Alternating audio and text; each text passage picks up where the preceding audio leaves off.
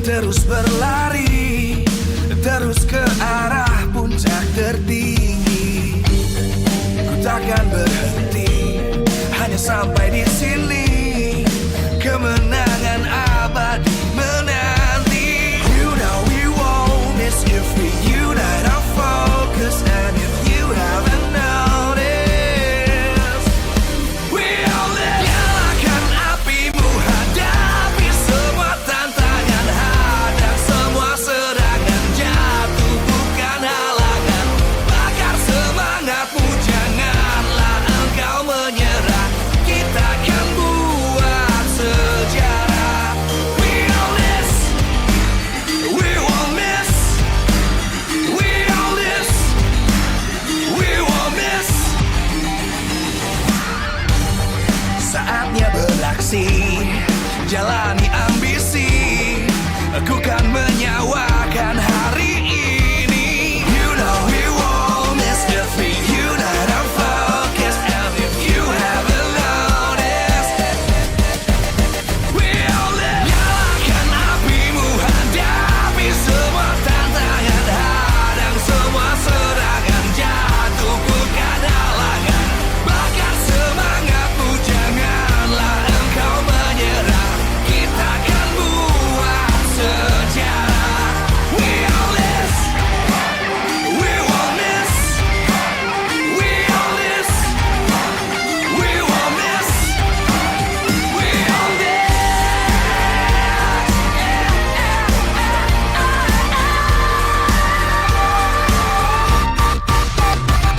Nyalakan apimu, hadapi semua tantangan, hadang semua serangan, jatuh bukan halangan. Bakar semangatmu, janganlah engkau menyerah. Kita akan buat sejarah. We all this.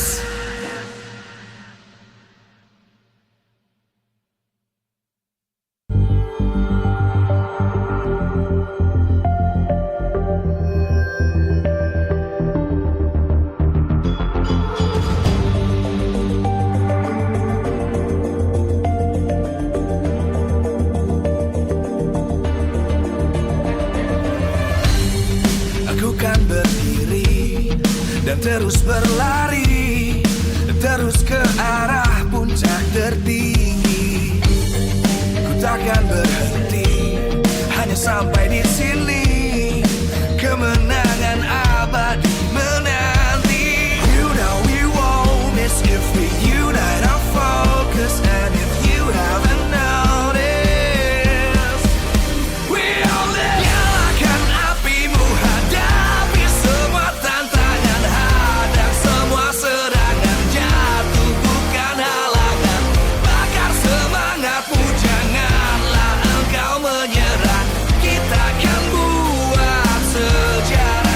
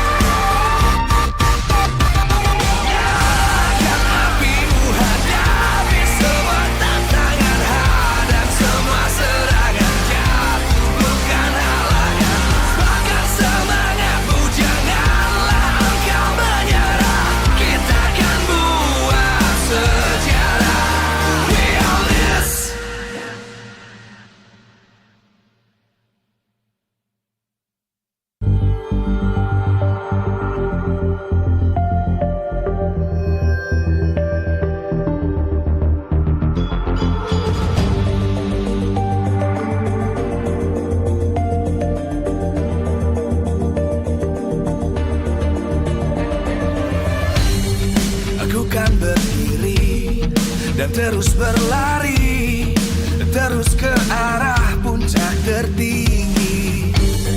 Ku takkan berhenti, hanya sampai di sini.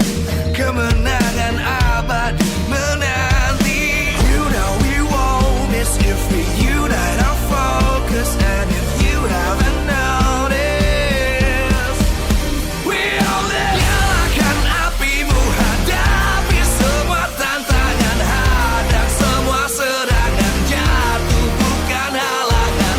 Bakar semangatmu, janganlah engkau menyerah. Kita akan buat sejarah. We all this, we won't miss. We all this, we won't miss. Saatnya beraksi, jalani ambisi.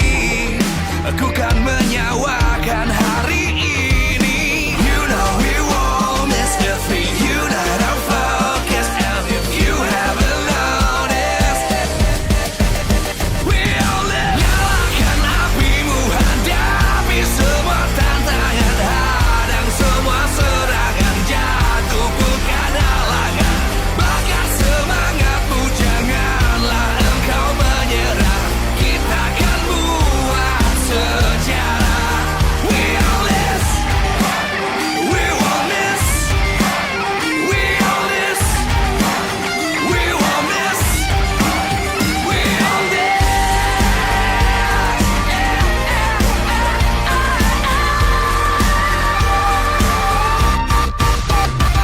Nyalakan apimu, hadapi semua tantangan, hadang semua serangan, jatuh bukan halangan. Bakar semangatmu, janganlah engkau menyerah. Kita akan buat sejarah. We all this.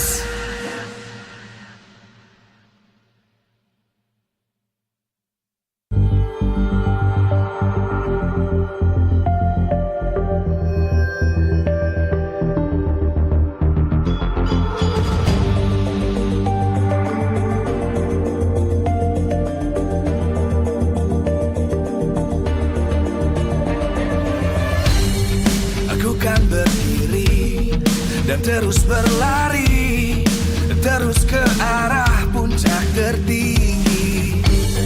Ku takkan berhenti, hanya sampai di sini. Kemenangan abadi menanti. You know we won't miss if we unite our focus. And if you haven't noticed, we all live. Nyalakan apimu, hadapi semua tantangan, hadang semua serangan, jatuh bukan halangan. Bakar semangatmu, janganlah engkau menyerah. Kita akan buat sejarah. We all this, we won't miss. We all this, we won't miss. Saatnya beraksi, jalani ambisi. Aku kan menyawakan hari ini. You know we won't miss if we unite our focus. And if you haven't noticed, we all live. Nyalakan apimu, hadapi semua tantangan, hadang semua serangan, jatuh bukan halangan. Bakar semangatmu, janganlah engkau menyerah. Kita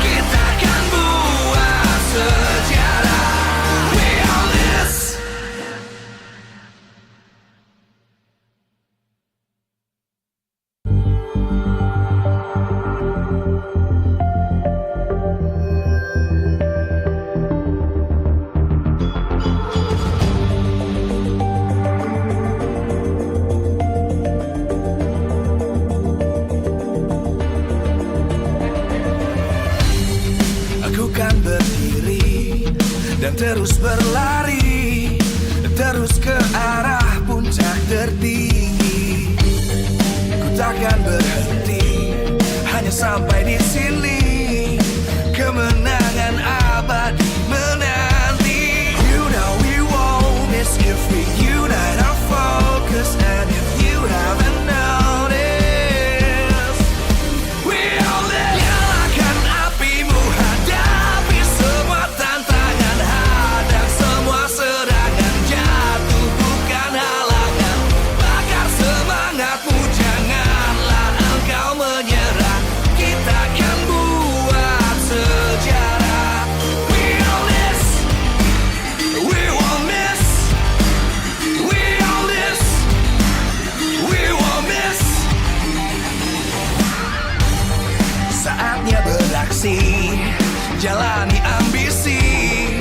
Aku kan menyawakan hari ini. You know we won't miss if we unite our focus. And if you haven't noticed, we all live. Nyalakan apimu, hadapi semua tantangan, hadang semua serangan, jatuh bukan halangan. Bakar semangatmu, janganlah engkau menyerah. Kita akan buat sejarah. We all this, we won't miss. We all this, we won't miss. We all this.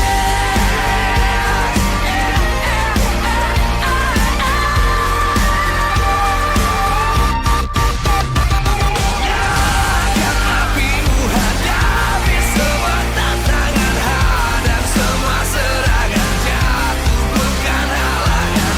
Bakar semangatmu, janganlah engkau menyerah. Kita akan buat sejarah. We all this.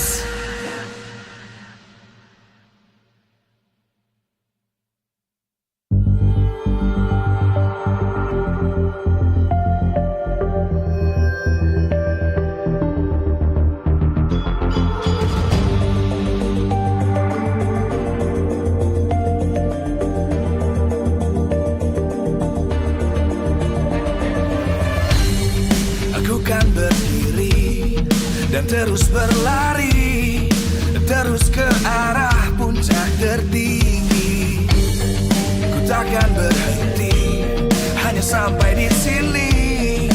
Kemenangan abadi menanti. You know we won't miss if we unite our focus. And if you haven't noticed, we all live. Nyalakan apimu, hadapi semua tantangan, hadang semua serangan, jatuh bukan halangan. Bakar semangatmu, janganlah engkau menyerah. Kita akan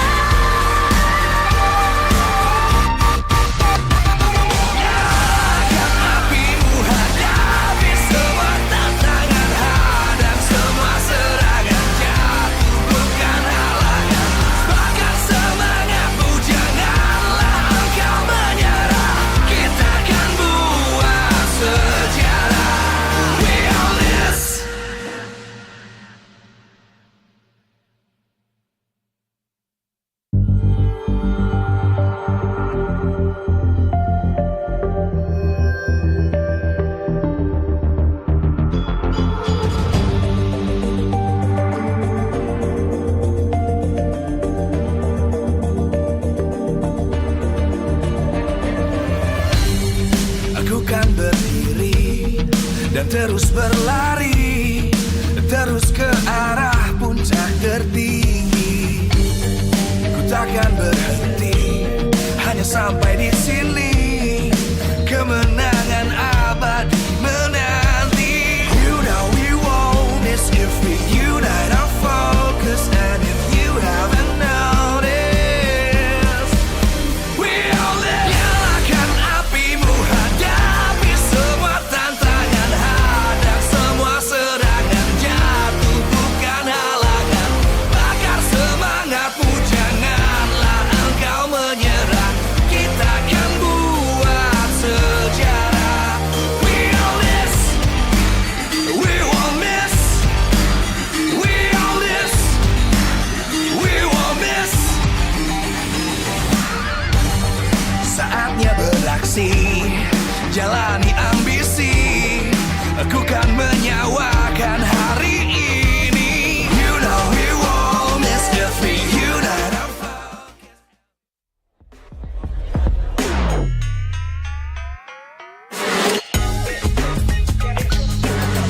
Demi apa?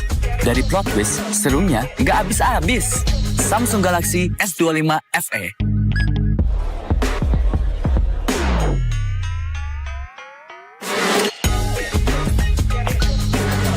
Demi apa? Dari plot twist, serunya nggak habis-habis. Samsung Galaxy S25 FE.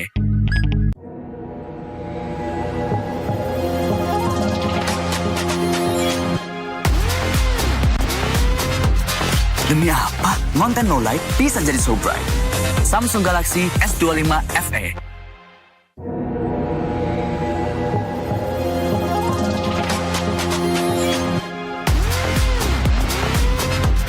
Demi apa? Konten no light bisa jadi so bright. Samsung Galaxy S25 FE. Oke, sampai bareng dulu yuk.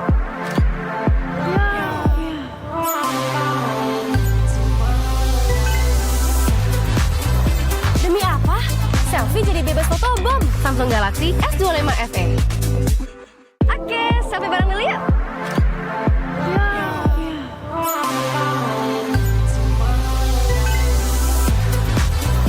Demi apa? Selfie jadi bebas fotobom. Samsung Galaxy S25 FE. So good, it can't stop. So you can try fight it, but that music don't stop.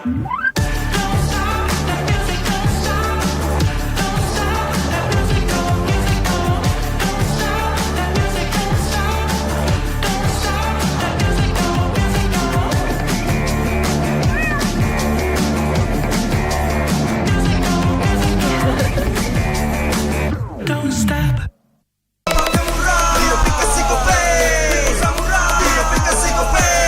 Walau yang lain terus berubah, kopi konsisten, kasihnya pasti murah.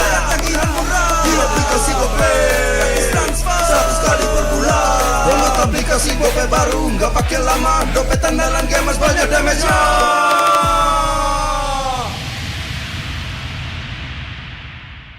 Good day MPL, yo. Good day MPL, woo. Good day MPL, woo. Good day MPL, yes. Good day MPL, woo. Good day MPL, yes. Good day MPL, yo. Good day MPL, oh. Aku udah nonton. Fix, Hijin tuh jahat ke Minjun. Hijin kan emang gak mau pacaran sama... Papamu, mamamu, biarkan mereka. Di granat! Boom! Ya, gue kena ghosting. Terus ditinggal nikah sama Hijin. Padahal mereka udah cium. Anak yang nakal, saatnya kau dan aku. Pakai simpati buat nonton, musik, games, belajar, sampai belanja. Bisa pilih benefit sesuai keinginanmu. Wah, kalah lagi. Tenang. Menang kalah, mabar bisa good time. Wah, good time Mobile Legends Bang Bang. Enak coklatnya. Bikin semua bisa good time. Ini nih mainnya.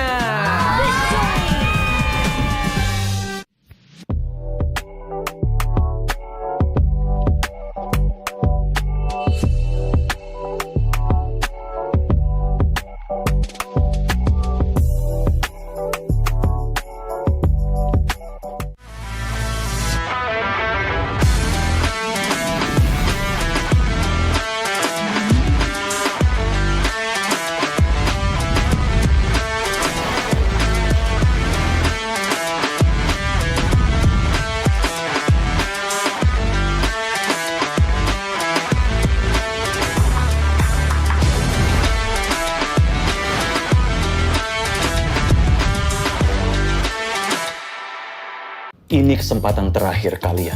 Laksanakan. Saya Ayu. Kelihatan. Itu teman kamu siapa namanya? Orangnya ada loh bang ini. Oma dan opa sekalian, kita kedatangan keluarga baru nih. Nggak mungkin lah aku nyaman jadi kakek-kakek. Kacau. Kenapa? Kuping lo kacau, Acim. Luar biasa. Kalau kalian gagal, penyamaran kalian terbongkar, bukan hanya karir kalian yang selesai. Menyalep pantiku. Experience the future of events with NICE, where every detail is crafted to inspire and connect.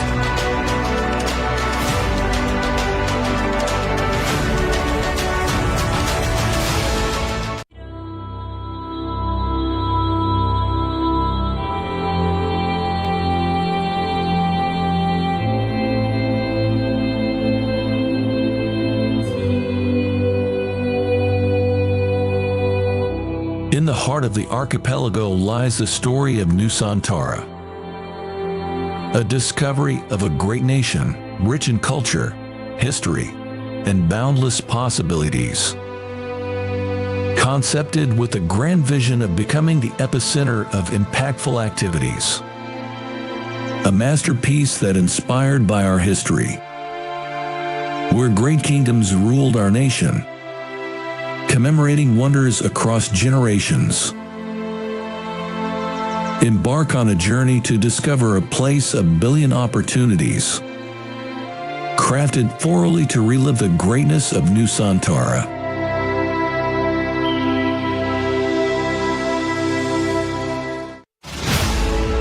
Introducing Nusantara International Convention Exhibition, also known as NICE. Built on 40 hectares of land, with a total building area of 30 hectares, making NICE the largest project with the ambition of becoming a catalyst for business development in the greater Jakarta area. With a leasable area of more than 130,000 square meters, NICE is set to become the largest MICE venue in Indonesia. As we take you on a journey around its stunning facade, you'll see the embodiment of elegance and innovation. Designed to be Indonesia's premier MICE destination, NICE stands as a beacon of architectural excellence and modern design. The sleek and contemporary lines of NICE's exterior are complemented by state-of-the-art facilities, making it the perfect venue for international conventions and exhibitions events. Each element of the facade reflects our commitment to creating a world-class experience for all visitors. NICE consists of 3 main buildings with total of 55,100 square meters of exhibition space spread into 11 halls. Designed to provide exclusive experience and unrivaled flexibility for organizers to deliver the best experience while enjoying the atmosphere of NICE. The exhibition buildings at NICE is seamlessly integrated through a luxurious and centralized atrium area that spans 15,000 square meters, where all activities can be connected and brings fully integrated exhibition experiences. Surrounded with various hospitality selections, hotels, commercial and retails, and more attractions of lively and vibrant PIC 2 area. NICE is set to become not just MICE destination, but also a tourism excellence. NICE is not just a building, it's a symbol of growth and prosperity, aiming to elevate Indonesia's position in the global MICE industry. With its strategic location in PIC 2, NICE is set to become the epicenter of business and cultural activities, driving positive impacts throughout the surrounding community. Experience the future of events with NICE, a masterpiece by Industri Pameran Nusantara, a joint venture company of the esteemed Dagung Sedaya Group and Salim Group, where every detail is crafted to inspire and connect.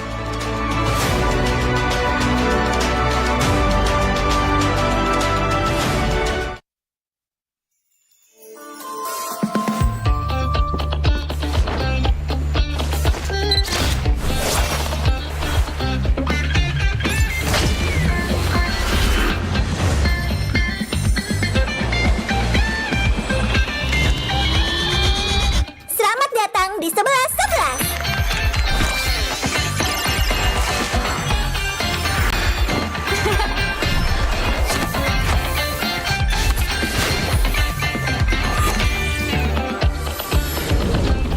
Gaya tetap hemat.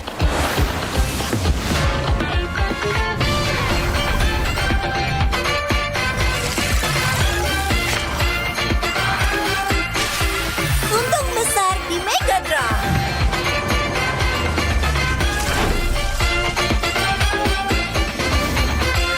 Harga terendah, keuntungan tertinggi.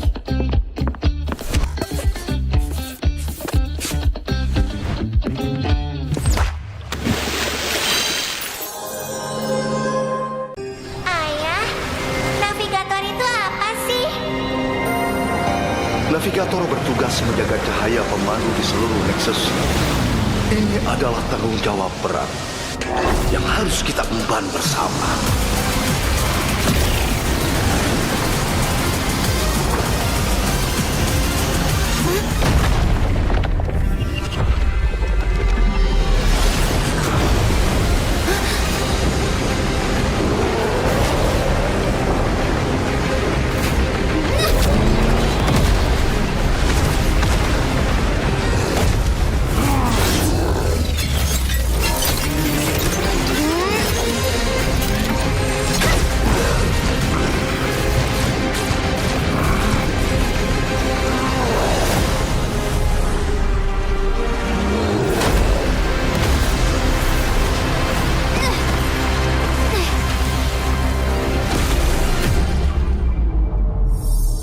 Ayah, Ayah akan selalu menjagamu.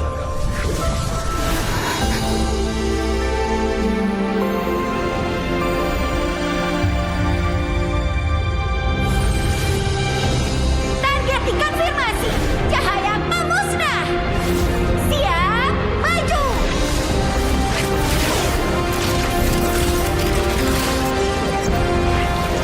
Demi semua Layla di dimensi lain.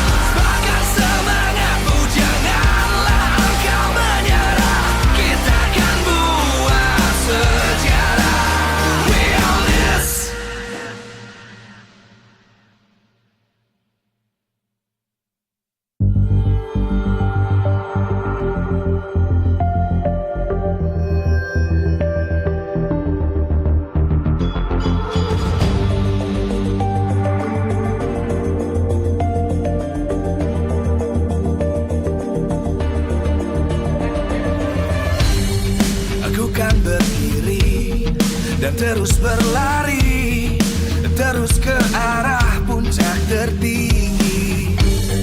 Ku takkan berhenti, hanya sampai di sini.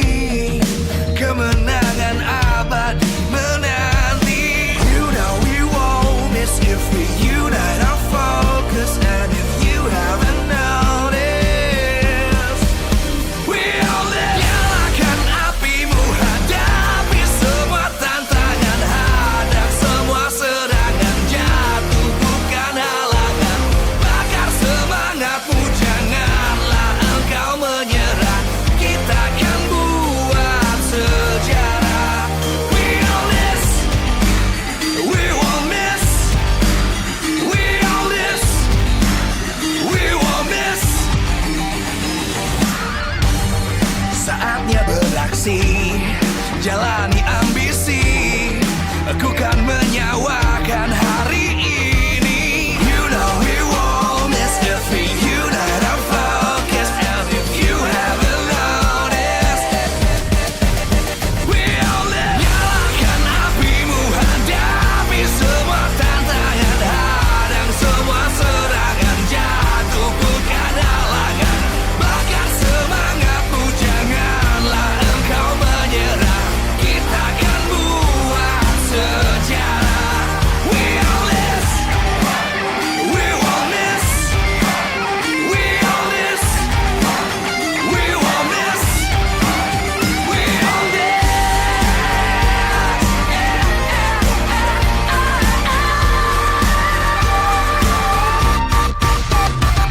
Nyalakan apimu, hadapi semua tantangan, hadang semua serangan.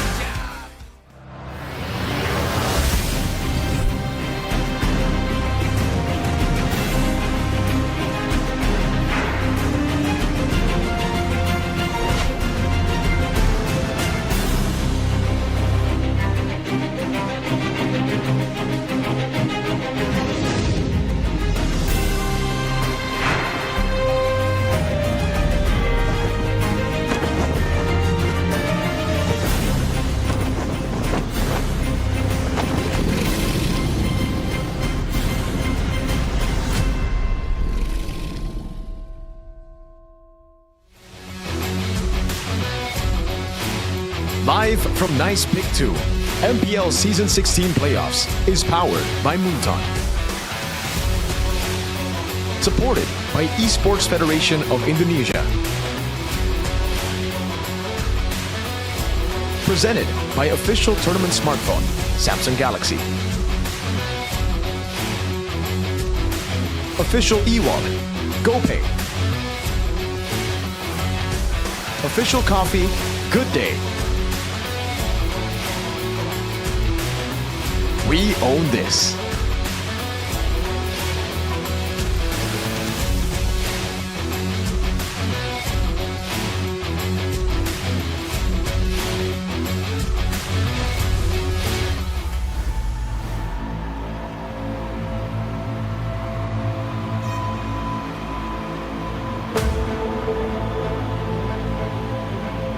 Merekalah 6 tim impian yang membawa harapan dan mimpi kita untuk kembali jadi pemenang.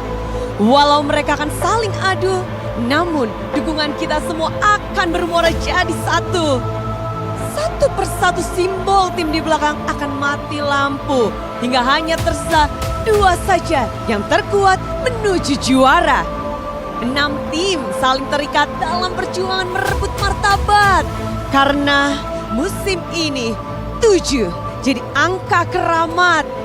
Yang terkuat akan berjuang juga di M7 untuk membuat Indonesia kembali terlihat. And let the world see us.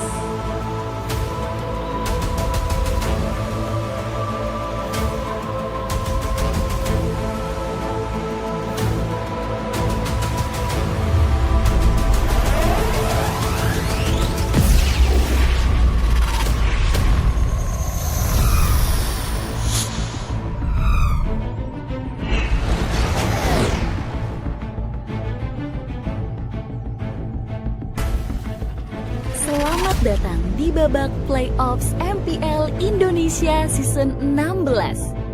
Ini saatnya satukan dukungan. Dari perbedaan menjadi kekuatan. Persaingan bukan berarti bermusuhan. Inilah tim-tim yang akan saling bersaing dengan dua tim yang meraih suara terbanyak dari para super fans untuk mewakili Indonesia di M7.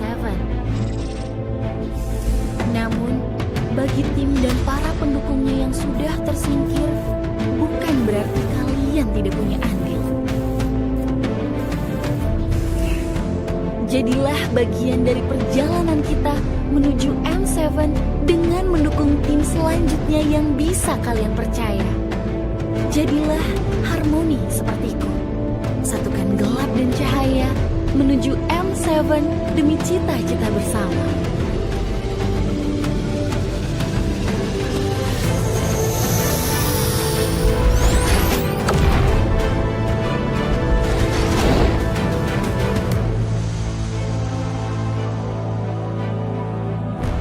Andalan kami memang tersingkir, namun kami akan terus hadir. Kami akan mendukung siapapun tim tersisa yang akan berjuang hingga titik terakhir. Siapapun yang mewakilkan kita, kami percaya kalian bisa pulihkan nama baik di panggung dunia. Tahun ini kita tuan rumah, tidak ada lagi opsi kalah. Super fans akan bersatu. Seluruh arena kami buat gemuruh. Ini saatnya kita kembali bersinar. Jadikan dukungan kami kekuatan kalian. Jadikan sorakan kami semangat kalian.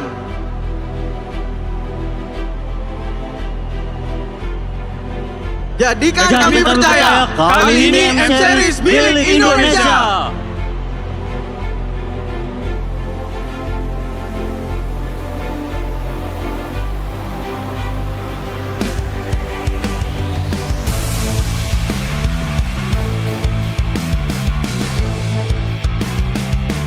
Itulah harapan para superfans. Untuk kali ini kawan dan lawan satukan suara. Berikan semangat, energi dan harapan bagi tim-tim yang tersisa. Setiap dukungan kalian jadi tanda perbedaan kita bisa jadi kekuatan. Itu dia, musim ini generasi bersatu. Veteran dan yang muda membahu, gabungkan pengalaman dan juga kekuatan, kelincahan dan kematangan. Merekalah kepingan-kepingan pilar yang menyatu dari sebuah dream team.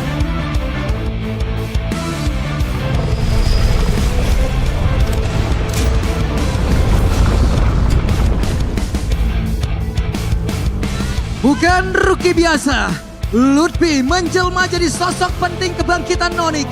Bersama dengan Sans, hubungan mereka lampaui ikatan persaudaraan. Ketika Lutfi maju, Sans di belakang siap untuk membantu. Inilah duet Maudonik, senjata rahasia selain legenda Sang Triomid.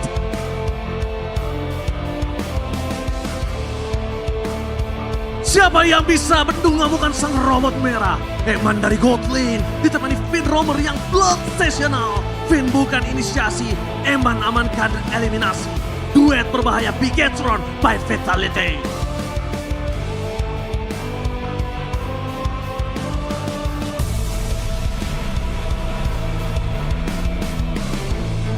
Musim ke musim Nino makin matang jadi pemimpin. Selalu bisa diandalkan dan buat God Delwin makin yakin. Kini Nino mengejar lagi mimpi juara bersama Yazuke sang belia. Kombinasi veteran dan rookie, simbol identitas baru alter ego yang sejati. Legenda, seorang Albert belum mampu membangkitkan EVOS musim lalu. Untungnya musim ini EVOS temukan rookie gagah berani, tenang namun menghanyutkan. Adiknya Randy buka kembali harapan. Saat musuh dibuat kelimpungan, Albert leluasa pastikan kemenangan.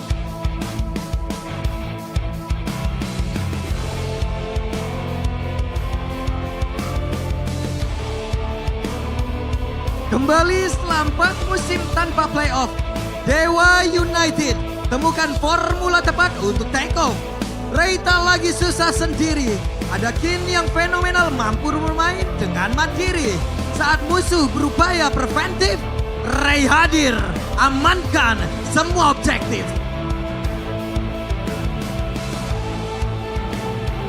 Loyalitas akhirnya membuahkan. Dedikasi akhirnya terbayarkan. Perjuangan Cars bersama Navi adalah kisah heroik. Ia bertahan walau semusim dipermalukan. Kini Cars bersanding dengan Apro, sang rover muda, mengukir masa depan Navi yang lebih cerah. Di panggung ini, tujuan kita akan dimulai. Mencari yang paling layak dan paling kuat untuk menuju juara. 6 tim akan bersinggungan. 2 tiket M7 dipertaruhkan. Dan 1 title juara MPL Indonesia diperebutkan. Dan siapa yang akan mendapatkannya? Jadilah bagian dari era kejayaan yang baru di playoff MPL Indonesia Season 16. We on this!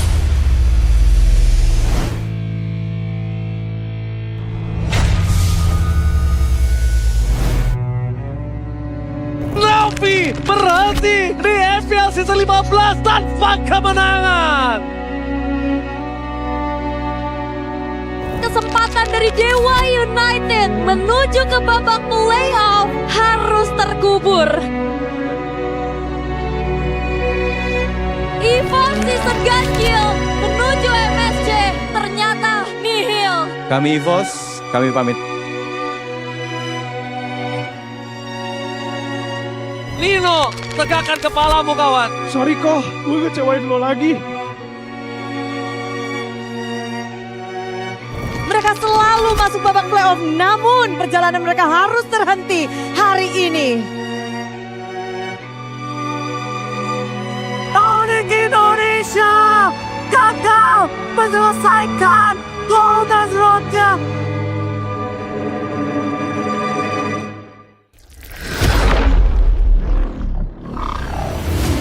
Tim yang sudah akan bertanding di babak playoff: Onyx, Decathlon, Alter Ego EVOS, Dewa, dan Navi. Di playoff mungkin beda turnamen lagi lah ya. Kita juga lagi panas lah ya. Semoga kita bisa buat ke playoff nanti. Triple kill berbahaya. Kita lebih semangat aja sih lihat tim-tim makin kuat. Jadinya kita lebih tryhard sama coba untuk konsisten gitu. Retribution plus triple kill. Paling kita lebih latihan mungkin lebih banyak, kita lebih nyari-nyari lagi. Kalau patch sekarang kan soalnya ada 4 map gitu, jadi ya lebih semangat aja. Triple kill di tangan Erlas. 4 tim ini juga bisa ngejar yang top 1, top 2 di playoff nanti. Menurut gue biar turnamen aja sih. Untuk sekarang kita coba fix problem yang sebelumnya. Harus kita iniin aja konsistensi di playoff. Kalau di season ini sih benar-benar pengen juara semua sih. Yang pastinya kita harus waspada dengan siapapun, terus kita harus berani lawan siapapun sih. Dan tetap respect pastinya.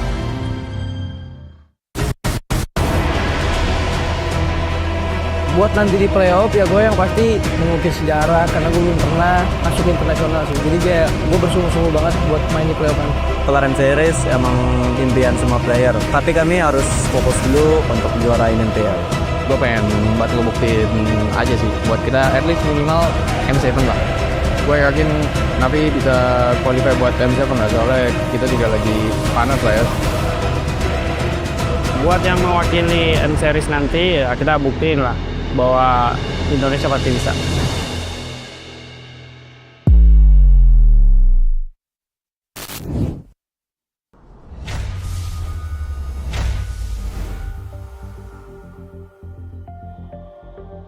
The opening match kicks off with Alter Ego in action. New blood, new spirit. Yazuke arrives to be the answer for Alter Ego in creating a new chapter of history. Together with veterans like Nino and Hijume, who are determined to win it all, can the rookie conquer his very first playoffs up on stage?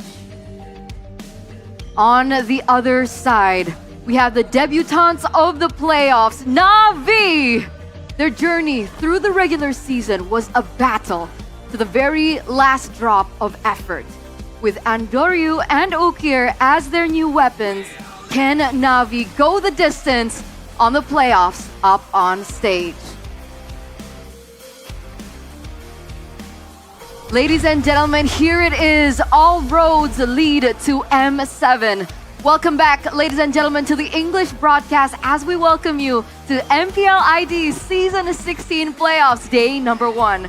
Back with me, Eterna, as your desk host, alongside with Gani as well as Arashi to bring you the next two matches, the first two matches, and the elimination matches of the day. Yeah, unfortunately, we have to say goodbye to teams today. And yeah, Arashi, I'm a little bit nervous. So in a weird way, right? The fact that like it's been a sad day for RRQ fans. Ooh. In a way, right? I'm kind of just looking forward to what's gonna play out because we have all these new faces. I think I'm looking forward to some kind of underdog story by all means. But the fact that we have to deal with business and send two teams back home on the first day, it's always a sad time, you know, for everyone involved. It is. It really is, right? Because these teams have been battling it out for 9 weeks in the playoffs, and we felt how exactly close it was in the final week of the regular season, back in week 9 of the regular season. Yep. And two teams, after all that struggle, we'll have to say goodbye to. So we're going to see exactly how that pans out because once again, ladies and gentlemen, there will be two matches ahead of us, both in a best of 5. Our first match of the day will be Alter Ego versus Navi, followed in with Dewa versus Evos. And I've seen, you know, the predictions coming from the casters, a little bit of a sneak peek, but you guys will see it later on yourselves. But it's looking really close. It feels like a very split 50-50 for each of the teams. And once again, just to remind you, we're going to take a look at today's schedule. So you guys get to see, you know, the proper timings of the matches that we have up on stage today here in Pick. Pick indeed. We got Alter Ego and Navi for our opening match. You mentioned it, Eterna. Best of 5 style. And we will have Evos taking on Dewa United. So, yeah. That is going to be very interesting. For sure, man. The fact that these teams are just so... Man, they've been inconsistent, and that's why it's kind of scary here. We have expectations for Alter Ego, for Navi, for Evos and Dewa, but we don't really know how they're going to perform here after the week, well, almost a week-long break. They could improve by so much, especially with the shaky, you know, crazy meta we have right now, or they might slump and have issues building up with the pressure of the playoffs. I think a lot of people are actually talking about that, right? Because we see some teams really trying to, you know, practice their minds out for the playoffs. But we've seen some of the stories of particular players, and it seems like they're, you know, relaxing a little bit. So that could be a very 50-50 result. But once again, we're going to take a look at the playoffs bracket. We have 2 matches ahead of us. 2 teams will have to go home. Whoever wins today will be moving forward to the upper brackets up against BTR and Onyx respectively. And then comes the lower brackets of things, right? The second life finally for tomorrow. But then the next day, we're going to have to say goodbye to more teams. Yeah. It feels like a very unrelentless bracket. It's brutal, gotta be honest with you. And if you see the brackets right there, ladies and gentlemen, lower bracket finals will be a best of 7, so a little twist. Last season it was still a best of 5, so grand finals and lower bracket finals will be a grueling best of 7 match. Wait, wasn't last season also a best of 7 lower bracket finals? No, I feel like it was a best of 5. I think it was a best of 7. LBF? Yeah. Okay. Because it was the competition towards going to MSC. Wait, what? Wait, what's going on? Excuse Hey, me? thank What you. is this? Thank you so much. Hello? All right, in case you guys are wondering, Ah! hey, guys, you're black and white. Stay mute. But yeah, in case you were Can we wondering. really not say anything? But yeah, What? Test. Liquid and RRQ, they're out of the playoffs contention. So thank you so much, Bomb for, or producer, for name dropping it just like that. Okay, we're back. All right. Thank you. Well, it certainly is unfortunate our teams aren't here, Eterna. It's fine. But they're here with us in spirit, right? In We spirit. bring the Team Tweety Liquids, the RRQ. Is in my heart.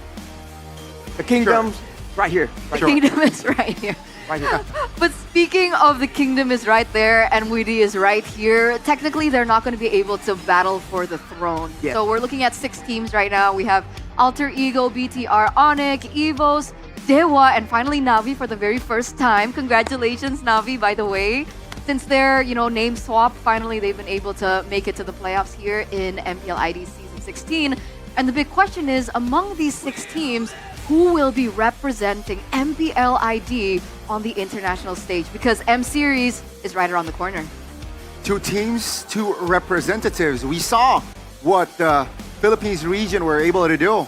2 teams already done, right? Aurora and TLPH.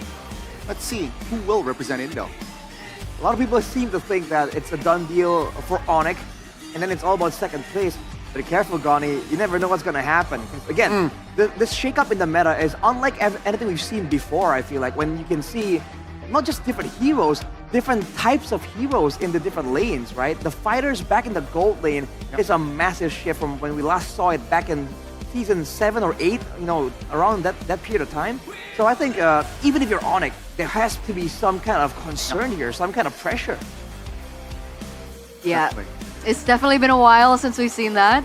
We're going to see how that's going to impact all of these 6 teams as we take a look at the history of Indonesian representatives in M Series. And the one thing that really stands out to me is the fact that for the second time, RRQ will not be representing MPL ID during the M Series. They missed out on M5 and now they're going to miss out on M7.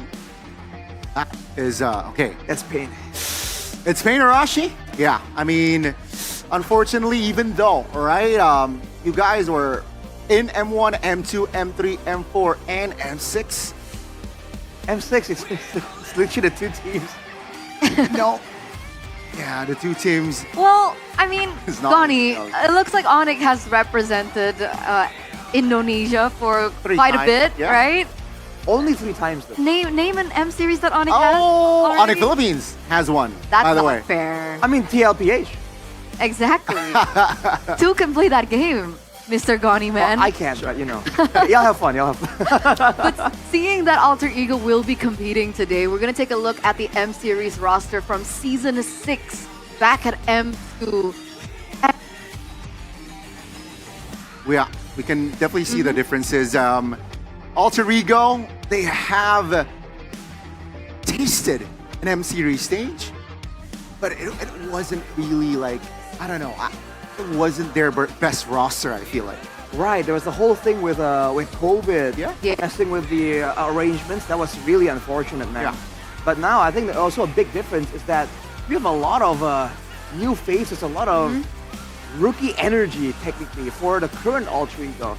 So again, we've seen rookies burst out explosively, especially for TL just last time, right? So Thank you. I think there's a pretty healthy chance that Alter Ego might do the same, right? Who's to say they can't really go all the way? Yeah, it's really interesting. And Alter Ego, will they be able to surprise us once again?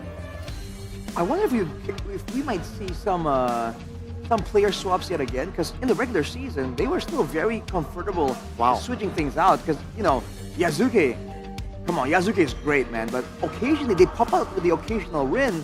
So is that a curveball they're keeping, you know, for the late stages?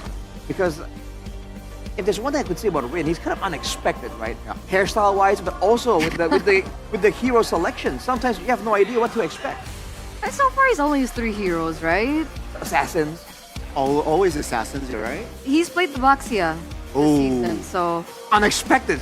Unexpected. But I guess we'll see, you're right. We do still have some roster swaps that are potentially something that they can utilize here for Alter Ego. As we take a look at Yasuke versus Andoryu. Technically, we have seen Andoryu participate in MPL PH. But considering he just moved to Indonesia, we are considering him as a rookie. So it's a clash of rookies, and it's especially spicy because Andoryu made a statement with the media that Indonesian are good. Indonesian are, oh, wow. And a lot of Indonesian junglers took it quite personal and quoted back to it whenever they had a massive performance. And Yasuke is no exception, man. 100% on that Fanny. That is definitely something to watch out for Na'Vi this time. But on the flip side, for Alter Ego, that Hayabusa, dude. The Hayabusa that terrorized Onyx just a little bit, Gani. You know, kept them on the back foot again and again. That was definitely an insane performance by Andoryu. So both junglers have some real carry potential all the way from the jungle. That's going to be very important as well. And if we're talking about both junglers here, both rookies, Yasuke and Andoryu, I'm also intrigued to see the objective battles, right? The lore takes as well. Who has like the edge here? Because more on the match later, we got Ray, who is very strong on the objective takes, which definitely allows the team to get the win. But man, Andoryu, I want to see him more steady during neutral takes. I agree. I think there are several moments that we saw from the regular season where Andoryu makes weird plays. A little, overzealous when it comes down to the attacks, and then he kind of blunders and then creates a difficult situation for the team. So there's definitely room for maturity for Andoryu, but the same thing can also be said about Yasuke. But if we have to compare both of these junglers, I would say that Yasuke is a little bit more consistent. I think that's... Would you agree, disagree, Arashi? In a way, I think it's because we are more used to Yasuke doing Yasuke things. Whereas for Andoryu, we've seen him try out different styles, right? A more objective style, a more carry style, dive heroes, and also kite back heroes. So I think he's trying to do a lot more different things, which can be a great advantage here, especially in the drafting phase with this duel between Coach Do and Zephyr. But on the flip side, Yasuke is gonna be a bit more used to doing his thing, with his muscle memory, and that could be important in a situation like this with the high pressure. Sometimes players, they default back to what they're most comfortable with, and for Yasuke, I think there's no question. It's just the carry assassin style. By the way, I just want to give a huge shout out to the Navi Nation, right? They're really coming over to the venue there. I think they were at the MPL Festival earlier on already, rallying behind the team, supporting the team. And you guys can do too. So don't forget to come over to the arena. We are at Nice Pick. And the MPL Festival, there's so many things that you guys can enjoy. It's so big, dude. It's humongous. Humongous. And the stage here is beautiful. I agree. And rightly so, right? Navi Nation, this is technically their first time after the rebranding that they are able to make it through playoffs. So yeah, the Navi Nation really turned up this season. Born to win. Born to win. It's a long-term investment by the BTW. BTW, by the way. But yeah. Oh, BTW. Born to win. Yes. Exactly. I just got that. I mean, it's a great time for them, man. This is like their moment, technically. They're finally here. And I feel like that's why you're seeing a lot of enthusiasm, because they for sure want to show up, Their team finally making a breakthrough, right? Potentially going further in the playoffs as well. If I was a Navi Nation, I wouldn't miss this for the world. Yeah, me neither. But you're here. And RQ's not. Oh. Well, see, I mean, if RQ were here, I would be even more here. Even more here. If that makes sense. But it looks like the players are doing their ping test right now. And there's something that I really wanted to ask. Considering that there's a few rookies on the side of Alter Ego, there's a few rookies on the side of Navi, some of which maybe do not have experience in a best of 5. Who do you think it would impact more, Navi or Alter Ego? I think it's fair to say it's tough. I think Alter Ego hits with the best of 5 more, right? Andoryu is technically has more experience. Internationally as well. But then again, Cars never really has a taste in the playoffs. It's technically under Navi name. So I think it's both 50-50 then. I might have to change my answer. I think the crowd here is such a big factor, MPL ID playoff crowd sometimes hits kind of crazy. And I feel like pressure-wise, Navi might be a bit more used to it just because they were up against RRQ for the decider. That's a lot of pressure, right? Yeah. But that's pressure.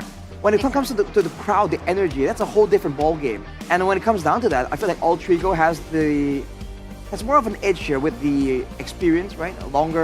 They have Nino, who's been here for a long, long time. They're always in these crazy, hype energy games. Yeah. So if the crowd goes crazy now, right, there's a chance that Navi might not be used to it. They might get swept up by the atmosphere, make some blunders. For Alter Ego, it's a regular day in the office, right? Get swept up with momentum, go crazy. I was actually not present during that final decider match. How crowded was EXO Hall? It was a full house. It was Full house? It was a and full house. You know, usually how when there's a medium play, if that makes sense, the crowd immediately starts chanting, whether it's Na'Vi or RRQ, very fervent fans. In that game, because of the pressure, unless something very decisive happens, everyone's just quiet, dude. Oh. It was a silent arena. The pressure, dude, you can cut the tension with a knife. It's crazy. I wish I was there. I wish I was there. But I mean, considering that, I do think that that could be a factor. That's definitely something that we do need to, take in account for, because no matter how many times the players, if we ask, like, do you feel pressure? Blah, blah, blah, blah, blah. And they say, no, it's whatever. You can tell that it impacts them in one shape or another. Just because you don't feel like there's a direct impact that you can state, oh, what's the difference here? Oh, no difference, but subconsciously, right? Yeah, we can tell. Definitely. We can tell. Even for us, playoffs, regular season, it's a different situation. So, with that being said, what are we to expect in this best of 5, right? I mean, Alter Ego, they did really well last season during the MPL ID Season 15 playoffs. You remember that match, their play-ins, and then they were able to beat Bigatron in their next match? They were down 2-0. Exactly. Do you think that they could replicate that same success today? I think with the experience now, looking back, I think they have that mentality, right? When they're behind, they don't give up easily. We saw that from them last season, like you mentioned.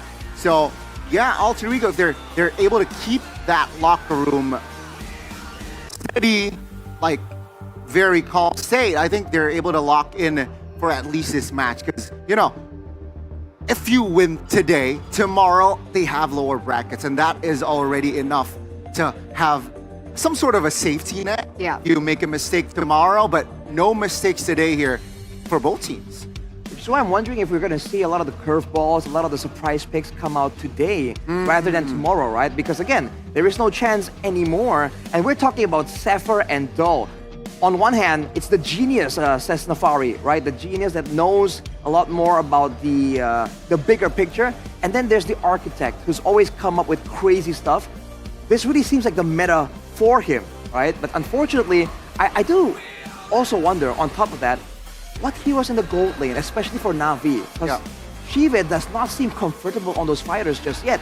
There has been a couple of days here for him to try out stuff, but is that enough? So many questions. So many questions. I'm wondering what surprise picks, because technically you're right. I mean, Cars picked up Yushin.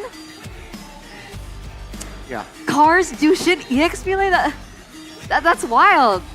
That is very different. That is very different here from Coach Do. But let's see, right? Will we see that for the... Yep. Looks like they're ready. Let's throw it over to the team entrance.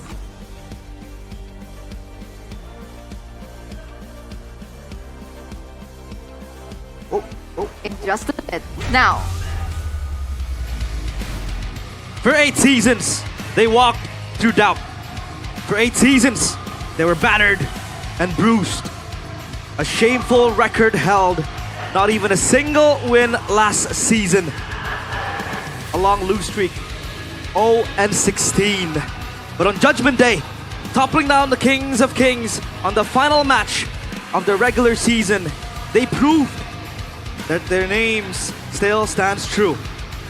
They're here to make every loss worth it. Na'Vi! They were forged in the fires of failure. Natus Vincer, born to win, and now they are reborn in the playoffs. And they will prove that they deserve to be here.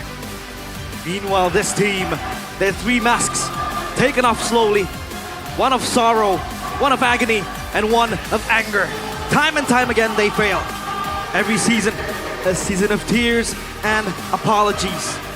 But now, after a dream start to the regular season, they are ready for redemption. Here to prove that their peak was never behind them. It's right in front of them. The 3 faces, Alter Ego! No more cries. No more apologies. It's time to cement their legacy. Alter Ego known for chaos. But the real chaos lies inside of them, in their hearts. And playoffs will still be their stage to grace. And here it is, folks. One team chasing the form they once had, the other rewriting history after the worst run imaginable. It's Alter Ego versus Na'Vi. Only one story ends in redemption tonight. Coaches, the brains of the operations, Jack Lee, Do, alongside Zephyr and Styx. Will they be able to drive and bring forth victory to their respective teams? We shall see a team that doesn't want to say sorry anymore and a team to prove themselves in the playoffs. There ain't no second chances. You lose here, you're done. You're eliminated.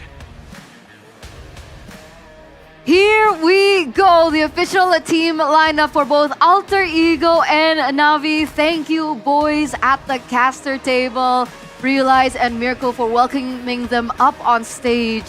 These are two teams with so much history behind them, so much to look forward to as well, as they look forward to win this match and move forward in their playoff run.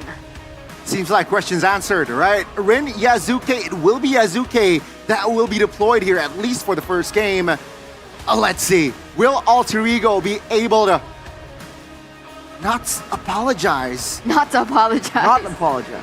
This season or this Sorry playoff. ko. Nino, he was the rookie of the season back in Season 8. Now he's a vet and leading. They built this team around Nino and going up against a young team, quote unquote. Will he be able to edge it off? There is a highlighted matchup there in the EXP lane between Nino and Cars, both eager to prove themselves too.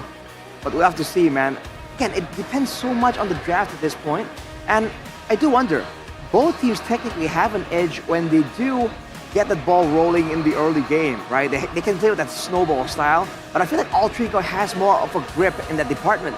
So I wonder if Na'Vi's idea is to fight fire with fire, or do they have something else, right? Some kind of way somehow to stifle that aggression and bring this game to a late game style. Because if they gotta remember, the stamina is a big portion here. It's a best of 5, not a best of 3. So the player fatigue, the mental strain, and also the strategy options are gonna be stretched thin here over the course of 5 games potentially. So, boys and girls at home, who do you guys got? Are you Team Andoryu or are you Team Yazuke? I forgot what number they were supposed to type, but please do type and show your support. Earlier on, you saw the the lower third that popped up. Was it 1 and 2 or 4 and 5? I believe it's 1 and 2. Okay.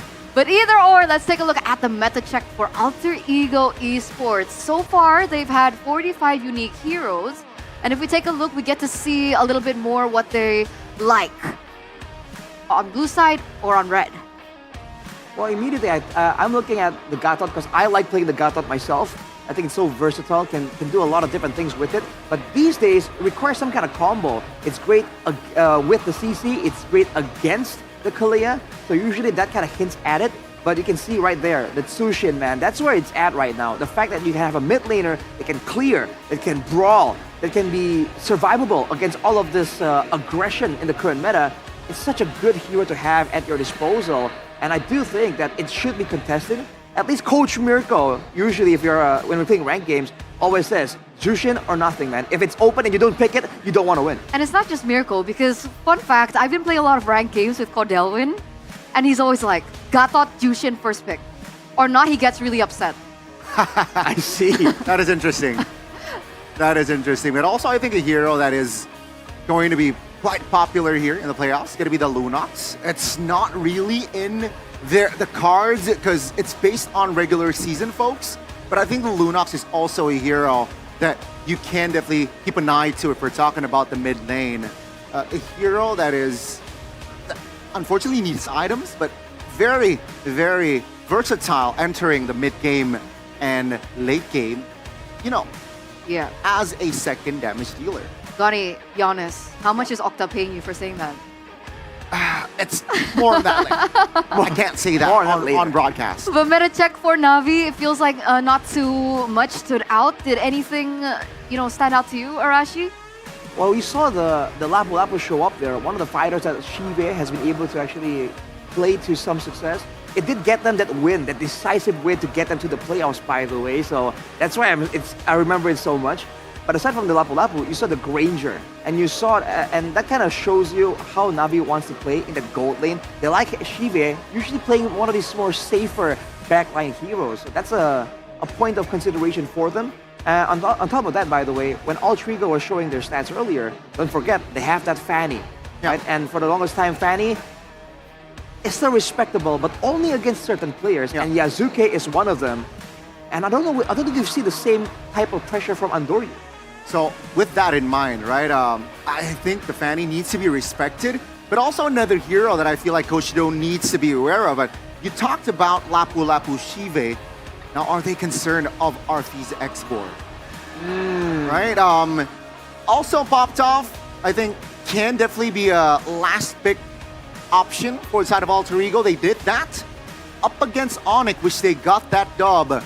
X-Borg also a hero that is very, very annoying. A lot of immunity. Yeah. If Immortality built early, it's going to be very, very hard to kill that hero. Especially if X-Borg snowballs. Exactly. When he gets those items rolling, his damage just really ramps up, and it is really felt by people that want to play fighters or tanks in their certain lanes. So Alter Ego will be first pick this time around, so that surprise factor not so of a threat, I would say, for game number 1, but I guess we'll see, because we're heading straight into the drafting phase. The map has been set.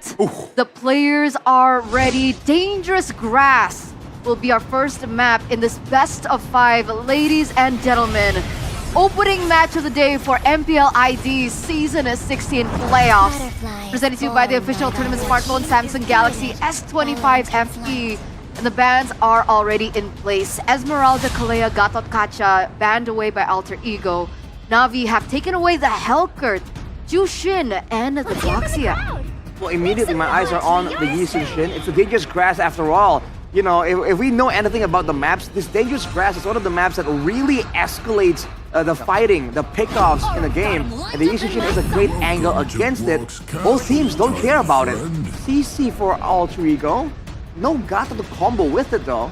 No, now for Na'Vi, Grok, Kimi showing their mid lane cards very, very early here. I wonder what are they trying to hide by showing all this? Yeah, I think the mid prio is definitely still there for Na'Vi with the Grok and the Kimi. The clear for that early game is quite strong, which allows them to rotate either towards the jungle, the top, or the bottom lane. Yeah. Let's see what will Alter Ego respond with here. Yisun is still on the board, and they will combine it with the Yuzong. That's smart, because Yisun Shin is hard countered with the Yuzong.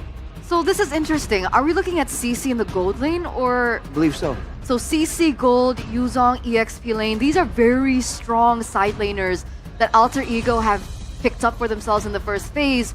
But remember, like you mentioned, the fact that they have the Kimi and the Grok to rotate around, it feels a little balanced to me. What do you think Na'Vi is going to close things out here with? Jungler, I think. They should pick up jungler here. What are we thinking? I think so. For Na'Vi, Andoryu. Hayabusa is open. Hayabusa, Lancelot, Fanny. Not a lot of targets available for the Hayabusa to pressure and assassinate though. They go with the Lapu Lapu here, seeing that it's going to be a brawl, that Alter Ego are going to be clumped up. There's chances for a big engaged play with the Tectonic Charge and the Bravest Fighter. But again, immediately the sides are back to the mid lane here, especially for Alter Ego. They need to find some kind of prio, some kind of clear. But Na'Vi actually feels that they might go for the Valentina with all the big ultimates available. I think that's a smart ban. Targeting Ijume and Alter Ego. You know what? You don't pick up your jungler at 3. Let me limit the jungler options. And I think it's very, very interesting to see Alter Ego. Nino back then, Arashi Eterna, he rocked the Yuzong a lot. So this might be a huge throwback for Alter Ego and for Nino to really pop off with the Yuzong again. if he's in the lane against the Lapu Lapu, I believe the Yuzong has quite a significant advantage in that department. And in the team fights, this Kimi, depending on how Alter Ego engages the fights, this Kimi will not have any presence, dude. Like the Yuzong can just negate all participation from the Kimi by just being in between. Because with a Petrify, you're done. You get one shot, even with maybe only 1 or 2 items. Yeah, definitely an answer to the back line of Na'Vi right now. But it looks like the Lunox has actually been the choice of ban from Na'Vi. Are they hinting that they're picking up something like a Baxia maybe for the jungle? That is a possibility, right? And Alter Ego, I don't think they bite the fighter junglers. They instead ban the assassins here with the Hayabusa last ban. So Na'Vi, technically Fredrin is still open if they really want to have a strong turtle take. They do take the Harith though. Wait a minute. So that's a lot of magic power coming from the Kimi, the Harith, and the Grok. And if you look at the jungle options, there's a lot of physical damage dealers available left for Na'Vi to round out this composition. So this is a concerning situation to be in. I mean, right now the Fanny is still available. Fredrin is still open. Yeah. Alter Ego. See though. I think they need range, right? I think they will get range. Yeah, Eve, again, I think that is quite high loss. beatable. And the high loss. So they want 4 members that can dive, but a hero that is quite stable in the back, being the Eve. And they ban out multiple assassins and dive threats like the Esmeralda, like the Gata. So this is looking pretty okay. Na'Vi probably needs to be the one to try and get something to sway the odds here. Which is what? Because if they go for something like the Fredrin, he's going to be stuck in a box. Poked heavily. Because of the real-world manipulation, the spammability of her skills as well. But they still go for the Fredrin. Don't have a choice. What do you think? Na'Vi or Alter Ego based on drafts? Real quick. Alter Ego game 1. Alter Ego? We'll see what the casters think. Ladies and gentlemen, as we throw it over to Mirko as well as Realize. Thank you guys, and welcome to the first day of MPL ID Season 16 playoffs. You are accompanied by me, Realize, and Mr. Mirko right there. This is the first match of the playoffs. Alter Ego against Na'Vi. Elimination day, day number 1. And already off to a rocky start for Na'Vi, man. That first phase was kind of bad. They started out really good, got the foundation laid out with the Grok and the Kimi, but they greeded out on picking up the jungle. I really think the Lancelot should have came in red 3. Instead, they go Lapu Lapu. And now, yeah, the Fredrin's good, but you're up against a CC Yuzong. The shred is there. The damage is there. And let's see if Na'Vi can hold themselves as to not disintegrate. This is game 1 of the first match of MPL ID Season 16 playoffs. Land of Dawn, here we go. Let's take a look at the lineups. Very strong picks coming in from Alter Ego. They're comfort picks. The Yuzong, though, is now rising in popularity lately. Yeah, it's been amazing, man. And you can really see the impact of it, mostly from Yuzong users, though, right? You can't just pick it up and say, hey, it's going to work in every single matchup. But technically, if you're good at it, it will work in every single matchup. You can see already Nino will go for the time on cars, forcing the flicker out. Now, that's of immense value. What? Nino? Taking 2 turret shots. Oh. Hey, the pressure in playoffs is different. Yep. Emblems by Games Max. As the Yuzong, Nino does take the QC. Hijume, though, under a bit of pressure right there. Alec will be there to help the Prio mid. So that QC will help the Yuzong in terms of trading. But the Lapu Lapu himself is also quite strong when you want to go for that 1v1 in the lane. However, Alter Ego so far having snatched control of the early game with a 300 gold lead, dwindling down to 200. In-game equipment by Dunia Games. Not much to say, as it is still the first minute of the game. Rapid boots quickly for Afro. He will be constantly on the move as that Grok to get that Prio going, to get those skirmishes happening. And those first two objectives will be very important for both teams. Especially for Na'Vi. They got a utility jungle, so they can't actually play for the later stage of the game here. Good wall. Mid lane Prio and Doryu and Yazuke both at level 4. It'll really come down to how these XP laners set up for their junglers. And right now, the battle spell diff. Still on cooldown for Cars, for Flicker. 45 more seconds to go. Petrify up for grabs already for Yuzong. Nino has level 4 as well, has the BDF to go with. And Doryu under pressure. They want to go in, BDF as well. straight onto Andorio. RWM locking him down as well. That's first blood. Easy peasy for Alter Ego. As expected, bravest fighter from Cars. Not much you can do here.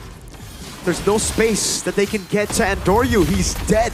They gotta give this away. It will be a free turtle too as the horse gets beaten down. He's completely zoned out. I mean, we talk about the nature of this Fredrin being that utility jungler, but how does he want to operate? How does he want to navigate?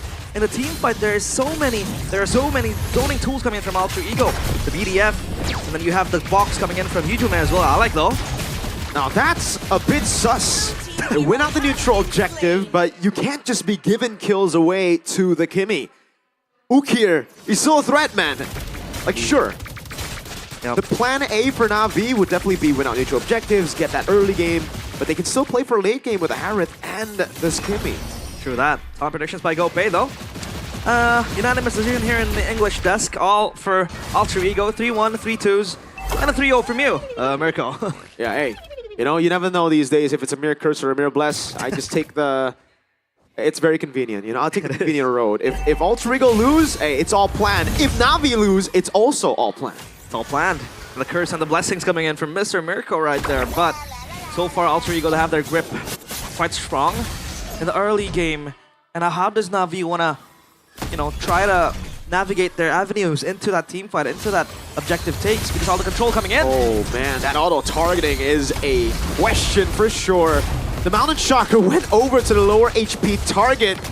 So far, the pressure playing in playoffs has gotten to both teams, man, but mainly, I think more so to Alter Ego. Yeah. Yazuki with a miss. Mountain Shocker, early we saw Nino taking 2 turret shots for no reason. And I think that has really halted this lead. They should have been able to at least build up a 1k goal lead by this point. I want to talk about the 2 strong spacing tools that Alter Ego has. Number 1 is the Mountain Shocker, and then you can top it up with that RWM. So that's going to be very insane for Alter Ego to keep in check the fact that the Fredrin needs to walk up to take the objectives. Glowing 1 for Ukir. At least the Kimi is online, so they can play that front to back with the Kimi too. Especially when you have a Harith, late game still is an option for Na'Vi. They want to pounce around the turtle though. Andorio is close by, forcing the flicker for Hiju. Whoa, no RWM too. Hold on a minute. Alter Ego, they thrive on early game control. Alex going in. Hiju is so far back. That's going to be Alec chunked in. No revitalize already with no glorious pathway. A big resource burnt out as Na'Vi continue to play around the turtle here. RWM's used up. Ukir still able to cut away now. Bravest Five going to be used up as well in the back line. Getting the sundown as Alec gets shot down by Ukir. Cars with the dive. Under turret. Nino getting the kill onto Andorio, but look at Nino's HP bar. Deleted by Shiva and Ukir now with the flicker forward as well. They're going to go for it. Apro has the tectonic charge. They won't go for a dive, but that was one hell of a win for Na'Vi. Feels like Natus, Vincer, or Na'Vi are no strangers to the playoffs. We talked about them not having enough appearances in this stage, but they are able to sort out the jitters. Early game, yes, it was a very much nightmare Sive. They're just taking every fight they see on the map. Alter Ego, we commended them for a phenomenal early game in the regular season. Wait. Arfi goes in for the time as well. Hold on now! The playoff jitters! Arfi taken down by Shibe! What is going on with Alter Ego? Zero composure. What in the holy misplace are there coming in from Alter Ego? That was Arfi, and then Alec just spamming the buttons to go in and go out. That is worrying coming in from Alter Ego. Item checks now for both teams. Hunter Strike for the Yuzong. Uh-oh. At least Hijumi is going to be fine because Alec is close by. I got to give props to Coach Aldo, though. Because I remember talking to him after regular season, he's like, teams are going to be afraid to take fights in the playoffs. That pressure is always different. So maybe this is that vision for him. Early game, I don't think you would even think, you know? You look at the lineup, you'll be like, all right, Alter Ego's definitely got it. But if you don't go for these brawls, if you don't go for the aggressive moves, and if you've got that stage, jitters, then Na'Vi ultimately playing the safer game, just clearing out lanes, playing for late game, is the better strat. Yeah.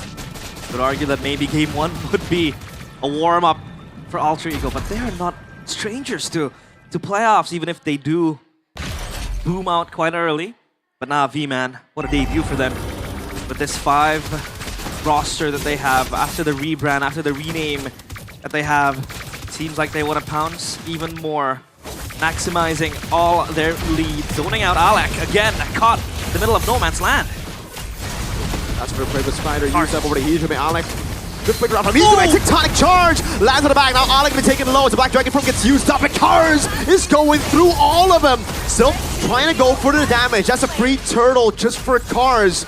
So again, it's Na'Vi who get the winning trade. Now they pop into conceal. No tectonic charge. The wall comes in as well. Hijume doesn't have the flicker. Pops into RWM, but gets gunned down by Ukirashibe. Constantly jumps around on the Zaman Force. And they reclaim the 2,000 gold lead. We talked about them not having access to the objectives, but hey, if you can scale for the late game, Na'Vi is gonna be a different monster, man. They have the Kimmy, who I believe should have the Sky Piercer too, but Sive is just a silent lion being awoken, and there goes the Sky Piercer, recently purchased by Ukir. So Alter Ego, what do they do now, right? They do have the initiation tools, and it shows to them. We have glimpses of them. If they take the fights, if they take the brawls with enough, confidence, they can win it out because they have so much control. The BDF with the RWM and the Mount Chalker too. I agree with you. This is, in normal cases, if both teams are playing to their normal levels, it will be an Alter Ego win. But Alter Ego are playing so differently. That is a very interesting Black Dragon form there. I think they would have cleared the mid lane anyways. Yeah. They're shook. Realize is the term for it. Yeah. They're gonna go on to Andoryu at this point. Anyone up front, that's a Furious Dive used up as well, but the backliners are all still free. Alter Ego, what is this? The punish! It's all about punishing his Alter Ego. Keep on making mistakes. Cars in the back line. He has a flanker, he dives in and finishes Hijume off as the Grok will zone RP. Na'Vi take a tier 1 for free in the mid lane. Alter Ego are crashing down. Look at Afro going at Yazuke. Cars. That's a stun over. RP slashed down. And Shive, he might be able to go for the tier 2. Oh my lord.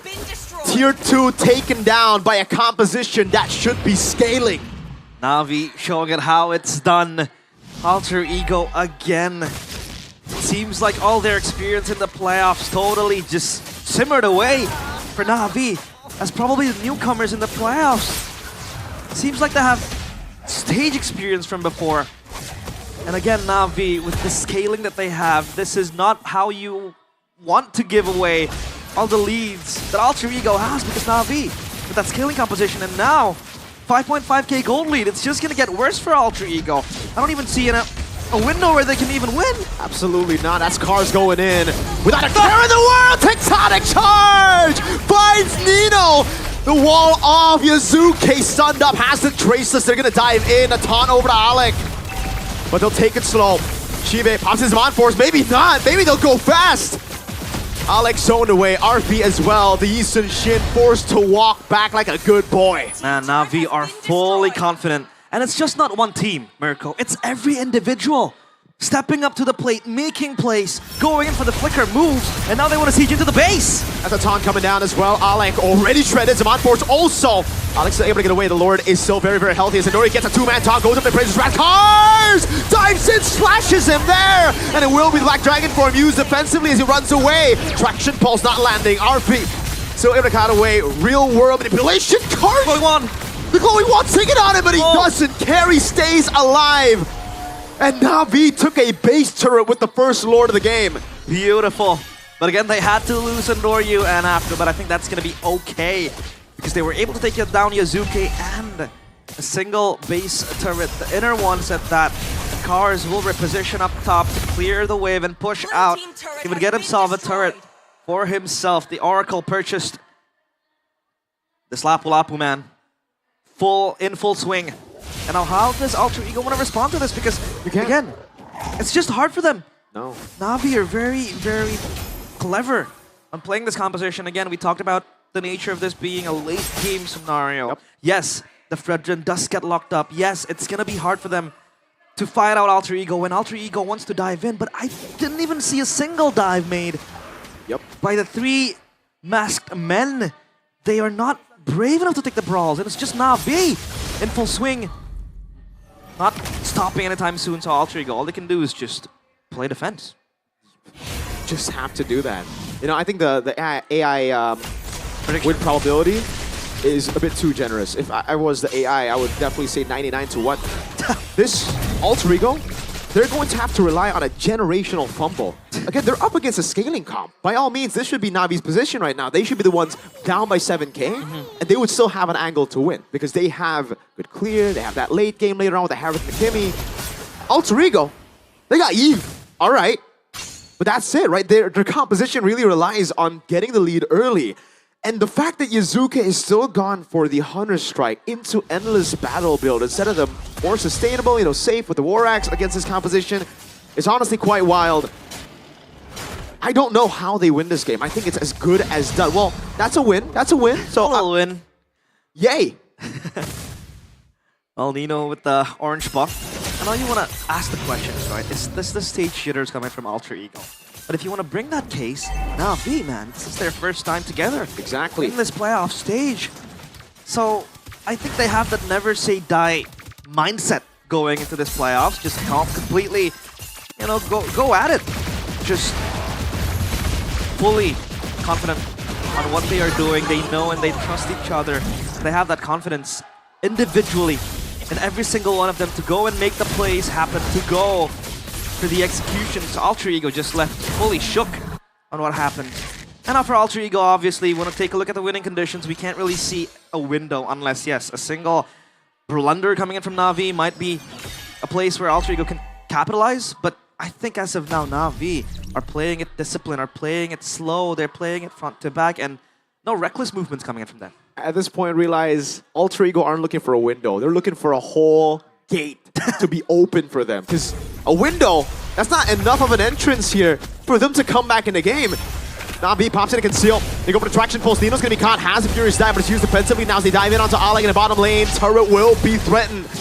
It should be a free take. Lord taking very low. Oh, Tectonic charge up to 2 now. And Doryu get a 2-man taunt as well. That's a stun over from Alec, but it's over only onto Cars. RB pops in the curtain call. That's another taunt over from Andoryu over to Nino. Immobilization not hitting. They're still able to stay alive. But it's a 9,000 gold lead, and Na'Vi have the far lane control. Keeping the pillars of the base intact. At least they are able to shun away Na'Vi into ending the game because that was a real angle. The Lord was bashing on the crystal. And now Alec has to bite the bullet. Meanwhile, they prepare themselves a tri-lane push. There is a wave, a little one, up top. This is Cars with the bravest fighter. Might bit off more than he can chew. Andoryu from the back. Yep. That's good for them. Traction pulse lands on Alec. Yazuki's trying to look for an angle here, but won't be able to find it there. Good stun over. Shiva is going to be engaged now, but he still has a Purify. Hold on now. That's Alec with a dive. Black Dragon for him as well, but Alec's going to be gunned down now as that is a Black Dragon for him all the way to the back line. Shiva with some on force. Pro dives in, finds 2, and Doryu will die. No! It doesn't matter if he dies. Ukir gets an unstoppable. Now it's RP on the yo-yos against a big man with a sword. They want to go even deeper. The crystal wide open, bravest fighter. Hijime, what can he do? It's a zoning ult, and all they need to do is that zone punish. Game 1 for Na'Vi. The first mask cracked open by Na'Vi as the Na'Vi Nation are up on their feet. Stage jitters, what is that? Na'Vi are familiar with playoffs. Game 1 goes to their favor. Alter Ego completely silent on what happened in that game. That was total control coming in from Na'Vi. Seems like Alter Ego, they didn't know what to do. No confidence instilled. Not even an ounce. Usually, the saying is from a wise man, literally, in the Philippines, no dragon, no fight. Alter Ego had dragon. They fought. It didn't matter. How have they fallen this far is the question. Alter Ego, they gotta go back to the drawing books. Coach Styx, Coach Zephyr. Oh man, I can't even begin to understand how disappointed they must be because they crafted an amazing draft. They had a winning draft as Na'Vi had to rely for the late game to happen. For them to be able to win out and even possibly have a chance in that game. But man, Alter Ego, back to the drawing board they will go. Because it seems like it's the same site, the same scenery over and over again. Constantly losing and again just fumbling. Might not just be the case of the game, by the way. Here in Nice Pick 2, the Na'Vi Nation are outnumbering the Alter Champs. Man. Ridiculous. And you get to see it here again for Na'Vi, which is kiting back. Nino, I think, with the Dragon, the idea is always you want to zone the jungle, right? So he has that in his mind and he's just tunnel vision. I have to zone Endor you, I have to zone Endor you. He needs to understand by the time we get to mid-game, they need to zone Ook here and Shivan, not the utility jungle, man. We did see that as Aldo is happy. But panelists, break it down for us, will ya?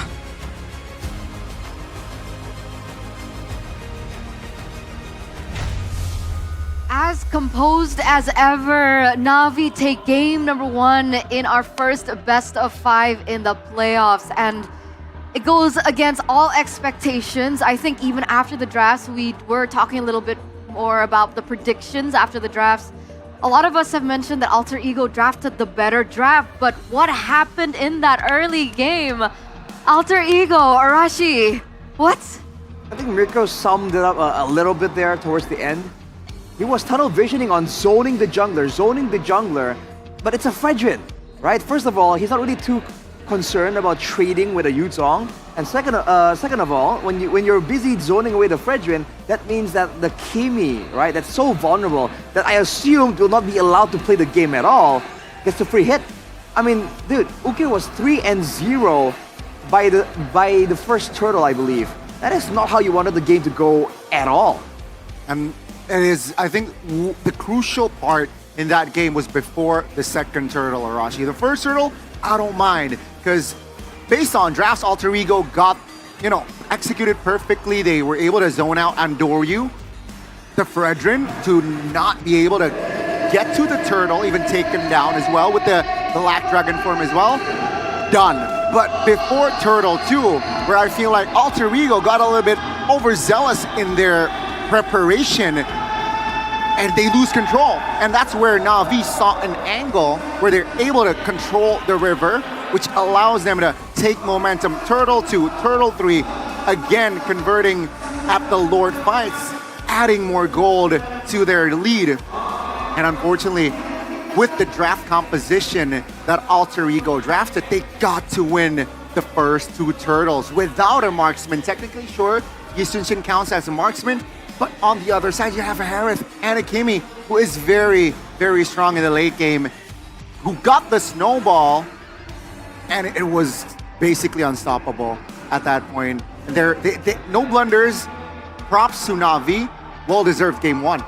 Yeah, because, there's a small window of execution that, Alter Ego really had to accomplish by.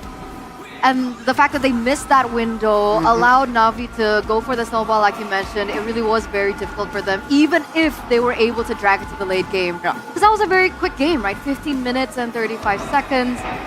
Things just went really wrong for Alter Ego with that execution. And we gotta ask, what's going on with Alter Ego? Is it stage jitters? Because, Nino was playing really off. Arfi was playing a little weird as well. Yeah, the failed dives early on. Exactly. Happened a lot. And honestly, if it's not the jitters, it really felt like they had no idea how this comp was supposed to work. Because we had a guest appearance here from Ranger Amas. Went over and he was like, dude, look at Alter Ego's comp. In theory, right, Na'Vi should not have any leg to stand on in a neutral objective take. With the real manipulation and the Black Dragon form, you should be able to zone out the whole team. But what happened was they were tunneling on some members and they allowed the backline to get jumped on by Abfro, to get jumped on by cars as well. So despite having a Yeve, technically, it felt like this was a game without a Yeve. There was no big trap moment with the real manipulation. There was no harassment, no poke, no damage output. And a big part of how Alter Ego were trying to get control to get vision is by sending Alec out and just taking damage that way. So there was no trade back from Hijime, and for the most part, the fights always start with Alec at half HP, and Na'Vi just will not let that slide, dude. Absolutely not, and Cars would also not let that slide. The Machine Cars, player of the game, presented to you by the official tournament smartphone Samsung Galaxy S25 FE, on the Lapu Lapu this time. And we saw that impact that he was able to have.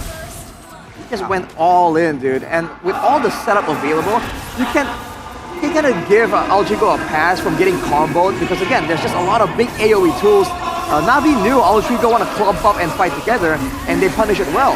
The thing is, if they separate, they shouldn't separate this far off and allow Navi to have an easier time just kiting back away from danger. They have to kind of force the issue and kind of chase down Navi, almost put them on the back foot. And the fact that they were so disconnected here, they send Nino out, but everyone else are zoned by cars. It just means that Navi, they get the most benefit from a fight like this. And you can see Hijume kind of confused on how to position. Do I want to move forward to try and catch people? Do I want to back away from the Lapu Lapu? And eventually he just kept getting caught like this, and it just did not work out for Altrigo at all. Honestly, honorable mention to Afro though. Yeah. Because even in the previous replay, we saw, unfortunately, Arthi was unable to get that kill over, died on the CC as well because of Afro and the wall that he placed in. And in these neutral objective takes, when they clump up as 5, he's always able to get his ult down and allow also to help facilitate cars as well. Great display on how to play a Grok, right? Holding on choke points, waiting for the right timing on the tectonic charge.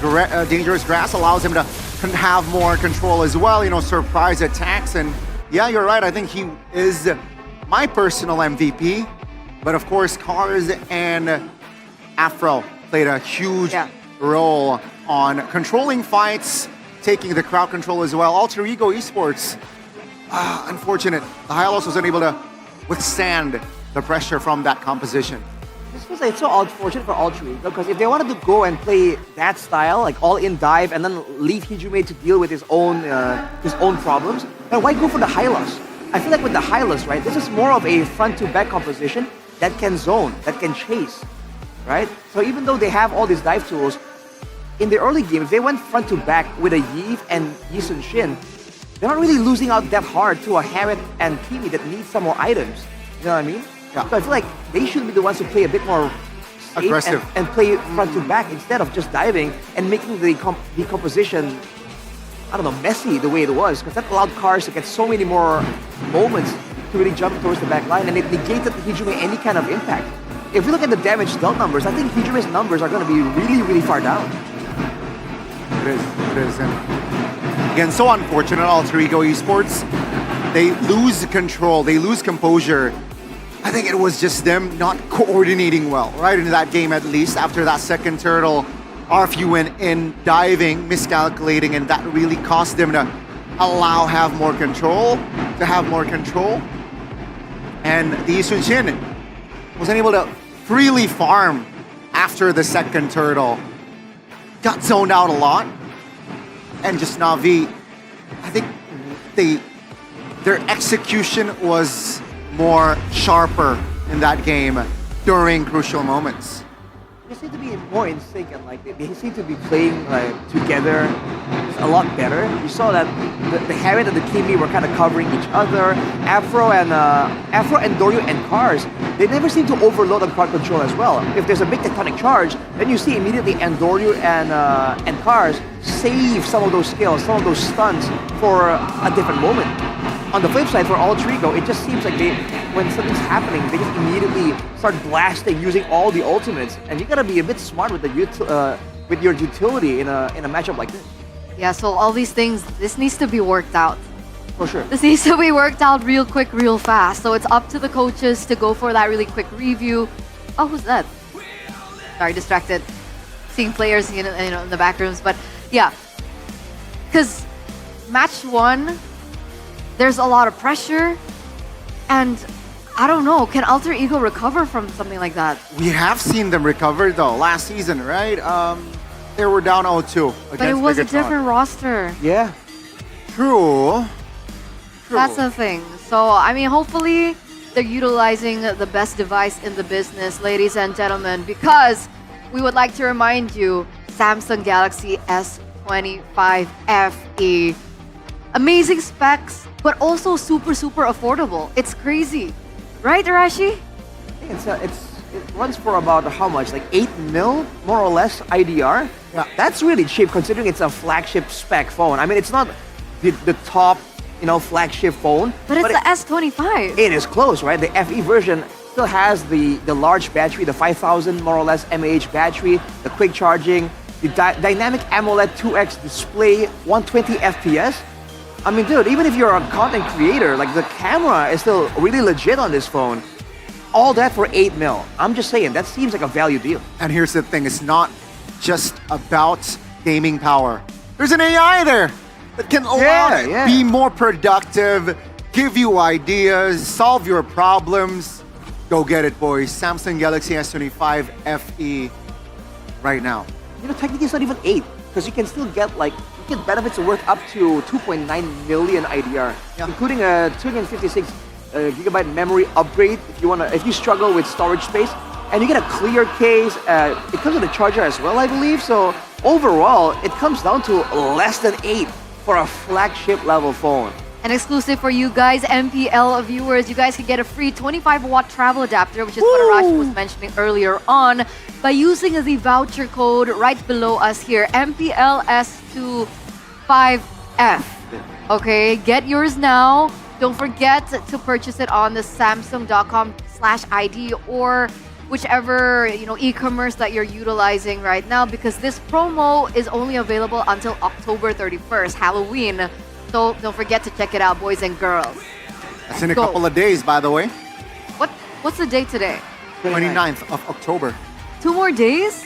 Yep, in a couple of days. 29, 30 days. Yeah. Don't miss out. Don't miss out, boys and girls. TikTok, bro, TikTok. God, that execution by Alter Ego. It was. That was something. The coordination was lackluster, I believe, in that game there. It doesn't seem like they were communicating properly. It felt like each player has an idea of their own. Okay, I see an opening, I want to dive. RF went in, dead. Kijume, yo guys, what is going on? I can't go. Yeah. And then Nino did that, overcommit with the lane Yutong, yeah. Under turret, taking 2, almost getting taken down as well in a winning lane, supposedly. Yeah, I wonder if Zephyr maybe tells them how they should have run that composition, if that would have changed things, or is it actually a jitters thing? Because if it's a jitters thing, it's not about, the game knowledge, right? And on the flip side, Na'Vi, how about that, dude? How about that? They're new, right? Composed. But I guess they're used to the pressure after that close call towards the end of the regular season. With they RRQ. seem completely at home, dude. There was no big mistake, no real big blunder, no miscalculation. Which is uncharacteristic of Na'Vi. Exactly. Technically. Exactly. Because even in that match against RRQ, we saw a lot of mistakes that Na'Vi made. But we didn't see that today. Yet. Let's listen. Yet. I mean, it's still game 1, folks. It's way to be so pessimistic, early, Donnie. right? Best of 5. Yeah, but definitely momentum is on Na'Vi. If they're able to keep this ball rolling, draft-wise and execution-wise, we might see technically a quote-unquote upset. Because remember, folks, this is the 3rd placer of the regular standings going up against a 6th placer of the regular season placing. Makes sense. But earlier on, MVP was Cars, right? On the ESP lane. Yep. I'm wondering how he will fare on the same poster as Sanford. Wow. Who just won MPL PH back-to-back.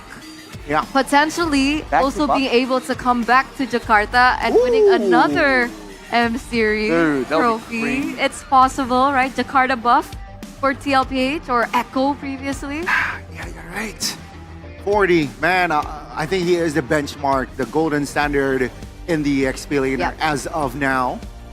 So yeah, all eyes on him, right? Including Cars, who performed very well on the Lapu-Lapu, by the way, earlier. But not for Nino. Right. I think that the point is to show his Sanford in comparison stat-wise to our EXP laners. But I gotta say, dude, this is why stats can be a little bit deceiving. Even though some of these stats look close, overall, I don't think anyone's really making the claim right now that, at least not just yet, that some of these EXP laners can actually beat Sanford. You know what I mean? Don't feel like the numbers are close though. I Oh. don't understand Yeah. why people think this is close because 331 total assists to 270. I think that's still a really far number. And if we're comparing his total damage dealt to Nino, 2.1 to 1.8, I also think that that's a far-fetched disparity of stats. And it's 6 players against 1. Exactly. Technically, the best, like, it's handpicked, but it's 6 players against 1. So definitely, though, right? Sanford is still far ahead if we're talking about EXP laners. Yeah, they're picking the best stats for our players for sure. But Yeah. hey, if they keep improving like this, who's to say they can't reach that level? But again, we can't claim without evidence. We have to wait and see. And also, for this matchup, because this was one of the highlighted matchups player-wise, it did not come through all that well in game number 1, especially for Nino, man. Unfortunately. Again, I think both players has a similarity where the team built this team around them, right? Na'Vi built the team around Cars. Alter Ego built this team around Nino. Mind you, Nino was the rookie of the season back in Season 8. And now he's so loyal, right? Yeah. Already 8 seasons in Alter Ego through ups and downs, and gotta Hasn't step he up been now. around since season 7 though? But he was a rookie of the season for Season 8. Right, but he has been with Alter Ego since season 7. Yes. So he's been around for more than 8 seasons. Yeah. And he's gone through a lot of different nicknames because that kind of caught me off guard. El Sorry, because he's been a lot of things. El Sabar. El at some Sabar. point. What other, he has so many L's at this point, all the L titles. Not L as in What about you, Arashi? L. What L are you? I have no idea. I can't nickname myself. El Arashi. That's not how it works. Yeah, so hopefully he kind of bounces back right here. Whoa, whoa, whoa, whoa, whoa, whoa, whoa, what's going on there? That's the spirit right there. Is that the secret to jumping jacks? No, the nerves, right? Get relaxed, get moving. That makes sense. So you feeling a little nervous, Arashi? Not really, Shoot actually. jumping jacks right now. How about you, Goni? Okay. Get your 10,000 steps in. Oh. You've been a little bit obsessed with that. How many more steps do you have? Just about 4,000. 4,000. Wow. Damn. But I mean, back to that previous poster, we're seeing 2 veterans on each side, 2 players who have been with the team for quite some time, right? I mean, Cars has been around since season 11.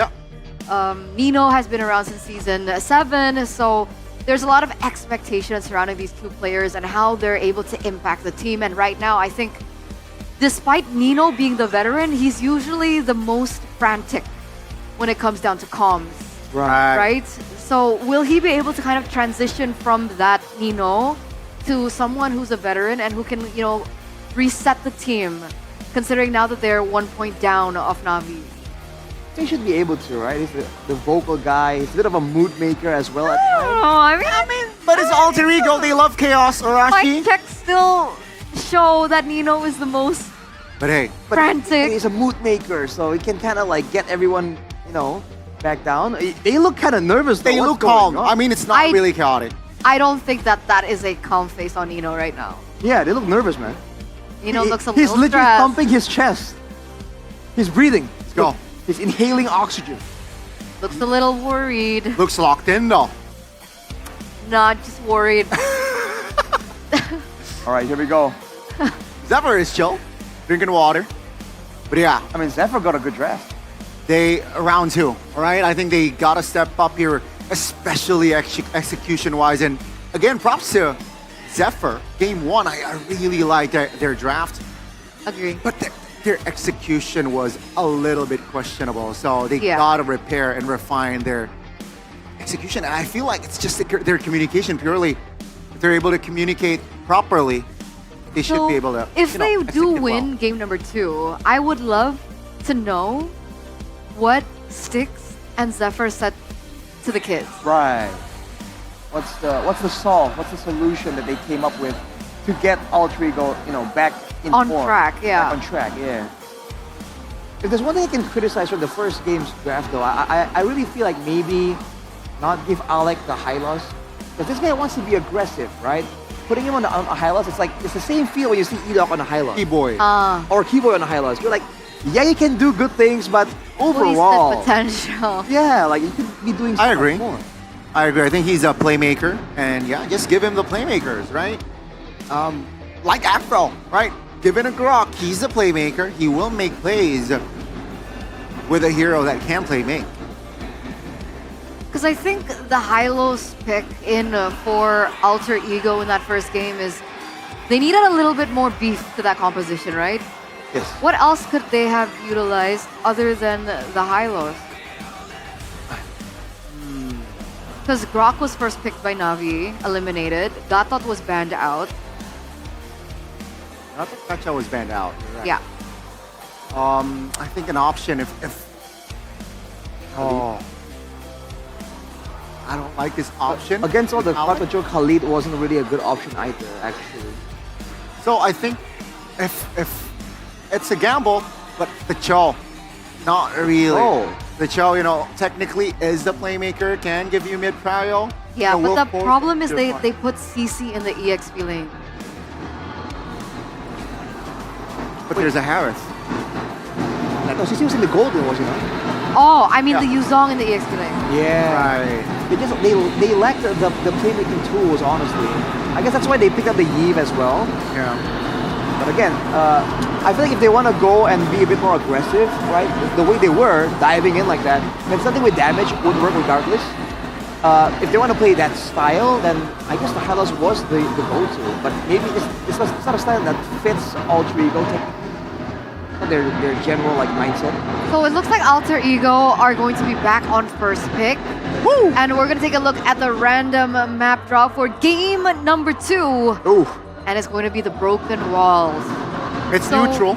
With Alter Ego back on first pick, what would you guys suggest for them to do differently in the first phase? Yeah, I think they can pick up the same 3 heroes like they did it back in game 1. But I think if they want to switch up, they gotta ban the Harith now. I think, right? That's what they're targeting for. But that might force that this might, Navi might change their cards here. Is it so that they can pick up the Gatot for themselves? Is that what you're referring to? I think so. If they have the Gatot Gacha, at least Okay. they have two playmakers. Well, right on the dot. Harith banned out by Alter Ego, ladies and gentlemen, in the drafting phase for game number 2. Presented to you by the official tournament smartphone Samsung Galaxy S25 FE. So Esmeralda and Kalea gets banned. Gatot is open this time around. Navi ban out Baxia, Jushin, and the CC. So Helkert is open. Gatot is open. Yeah, those are the 2 heroes that are open now. Well, to say the Yuzong and the Lapu are still open as well. But technically both these heroes can go to the gold lane too. But Alter Ego, they want to play around this Yuzong. That's great.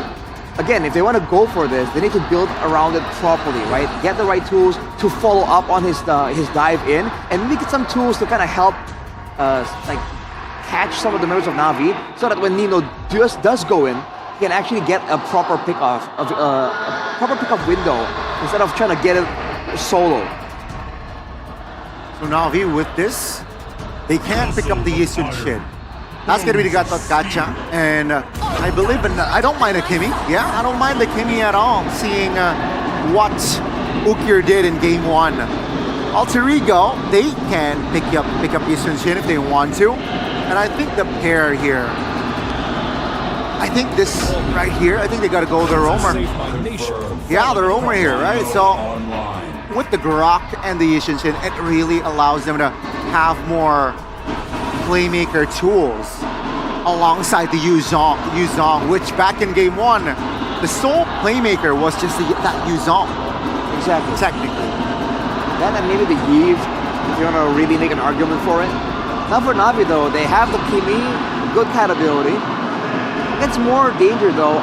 The Gatot alone so far at least, should still be okay. It should still be enough to really protect Ukir if he doesn't miss position. So what do they want to show out first? Do they want to pick up that the Lapu Lapu and have that flex potential technically? Yeah. It was very important to their win condition to game number 1, so they go for it again. You know, I really like the jungler 3 for Na'Vi, but after what Cars did in game 1, I felt he was unstoppable. You know, I think, so Lapu Lapu 3, I don't mind it at all. Andor, you can rock tank jungler at least. So I think Na'Vi now go in and they gotta ban the Lunox, right? They gotta start pinching towards the mid laners.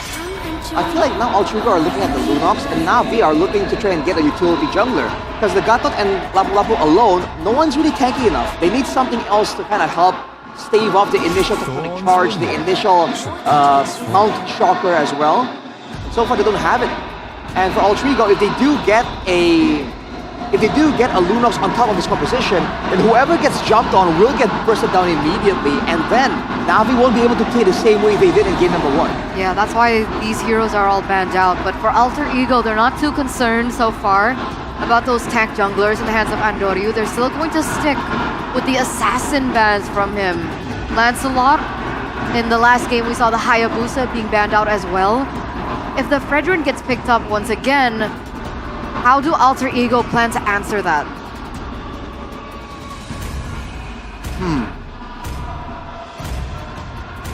Depends on how they want to play this. I'm still wondering for Alter Ego, are they still looking at a Yve angle? Farsa seems to be the bigger concern for Na'Vi right here, because he can pick off and burst potential. I like that, man, right? They're still stuck with very little utility though. For the most part, it's just one big iconic charge, and that's about it. Yeah, that's why the Farsa ban, I think, was crucial and might win them game 2. They lack bursts from inside of Alter Ego. With the Lunox out and Farsa, that allows Na'Vi to have more breathing room. I mean, if they want burst, they could go for something like the Kagura. It's not as popular, but it is an option. Oh! Wow. Guinevere picked up by Na'Vi. That's a good pick. This is bold. So it's a fighter jungler that can be a bit more aggressive compared to the Fredrin, technically. And all things considered, you can still kind of negate some damage by leaving your clone all the way in the front too. This is quite bold because against a Yuzong and a Grok, you know, Guinevere can definitely be backed up into a corner if, say, her skills are not on board. So yeah, gotta be precise with this Guinevere. Valentina for Hijume. I don't like it. It was banned out earlier. It's a safer option here to kind of bring some utility. No, it's still Yves Granger. But see, now they have like a engage comp in the front, and then like two really like backline. They have backline members. This would be the composition where you would want a Hylos instead.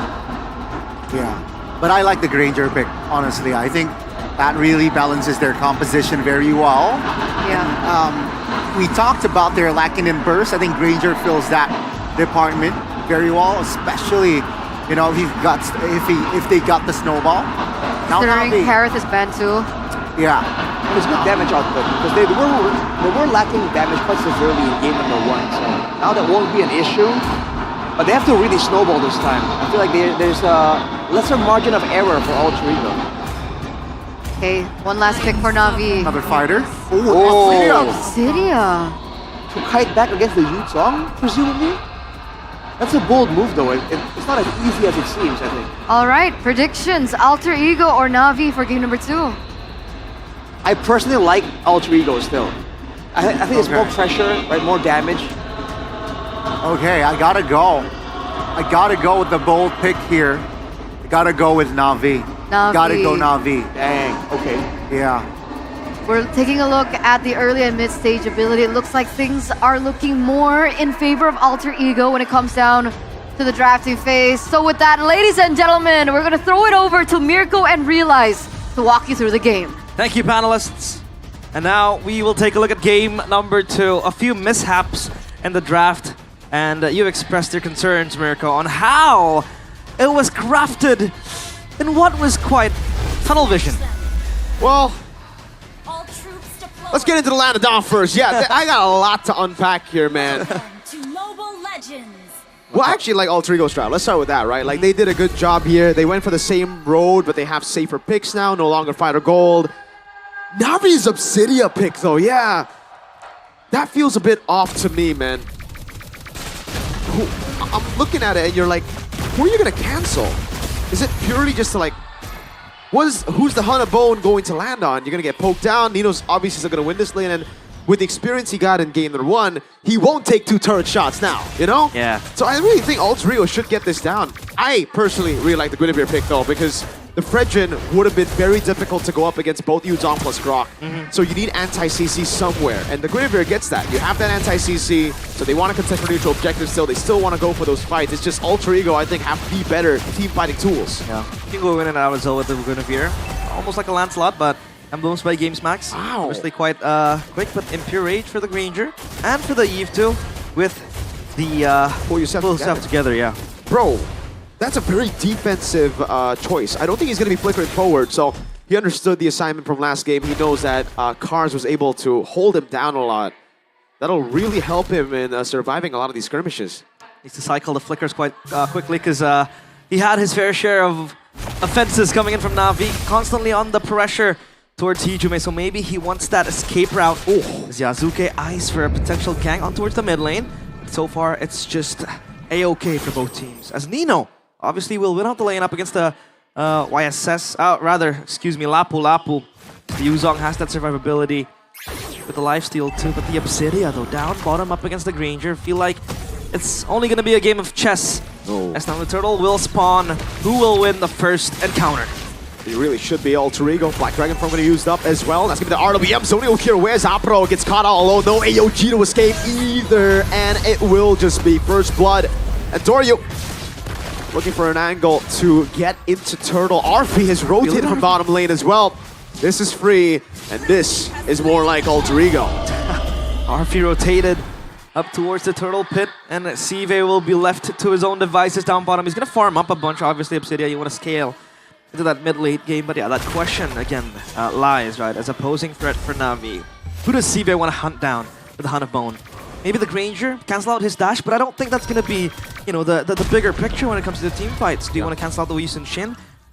It's going to be hard, obviously, but I do see an angle where they want to use the Obsidia to dive towards the Eve, but again, you will be so susceptible to the peel coming from Alter Ego. They have the Yuzong again, right? They have the Grok. And that ain't a dash, he's flying. Yeah, he's gonna fly away like Toy. What? Towards the fan, you know? Oh, That Fanny.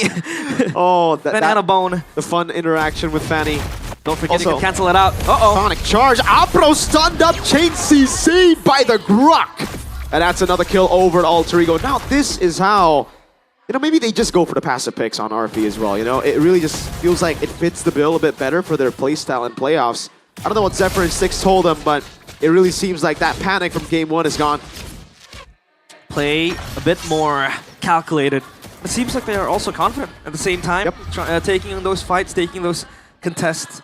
But this Guinevere, though, still not able to see action because Alter Ego were able to space away and segment the fights clearly. I mean, Alec, again, with the Grok, will have that insta stun tool with the tectonic charge.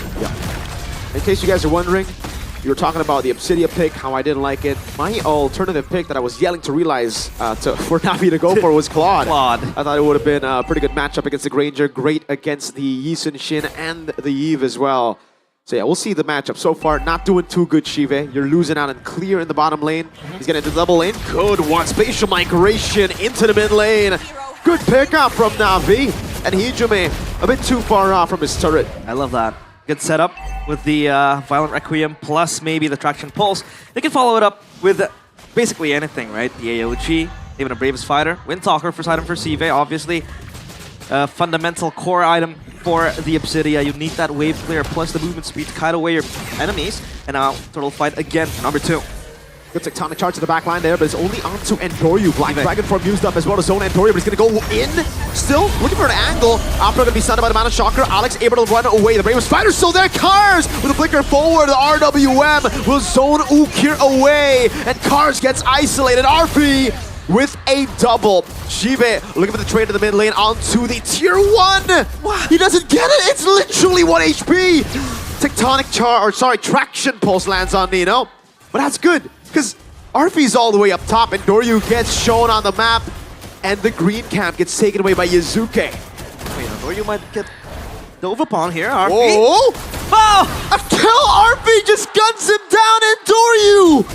Way too aggressive! And Yazuke takes the orange. This is the alter ego we were expecting in game number 1. Yazuke with the retribution. Apro! Boss! RP gets a Sky Piercer stack. Boss. What was that? Arfi again. Completely brave on the wrong side of the tracks, but he doesn't give a single care about it.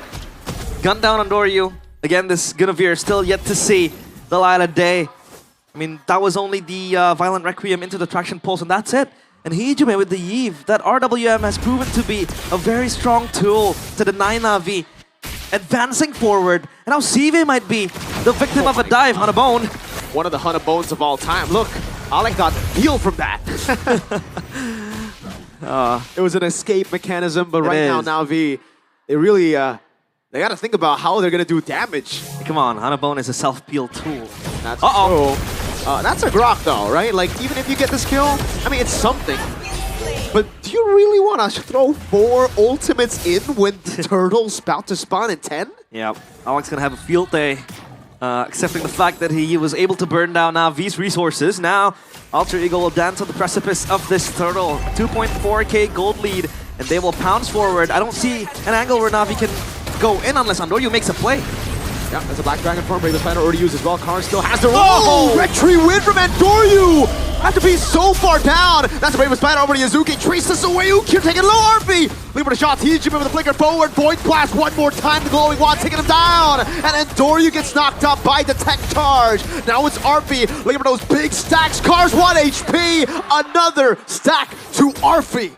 Load out the Granger special. That's the RP signature pick. The Granger in his hands is very, very scary. Look at this Granger go, the Sky Piercer with the Malefic Roar as well. 6-0-1. And you said it, is this the formula for Alter Ego? Go back to the conventional ways. Yazuke, low HP on Doryu on the pounds. Oh, it's gonna be the chase. He dodges away from it. Wow! Just with the Violent Requiem.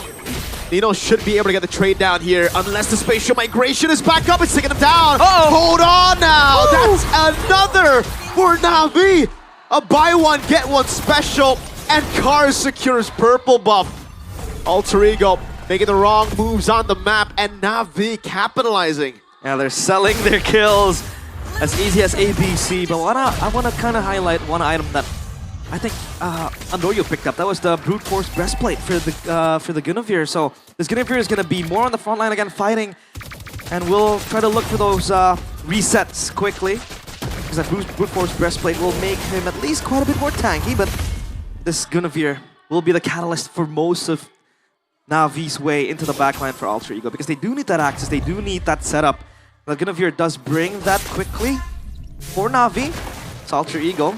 They are still not in the clear just yet. They need to be careful because Na'Vi can go offensive like this. Great move there. Tech charge to disengage. Car's going to take it very, very low. As RP goes up for stacks as well with the Bravest Spider still there. Shibe is able to get rid of Nino. That's 1 for 1. Both XPs down. That's the spatial migration landing, but it's only onto the roamer right now as RP is able to go for the free hits. And then Noryu gets away. Apro. Another trade should be. Yes. Yazuke with a dash in forward. Legendary RP 8-0-1. How many stacks does this man have? We have to check, but I think it's around 60. Ukir under pressure, but he's gonna be just fine. CE for Andoryu to add more damage.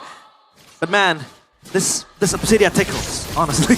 Yeah, it really comes down and realize too, the traits for Alter Ego spatial migration should be used from Andoryu, but he doesn't want to risk it. He knows he's 2 levels down. Here, if you go for equal trades like this, it's worth it for Alter Ego. 80 stacks. Arfi can get all those stacks. Yeah. So he's on 80. How are we going to deal with it? Look, Endoryu, 2 more shots, and he's done. He's dead there with the Sky Piercer being at 80. Man, Alter Ego are playing a dangerous game of war of attrition. They want to run out Navi's resources, the ins and outs of Navi, their tools to go in, and then Alter Ego have a marksman, a turret that's able to shoot down bullets with 80 stacks in the Sky Piercer. Man, when Navi are out of resources, they're basically cooked. This Granger will just go on a rampage, and that Lord down bottom will push forth the bottom side turret too. I feel like this Guinevere, Endoryu is looking for an angle, but he got spot out. Yazuke! Interesting. He already spotted them out, but he still walks into it. Yazuke turned into I am Guprek down below by the guy, Kacha, who's trying to zone. Egypt is doing a good job. Alec goes in for the take charge, but it only lands onto the clone as Apro is able to disengage. And now the lands on Endoryu. RP with a finishing touch. Cars are the bravest fighter. Hijime flickers out. That's a stun over. But with 80 stacks, even these tanks are going to be falling like flies. The machine is out of engine and out of petrol as Alter Ego completely put it on a stall. Navi, they were looking for the dive angle to the back, but it's just not enough. Endoryu, that was a very good pick-off towards Yazuke, especially when you layer it down with the AOG. That's a good setup that you could always lay down, and Alter Ego need to be on the pound. But RP gets chasing down. Hold on, RP taking very, very low. Still has a Sky Piercer. Shiva! Cannot find it. Amazing peel from Nino and Alec. Those 80 stacks will be protected even with Alter Ego's lives. Protect Mr. President. And RP is the VIP for tonight. He completely obliterates Navi with the Sky Piercers, and now they want to go even deeper into the base. Good zoning with the Black Dragon form as Yazuke gets the turret down low, my lord. Man, this is where it gets quite tricky for Navi because they can make flank playlists like this. And I know you could try to look for RP, but again, the peel is so good. Look at Alec and Nino protecting them. It's just completely hard for Navi to find that route again. The Guinevere does have that ability, right? To go in, burst down, control, the Granger. And that Guinevere is not going to be alone when he goes in for the Violent Requiem because that Gatot Kacha will always be on standby. But you can take a look, Mirko. The Obsidia with 25 stacks will still hurt. Only if you get the right target though, right? Yeah. So Alter Ego, RP, you need to be very, very careful here. Navi have gotten to a position where they can actually start dealing damage. But with 80 stacks, it's hard to think of a comeback angle here. Navi trying to force their way in. Cards with the bravest fighter already jumping in, but getting poked down at half HP as RP dashes away from the traction pulse. Yep, they're gonna reset again. The cycles will go in. Tectonic charge! 80 stacks, realize 80 stacks on RP. These tanks are nothing to him. Man, dinner for RP is served on a silver platter. Cook it to medium rare. And now Navi will have their backs against the wall. And also preemptive measures coming in from Nino, and I believe from Alec too. With the blade armor, this Obsidia will quite struggle, but no. Nino still has, not has the blade armor just yet. It's just gonna be Alec still. Now they want to look for the siege. Again, the Lord spawns down bottom. They want to create that tri-lane push to make Navi completely worried about which parameter they will try to hold. Nino goes in. They're gonna go for the siege. Alec. Nino's actually getting gunned down from the skies. He has to be careful. Winter Crown ready for the Eve. They actually didn't manage the waves properly here. They went in straight for the mid lane and then the bottom lane as the real Roman Pledge gets used up. Tectonic charge lands on Ukir and Endoryu. Has to walk back to the base now. That's gonna be Cars jumping in. Yazuki is still able to trace us back as he gets the kill. Lord dealt with already. Shive and Ukir holding it down. RP. Look at the final shot on Shive there. But he's able to get away. Mid lane, very, very low. Now they're looking at top lane. RP walking up. Hunabone does not land, and Endoryu try to go for a spatial migration, and Navi, hold on. They need a moment. They need a single moment where they can lock down RP, where they can lock down possibly Hijime too, and then create the turnaround with the Guinevere. They want to cycle it again. Brock can form. Round 2. They can be doing this all day, air day. Man. They'll take the fight again and again.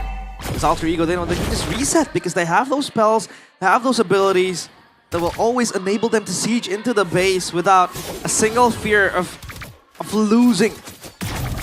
As Sive, he does scale quite well into the late game, the Subsidia, but again, it's good for single targets, and when you don't really get the gun down to the Granger, to the Eve, it's gonna be quite hard, especially with the Hunt of Bone 2 that locks you to that single target. So now on Doryu, he has the angle, he has the chance to go in. Yazuke spots him, so he's gonna flee away. No pickoffs to be made. And Alter Ego, they play the slow game as Alex able to screen away the players of Na'Vi. A single tech charge will take them away to their last breaths.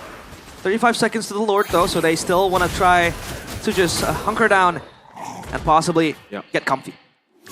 They can get real comfy, man. Alter Ego with an 8,000 gold lead, 80 stacks again that they got relatively, well, very, very early actually.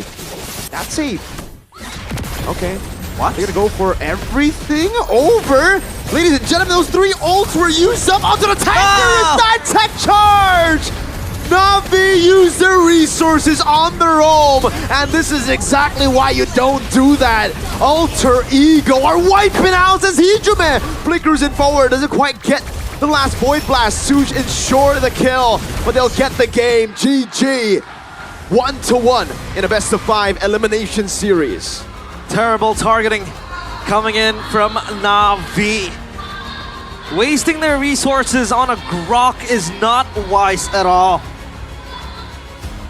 And now, seems like Na'Vi will still have to go the extra mile, the extra distance. Alter Ego take the second game, 1-1, the equalizer. Confirmed by Alter Ego. Man, Na'Vi, it seems like every window, every opportunity was closing down for them.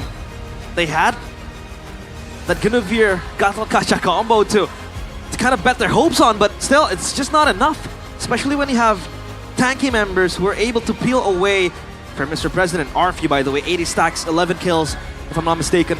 Yep. That's just insane.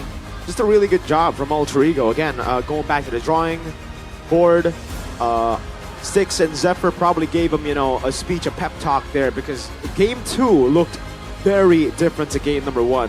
Game number 1, they were super panicky, you know, not composed at all. Game 2, I don't know if it was a draft that fits their agenda more, fits their comfort more, or if it was that pep talk. But Na'Vi now find themselves in a tough spot. That Obsidia pick, a bit too far-fetched. And the targeting for Na'Vi, I don't think you want to do all that, man. Not onto the roamer. Still trying to make and draw a conclusion on why the Obsidia was picked, maybe again to dive, right, with Hanabone.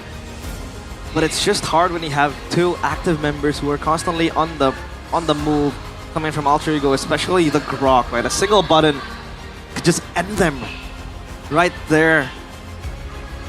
And the Yuzong too, just diving in constantly with the Black Dragon form. So it's just hard for the Obsidia to function, and then you kind of have to bank on a Guinevere. So yeah, man, it's just completely hard. But hey, panelists, break it down for us. Na'Vi learned the hard way what it feels like to be on the other side of a full stack Granger. And the fact that all the rest of the members of Alter Ego were able to facilitate that, it was really GG as soon as that hit, you know, the 80 portion of that game on the Sky Piercer. And that was the Alter Ego that we were expecting from game number 1. It seems like they recovered well. You know, this time around, they were well coordinated, and it seems like the fortune does not favor the bold here in the second game. The Obsidia pick, the Guinevere pick did not work out for the side of Na'Vi, but you know, I like this sort of gameplay coming from side of Alter Ego. They can keep it, you know, there's chaos in there, but it's more controlled. Well, it's a front to back after all, right? There's a limit on how crazy you can get with that kind of composition. But I feel like they played it really, really well. I don't think Arfi was forced to use the Purify a single time there. For the most part, he was just able to position so well. Yeah. Again, due to the range difference. And because of the range difference and the movement advantage, because they're all moving really, really fast, Arfi wasn't exactly a immobile target. You saw that Andoryu again and again try to be that guy to stop Arfi, to try and burn the Purify, to try and zone him out of fights. But he just was not able to find him. And because of the Yushin Shin aspect, Alter Ego kept sniffing out whatever traps Na'Vi have, And the fact that they're not on a dangerous grass map, I think it kind of played against Na'Vi in this composition. It was very difficult for sure, but we do have to say congratulations to our player of the game for game number 2, and that goes to Arfi, presented to you by the official tournament smartphone Samsung Galaxy S25 FE. And I like that you mentioned it. Wow, I just realized 922 GPM, but I like that you mentioned about the fact that Arfi felt really untouched in this particular game, 13-0-3. But also huge props to the cover, right? Because we saw in certain moments, especially towards the later portions of the game, there were a lot of attempts for him to get dived on. But the cover coming in from Yuzong, from Nino, from Alec on the Grok as well, came super clutch. The Protect Mr. President system or strategy that they tried to go for really was executed according to plan. Yeah, I think, again, it seemed like their communication was just so good here in the second game. You know, they know what to do. They know when to really commit towards fights. And it seemed like Na'Vi now, who isn't, you know, their communication isn't really sharp in this game, at least. Especially in the early game portion where it mattered. During neutral objective fights, they got a turtle, by the way, mind you, they stole it. But after that, with their range, they lose out on most of the fights. And don't forget right now, the issue with how Na'Vi has been playing, especially with that Lapu Lapu, Cars has always been able to make plays like that without being punished as hard. But now that Na'Vi are against 3 backline members all outputting damage, you know, if you don't get the pick off immediately on the Lapu or on the Gatot and all these dive heroes, you're forced to get out as fast as possible, because otherwise you just get nuked down by the Sky Piercer Ranger, by the Eve, and also by the Yi Sun-shin. So the increase in damage output from Altrico kind of deters the playmaking ability of Na'Vi indirectly. And I feel like Na'Vi were not ready for that. You saw them still try to make the Cars Lapu Lapu hero play again and again, but as we saw earlier, this time, he gets picked off and taken out way before the members of Altrico are in any real danger. Yeah. Also very unfortunate, Sky Piercer also built in by Ukir, but he wasn't able to get that stacks down, and I think that could have been a difference maker, especially in the mid portion of the game. But they weren't able to find those opportunities at all. I don't think it's more so a communication error on the side of Na'Vi, but more so a composition that really didn't allow for that to happen, right? It was very difficult to execute. I mean, Obsidia as well, I think Mirko mentioned it before they went into the game of how he really didn't like the Obsidia pick in the gold lane. And the big question is, why did they pick the Obsidia here? Because usually the Obsidia, with all its faults and errors, is so good against assassins. But in this particular situation, there's no assassin on side of Alter Ego, so why the Obsidia pick? I honestly think that they're really tunneled on kiting back, because the reason why they won so hard in game number 1 is they had the movement advantage. They're able to slow down and stop Alter Ego, and for the most part, almost deny Nino any kind of real impact in the game completely. And to their credit, Nino has 0 kills this game, but the difference is everyone else had more to do here, even though Nino himself gets shut down. If he jumps towards the Kimi, towards the Obsidia, the Hunt of Bone, and the general, the fact that the Kimi can hit while moving is enough to kind of make sure that Nino can't really do much after. But this time, if you focus too much on that, the Grok comes in, the Yi Sun-shin has windows to try and go for assassinations as well. So Na'Vi overall just did not have the same amount of control. And because they're front lines, again, they're all fighters, technically, not real tanks. They can't really stay in the front and scout out for information and make sure that the backline, that Ukir and Shive can walk up properly and position properly. And that kind of favors Alter Ego, because now it allows them to find these flanks, these weird angles for Alec, who's now on a real engager on this Grok to find some of those plays. And a big reason why they're struggling to get the positions are, I feel like the Granger got his stacks a little bit too soon here, Eternal Arashi. You know, it was really unfortunate for the side of Na'Vi. I believe it was 50 sacks or even 60 sacks just after 6 minutes. Yeah. So that's a little bit too soon for my liking, which, yeah, for the Gatot Kaca, for the Lapu-Lapu, they can't roam around the map accordingly. That's why in this situation, I find like the itemization choice and order of choice for Arfi was on point. Because usually we do see that Rangers go for Hunter Strike first item. And then Sky Piercer, but in the situation he went for Fury Hammer, Sky Piercer, so Yeah. that first kill that he was able to achieve in the game was already one stack that he had in his pocket to utilize more so, and really just at the end, snowball out of control. And it's really intelligent, right? Fury Hammer, there's penetration to it, but he doesn't commit towards the Hunter Strike. Yeah. He wasn't, technically he was greedy, but it seems like Bude.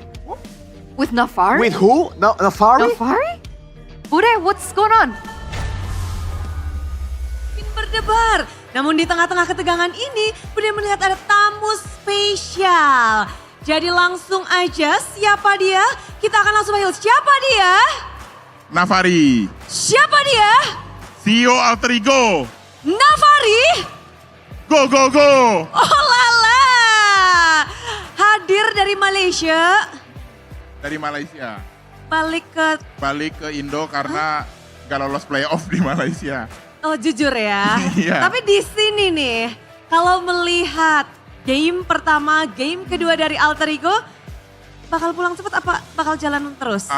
Game pertama kayak biasa Alter Ego kadang mesinnya emang rada panasnya lambat, tapi dilihat dari game kedua tadi mainnya udah bagus banget. Insya Allah bakalan menang di game-game berikutnya lagi. Oh lala, ini memang calon CEO atau udah CEO sih sebenarnya ini? Nanti ya, tunggu announcement-nya aja Bude. Tinggal tunggu announcement. Tapi sebagai yang biasa ngelihat anak-anak bertanding dan season ini akhirnya mereka bisa berperform baik, kita jadi ngelihat Alter Ego kan pernah membawa nama Indonesia di ajang M2. Betul. Sekarang udah M7 nih di depan mata. Kalau kita ngebahas tentang gimana sih kans Alter Ego untuk ke internasional, bakal sejauh itu nggak? Kalau ngelihat kayak season M2-nya, season 6 ya itu ya. Sekarang season 16 banyak persamaannya sih menurut saya Bude. Kayak roamnya yang sekarang agresifnya sama kayak yang dulu. Mid-nya agresifnya juga. Terus jungle-nya kayak jungle Prodigy gitu. Sekarang Yazuke gitu. Jadi mudah-mudahan bisa sampai ke M-Series di season ini. Nah kalau ngebahas jungle Prodigy, kita kan juga melihat bahwa regenerasi kayaknya terus-menerus berjalan, dan regenerasi Alter Ego menurutmu gimana sih? Kalau dilihat dari regenerasinya pun bagus ya Bude ya harusnya. Mungkin kan yang kayak jarang ada regenerasinya ya Nino doang paling ngantuk EXP itu. Nino pun juga jatuhnya regenerasi dulu dari Godline terus ke EXP emang karena Nino anak emas aja kan. Ya tapi sisanya banyak regenerasi dan menurut saya regenerasinya di season ini apalagi sangat-sangat bagus. Kalau kamu jadi CEO bakal ada anak emas nggak nih? Kalau saya jadi CEO, anak emasnya nggak ada sih. Karena saya tuh fair, saya sayang sama semua player saya, sama semua pemain-pemainnya, sama coaching staffnya. Jadi semua saya pukul rata, saya sayang sama semuanya. Visi misi udah mulai ya, di spill dikit-dikit nih ya. Jadi vote Nafari untuk CEO Alter Ego selanjutnya, atau bakal nanti Kodelwin ngasih nih perlawanan ya. Oke, kalau ngebahas tentang perlawanan Alter Ego, kita akan bahas juga di mana dari tahun ke tahun Indonesia punya perwakilan yang bisa dibilang dari total semuanya tuh ada 6 tim yang udah menjajah ke ajang M-Series. Dan inilah dia, kalau membahas dari M1 ada RQ dan EVOS dengan El Clasico yang sampai ke internasional. Lalu kalau membahas tentang era Alter Ego sendiri, player-player Alter Ego di M2, inilah dia wajah-wajahnya yang sekarang sudah ganti semua. Kamu ngelihat player-player ini gimana sih? Apakah memang ini menjadi era yang lebih baik untuk Alter Ego? Prime-nya nih. Kalau dibilang prime-nya mungkin kita tetap harus nunggu hasil di season ini, cuman potensi roster ini menjadi prime Alter Ego sangat-sangat besar menurut saya Bude. Dulu kan kalau kita ngebahas tentang Sally Boy, The Miracle Boy, satu tagline yang kayaknya tersematkan dan sampai sekarang pun gak bisa terlupakan. Apakah Yasuke bisa menjadi atau melampaui The Miracle Boy ini? Kalau saya ngelihat dari performance-nya, dari gameplay hero pool, menurut saya bisa lebih dari Sally Boy. Karena Sally Boy hero pool-nya nggak terlalu banyak, Bude. Nggak kayak Yazuke gitu. Jadi Yazuke menurut saya jauh lebih di atasnya Sally Boy. Wah, ini dia. Langsung terbuka ngasih tahu aja kalau hero pool dari Yasuke itu banyak. Karena sekarang ngaruh banget ya. Apalagi untuk jungler dengan meta-meta yang berbeda. Tapi kalau ngebahas tentang di XP lane-nya. Gimana? Nino sekarang menempati posisi XP lane yang kita tahu berganti-berganti. Dan sekarang dia menempati posisi itu. Menurut saya Nino tetap adalah Nino, salah satu player terbaik yang pernah saya kenal di Mobile Legends. Jadi dengan hero pool-nya, mekaniknya, attitude-nya, senyumannya, semuanya ya Nino sangat-sangat, menurut saya sangat-sangat roster yang sangat-sangat fit untuk EXP Alter Ego. Bahkan dia mau main apa aja terserah dia lah karena emang dia jago gitu. Oh, kalau Delvin itu anak masin karena ada alasannya ya. Kalau kamu memang kayaknya fangirling ya, fanboying. Enggak sih, karena emang ada datanya aja gitu kan. Oke, tapi kalau ngebahas lagi line up ini masuk ke dalam slot M7 harus nunggu hasil. Navari nggak punya kemampuan untuk meraba-raba gitu? Enggak sih Bude, cuman prediksi saya nih harusnya benar-benar Alter Ego bakalan ngasih perlawanan terus lah intinya Bude. Perlawanan terus, ngelawan terus. Karena benar di M2 itu pernah dan kita melihat ada 6 tim yang pernah membawa bendera Indonesia ke ajang M-Series. Dan dari era ke era, Navari ngeliat apa sih kriteria apa yang harus dimiliki oleh tim Indonesia untuk menjadi perwakilan nih? Yang paling pertama, kalau kita udah ngomongin kancah internasional, Bude, yang paling penting mentalitinya sih. Karena kita bakalan mewakili negara, kita bakalan wakilin region Indonesia. Jadi siapapun yang wakilin itu harus punya mental yang kuat di luar dari gameplay atau playstyle hero pool. Tapi mentalitinya kita harus benar-benar kuat gitu, Bude. Iya, dan kita ngeliat RRQ 5 kali turut serta ke ajang M-Series. Dan kalau bisa dibilang 1, 2, 3, 4, yes. Dan cuma di M5 aja mereka absen, tapi M7. Onyx udah 1, 2, 3, ini kira-kira siapa nih M7 nih? Kalau dilihat-lihat, apakah akan ada tim baru atau gimana Navari? Kalau prediksi saya sih Bude, Onyx sama Alter Ego. Oke, sebagai calon atau kandidat CEO Alter Ego yang turut serta langsung di sini, the real CEO ya, datang langsung nonton ya dan mendukung, boleh dong kasih suara, kasih semangat untuk Alter Champ, untuk Alter Ego atau mungkin untuk the real CEO-nya? Untuk player-player Alter Ego tetap semangat, kita jangan kasih kendor ya, pokoknya benar-benar main fokus, main tetap jadi diri sendiri, selalu kasih pressure, langgar mereka ya langgar apa, tabrak aja begitu maksudnya. Dan untuk Alter Champs, terima kasih udah selalu dukung Alter Ego. Semoga kita bisa menang di match ini dan di match-match berikutnya. Thank you buat semua supportnya. Dan buat CEO yang lagi streaming di sana, saya wakilkan kamu, tenang aja. Oke? Oke, dan sekali lagi dong, kita akan Alter Ego. Alter Ego, go, go, go! Navari, go, go. Oke, langsung go to para panelis yang sedang bertugas, silahkan.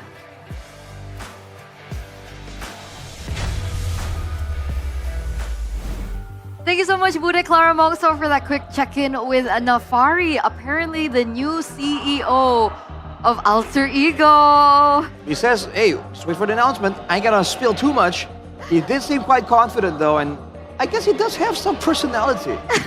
I wonder what Codelwin has to say about that. I bet he's like at home. Is he molding? Is he restreaming today I think at so. the venue or just back at home? Probably. Not quite sure on that. Not sure, but if he's at home watching that interview, he's probably like, I mean, Navari said he's the CEO in front of Delwyn already, so it's not like the first time that. Well, but now that he said it so publicly, is this where, public pressure will force him to make a move? I wonder what Codelwin has to say about that. It's gonna be interesting to see. But boys and girls, ladies and gentlemen, for those of you guys watching MPL right now, don't forget that you guys can get free 15 diamonds. That's not 5. It is super easy. All you need to do is join the Yellow Diamond mission in MLBB. Just scan the QR code on your phone and redeem your voucher to get free 15 diamonds at gopay.co.id/games. And if you guys outside of this want to go for, top-ups, there's lots of skins that are available right now. I've gotten a few free ones already with the MLBB anniversary event. But Yes, if sir. you guys want to get your hands on the other skins, you guys can go ahead and check it out at GoPay Games because payments are super easy, they're efficient, and they're also super secure because you guys can play directly with the GoPay app. So check it out, boys and girls. Check it out, so easy, super convenient. Like Alter Ego. Huh? They were quite... Super easy and super convenient. Wait, what? Yeah, The drafts. They were able to execute their drafts quite easy, quite conveniently in Game 2 earlier. Are you calling Alter Ego easy? I'm calling that game earlier. Game Okay. 2. Relatively easy. Okay. Slightly misleading, but it makes sense. Thank you. If we're talking about easy things, it's also very easy for you guys to go ahead and check out the GoPay app because you guys can vote for your champion once again. And there is going to be a teaser here that GoPay will be giving away prizes worth up to 2.5 million IDR every single day to 1,000 lucky winners. So don't forget to download the new GoPay app. And remember, with the vote for your champion, there are still 7 motorbikes that are still available. 5 smartphones are also still available. Imagine that, you vote and then you get a motorbike. Hey. It's like, So why that's a not? W, man. Because we already do it, right, to get a free value, and now there's an extra chance to win more. Same thing for this, though. Thank you. You're welcome. Sorry. Finally, dude. Avocado. Avocado delight. I've been Oh my waiting. God. I've been waiting. Yes, Oh, sir. man. That's crazy. Guys, you know, Rashi, try it. Good Day, it's launching a special edition in collaboration with MPL. You got prizes of free MLBB diamonds and how's the avocado? Oh, that's good. Does it actually taste like avocado? That's different. Yeah, you have a subtle I wanna avocado sip. taste. I want to Yeah. sip. I want to sip. I want to sip. It's actually really good. I like this. Exactly. Buy Good Day special. All right, with the addition of Mobile Legends from the nearest mini market or store. Find the unique code behind the packaging label. Scan it and redeem the code. You'll instantly receive the diamonds or skins. Collect the prizes and make your gaming moments even more GG with Good Day. You gotta try it. This is, I have tried it. You gotta try it. It's good. It's good. The avocado? Have you tried it? Yeah. You have? So it's behind this, Avocado, right? yeah. Right? It's, oh my God, Good. so good. It's behind this, right? The code? Like what Arashi did. And if you're lucky... It's on the, No. it's on the bottle. It's in the bottle. If you're lucky, you'll get a No. scan. Did you get it? QR Not code. lucky. Oh man. Not right now. You want to try. So guys, I don't know how to open it. you know what? While they're enjoying their good day, gotta remind you as well. Then buy Sympathy or Simpati if you pronounce it in Indonesia and enjoy lots of benefits from watching gaming, shopping music to safe internet browsing, my favorite aspect as well. What's more, even more exciting, every Sympati purchase gives you an MLBB Diamond voucher that boosts your rank, that gets you more GG, gives you more GG, with a price of only 35K, Rashi. Yeah, for 35K, you get 3 gigabytes of data plus 30 minutes of calls and SMS too. So, hurry up and buy at the nearest outlet or visit tcl.id/sympathy. lucky? The Sympathy is the best for you. Got it? No. I don't think so. Okay. Unfortunate. This isn't it, right? No. No. It's here on this part, right? I don't know. I've never gotten one. Same, I think Omawa got one before. Yeah, they're so lucky. And over at They're the cheating. info desk. Well, Cheating. but yeah, Sympathy, man. Especially if you want to try and come to a nice pick too. The area is kind of far out, but with you can verify it. With Sympathy, you can get like 5 bars of signal, no problem. 5G. Yeah, and not all providers have that here. Wow. Yes, sir. Huh? Wow, 3 back-to-back games. All first pick Alter Ego. Navi, really enjoy second pick, huh? They want to have us a chance to throw some curveballs out, but Alter Ego I don't know, man. They're doing great with their first pick momentum here. Always getting some really good picks. And it almost feels like the Youth song, right? That they pick first pick in game number 2. They're not really getting a lot of value from it directly. But technically, they are forcing Na'Vi to try and adjust and pick heroes to deal with the Youth song. It's kind of working out for them. I wonder if Na'Vi are the ones who have to try and get over this Youth song dilemma. I guess we'll see Dangerous Grass map for game number 3. We're inching closer and closer to match point, and it all depends here. Drafting phase of game number 3 presented to you by the official tournament smartphone, Samsung Galaxy. Will it be another Yuzong first pick, or will it be banned out in the first phase? It looks like it's opened up. Alter Ego, Esme Harris. Wow. Banned out. Is that the Grok third ban? Yeah. Okay, Grok, Helker, Jushin, and Baxia, but they go Gatot first pick instead. Yuzong is completely open, but the Grok here. Mind you, for this series, it has been 100% win rate for that Grok. Eliminated from the side of Alter Ego. Now, will they go for the Yuzong here? Or will they go... Yeah, I think the Yuzong. They want to play Yusunchin, they gotta go with the Yuzong. The CC is still on the board though for Na'Vi. The CC Gatot combo is quite irritating to deal with in the Land of Dawn, so I think Na'Vi might go for it. Can they play the CC? Cars doesn't seem to do so well on that hero, but they go for it. It can be flexed over still though. Ukir on the Kimi for the 3rd time this series. They're really sticking to this Kimi mid. Yeah. I mean, technically it makes sense, right? Jushin being banned out. Jushin would be your go-to mid lane pick in this current meta, especially if you want to gain control of the early game, look for picks early. That's definitely possible. Kimi, however, requires a little bit of help to secure those kills in the early game, especially if you do want to go for that, because the Kimi relies a little bit more on items compared to, you know, like the Yves of the world, the Farsas of the world, because her base damage isn't as big as these heroes. So overall, it's still basic attacks after all, right? And the Kimi kind of forces you to have a roamer or a jungler that can kind of tank for you, because Kimi is not a burst hero. You need to kind of prolong the fights as much as possible. And Alter Ego already go with this Uranus, so already a different angle. Okay, it's gonna stack up really well passive-wise against the Kimi and the CC. And technically now, Na'Vi, if this is a EXP CC that's supposed to really get some dominance, maybe they're expecting the Yuzong. Now against the Uranus, it's a non-lane. Yeah, it's going to be very, very tough here for the side of Na'Vi. Now seeing at the drafts, how do they deal with the Uranus here? Sure, they got a CC for that early game, but late game, will they have enough burst to melt the Uranus down? Na'Vi seems like they're doubling down on rotation. They're gonna go with Khalid. Early game, it's going to be very, very swift rotation-wise from their composition, but will they be able to convert it more on objectives and or kills? Either way, this is what I meant by Kimi needing assistance, right? Khalid is a hero that can be really aggressive in the early game and potentially facilitate more picks. So just in case, let's say they don't secure a proper burst hero and they only rely on the Kimi, if they can feed Kimi kills, force Kimi to use something like the Sky Piercer, I don't think the Uranus would be too much of a problem later on.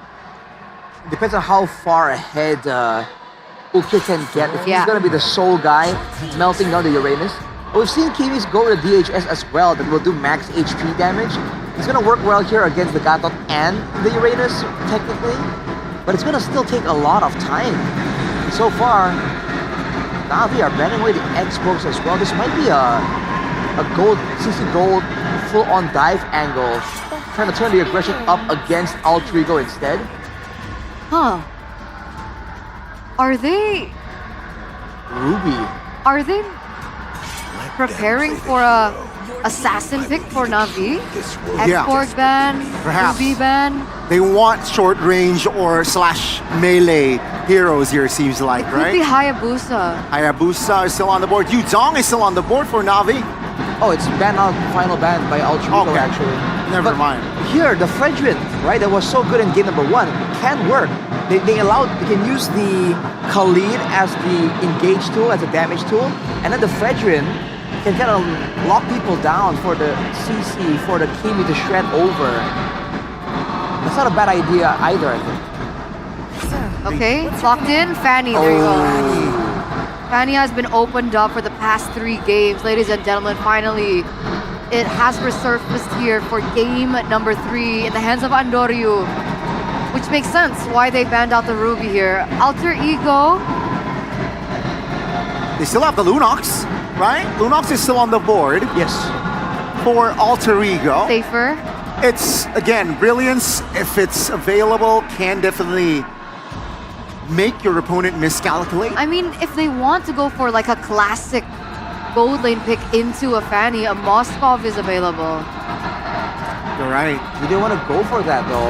I don't think we've seen Alfie play too much Moskovs, especially this season. They might really tough it out and just go for the Rangers though, just on how good Alfie is on that hero. Oh wow. Oh, wait a second. Huh? Arlen and Valentina. Wait, Arlet Uranus. Valen Gold? Valen Gold? No, but there's no mid laner. Oh wait, yeah. Valen mid. Oh, so Arlet Gold. I guess so. Or that's different though, honestly. There's a lot of flex in Alter Ego right now. It's confusing us a little bit, probably giving Navi a little bit of a challenge as well. They wanted some AoE crowd control tools. Kind of stop the all-in.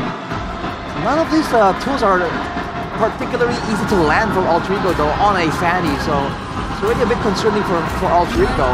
Last pick, Alice. Oh boy. You asked for AoE crowd control. Alice gives AoE crowd control. Real quick, boys. I like Navi's this time.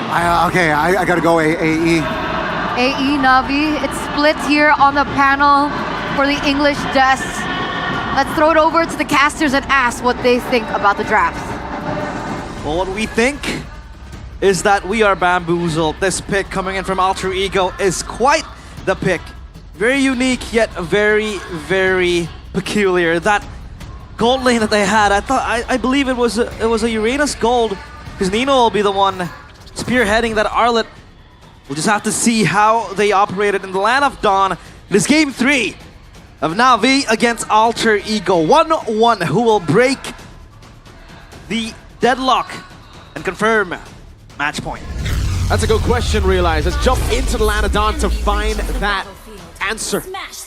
Ladies and gentlemen, we got an Arlet Gold XP Uranus Gold. Oh, it is Arlet XP. So Uranus Gold. Uranus Gold. Wait, okay. So it's purely to deal with the CC, but you don't get as much value because Uranus usually you get XP so that you can try to, again, as well, the Valentina pick up. Oh, wait, he dashed into the immobilization and he's going to lose out on a lot of prio! My lord, Hijume! Very, very low to start the game off. And yeah, I gotta say, I'm really liking Navi. He's trapped, you know, forced to flicker. Oh no! Oh no! He popped regen! Oh no, a small micro mistake there. Should be a take here. Opera goes in again, that's gonna be the cable. Oh, a big mistake from Andoryu. Alright, so that's an Alter Ego win in the end. That's an answer to the Fanny too, the taunt from the Gato Kacha, right? To stop the Fanny in his own tracks, emblems by GameSmax, obviously. RP goes for the Brave Smite to have more sustain in the fights later on. CC goes for it too, and nothing out of the ordinary. Lethal Ignition again for the Fanny. For that extra bit of damage when you go in for the assassinations. But this Uranus goal, I'm very, very curious on how it is going to operate. Is it just going to be, you know, BP Boy is just going to be the sandbag? I guess so. Hold on, Apro. Way too aggressive in the mid lane. They won out the early trades and that made them think that they were invincible. Good 2 kills coming in from Alter Ego. Both in the pockets of Yazuke.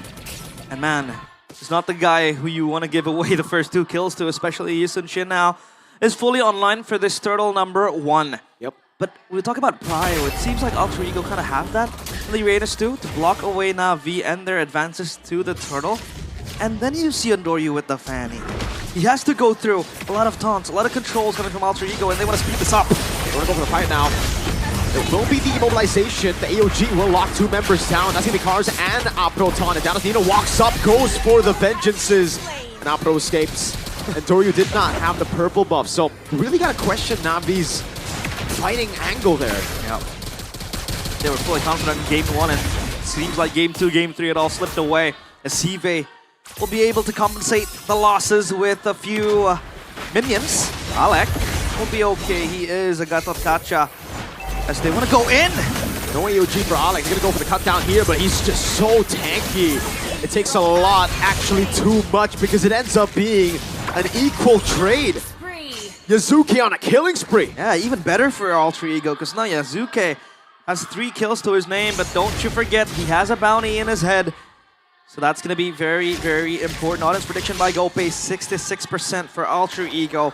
The Alter Champs faithful are finally in the building making noise. So now, Navi, let's see how they can really win out this game, right? They have, again, the Kimi, who, by the way, has been the same hero being picked up by Navi 3 straight games now. Yeah. That's going to be the front to back for Navi, right? But then you have Andoryu as the extraneous variable that can always dive into the back. Like I said again, the control is just way too big. Andoryu! Oh man, walks up and he gets slashed down. Nino, who was missing. It just doesn't get called out, or Andoryu felt like he could just dash away. But Sandstorm stolen. Flicker for Flicker with the AOG used up as well. Alter Ego, oh, no Flicker means it's free. Benjamin with a splash of damage. Navi collapsing under the pressure. They'll finally get a kill back. But everything goes to Alter Ego. But even if that is the case, Mirko, I do think the kill towards the Uranus is not going to be as much of value because it's a Uranus after all. All it wants to do is just soak up damage and it'll be the punching bag for Alter Ego to play with.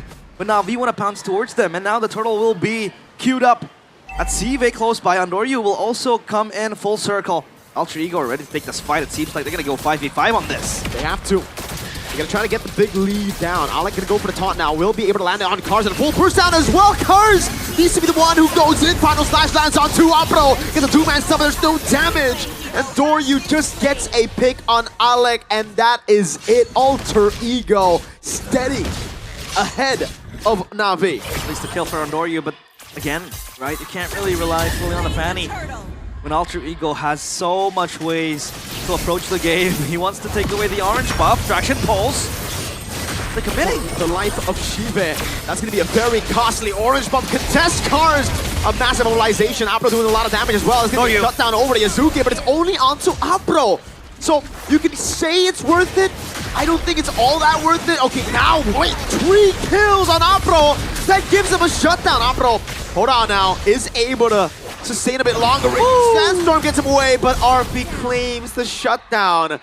So in the end, it's a way for them to come back, but RP just got a lot of gold. 3 kills for the Khalid. That's not optimal. That's not ideal. Yeah. And then the Khalid has the bounty. On top of that, as RP is able to get himself quite a bit of gold, spoils of war, his own hands. Because again, Alec has that one objective in mind, disrupting the purple buff, because this is very pivotal for Andoryu. Mountain Shocker. Purple buff take. Because Andoryu wanted more. He went for the orange buff, but he wanted to take more green cams, while Navi did not have Cryo. Yeah. We're seeing some really glaring mistakes here from both teams. Realize it's shocking. It is. It is more than shocking. It is very, very, I'd say, abysmal what they're able to showcase today. 3 straight games with quite a few blunders here and there. And this seems to be the climax of it because Navi totally out of control and what's going to happen in this game. Cars wants to jump in. Seems like Alter Ego always ready to take the fights. Cars. So has the mobilization. Alec going to be taken low, but has the AOG. Nino goes over the final slash, lands it on Natalia. The wave will be cleared out in the mid lane as Alter Ego look to position for turtle number 3. Natalia, is that Maloyski in the playoffs? Well, Hijume now. Close by and the grass. Look at Arfi though, he's cutting the waves, making sure that there is no pushing wave for Navi to go for it because Alter Ego, they have a massive wave down bottom that's gonna crash into the turret. So it's gonna be fun. If it's a 4v5, at least they have that cross map win down bottom, right? And this is making Na'Vi a bit more indecisive on what they want to go on. They will pounce on the turtle, but now the conceal pop, they want to fight this full swing. Car gonna pop in the ultimate, looking for the big play now. Oh, trace this in, Raging Sandstorm as well. It's gonna be Andoriu picking up the turtle as Apro dives into the backline, but Yasuke still able to sustain through it all with the help of the Revitalize. He's able to escape. Raging Sandstorm doesn't land. RP with the flicker picks up the killing spree. Now who's that a win for, right? I think it's still Na'Vi. They only lose a roll for turtle. That's true. But I kind of beg to differ because Alter Ego has that bottom wave push down. Oh. They have the turret as well secured, right? Alter Ego still back 2.4k gold lead. So it is still kind of a slight win for Na'Vi, but again, it's not the best win you can kind of get, right? At least Andoriu with the Fanny will be able to be tasked to clear the side lanes. And games backed by GoPay. This marks Arthur's debut with Uranus. His MPL ID career since Season 15, making Uranus the 18th hero in our F0 pool. And now it really should... Okay, yeah. Earlier, there was a question, right? Who is it worth for? But with a turtle pop... Oh, you man! What happened there? AOG over to Apro. Cars in the backline as well. Zoning them as doing a good job, but Apro gets stunned up by Nino. And it will be the curtain call as well. Alter Ego really disrespecting. Oh! Jumping in as well. Final slash dodge away from... And Toryu gets caught in a taunt, still able to go with the cables. Now Nino taking low, immobilization on 3, but there's no one there to deal damage. A sudden last, Nino dives in. Ukir gets caught and baited by his own teammate. Cars will fall to Arfi, who gets a mega kill. The only instant follow-up you can have after Cars pops his ult is probably the Fanny and Ukir too, but that's still a DPS on Noryu. Oh, he's gonna go for the 1v1. That should be a win, and it will be a solo kill. Mid lane Tan Hijume able to pick up another, and that's the purple buff. Say sayonara to all your purples and Doryu. Man, oh man, adding insult to injury. El Nino goes in with the 1v1 towards the Fanny on Doryu, completely buried. 6 feet under. Endless battle for the Yisun Shin. Yazuke is having a field day with this YSS. And now you kind of ask the question, who's going to be the ultra carry for Na'Vi when it comes to the late game? This Fanny quite shaky. There is so much control to stop the Fanny on cabling around. Do you want to bank it on Tive with the CC? But if you want to go for the CC too, you got to accomplish the front to back first. In which Cards wants to dive to the back too with the ultimate. So then, it's kind of scrambled up for Na'Vi. Meanwhile, Alter Ego, they love to take these fights. They love to just go in. Yep. Because Na'Vi, they don't have any options. They don't have much options. Maybe Andoriu can operate in the side lanes, but then again, he is needed to take these objectives now. Andoriu does not have purple buff. This makes it very, very difficult. That's going to be final flash over the 2 members. Azuki is able to flicker out, but Shibe is going to be caught in the midst of it all. Traction pulse lands on 2. Ijume with the flicker forward, and Doryu out-damaged by Yazuke. Apro stunned up. He cannot heal. Yazuke is on the verge of picking up a Maniac, but Cars denies it away from him. Alter Ego say, we don't care. We'll get a Lord plus the 3 kills earlier. And it is all AE. Natus Vincere, Na'Vi hanging in the balance now. Alter Ego completely dominating them 21-8, and so far for Alter Ego, this is the most comfortable they've been today at least.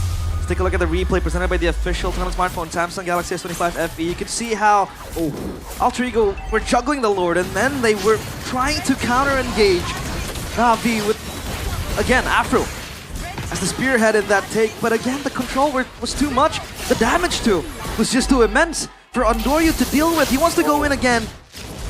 But man, dare I say, this is game over for Na'Vi. It seems like that's been the case, you know? We see the first few fights, and it's GG. No! Loisky, BBB in the building. I wonder what he thinks about both these teams right now. The man's restreaming. Obviously, this team did not make it to playoffs. Unfortunate. Shout out to Sheffin. Are you loving Beloyski streamer era? Yeah, I actually do, man. That's the Cars with the Throne of Ruin, landing on 2. Traction pulse as well, but there's absolutely no damage. Raging Sandstorm, Vengeance, all used defensively. At least Andoriu is able to get the purple buff from Alter Ego's jungle. But now, how do you come back from this?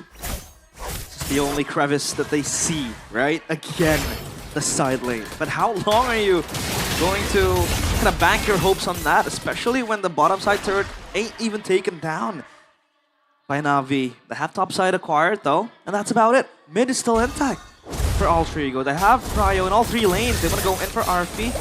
But again, that's a Uranus. You don't want to go and commit. Yeah. On a beefy boy like the Uranus. Again, the punching bag for Alter Ego. Na'Vi, man, it's so hard to come back with this composition, it seems like. Stefani playing from behind ain't really the best. 1v1. This ain't it, man. This ain't it. Like, it's flashy and all, it's cool to watch, but... Good cables. Good cables, exactly, but it's very... Well, RP likes it. He likes it. He likes the pain. He likes it rough. Uranus always likes pain. Well, Na'Vi doesn't like the pain though. They're completely down under. And they can only bank on possibly an engage coming in from Afro. But then again, that was my concern ever since the game started. Kumar Bush! Kumar! I can't believe it! We see it again! Vanny dashing into the cable. Alter Ego are ahead on dangerous grass. I thought that would be obvious. But I guess not, Reliance. Is this Ron? Oh, hey, come on, hey. Sorry. That's my boy, man. Yeah, he is. My boy. I'm sorry, Ron. You know I love you, but 15 seconds for the Lord.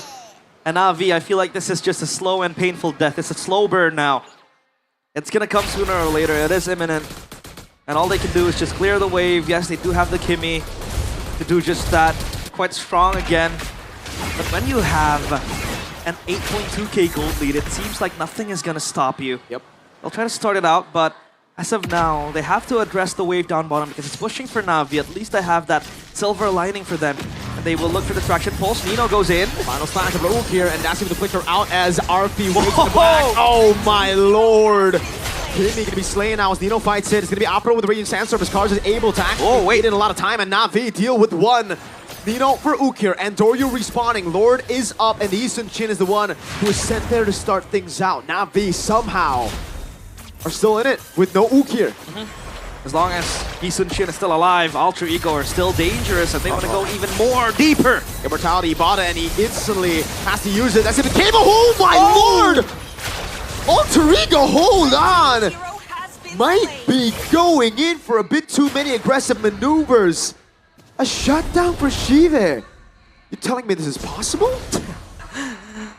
Not quite yet, Mirko. Gonna crown for Yazuke. He knows he has to still play the safety card. Because, again, safety is #1 priority. Glowing Wand for the Uranus, so it's a magic build, Uranus. Oh. I just realized that the Enchanted Talisman too. Queuing up all the abilities quickly. Yeah, this Uranus, man, will hurt quite dangerously as well, especially when you have a tanky Glowing boy Wand, like that. by the way. Glowing Wand too, yeah, exactly. Yeah. Stopping the healing anti-regens. Whatever. Look at RP. RP's just holding the Fanny down. Alright, Dory's still, I believe, still able to get the purple buff. Or sorry, orange buff. Purple buff should be available for him here, yeah. So they have ways to still fight Alter Ego. Yeah. Oh man, Hijime doing a lot of damage. Good poke to Shive. Traction pulse lands. It'll be a retreat from Endoryu. Yeah. That means for a few seconds, there's a big window for Alter Ego to try to burst the Lord down. They have to juggle this. They have to juggle this because Endoryu doesn't have the retribution. But for Alter Ego, they need to blitz this away, keeping Na'Vi away from the pit. It's gonna be Alec again as the front line. What will Na'Vi do here? It's going closer and closer. Able to get the curtain call over to Hijime and RP. Goes for the damage. Nino is able to go for the final stack, but the Lord gets reset, and Doryu will have retribution. Back up Shive. Pops into Vengeance, gets slain. Alpro looking for the angle again. That's going to be thrown of Ruin, but it's only onto one as he blinks out of there. Nino's still there as well, and Doryu goes on to RP. Traction Pulse, Sky Piercer not given. It's Alpro again with his 6th kill in this game. The kill is acquired, but do you want to give it away to Afro? He's gotten 6! 6 kills as the roamer. It is, again, not ideal. But hey, what can you do when you are pitted against a very, very unfortunate situation? At least for Alter Ego, they're able to get the Lord for themselves. Now it's up to Na'Vi to just defend the base. It's a net negative, man. When you get fights, you lose that Lord, you want to at least be like, all right, don't worry, we got Kimmy stacked up. You know, we have something, some value. But when it's Apro, I don't think you want him to get those kills to reset his bounty. He already gave a shutdown once, by the way. And again, probably is unintentional. But you want to try to give those stacks over. Ukir's been sitting on the Sky Piercer from like second item, and he's got no stacks. Completely zero stacks. Uh-oh, Andoryu collects the cables. Contemplating on going on Alec, but it is not going to be wise. So that's going to be the blade armor secured as well by Afro.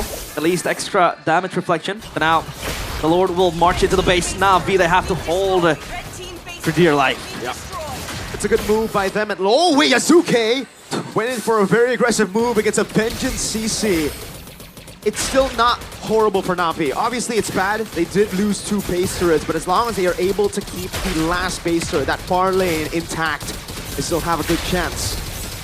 Alter Ego are also respectful, right? They don't want to really rush it in because they know that a blunder can turn the things around for Na'Vi. Divine Glaive at least secured for the Kimi. They're fully stacked up. Extra penetration for the Kimi. Because so far, no Sky Piercer stacks, right, for Ukir. That's going to really haunt him. So the later the game goes, because you're going to need those stacks to assassinate targets like Arfi, targets like Alec, who are very, very tanky and very, very full of health. So now it's going to be Arfi again, just zoning away with the Uranus, but he might bite off more than he can chew. I do not think we want to go all in here. Oh, AOG landing on the cars. And a full lockdown as well. Traction pulse now. Throne of Ruin used up, but the immobilization doesn't land. The winner crown comes around as Andoryu tries his best to get into the team fight. Great Winter Crown by Yazuke. Instantly swaps it out for the Immortality. Yep. And Alter Ego can look for the end now. Came in clutch for him. Andoryu wants to try to save the game for Na'Vi, but what can he do with just cables and a dull sword? Alter Ego want to go in for more. Uh-oh, Apro does not have Raging Sandstorm! The Immortality goes down and he should surely fall. There's a final flash because she went back into the fight now as Ukir gets terrified. And Doryu got taunted mid-air by Alec! Yasuke on fire. Hold on now. Traction pulse. No minions. Immortality down. Finally getting the Sky Piercer. That's 2 Immortalities down, but Ukir will lose his life. Immortality getting them a get out of jail free card as Alter Ego push match 1 to match point. Finally, match point for Alter Ego. And for Na'Vi, it's Judgment. Again and again. Judgment. They were there, down in the dumps, for the last day of the regular season. 1 match away from not making it to playoffs, and now they set foot on the same situation like how it was in the regular season. Judgment again and again for Na'Vi, because Alter Ego is 1 win away from knocking Na'Vi out of MPL ID Season 16 playoffs. Yazuke doing an amazing job this game. Nino as well in the early game, really pushing the tempo. But I gotta ask one question, you realize, right? That early game, how was it that botched? The Fanny getting purple buff, level 2 straight into a fight. Like, I understand that you are a Khalid and Kimi, you want to look for those early fights. Yeah. But you have to be wary of the sustain of the Gatakacha. That's his entire kit. You have to also be wary of Valentina's early game sustain. You can't just be doing all that, right? I think it was... I believe you can see, like, the Valentina just dodge away from so many, Terrify as well. That's why Valentina is usually picked up against Assassins, because she's so versatile. She's so flexible as well. It's very hard to catch. But if she falls behind, it's done. They could have played for that, but they didn't. They tried to go for the gamble, and it just didn't work out. Could it be overestimation, right? Because Andoryu was so... Overconfidence as well, early game. He was so trigger happy with the cables going in and out when he knows well that Alter Ego has so much control, and the Valentina is also very sleek. Very, very elusive. The adjustment now is you gotta pick up the Lancelot in first phase. He needs that. And our panels, please answer our questions rather on what happened in that game.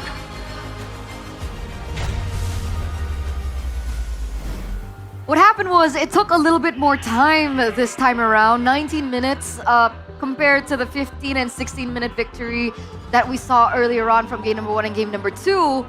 But either or, we've reached match point. Alter Ego are one game away of moving forward to the playoffs and eliminating Na'Vi. Andoryu on the Fanny. It turns out it didn't work out this time, and Alter Ego picked up an unconventional draft and were able to make it work. Yeah, I feel like the Uranus was just the gold mine, if not of that draft, right? Nobody can kill Arfi at that point. They got the early game, early lead, and no one from the side of Na'Vi was able to stop the Uranus. Even Fanny built Sea Halberd, but it just tickled the Uranus. I mean, everyone's building Sea Halberd, man. Fanny, you saw Shive on the CC as well with the Sea Halberd. And even with the DHS on Ukir, it just wasn't enough, man. Nope. They needed a proper front to back, but all from the beginning, the fights were always so chaotic. And Dino on the Arlet, man, shows us how it's done, how to be aggressive on a pick like that. And Na'Vi didn't really respect it quite well. And looking at their positioning, I'm confused to see why they kept sending Afro to try and do these flanks, these big dives with the Raging Sandstorm, because it's not required, man. They have to front to back. They have to make sure that their damage dealers have the space to do damage. But Alter Ego, because of the confusing formations, are able to sneak in that Uranus, sneak in that Arlet, and the Valentina all the way to the back. And the pattern kind of persists here. The team with the better movement potential that can kind of kite around and still do damage more efficiently comes out on top. And so, once again, with the Arlet being one of the heads of discussion here in this particular game, he deserves the MVP or the player of the game, presented to you by the official tournament smartphone Samsung Galaxy S25 FE. Because at this point in time, the Arlet was a menace to two people, right? Andoryu, who really wanted to have a little bit more of a grip in these particular team fights, as well as Ukir. Yep. It seems like no matter where Ukir is positioned in these particular team fights, despite him getting some of the kills, even into towards the later stages of the game, I mean, the Arlet from Nino comes out of nowhere, takes him down, and then they have absolutely no damage to retaliate against Alter Ego's composition. And there's not no safety, right? There's not a lot of points here for Shibe, Andoryu, for Ukir to actually stay in position and output that damage. They can come in for a little bit, but overall, the moment that the Nino set his sights on them, they're forced to back away immediately, which is why we call for some kind of protection, some kind of peel for Na'Vi with this backline heavy formation, but they didn't go for it. And instead, it's Alter Ego who just made things as messy as possible. And despite not having any siege, any long range, they just kept making it work. They kept forcing the issue here, forcing Na'Vi to overreact, to make these big moves and punish them. And look at this, dude. Overall, not a lot of big crowd control tools to shut down the Fanny, no hard counter. It's damage, right? Alter Ego has been shutting down the ultimate potential from Na'Vi by using damage, whether it's the damage dealers, it's the assassin, it's a gold lane. You just make sure that we're doing so much damage that you are forced to get in and get out. And they force Na'Vi to just play this rushed, flustered game. Yeah, I think Yazuke here reminds us of Yisunshin. Snowball Yisunshin is still very much scary. Damage profile-wise is just so powerful from the side of Alter Ego Esports when the gold lead is like this, especially. Sure, it was a 19-minute game, but I think more than half a portion of it was just Na'Vi behind. No counterplays whatsoever, I feel like. No real concrete counterplays, at least. They got a trade here and there, but nothing really too threatening from Na'Vi towards Alter Ego Esports. And you can see here from the statistics, 17 assists, 20 assists from both the mid laner and the roamer.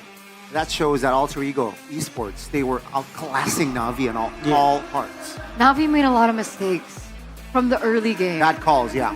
Really weird calls, and even if they do get some trades here and there, it's for a roamer. Yeah. And they gave all those resources towards Afro, who in the end gave multiple shutdowns towards Alter Ego. So even if they wanted to give those resources over to Afro, Sure, he's an assassin. As a Khalid, he will be able to have a little bit more to say when it comes down to like assassinations of the core members of Alter Ego Esports, which is kind of hard to pinpoint who is the core because of this really weird draft that they brought in. But at the end, because Afro was always the first person to come into these team fights, he gets punished, and all those resources, all that bounty that they were able to collect from Navi gets given back over to Alter Ego. So that's something else to nitpick on in this particular game.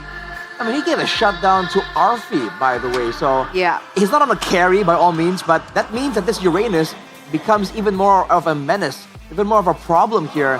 He does not have to go back to base. He can match the split push. In this game, the way Alter Ego were using this Uranus made it worth it, you know? Usually you would think there'll be a lack of damage, but because it wasn't really abused or punished from the draft, from the execution by Navi, it ended up being just fine, even being very good for Alter Ego. And you gotta give a shout out to Alec, man. The fact that Navi have the better siege, Alec was so quick to try and AOG behind Navi whenever they overstep just a little bit, and that is what kind of allowed Alter Ego to have so much control. Every time they overextend, they know that Alec is looking for a chance to just cut them off from their base and spell doom for them. So they're forced to play so safe, and that allows Nino, allows Arfi, allows Yazuke, all these heroes from Alter Ego that's kind of greedy, that needs some more resources to really get so much more space to farm up and get items. And with that space, right, Arfi was able to collect Oracle first item, which just supplements the Uranus very, very well. You know, and with that item, it's enough for Arfi to zone, 3-4 members from the side of Navi mid-game. And it really allows Alter Ego to just be more invasive towards the map. And yeah, well done. 2-1, well deserved as well. And nice point. Match points. Job is not done though. They can't get too complacent now. By the way, this was a really good example of a game with really weird items, right? Kimmy DHS, Valentina Starlium Scythe, the basic attacks, Glowing One Uranus. Are these common items that we see on these heroes?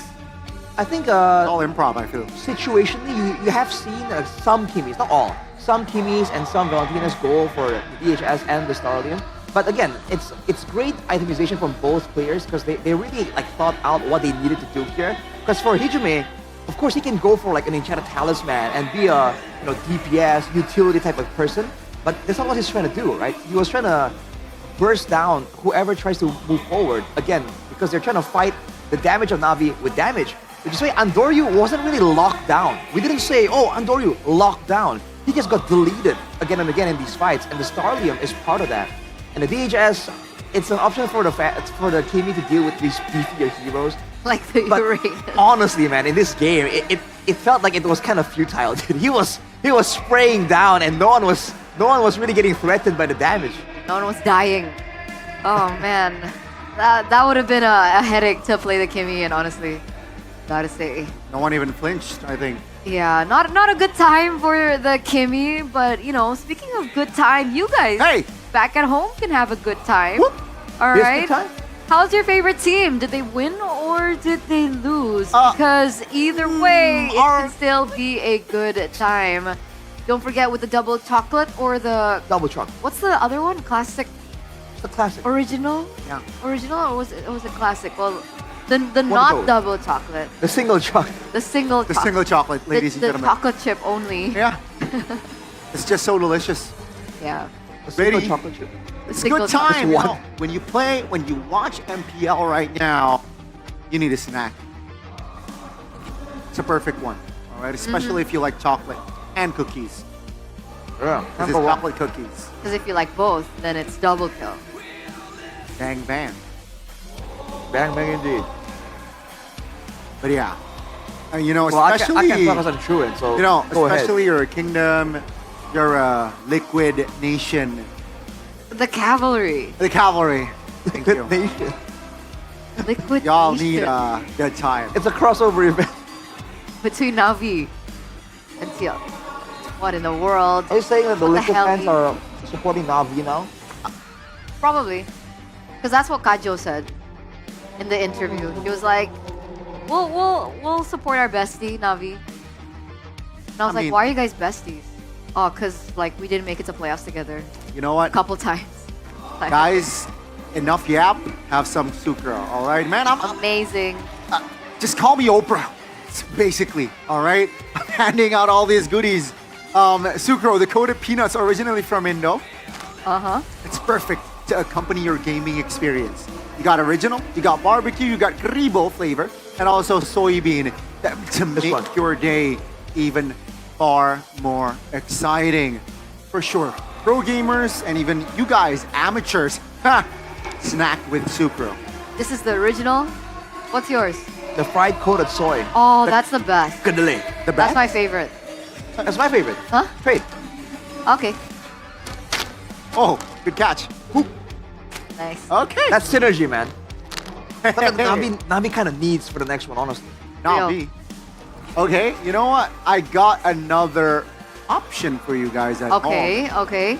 Damn, the snacks baron here. Hey, call me Oprah. Call me Oprah. Yoritos! And don't forget with the Yoritos, not only is it super delicious and crunchy and convenient and so on and so forth, it actually comes with a Mobile Legend Diamond vouchers. Yes, sir. That are inside the package. So Gotta buy it first. you get the snack, you push rank, and you get the diamonds.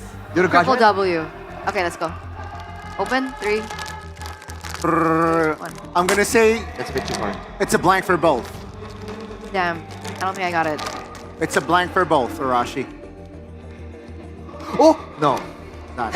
Yeah, me neither. See, Unlucky. how is it possible? Oh wow, I just got one in the talent room just earlier. Are you serious? Yesterday. Was it yesterday? Yes. Or this morning? What is this? I can't tell. I'm in the zone. Here you go. Yorito snacks.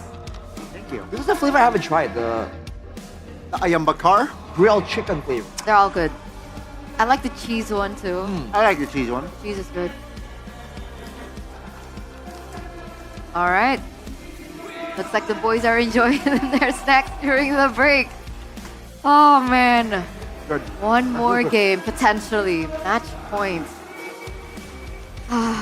Look at this guy. Can you imagine Navi investing so much but getting nothing if they come home?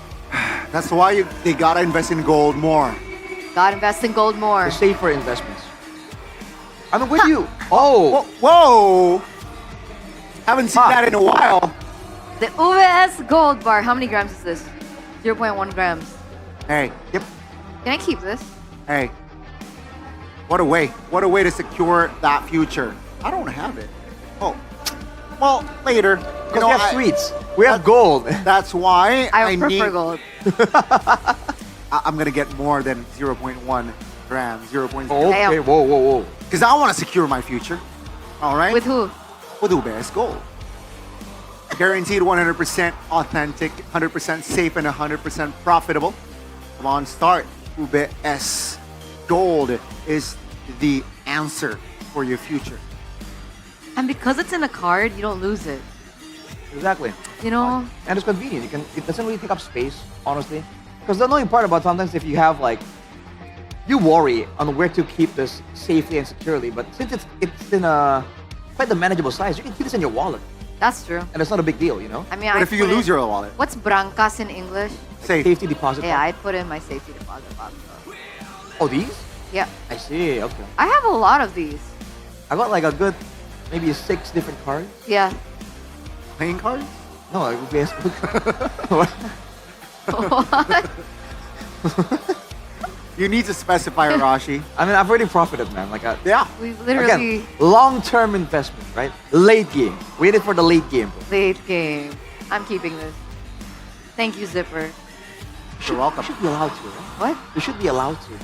I wish they bring the vending machine back. Hey, if they don't know it. I miss the vending machine. Yeah. When's the last time we saw that vending machine? That was like season 9? 9. It might be 9. Season 10? Really? Was there a vending machine? There was an UBS It's Gold right vending outside of the arena gate. Yeah. Or door, whatever you call it. You can buy like, put in 300,000. Wow. Especially with things getting kind of shaky these days. You know, gold is just great.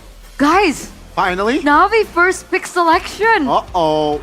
It's the time for Navi to turn up. Are we going to game 5? That'll be crazy. We might get a game 5. Hang on a second. Alter Ego the one selecting it though, right? Home team? No. Loser team. I Oh wait, yeah, The losing first team. one. My bad. Yes, but then. So Aldo finally changed his mind. His hairstyle as well. Nice. He looks. It's a fresh cut. The cut looks like yours, Arashi. I disagree. I think it's very different.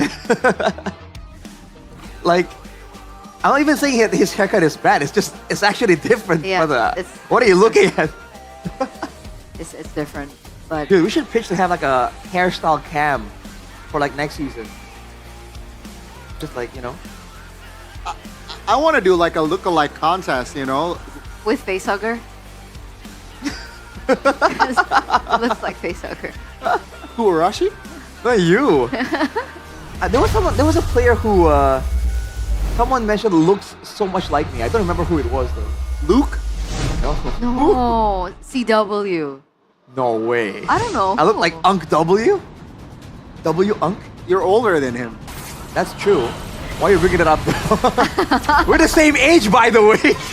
And by the way, we're getting to the drafting phase, boys and girls. Hey! Presented by the official tournament smartphone Samsung Galaxy S25 FE. Expanding Rivers is the map choice for our 4th game in the series. Navi first pick, Fanny, Grok, Gatot banned out, Alter Ego, Esme, and Baxia. Wow. So many heroes are now open. Hellcurt's open for grabs. Yeah. Do Navi want to sneak in a sneaky Hellcurt pick? Oh. Well, I mean, the way Afro been playing the way he's been playing the Khalid, might as well, I guess. I don't know, but expanding rivers, right? So I would assume fast-paced mobility heroes to be more prioritized. Oh, the Sushin is open! Oh, there we go. I did not realize that. It's over! I'm kidding. I love Zushin. Favorite hero. Number 30 Chisav, by the way. Oh, number 30? Chisav? Yeah. That's a flex right I don't there. know if that's a flex or... Everyone in Chisav plays Mobile Legends, so it's a flex. Okay. Okay, fair enough. I'm kidding. I don't live there, so I wouldn't know. But hey, Uranus again. And with Kalea. the Kalea. Now it's a flex Uranus though, weirdly enough. But the Kalea can be countered by the Gatot, but it's banned out by Navi. So they have to find some other way to deter the jump in, the pickup. Now I really like Alter Ego Lunox 3. Ooh, I like that too. I like the Lunox 3 here. Deny out it of from Alter Ego as well? No, Alter Ego. Alter Ego picks up the Lunox. Oh, right. Or Kalea. They combine it with the Kalea. Navi can deny it though if they want. But they have Zushin. Gold lane. Oh, but yeah, no, Shibe, huh? Shibe on Oh, Haya though. weird heroes. Hayabusa on Alter Ego, not Navi. So with this... These cars are finally on the Yuzong, by the way, so he's gonna try and flex those dragon muscles. Assuming it is the Yuzong in the EXP lane, right? Gold lane? I mean, we saw Uranus Gold earlier. Yeah, we I'm not gonna count anything out. At this point, everything is flex. Fair enough. Lunox Bando, Gani. Navi recognizes that threat. That's why I really like the... But then Hayabusa will be banned in the second phase, so it's like pick your poison. Seems like Alter Ego are assuming that Navi will go for a weird gold laner, and Ruby is the only one that Shibe even like sort of does okay on. He hasn't really been experimenting with a lot of different options right here. I mean, if we're talking fighters, Ruby, Cho, Esme. Esme banned, Cho is the only one available. Keep in mind on the export potential pick from set of Alter Ego though. Yeah. Last pick, right? It's scary, you know, they ban out the Ruby and the Granger. Will they go for it? No. Granger ban. Shive, what does he have left? Is he gonna go back on the Obsidia? Because wow. I mean, against an assassin. It stops the Hayabusa from moving around. Still gonna be so risky though. Final ban here for Navi. Is it another mid laner? Yeah, I think should be another mid lane. Like What? Farsa. Kimmy, Farsa, you? Span the Kimmy, you know? The Farsa is quite vulnerable against the Yutong. Magic is my life. So is the Your Kimi, but team is we've been saying that the Kimi is under danger from the Yusong, but so far, Yutong against Kimi, I think the Yusong has the better win rate. Claude though, for Alter Ego. So it's a more of a team fight comp, but with some pickoff. Alter Ego keeping the final pick there quite hidden. Because there's synergy, right, between the Claw and the Kalea, so it makes sense. Na'Vi, what do they want to pick here? Some kind of hero that can scout out, you know, they can kind of like get in the way of the Kalea. A lot of times in this season, the Grok becomes the main answer, but it's also banned out by Na'Vi. God Thought's gone too. So what's good here for Afro? They go Khalid. Hylos and the Bruno. Oh. I guess the only real tank front line is the Hylos. Because you would go the Uranus, but all three guys picked it up already. And it's, I mean, technically the Hylos, right? Its job is just to protect the Bruno. Yeah. While the Bruno is, you know, in a perfect world, would be free hitting the frontliners, including that Uranus and or Kalea. But will it have enough damage though? Mid lane though. What's it gonna be? Ultra have options to play with here. They're not really locked into a certain style, which is why I think Na'Vi were confused really on what to kind of target in that second ban phase. They go Yves, yeah, safest. That also slows everyone from the side of. It's a counter for the Tsushin. It slows the Hylos down, so it slightly negates the Glower's pathway. It's still vulnerable to the Yutong though, so that's how Cars wants to play this. So, who you guys got? I think as like my early predictions, it's a 3-1 Alter Ego. So we're going to... I am going for Alter Ego last. This is gonna be the last game for me. What about you, Rashi? I think Na'Vi might... There's a chance they can take this one. With the Tsushin, with the Yutong, I feel like there is a chance. I'm gonna pick them this time. Alright. Keep this interesting. Another 1-1 between the panelists. Ladies and gentlemen, let's head over to the casters match points. Could this be the final game for Na'Vi in their maiden playoffs after the rebrand? It could potentially be the last game for Alter Ego 2 as they advance to the next bracket. Welcome to Game 4 and possibly the last game of first match of today. Na'Vi up against Alter Ego. Realize it's now or never for Na'Vi. They went 0-16, the worst possible stat last season. They gotta make it count by winning here, at least get to game number 5 because they fought so hard to make it to this point. Shive on a comfort pick, but so is Arfi on that Claude. Yeah, the Bruno, the go-to pick when all the picks are closed down. Meanwhile for Na'Vi, they kind of have a strong trio mid, right? With the Chusin, maybe bar the Hylos, because again, the Hylos will only be that front line. A sandbag again for Na'Vi.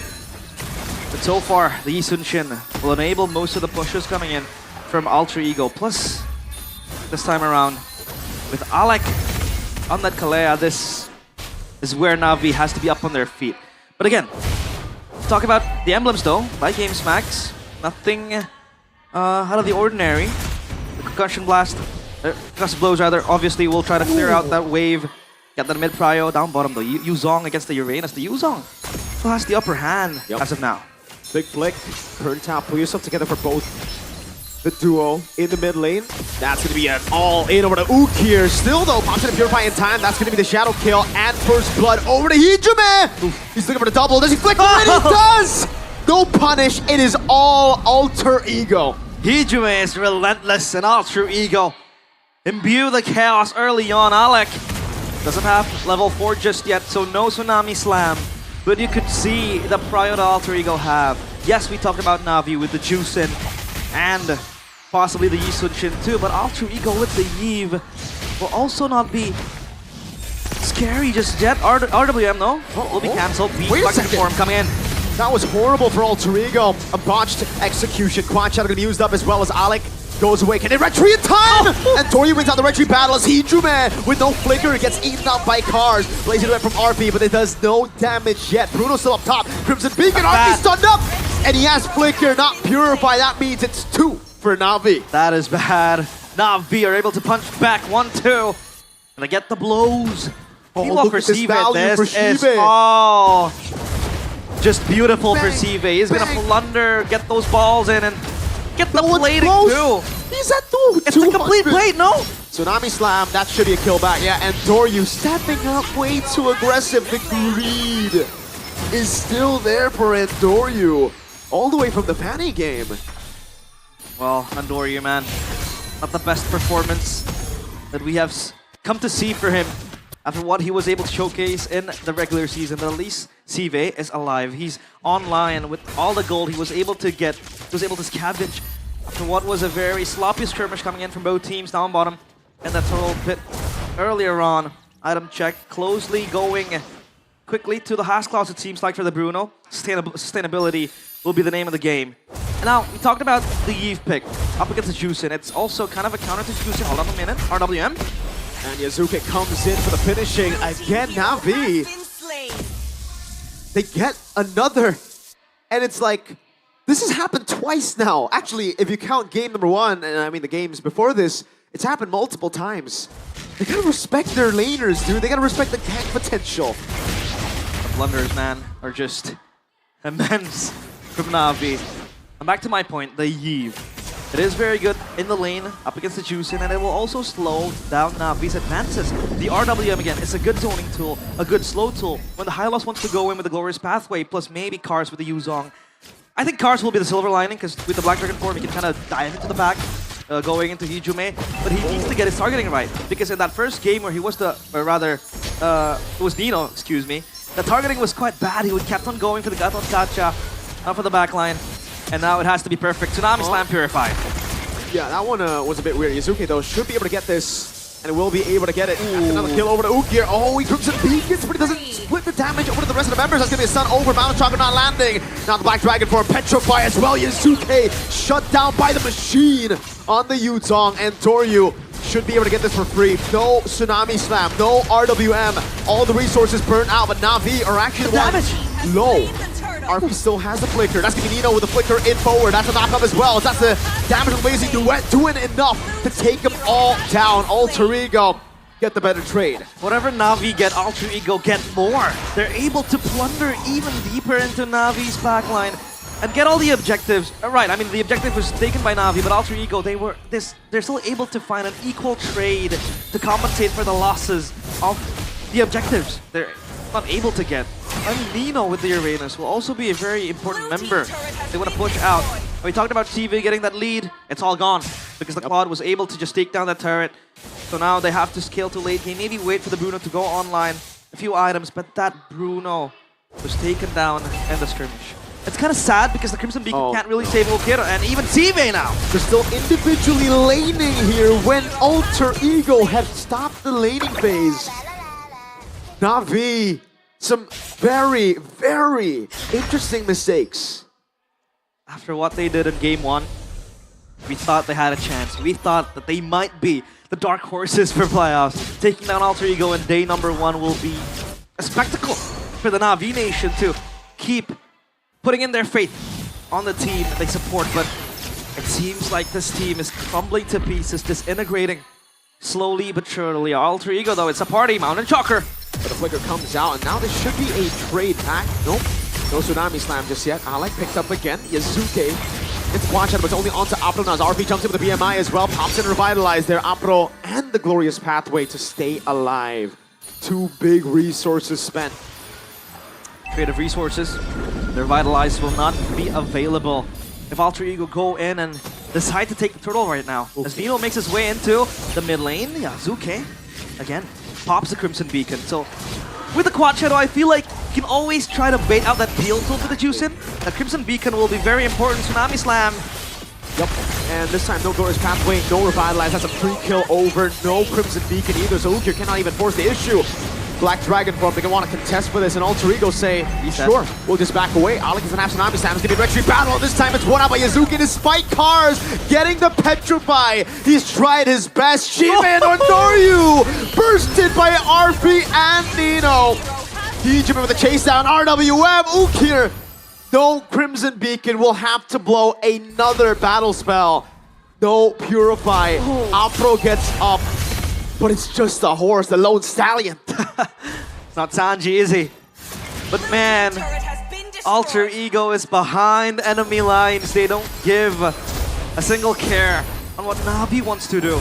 And now Na'Vi, they themselves don't really know what to do because there is so much pressure coming in from Alter Ego with Yazuke constantly baiting out the Crimson Beacon. There is no escape plan for them. And the RWM to stop any engage coming in from Na'Vi. It's just gonna be Cars to dive into the back. But then how do you follow up? When you have no Crimson Beacon left and you are basically zoned out with the RWM. So it's a battle of questions now for Na'Vi. They have to answer a lot of questions for Alter Ego. This is them breezing past Na'Vi. And for Na'Vi, man, I feel bad for them after what was a very, very clutch performance against RRQ in the regular season and craving a spot in the playoffs. This is not how they want to go out. This is not how they want to lose. Oh, there's a Purify there. Alec went for the wrong target, but that's fine. Blazing duet from RV with the Shadow Kill! They're going through everyone's health bar. A double for Yazuke. Give it another double for RP. They're taking everything. Thieves. Complete thieves, Alter Ego. And not even in the night. They're thieves in the light. Man, this is what you get when you challenge chaos. And Alter Ego, they set their sights on the next round of the playoffs as Na'Vi, they crumble completely. Ask the questions, is it the state jitters? Is it just them not acquainted to the climate of playoffs? But game one, they were able to prove that they are indeed pressure-proof, and now completely torn apart by Alter Ego. Na'Vi left confused, and I don't really see a winning condition in which they can really activate. Waiting for Seabase. Seabase 0-4. This Bruno, as of now at least, is quite relevant to the game, right? Waiting for a few items, but it's still minute number 9, and Alter Ego are just speeding things up. They want to speedrun this, and man, is it over though, Mirko? Even if it is over, it's a bad way to go out. It's a horrible way to get out. A very forgettable way, or actually, might not be forgettable. That's the thing. With a performance like this, it might just be plain out. People will remember you for just being bad in the playoffs, you know? I don't know. This, for their run, how miraculous, I mean, how close it was from them not making it.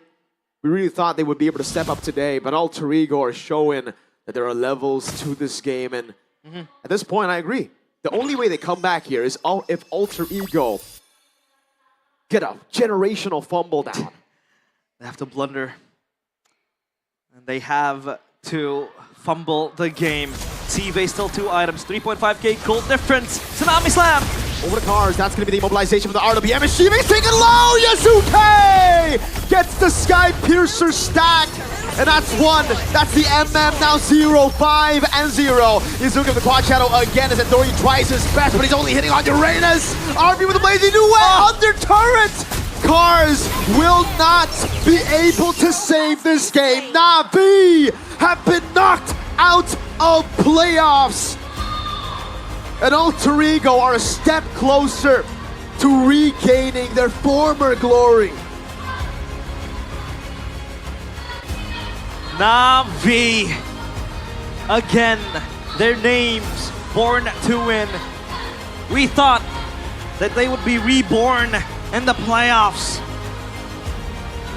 But that was a completely short trip taken down by Alter Ego, who again are on a mission to restore, to reclaim their past glory. And this is the first obstacle they're able to take over, tackle down Na'Vi after what was a very clutch performance against RRQ. After everyone doubted them, after shamed by the lose streaks, by the records that people want to forget, they make it to playoffs. But it seems like their best is just not enough. As Na'Vi bid farewell to playoffs, the Alter Champs waving away towards the Na'Vi Nation. Is it time? Is it time to lose faith on Na'Vi? Well, for now it is. They have no more shots. Just one loss here and you are dead in the play-ins. Unfortunately, they weren't able to rise to the occasion. An unfortunate choice for Na'Vi here. A couple of times, those decisions. I wonder what's going on for Na'Vi, because they played that awfully. It was beyond awful. It was questionable at best. An Alter Ego, there wasn't a single time where they had to face a struggle. And what was a very, very, I'd say, breezy game. It's a very quick game for them to play. And up on stage is, of course, Bude Clara Mongstar with Alter Ego in an interview. Dan dari setiap kekalahan pasti ada pelajaran. Dari setiap perjuangan ada Every loss, kebanggaan. there's a learn. Hari ini mereka pamit, namun bukan untuk berhenti. Karena gotta say semangat goodbye. Na'Vi akan terus hidup di hati. Hopefully Semua Na'Vi dukungan dan still cinta stay in telah our mereka hearts. dapatkan. Terima kasih Na'Vi Nation. Thank you, Na'Vi Nation. Dan mari kita sambut And let's satu perjuangan yang telah berhenti. say goodbye to Langkah Na'Vi one harus journey berhenti di that has sini. to come an end, Inilah dia. to an end early. One last bow. One last from bow. Na'Vi. To Na'Vi.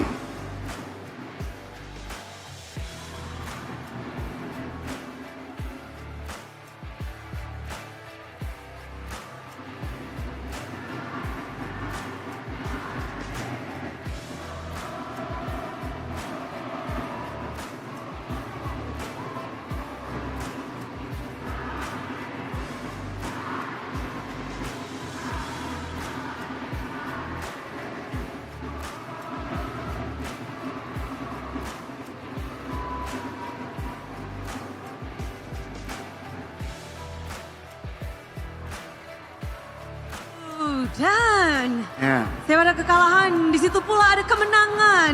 Memang begitu The other kontras, tapi side of kemenangan the hari coin. ini Alter Champs. It's a win for the Alter Champs. Go! Membuka play-in dengan kemenangan yang cukup To open the play-ins, Alter Ego. 3-1 kemenangan kalian. With a convincing win of a Di mana 3-1. Nino membuka playoff dan kalian sudah berhak untuk melaju ke babak selanjutnya. And you guys deserve to advance to the next Ya stage. bersyukurlah kita nggak pulang pertama kan. Kita masih lanjut buat besok Grateful. melawan BTR. Yang That we pasti were able to kita advance. latihan lebih keras sih Bude yang pasti. Jadi kayak kita nggak sia-sia aja sih kalau misalkan kita nggak pulang pertama. Itu aja sih yang harus Bude tahu. Seberapa keras Nino? Latihan yang Nino bilang lebih keras itu. Kasih tahu kita seberapa besar pengorbanan kalian untuk sampai ke playoff ini. Yang pasti pengorbanan, semua pro player punya pengorbanan lah ya. Kayak kita ninggalin keluarga di rumah, kita ninggalin pasangan. Yang pasti kita bagi waktu buat tim aja sih bareng-bareng. Kayak libur aja kita cuman dikit banget buat persiapin playoff ini aja sih. Kurang dari 2 minggu namun mereka sudah bisa menunjukkan gameplay yang begitu apik. Tapi kalau dari Nino sendiri, untuk di panggung playoff, hal terpenting apa sih yang mungkin menjadi bekal kalian untuk hari ini? Lebih ke mindset kali ya Bude ya. Karena menurut Nino playoff tuh beda turnamen aja sih sama regular season. Jadi kayak kita lebih hard lagi aja latihannya. Oke, mindset kalau nggak boleh kalah kah atau mindset seperti apa tuh Nino? Enggak. Sebenarnya mindset gak boleh kalah tuh menurut Nino jelek. Lebih baik mindsetnya main bagus aja. Ntar juga ngikutin. Main bagus. Main Udah bagus. seberapa bagus nih permainan Alter Ego di match pembukaan? Alhamdulillah lebih bagus dibanding Na'Vi. Itu aja. Oke, apa aspek terbesar? Mungkin yang bisa kasih tahu Kak Yasuke kali ya. Yasuke kasih tahu di sini. Permainan Yasuke terlihat begitu apik dan jika dibandingkan dengan Na'Vi kita melihat 3-1 poin kemenangan dan apa sih hal What yang kalian is- punya namun Na'Vi You nggak guys, punya di babak what playoff does- ini, di babak play-in ini. What does differentiate you and Na'Vi? Mereka nggak punya Nino sih. They don't have Nino, said Nino. Yazuke. Kenapa? Emang Nino Why? ngapain sih Why di Nino? tim Alter Ego What ini? did Nino do? Nino megangin semua orang tadi. Nino zoned a lot of players. Pokoknya tugas Nino itu megangin player-player Na'Vi. Ya. Oke, tapi sebagai jungler di sini yang As a ini kan jungler. juga permainan Yasuke, para talent bilang Yasuke's di playoff gameplay, ini sedikit berbeda, lebih tajam. it's a little bit Yasuke different. merasa berbeda It's nggak sharp. dengan permainanmu dari regular You season feel dan juga that way, babak play ini? Yazuke, regular season and playoffs? Dari gue sendiri, gue From- merasa berbeda sih. From myself, kayak lebih prepare aja sih sekarang. I'm just more Apa prepared. yang Yasuke persiapkan untuk babak What does- baru ini? What did you Hero prepare? yang banyak lah, hero power yang banyak. More hero Sesuai ya power. dengan kata calon CEO kalian Navari, katanya hero pool dari Like Yasuke itu what memang Nafari banyak. said. Yazuke's Benar. hero pool Dan kalau ngebahas tentang hero, mungkin is di much sini wider. semuanya juga sudah tahu. Tiba-tiba ada Uranus Gold Lane. Ooh, Dan Uranus apakah Gold memang Lane Uranus appeared. menjadi hero playoff kalian nih? Is this your hero? Udah emang lagi sengaja Bang Kenny dapetin Uranus.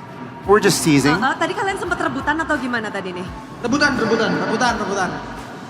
Terus gimana cara menentukan siapa yang pakai Uranus? Kata Bang Kenny, udah Arfi aja nih biar musuh. They're pulling a tug of war on the Uranus pick between Nino and Kalau Arfi. coba Uranus Gold Lane, Uranus Gold Lane? gimana ngelawan How? Navi? Against Navi. Jujur sih kurang puas Bude karena salah emblem. Honestly, Oke. Tapi I'm not menang. satisfied because emblem is wrong. Tapi tetap menang karena tim aku jago Bude. Oke, karena But tim. I still win Sekali lagi. because Tapi my team is ngebahas better. tentang kemenangan hari ini untuk Arfi, After the victory melangkah today, selangkah lebih One dekat step lagi ahead kepada mungkin sejarah Maybe. anyar untuk alter ego, To mengukir sejarah perhaps baru put dari Arfi yourselves sendiri. in Penampilan history. Kalian di babak playoff ini gimana? How do you rate your performance? Unggul dikit lah hari ini buat Navi. We have a slight edge over Navi. Apa keunggulan apa nih yang What Arfi edge? rasakan? Main tim kita lebih dapat As a team. Nah, Our team kalau play ngomong is tentang as a way team, better. Tim ini menjadi pertanyaan banyak orang.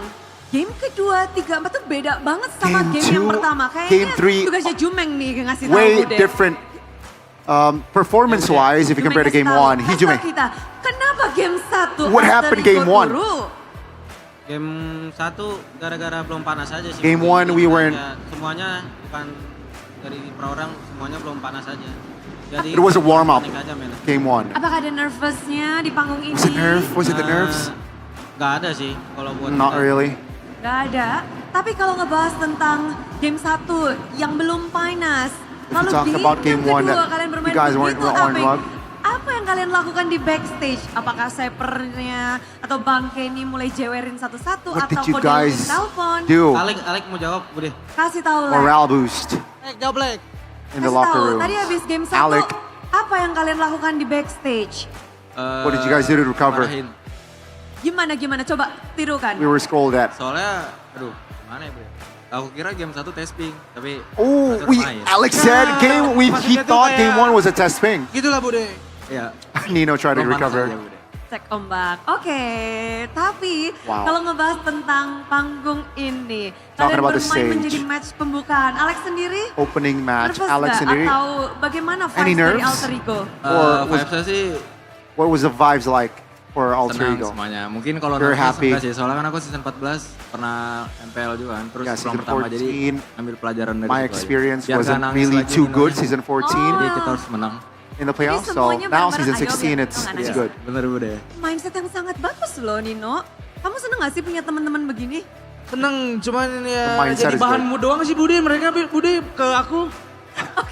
Tapi ngebahas tentang tangisan kalian season lalu, bisa dibilang season yang cukup apik juga di babak Last play-in. season, Kalian berhasil nge-reverse sweep Bigetron. You guys Habis reverse kalah swept 2-0, Bigetron menang. 2-0 Dan memulangkan and Bigetron. then Nextnya kalian bakal ketemu Bigetron a 3-2 lagi reverse sweep. esok hari. Next step is Gimana? going to be Yang pasti another nih, Bigetron match. Ya senang aja lah ke We're next happy. kayak gitu Bude. Apalagi ketemu We BTR lagi won kan. in the play-ons, Di playoff tuh playoff, selalu ancur-ancuran play-ins. aja sih sama BTR. Cuman yang harus Now we diwaspadai are mungkin lebih going ke to arah face sama Bigetron Eman kali ya, again. hero-heronya yang Eman main fighter. And we've got to be aware of the hero pools, Yasuke dan especially juga Amon on the fighters.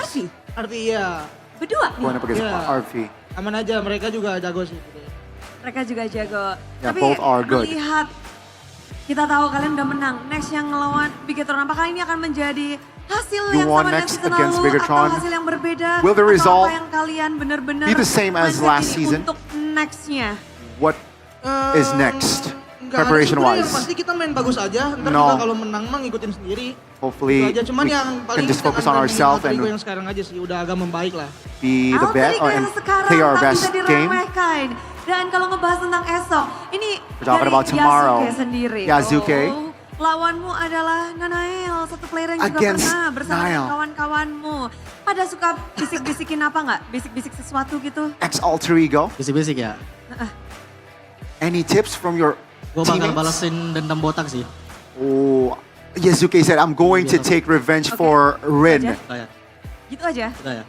That's Tapi all. kalau ngebahas tentang lagi dan lagi tentang alter ego di Talk season about ini, alter ego this kita season. tahu banyak sekali yang berubah-ubah. A lot Kalau of Nino changes sendiri, for bersama Nino. dengan kawan-kawan ini, With roster your ini teammates, akan sejauh with this apa roster. Nino melangkah? Seberapa bagus line up dari alter ego? Seberapa How bagus far ya do you pasti think ya will bisa this dibilang bagus alter lah, ego bakal lineup menang go? kan, Bude. Cuman ya kita juga nggak bakal nge-sia-siain kesempatan We itu will gitu. not Kita take bakal this playoffs in bermain lebih baik vain. lagi aja. Just gotta focus one by one Dan berusaha yang terbaik. and give our Apakah best. roster ini Is sanggup this menjadi roster, top 2 untuk bisa mewakili Indonesia di ajang M7? with this roster, Karena aku is percaya alter diri ego, ya, yakin bisa.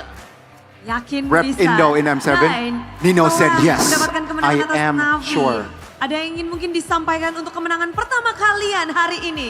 Any messages to say Alhamdulillah with this sih win? udah sorry Thank call God. lagi. Itu aja sih, Bude.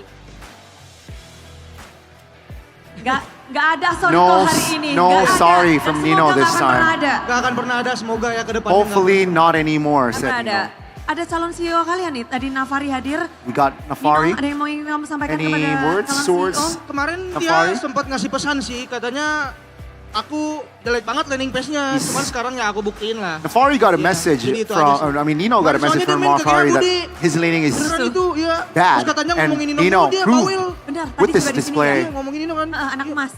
Anak Jume. Jume, Jume. Sekarang Jume. Bener. They're just bantering about the golden kid, quote unquote. Oh, oke.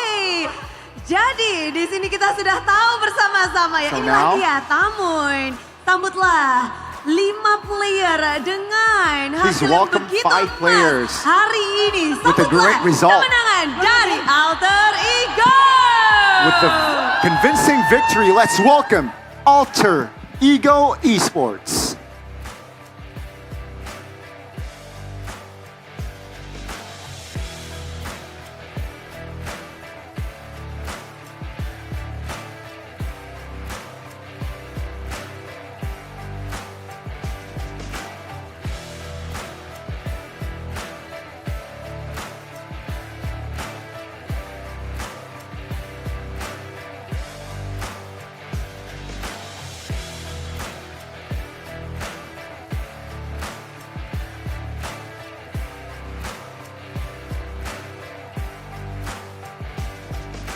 Alter Champs berpesta di Nice 2 Pick. Dan tentu saja kalian juga bisa bergabung di sini seru-seruan rame-ramean karena kita menanti kalian nih. Dan keseruan ini belum berakhir karena akan ada GoPay hadiah GG. Ayo, udah pada nungguin kan? Jadi, Super Fans, sebentar lagi akan ada yang membantu Bude untuk ngasih tahu gimana sih caranya untuk mendapatkan saldo GoPay untuk kalian. Jadi, akan ada Lunox. Halo Lunox, kasih tahu dong GoPay hadiah GG.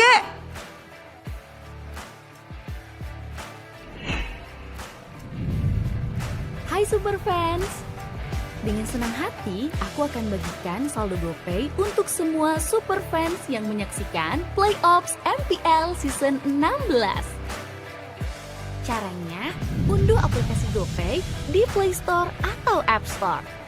Buka kamera pada smartphone untuk scan QR Code yang akan aku berikan. Klik buka hadiah untuk terima GoPay hadiah. Dan selamat, saldo GoPay dari GoPay hadiah berhasil masuk ke akun GoPaymu. Semua sudah siap? Ini dia QR Code-nya.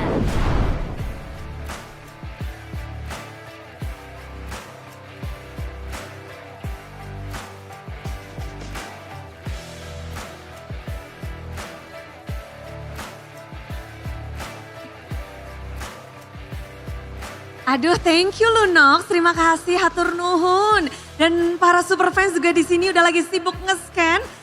Congratulations sekali lagi untuk yang mendapatkan GoPay hadiah GG. Inilah dia dompet andalan MPL. Dan kita juga penasaran bagaimana tim Alter Ego mengandalkan satu sama lain. Karena dari tadi pembahasan mereka adalah kepercayaan diri dan kepercayaan terhadap teman-teman mereka. Skor 3-1 telah mereka dapatkan. Mereka melanjut ke babak selanjutnya. Seperti apa kemenangan dan game penutupan mereka? Kita akan langsung bertanya kepada para panelis. So panelis, take it away.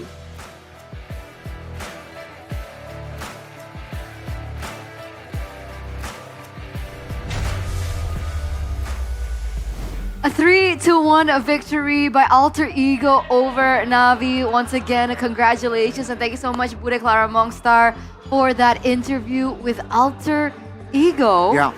And before the match began, we mentioned what Andorio said in the interview. He said that Indonesia's junglers are not good.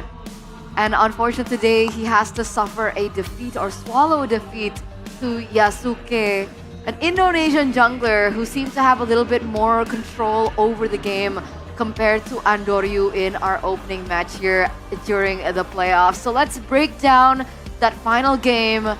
Arashi, you lead it. Well, I think we're seeing some of the highlights here, and it's just the fact that Alter Ego, they're just doing a great job stifling most of the game plans, any of the options available to Navi.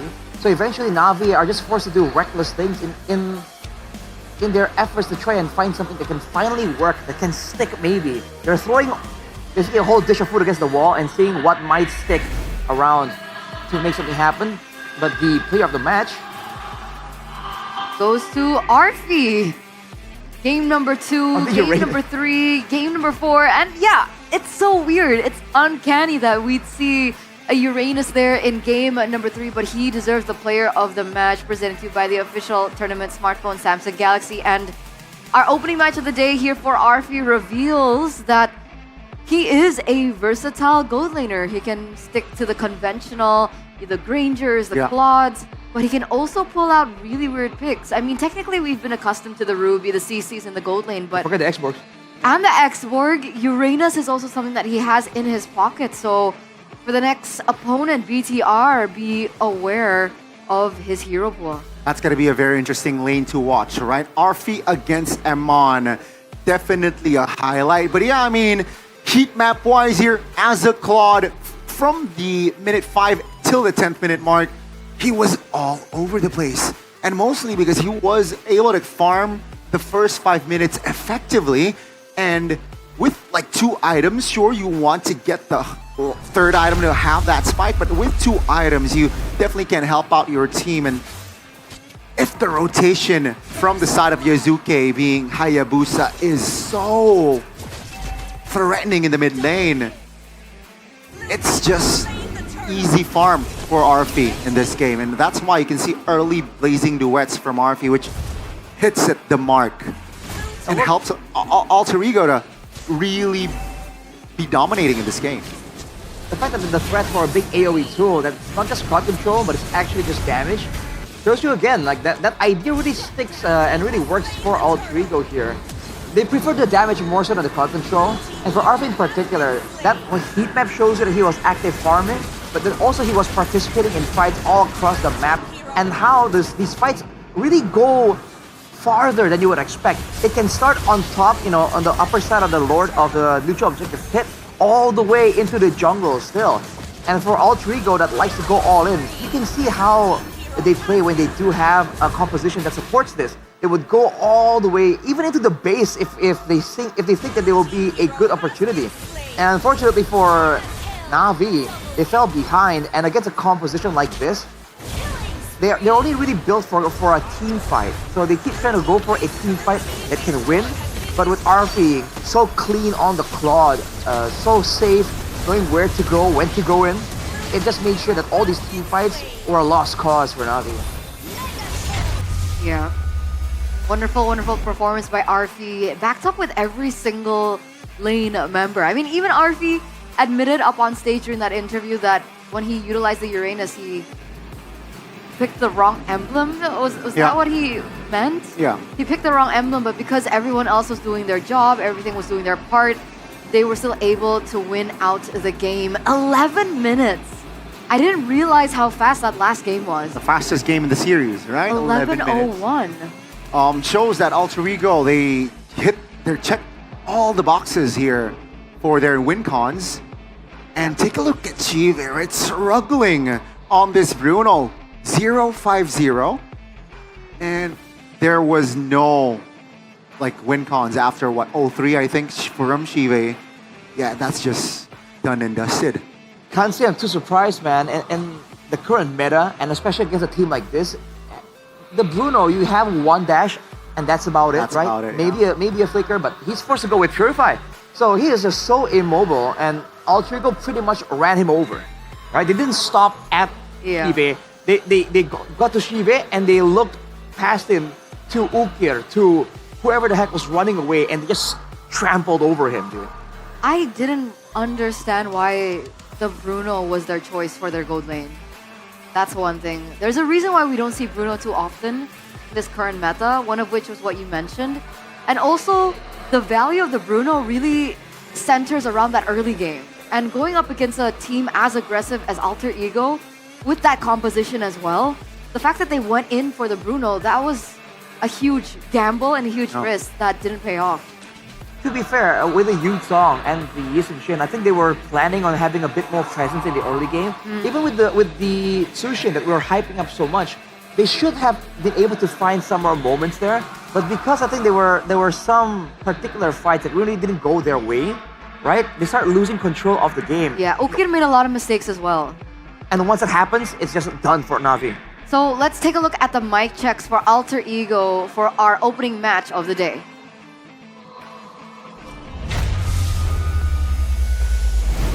Gak tahu ada ulti gak? Ada. Dia ultiin gua. Lihat gua. Boy. Lapu lihat. Gua lapu main. Kita masih pegang Lord, lapu aja, Bun. Terusin. Aman gua. Nice guys. Gua majuin ya. Ayo. Paning ada biru, paning ada biru. Maju. Ayo. Bersaja ya. Orangin. Oke. Kimi flicker. Fani sama gua guys, ngapain guys? Udah ikat sini. Kimi. Mati Kimi. Nice guys. Sini. Mati Pan. Kena dua. Terusin guys. Rata daerah tetap. Mana gua? Gua TP ban. Pakai wave bawah. Bisain ya. Kimi dong. Mati gua. Mati Kiminya. Mati. Gua serok. Bisain. Gold. Nice one. Nice guys. Nice one guys. Ayo, Los. Ready gua kayak Los. Gak ada ulti, Orangin guys. Nice. Gua des. Nice. Kalau dia naga, Sabar guys. Naga kiting orang. Udah di set. Ayo guys, maju lagi yuk. Ayo maju SS lagi yuk. Wah, lihat gua. Udah kapal. Nice, Pan. Ada gua. Udah Petro. Ayo lihat gua. Nice banget. No, Pan. Ada gua. No, nanti kayak gitu lagi ya, no ya. Bareng gua ya, lo. Ayo guys. Yuzong udah dapet Yuzong Wir. Siapa? Di mid yuk. Goltin belakangnya. Gua imbangin. Sekarang nice. Bisain guys. Aman santai. Ratain dulu ya kalau bisa guys. Call di gua. Ya no. Gua pancing ulti suk sini. Ya. Ready one Kaswa. Gua TP Tora gua TP. Kaswa. Tora gua TP sob. Aman gua. Tower bisain. Tower. There you have the mic checks for Alter Ego in that match against Na'Vi. Yeah. You can feel the energy seeping out of Nino there. As always. But unfortunately, ladies and gentlemen, this does mean that Na'Vi are officially eliminated out of playoffs. First time in the playoffs. Eliminated on day one. I guess it's progress. I mean, what can you do, right? It's progress, you know. Progress. It's one step at a time, right? They've been improving. If they keep improving, they'll get somewhere. And considering that they are eliminated, we do have something special for you guys backstage at the Jersey Wall, I believe, with Bude Clara Mongstar and I believe Coach Zephyr. And it's a tradition that we've had for the past 2 seasons, I think, yeah? Yeah, I think so, yeah. All right, turning off the jersey on the Jersey Wall. So, Bude Clara Mongstar, I hope you're ready because we'll be here waiting.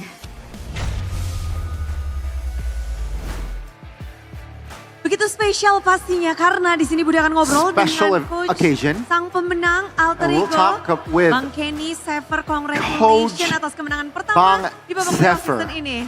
Makasih banyak Budi. Tapi Bude penasaran, Congratulations apa on the yang win. kamu Thank you so racik much, untuk Bude. anak-anak di babak playoff? What did you give to Gak ada sih mainnya your kids? confident aja, terutama Just play confidently. kayak bagian Avan, soalnya kan Avan Yasuke itu dia Especially masih banget di MPL Yasuke. kan. Jadi mungkin ngasain dulu aja stage-nya. Just feel the stage Gue sih and play penasaran confident. buat player-player yang mungkin belum merasakan melalang buana di babak playoff. Especially for the players who are rookies, never Apakah mereka sebenarnya tasted selalu the playoff gimana stage. cara Alter Ego How menjadi sebuah tim yang membantu mereka does- bangkit dan How atau does menjadi Alter PD Ego gitu.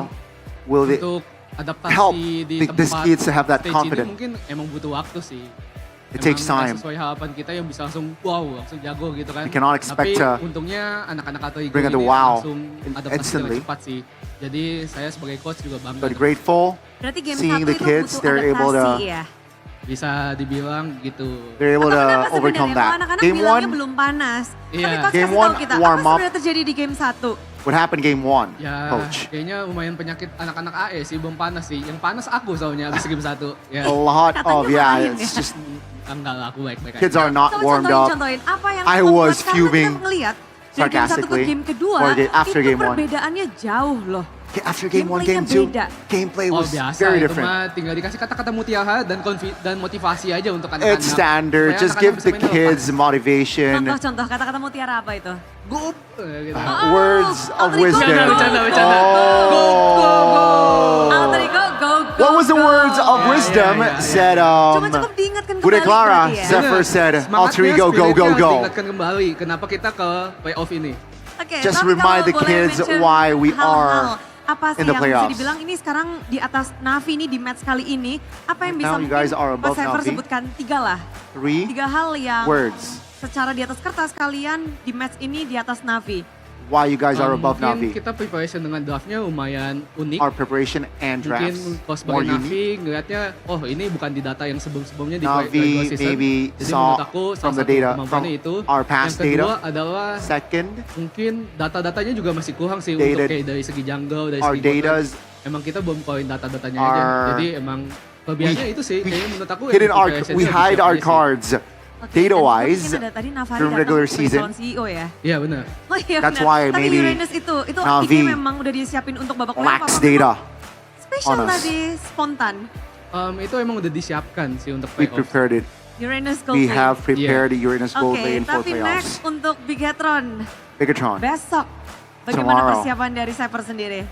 what's the Ya, preparation menurut looking aku like? bakal jadi match yang menarik sih. It's gonna be a Soalnya kita very ganyang-ganyang interesting aja match. kan. Ya udah kita lihat yang ganyang yang terbaik siapa. We are going to just Siapa go at it yang hard. terbaik. Tapi derby STM besok akan menjadi match yang Derby menentukan STM lampu tomorrow. mana yang akan dimatikan, akankah Which next light karena masih ada lower bracket from jadi this jersey panjang, wall tapi will sekarang be kamu berkesempatan turned untuk off? mematikan lampu dari And this is the time where you Navi. turn Mengubah warna putih ini menjadi merah, Sever, kamu punya jersey, hak turn the untuk light menandakan off bahwa mimpi dari Navi of akan Navi. berhenti di sini.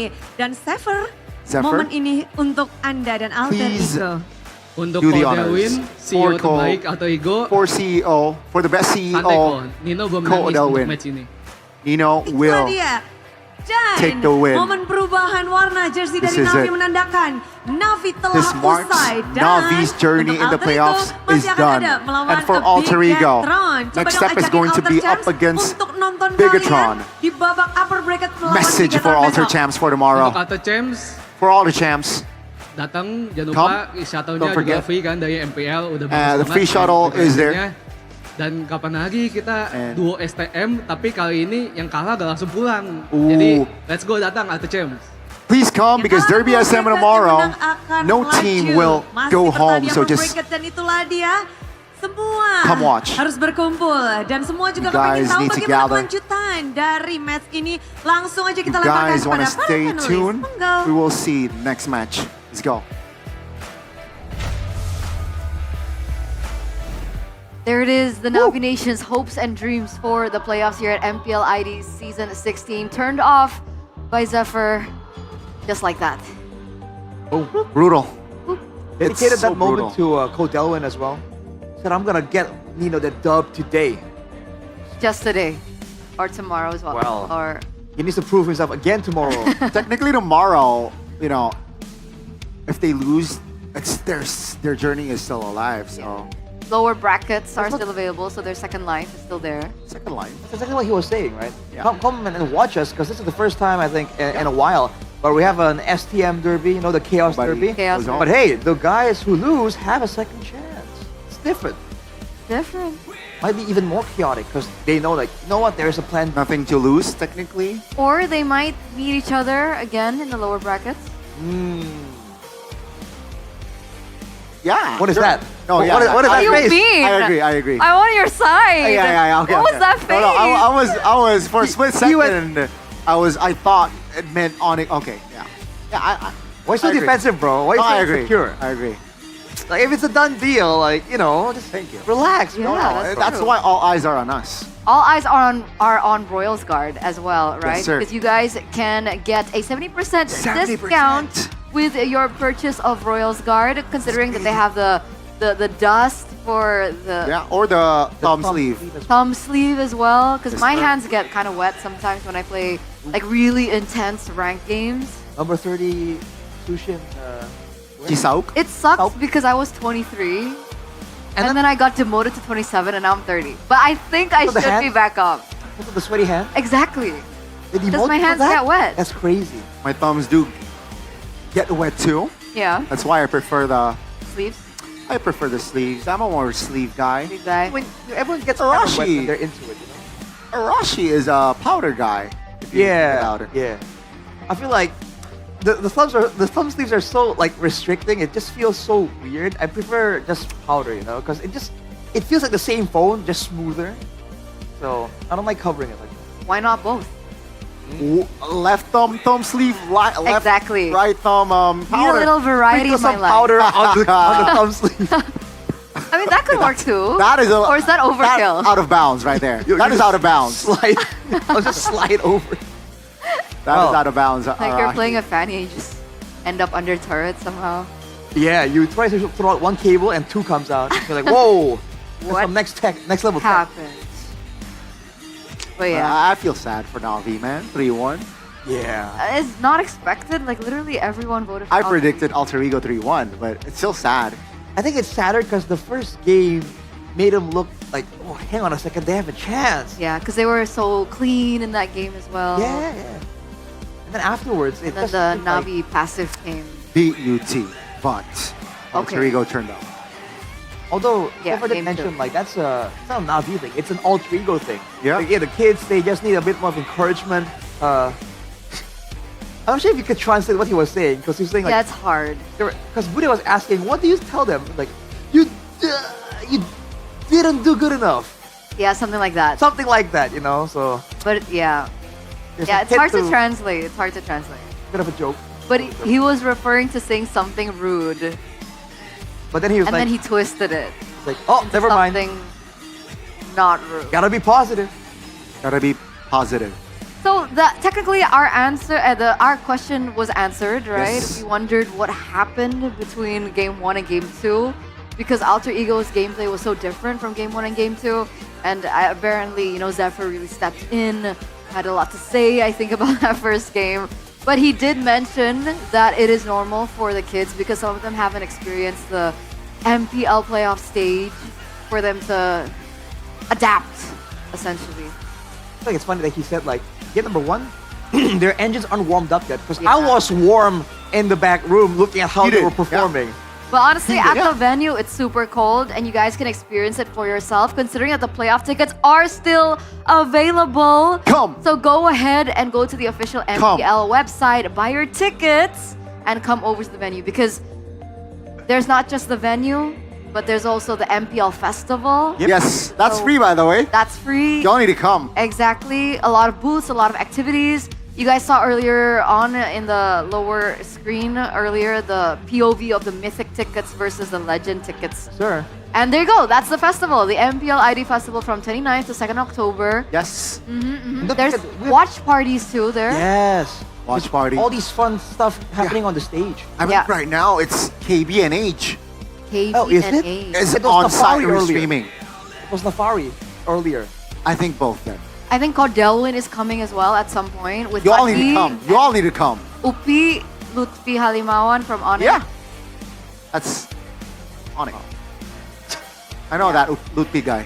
And the access to this venue is just so good, man. Got the public transports, the roads are big, not a lot of traffic. It's great, man. You can ride in the Arashi mobile. Ooh. Nah, only special people. You gotta sign a clause before that, though. Only special people get to sit in that mobile. Because you need to sign a clause. Like special in a good way, right? Yes, of course. Okay. Like us. Hey. Special. We're special. But we are gonna go on a short break before we head over to our second elimination match of the day. Evos and Dewa. See you guys after.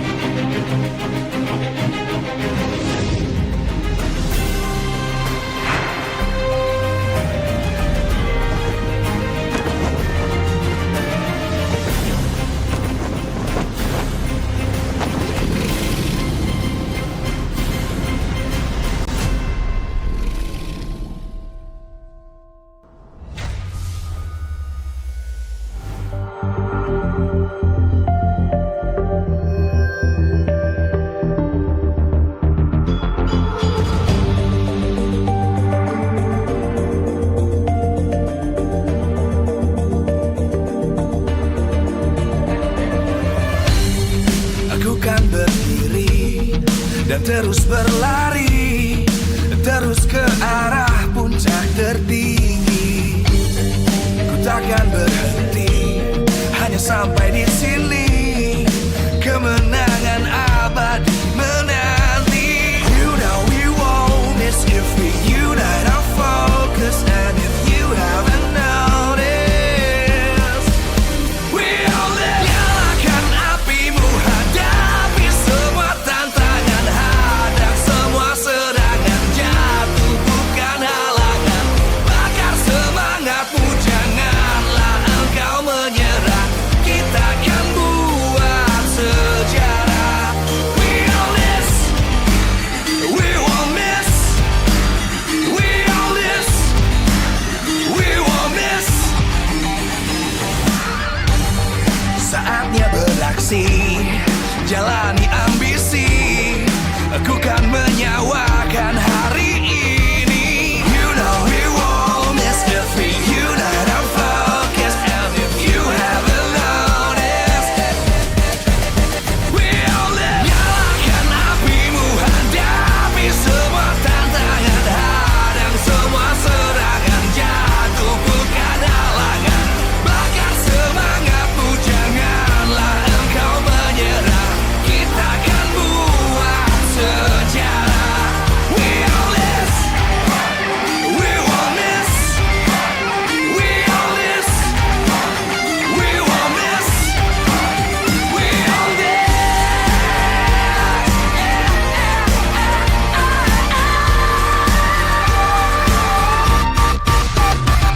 Nyalakan apimu, hadapi semua tantangan, hadang semua serangan, jatuh bukan halangan.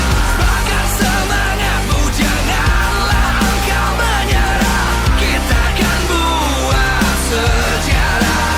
We all this.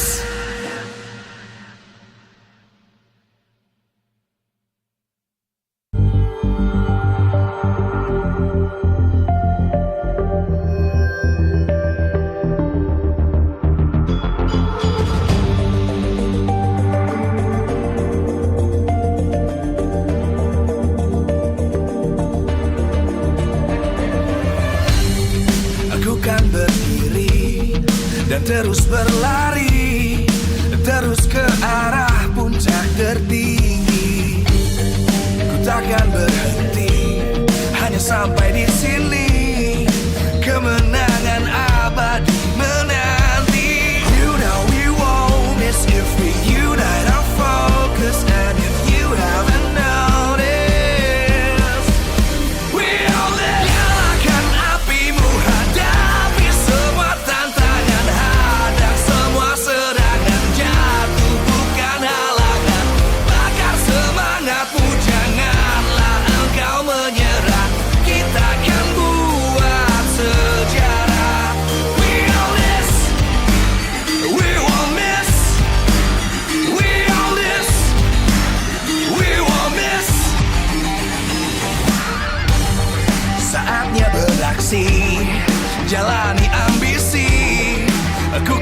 menyawakan hari ini. You know we won't miss if we unite our focus. And if you haven't noticed, we all live. Nyalakan apimu, hadapi semua tantangan, hadang semua serangan, jatuh bukan halangan.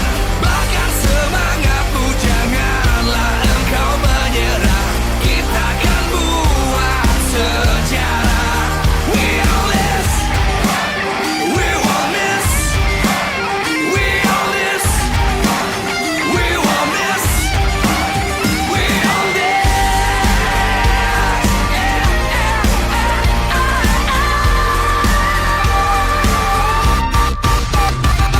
Nyalakan apimu, hadapi semua tantangan, hadang semua serangan, jatuh bukan halangan. Bakar semangatmu, janganlah engkau menyerah. Kita akan buat sejarah. We all this.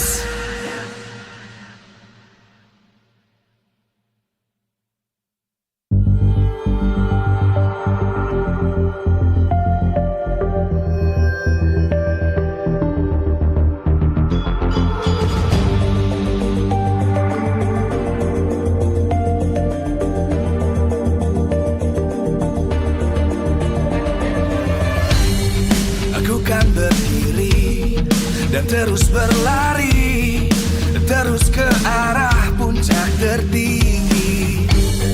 Ku takkan berhenti, hanya sampai di sini.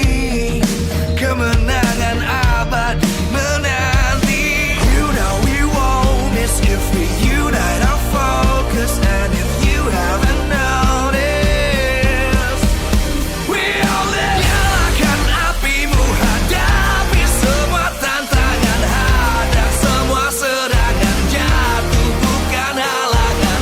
Bakar semangatmu, janganlah engkau menyerah. Kita akan buat sejarah. We all this, we won't miss. We all this, we won't miss. Saatnya beraksi, jalani ambisi. Aku kan menyawakan hari ini. You know we won't miss if we unite our focus. And if you haven't noticed, we all live. Nyalakan apimu, hadapi semua tantangan, hadang semua serangan, jatuh bukan halangan. Bakar semangatmu, janganlah engkau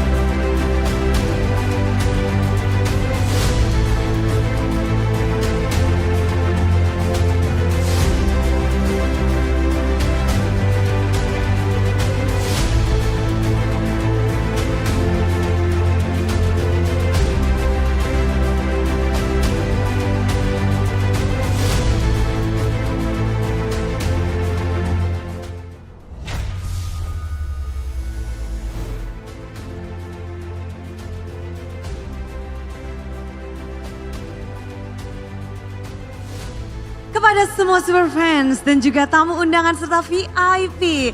Selamat datang di MPL ID Awards. Ini adalah ajang apresiasi untuk insan-insan e-sport yang paling berpengaruh dalam ekosistem MPL Indonesia season 16.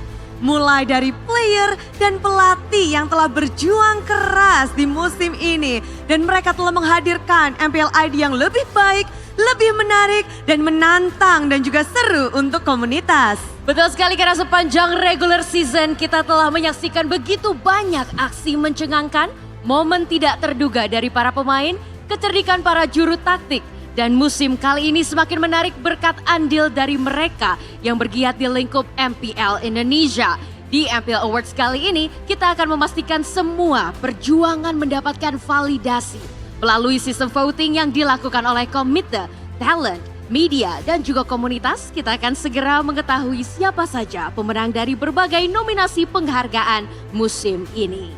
Benar, karena semuanya tentu menantikan momen ini. Bagaimana tidak? Karena kita tahu betul untuk nominasi pertama, inilah pemain yang sebelumnya ada di bawah radar, namun musim ini kita melihat bahwa dirinya kian bersinar, Alisa. Wow, dan dari diragukan berujung pada pembuktian. Musim ini mereka tak bisa diremehkan. Dan inilah Bude, nominasi Most Improved Players by Good Time. Nominasi Most Improved Players by Good Time. Bigetron by Vitality, Finn. Bigetron by Vitality, Nile. Dewa, Okta. Alter Ego, Nino. Dewa, Ray.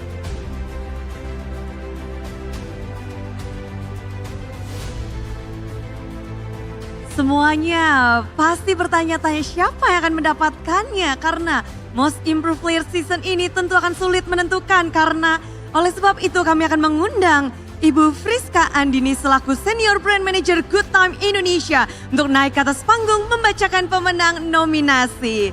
Kepada Ibu dipersilahkan.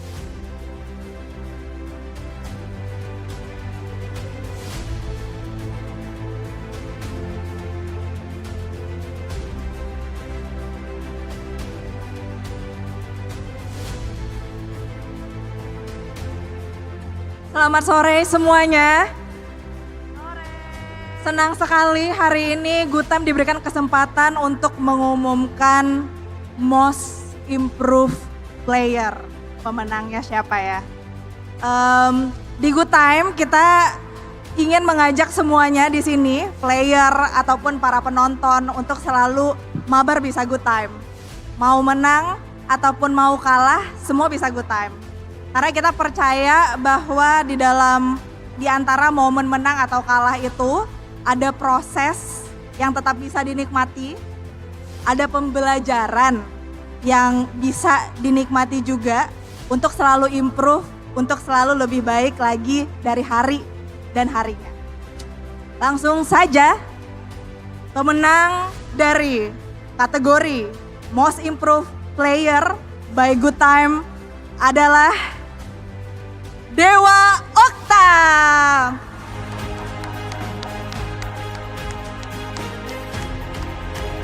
Dan mari kita sambut bersama Dewa Okta. Season ini dia membuktikan dengan hero-hero anyar dia, permainan unik yang dia berikan, membawa dirinya bisa menyematkan Most Improved Player. Season ini berasa seperti Okta yang berbeda.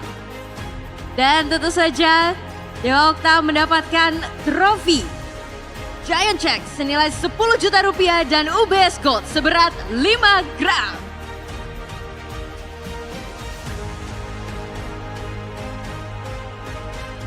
Season demi season ia jalani. Dan kita melihat dia berjuang bukan hanya di satu tim, namun di Dewa United Okta bisa membuktikan diri di season ini. Apalagi dengan iconic hero dari Okta, Lunox, tak bisa kita lupakan. Mari kita abadikan momen ini bersama dengan Good Time. Okta menjadi Most Improved Player.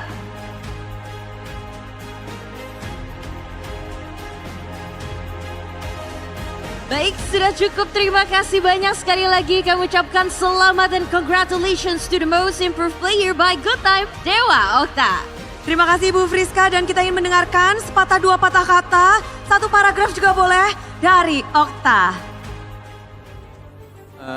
Terima kasih untuk MPL serta jajarannya, and big thanks for the manajemen Dewa, Om David, Coach Tommy, Coach Rek, Coach Aceng, dan teman-teman Dewa saya lainnya yang telah membimbing saya selama ini. Terima kasih juga untuk orang tua saya, pacar saya, dan anak-anak Dewa yang telah mendoakan dan mensupport saya selama ini. Sekali lagi terima kasih. Terima kasih dan selamat sekali lagi Dewa Okta atas kemenangan yang diraih. Semoga ini menjadi awal dari improv yang lebih keren lagi ke depannya. Benar, dan tentu saja kita melihat bahwa dari para player, perkembangannya dan juga bisa dibilang hasil yang mereka dapatkan tidak akan lepas dari peracik strategi dan pemersatu bagi tim itu sendiri. Coaching staff dan juga bisa dibilang sang pemikir di balik layar dan di panggung MPL adalah coaching staff. Tanpa mereka, tim bertabur bintang pun bisa hilang arah, Bude. Dan untuk itu, inilah nominasi Coaching Team of the Season by Telkomsel. Nominasi Coaching Team of the Season by Telkomsel. Onyx, Bigetron by Vitality, Alter Ego, EVOS,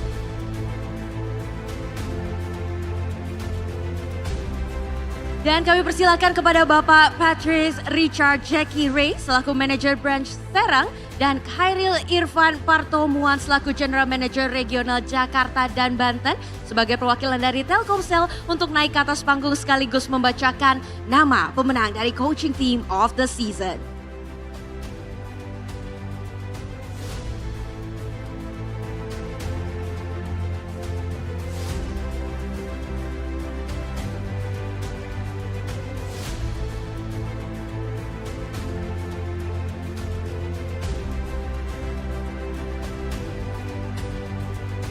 Pertama-tama izinkan kami dari Telkomsel mengucapkan selamat kepada seluruh pemenang yang tadi sudah melakukan pertandingan dengan sangat baik. Dan tentunya Telkomsel sangat bangga bisa berada bersama teman-teman di sini mensukseskan kompetisi Mobile Legends ini, dan kita sudah 5 seasons turut bersama-sama dengan MPL, dan tentunya ini menjadi kebanggaan kami bisa mensupport teman-teman yang ada dan yang bertanding di sini.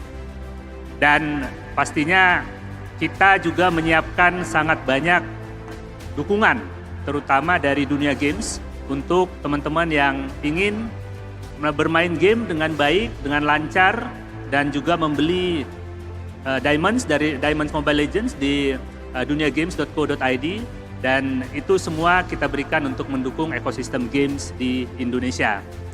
Dan kita juga sangat berharap bagi para pemenang untuk tetap bisa mempertahankan prestasinya baik secara nasional maupun internasional, dan kita majukan dunia game di Indonesia. Demikian, dan saya ucapkan selamat sekali lagi. Mari kita majukan games, ekosistem games di Indonesia bersama-sama. Terima kasih. Dan pemenang dari Coaching Team of the Season by Telkomsel adalah Onyx.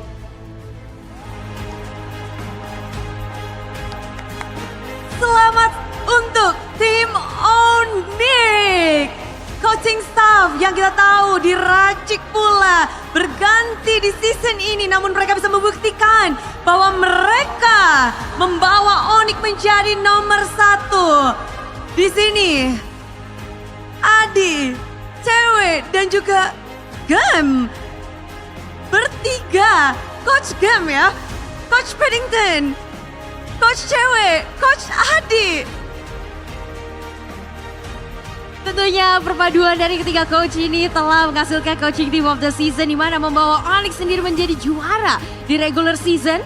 Dan pemenang dari Coaching Team of the Season mendapatkan trofi, plakat, dan juga giant check persembahan dari Telkomsel. Tentu tidak mudah meracik player-player bintang untuk menjadi juara regular season. Mereka nyaris tak terkalahkan. Mereka hanya kalah 2 kali di regular season, Alisha. Bude, bahkan winning streak yang sulit sekali ditembus oleh tim-tim lainnya dapat dipertahankan oleh Onyx berkat tuan dari coaching tim yang begitu luar biasa pastinya. Dan kami mempersilahkan perwakilan dari Telkomsel untuk kembali ke tempat dan terima kasih sekali lagi. Inilah dia, coaching staff yang akan memberikan sepatah dua patah kata untuk kemenangan di season ini. Silahkan.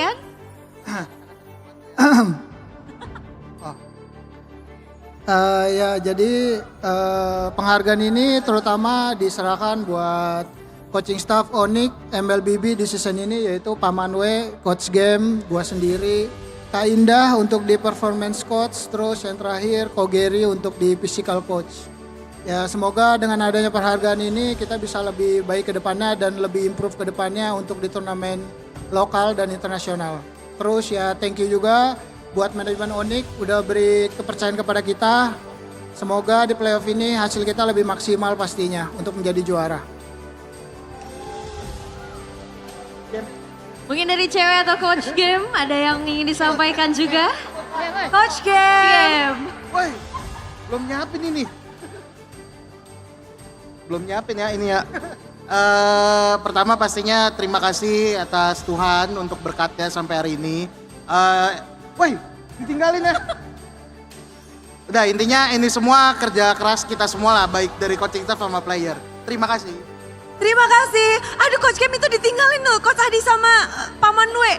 Tapi mereka memang coaching team of the season yang begitu unik di season ini. Mereka menunjukkan diri dan pembuktian yang begitu manis tentunya untuk Coach Adi di season ini, Alisa. Betul sekali Bude, kita telah melihat perpaduan yang begitu kompak menghasilkan tim yang luar biasa pula. Tapi Bude, selanjutnya kita juga memiliki nominasi yang tidak kalah bergengsi karena penentuan Dream Team of the Season by Good Day. Lah pemain yang masuk kategori ini telah dipilih langsung atas hasil vote dari para super fans. Benar, oleh sebab itu untuk membacakan pemenang Dream Team of the Season, kami akan mengundang Bapak Dedi Napitupulus selaku Brand Manager Good Day ke atas panggung.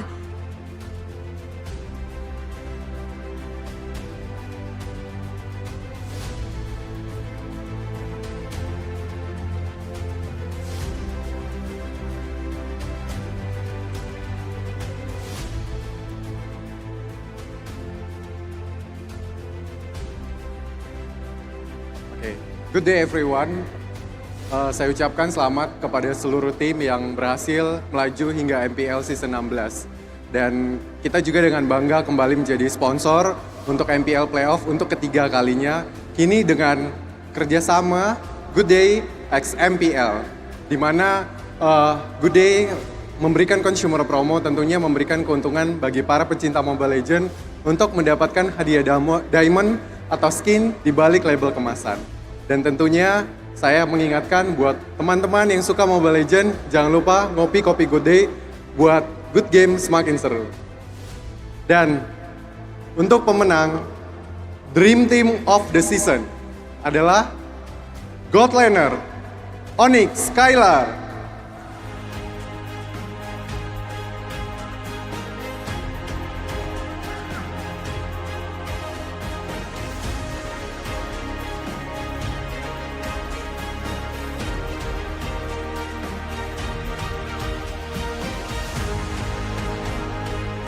Jungler Onyx Kairi.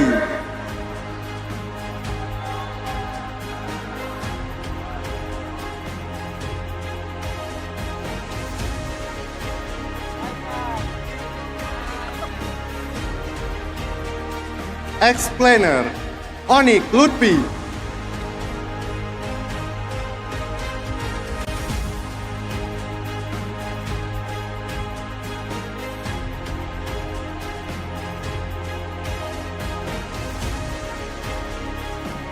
Mid laner Onyx Sans.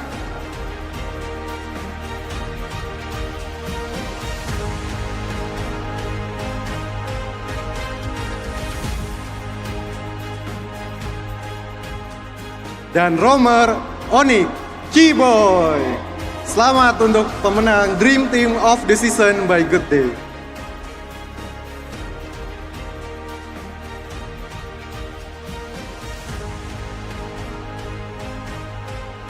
Dan inilah dia, Dream Team of the Season disabet oleh seluruh pemain dari tim Onyx. Mereka membuktikan diri sebagai individu setiap lane-nya, setiap role-nya mereka lah yang terbaik di season ini. Dari regular season kita melihat bahwa performa mereka di atas langit. Kita bisa melihat Dream Team of the Season dengan Gold Laner Onyx Skyler, Juggler Onyx Kairi, EXP Lane ada Onyx Lupi, Mid Lane ada Onyx Zans dan juga Romer Onyx Kiboy. Perpaduan yang begitu luar biasa di season kali ini dengan hanya 2 kali kalah dengan mempertahankan win streak sepanjang regular season ini juga menjadikan mereka juara dari regular season MPL Indonesia season 16. Tentu saja mereka akan langsung mendapatkan seluruh yang mereka bisa dapatkan karena ini adalah momen untuk setiap individu, setiap role-nya. Masing-masing mendapatkan trofi dan pastinya merchandise menarik dari Good Day sebagai Dream Team of the Season persembahan dari Good Day. Plakat dan bantal besar sudah bisa dipeluk, kali ini kita abadikan momen kebahagiaan ini.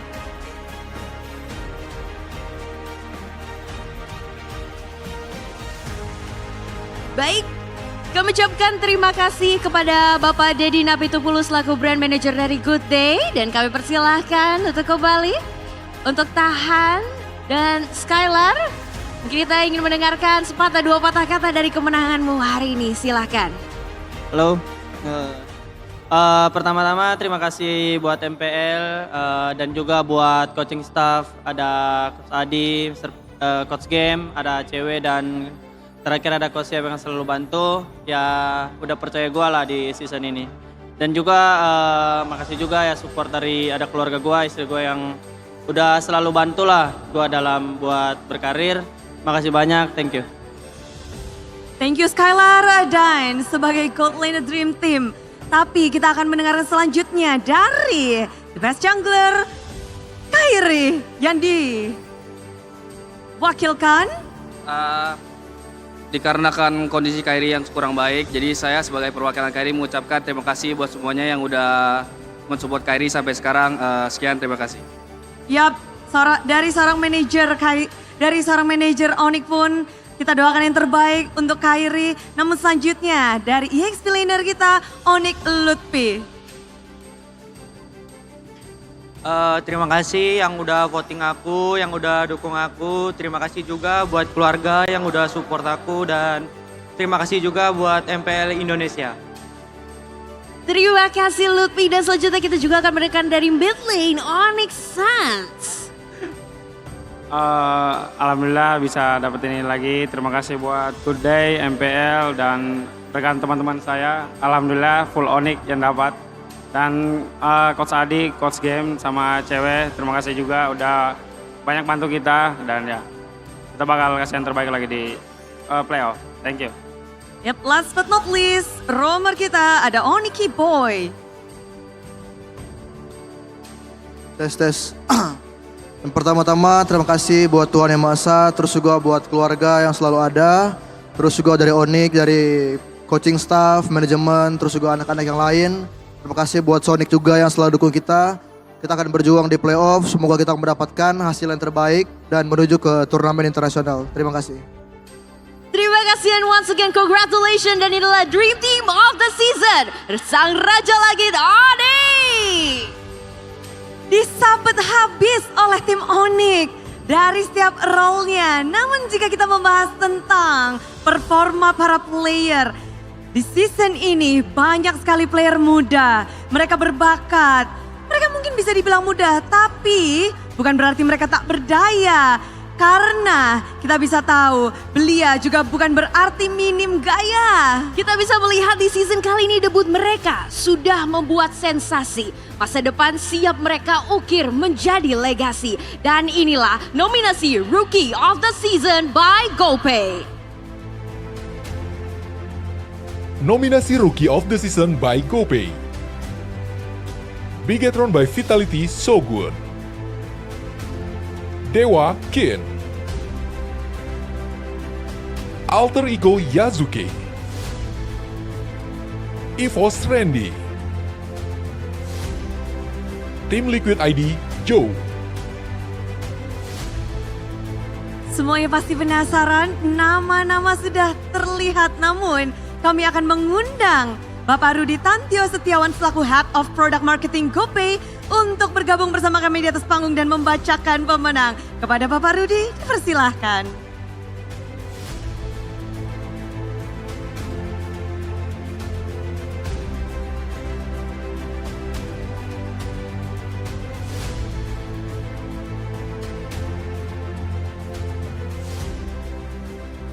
Selamat sore semuanya, terima kasih Bude dan Alisa. Pertama-tama saya ingin mengucapkan banyak terima kasih kepada pihak Muntun, kepada Mobile Legends dan juga MPL Indonesia yang memberikan kesempatan kepada GoPay untuk memberikan award Rookie of the Season. Tidak terasa sudah 4 musim lamanya, GoPay menjadi satu-satunya official e-wallet yang mensupport MDL, MPL, bahkan M-Series, termasuk M7 nanti di Januari. Ya, dengan 4 season ada di sini, menjadi privilege buat saya bisa melihat bagaimana para pemain muda dari MDL masuk ke MPL bahkan bertanding di kancah internasional di M-Series. Kalau kita masih ingat musim lalu bagaimana 2 Rookie of the Season MDL by GoPay season 9 dan 10 membawa timnya main di upper bracket di playoff season 15. Dan season ini Rookie of the Season MDL by GoPay di season 11 juga berhasil membawa timnya finish di urutan ketiga regular season, bahkan baru saja membawa timnya menang. Kalau kita lihat bagaimana para rookie-rookie dari MDL tidak hanya masuk ke MPL, cuma numpang lewat. Tapi bagaimana mereka juga bisa menjadi bagian penting timnya, menjadi tulang punggung timnya. Dan kami dengan bangga dari GoPay bisa melihat bagaimana rookie-rookie tersebut telah berjuang dan menunjukkan potensi mereka. Tidak gampang sebenarnya kalau kita lihat bagaimana mereka bisa mengubah prestasi mereka untuk menjadi reputasi. Sudah banyak kita lihat para pemain pro player yang lebih senior dari mereka dan membutuhkan konsistensi untuk bisa mengubah prestasi menjadi reputasi. Dan ternyata tidak hanya membutuhkan konsistensi yang cukup, tapi mereka membutuhkan komitmen untuk bisa mempunyai konsistensi selama bertahun-tahun. Ya, jalannya masih panjang untuk rookie, sama seperti GoPay, juga kami berkomitmen terus untuk menjadi dompet andalan para gamers. Melalui aplikasi GoPay, kami memberikan pengalaman finansial yang mudah dan nyaman bagi para penggunanya. Kami memberikan gratis transfer 100 kali sebulan, kami memberikan gratis untuk top up dan cash withdraw di minimarket, juga pembelian pulsa dan paket data dengan harga murah. Dan yang paling penting dari semuanya, kami juga menyediakan top up diamond yang aman, mudah, dan murah di GoPay Games. Ya, sebagai komitmen kami juga untuk naik level bareng GoPay. Bicara tentang komitmen, kami dari GoPay juga berkomitmen terus untuk mendukung ekosistem e-sport di Indonesia, terutama MLBB. Dan dengan ini kami ingin mengabarkan bahwa GoPay telah berkomitmen untuk mensupport MDL dan MPL untuk 4 musim berturut-turut berikutnya sampai MPL season ke-20. Kami berharap dengan komitmen dan support dan dukungan kami akan semakin pemain muda yang muncul dan memajukan ekosistem e-sport di Indonesia.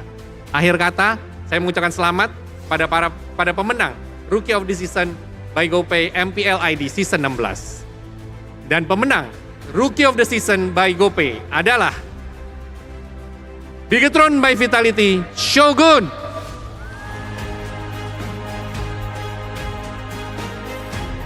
Inilah dia, bakat dari Bigetron yang kembali naik daun. Bagaimana tidak, dia berhasil bersinar di musim pertamanya di MPL dan membuktikan bahwa dirinya layak.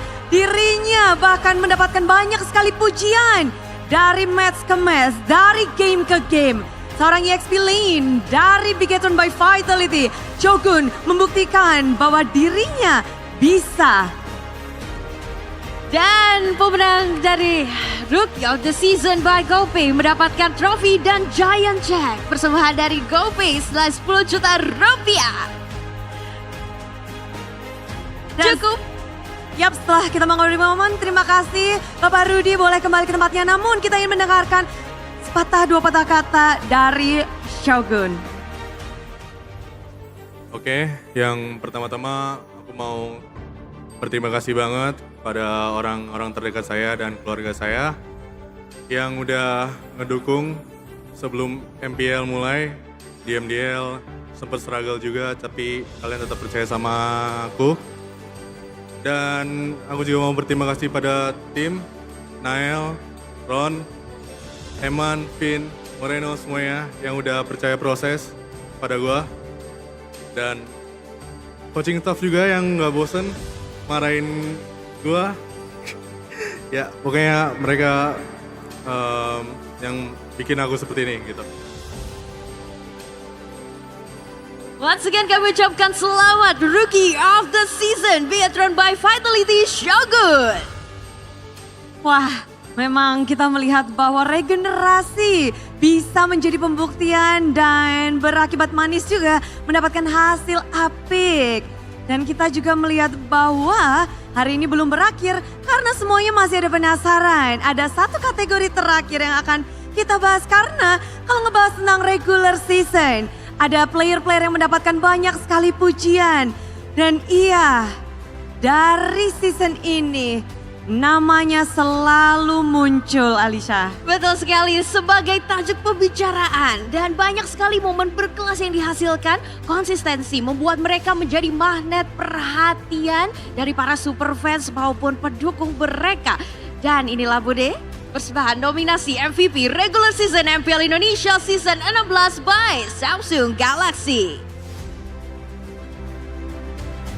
Nominasi MVP Regular Season MPL ID Season 16 by Samsung Galaxy, Onyx Suns, Bigetron by Vitality Eman, Onyx Kairi, EVOS Albert, Bigetron by Vitality Moreno. Kepada Bapak Martinus Manurung selaku Head of Esport Business Development Munton Indonesia, kami persilakan untuk naik ke atas panggung untuk membacakan pemenang nominasi.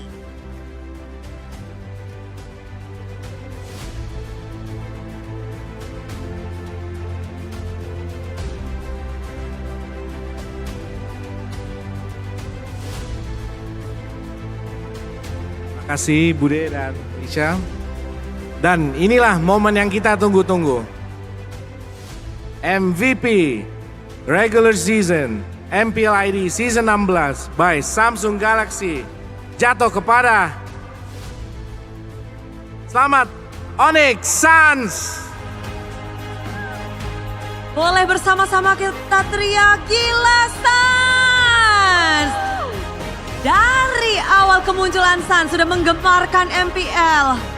Dari berbeda role, berpindah kali ini. Sekarang mid lane Suns membuat semua mata terbelanga. Semua mata tertuju pada Suns. Permainan yang gila, permainan yang luar biasa. Dia tunjukkan konsistensi dan bahkan di season ini dia membuktikan kembali dengan permainannya yang apik. Betul sekali, dan Suns mendapatkan trofi, Giant Check, dan HP Samsung S25 FE persembahan dari Samsung Galaxy sebagai MVP Regular Season MPL ID Season 16. Terima kasih kepada Bapak Martinus Manurung. Sekarang saatnya Suns menang lagi Suns. Pialanya banyak banget nih Suns. Pertama-tama saya ingin berterima kasih buat keluarga saya, orang tua saya yang ada di Makassar, terus buat pacar saya yang selalu ngedukung saya di belakang layar. Terus saya berterima kasih juga untuk Sonic yang selalu dukung kita berseason-season. Walaupun gimana keadaannya dia tetap selalu ada di belakang kita untuk ngedukung. Ya mungkin itu aja, dan ya terima kasih untuk Samsung dan MPL ID. Terima kasih. Terima kasih, and once again congratulations Onyx Suns sebagai MVP Regular Season MPL Indonesia Season 16. Iya, lagi dan lagi nama Suns selalu muncul dari season ke season. Bahkan kalau di season ini kita ngebahas semua match Onyx itu seru banget. Betul sekali Bunda, kompetitif, taktik dan strateginya begitu apik. Dan bahkan dari mulai draft pick saja, mungkin beberapa kali caster juga sudah sering memprediksi ya Bude, seperti apakah permainan yang akan mereka sajikan nih di setiap matchnya. Iya, banyak sekali hal yang telah kita saksikan bersama hari ini. Namun itu adalah para pemenang dari MPL Awards musim ini. Dan terima kasih kepada Superfans, kepada para sponsor, VIP, dan semua yang telah terlibat dalam proses penentuan pemenang di tiap kategori. Dan semoga apresiasi ini bisa menambah semangat bagi para pemain dan pastinya setiap timnya untuk menorehkan prestasi yang lebih gemilang lagi. Tentu saja. Dan acara ini memang berakhir. Namun setelah ini kita akan kembali menyaksikan match kedua di babak play-ins. Babak playoff MPL Indonesia Season 16 akan ada penentuan siapa yang akan melanjutkan ke langkah berikutnya dan siapa yang harus pulang. Ada EVOS dan juga Dewa. Jadi hari ini Bude dan juga Alisa mengucapkan terima kasih atas penyaksian kalian di MPL Awards MPL Indonesia Season 16. Dan pastinya tetap di playoff MPL ID Season 16. We on this!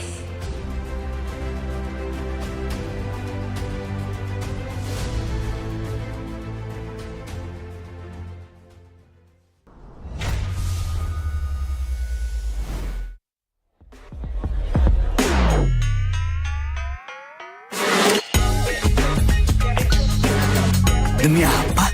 Dari plot twist, serunya nggak habis-habis. Samsung Galaxy S25 FE.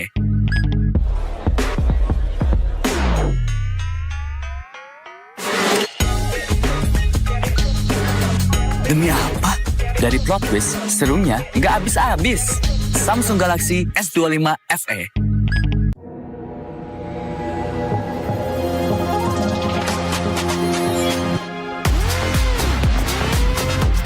Demi apa? Konten no light bisa jadi so bright. Samsung Galaxy S25 FE.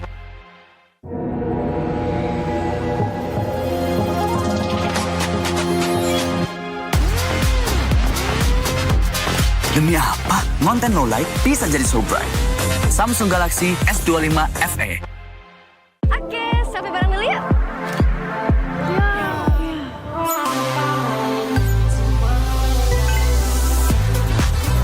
Demi apa? Selfie jadi bebas fotobom. Samsung Galaxy S25 FE. Oke, sampai bareng dulu yuk.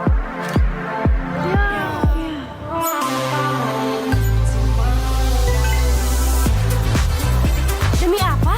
Selfie jadi bebas fotobom. Samsung Galaxy S25 FE. So good, I can't stop. So you can try to fight it, but that music don't stop.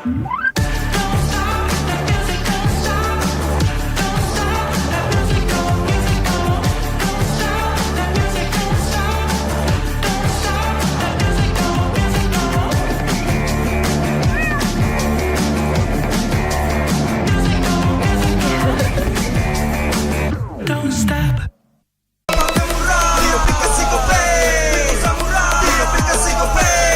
Walau yang lain terus berubah, Kope konsisten, kasihnya pasti murah. Bayar tagihan murah di aplikasi Kope. Transfer 100 kali per bulan. Download aplikasi Kope baru, nggak pakai lama. Dompet andalan gamers banyak damage-nya.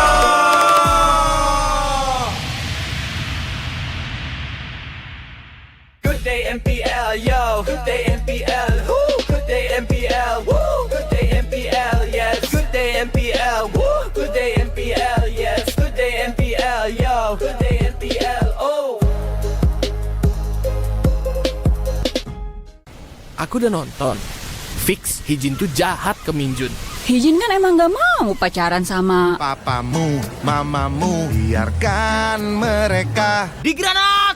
Boom! Ya, gue kena ghosting. Terus ditinggal nikah sama Hijin. Padahal mereka udah cium. Anak yang nakal. Saatnya kau dan aku Pakai simpati buat nonton, musik, games, belajar, sampai belanja. Bisa pilih benefit sesuai keinginanmu. Tenang. Menang kalah, mabar bisa good time. Wah, good time Mobile Legends Bang Bang. Enak coklatnya. Bikin semua bisa good time. Ini nih mainnya.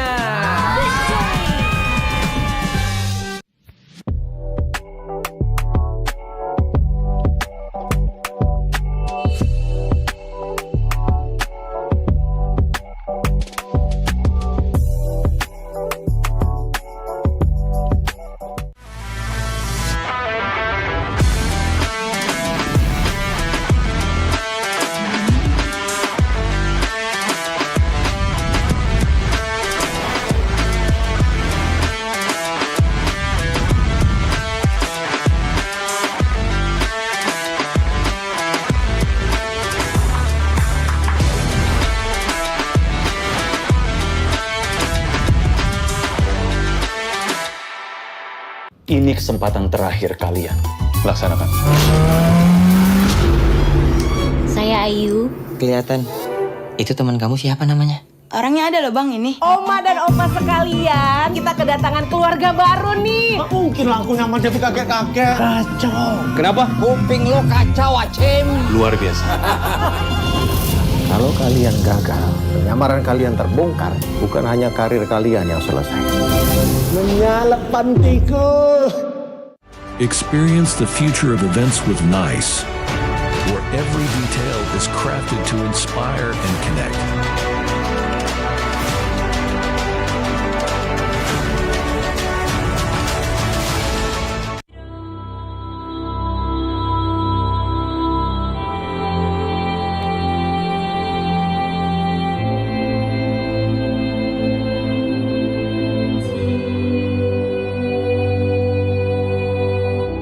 In the heart of the archipelago lies the story of Nusantara, a discovery of a great nation, rich in culture, history, and boundless possibilities.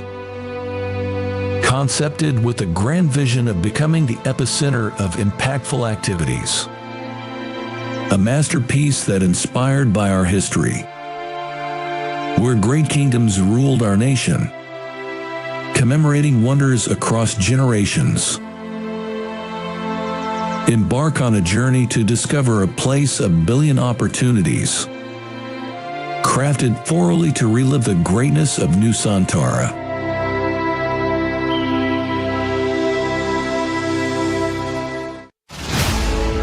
Introducing Nusantara International Convention Exhibition, also known as NICE.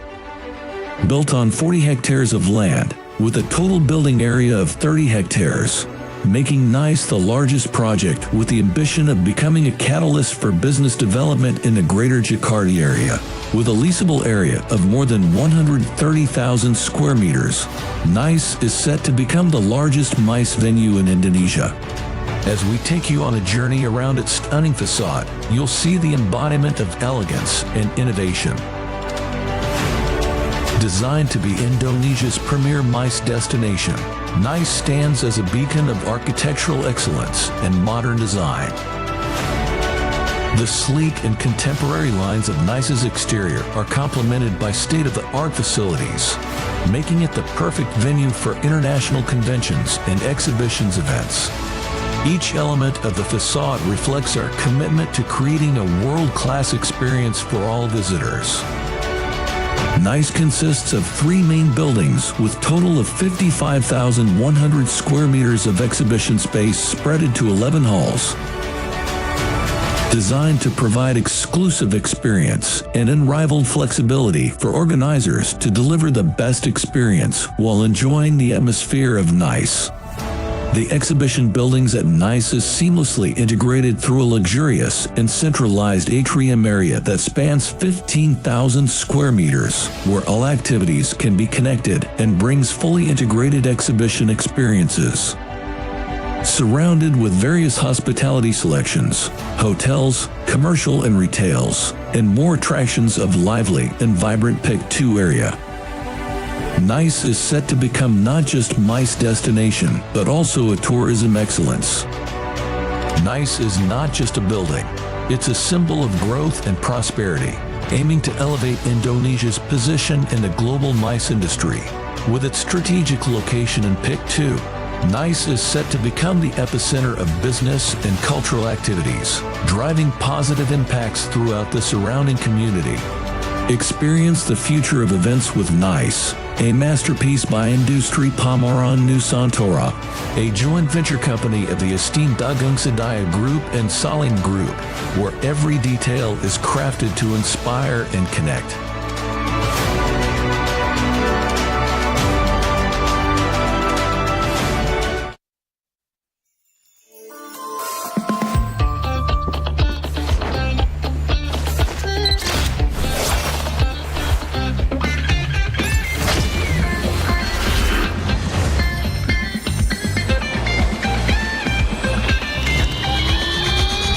Selamat datang di 11-11.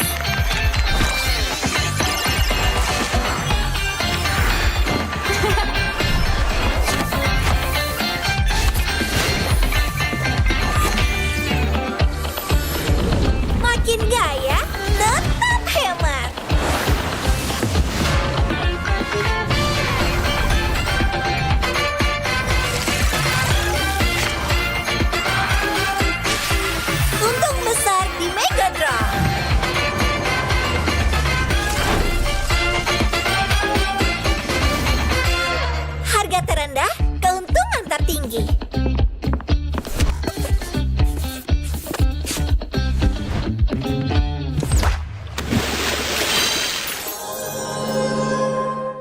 Ayah, navigator itu apa sih? Navigator bertugas menjaga cahaya pemandu di seluruh Nexus. Ini adalah tanggung jawab berat yang harus kita emban bersama.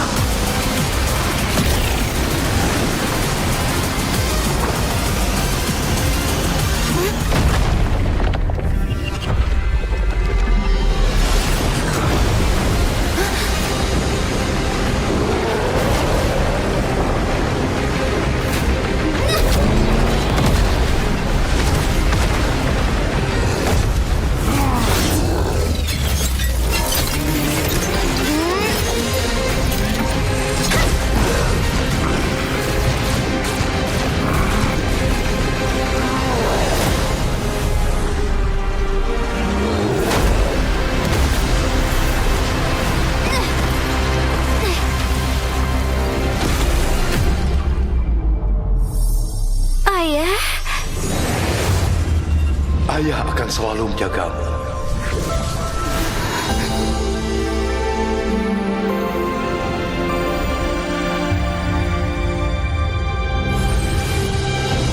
Target dikonfirmasi. Cahaya pemusnah. Siap, maju.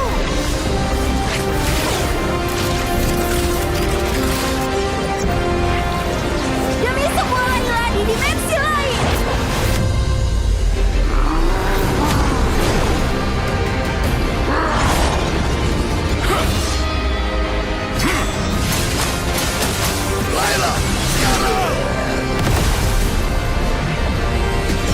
Cahaya pemandu tidak akan bisa dipadamkan karena aku adalah navigator.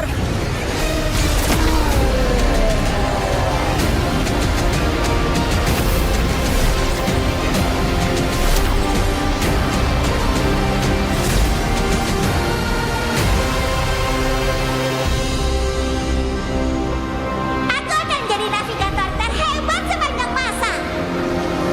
Kamu pasti bisa. Kupikir semuanya sudah berakhir. Sampai kehampaan berbisik padaku.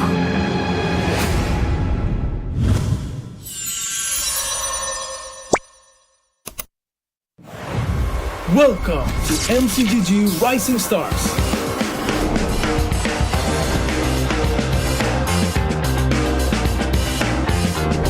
From September 12 to October 19, take part in the regional contest, open to all players. Step up and prove your strength.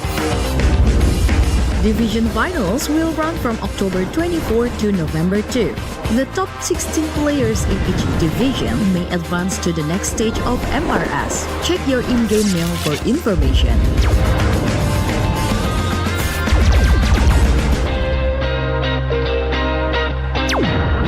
The S3 Finals group stage kicks off from November 8 to November 9. The top 6 players from each group will qualify for the S3 Finals semifinals. The semi-finals will be held on November 15. The highly anticipated grand final arrives on November 16. The champion will earn a direct qualifications for the first MCGG World Championship. The battle is on and the world is watching.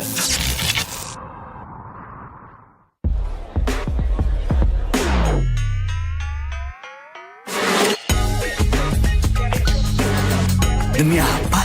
Dari plot twist, serunya nggak habis-habis. Samsung Galaxy S25 FE.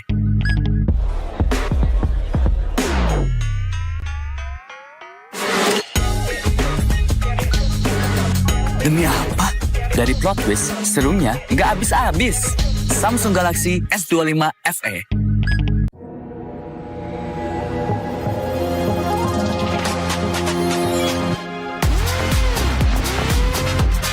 Demi apa? Konten no light bisa jadi so bright.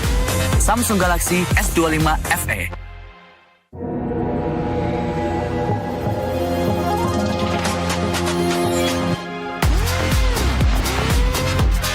Demi apa? Konten no light bisa jadi so bright. Samsung Galaxy S25 FE. Oke.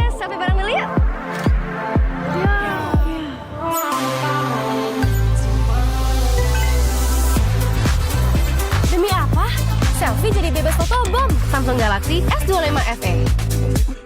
Oke, sampai bareng dulu yuk.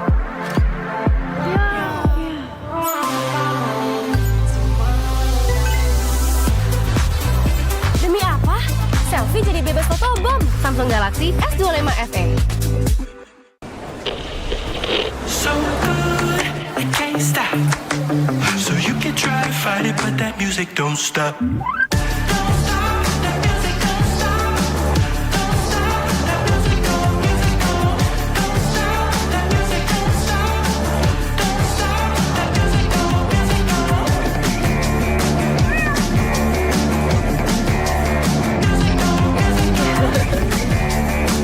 Don't stop. Di aplikasi GoPay Walau yang lain terus berubah, GoPay konsisten, kasih yang pasti murah. Bayar tagihan murah di aplikasi GoPay, transfer 100 kali per bulan. Download aplikasi GoPay baru, nggak pakai lama. Dompet andalan gamers banyak damage-nya.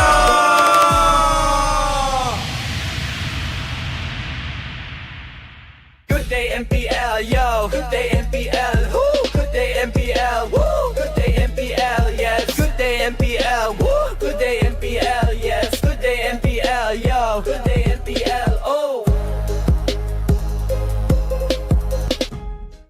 Aku udah nonton. Fix, Hijin tuh jahat ke Minjun. Hijin kan emang gak mau pacaran sama Papamu, mamamu, biarkan mereka. Di granat! Boom! Ya, gue kena ghosting. Terus ditinggal nikah sama Hijin. Padahal mereka udah cium. Anak yang nakal. Saatnya kau dan aku. Pakai simpati buat nonton, musik, games, belajar, sampai belanja. Bisa pilih benefit sesuai keinginanmu. Tenang. Menang kalah, mabar bisa good time. Wah, good time Mobile Legends Bang Bang. Enak coklatnya, bikin semua bisa good time. Ini nih mainnya.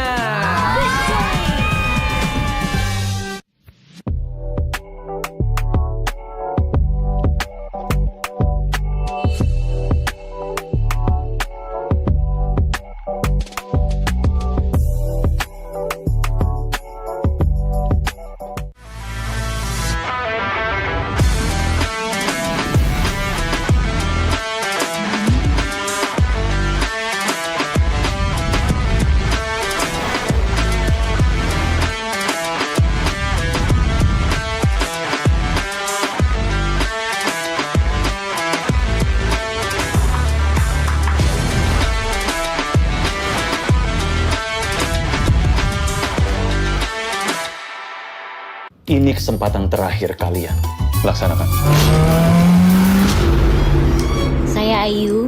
Kelihatan. Itu teman kamu siapa namanya? Orangnya ada loh bang ini. Oma dan opa sekalian, kita kedatangan keluarga baru nih. Gak mungkin lah aku nyaman jadi kakek-kakek. Kacau. Kenapa? Kuping lo kacau, Acim. Luar biasa. Kalau kalian gagal, penyamaran kalian terbongkar, bukan hanya karir kalian yang selesai. Menyalep pantiku. Experience the future of events with NICE, where every detail is crafted to inspire and connect.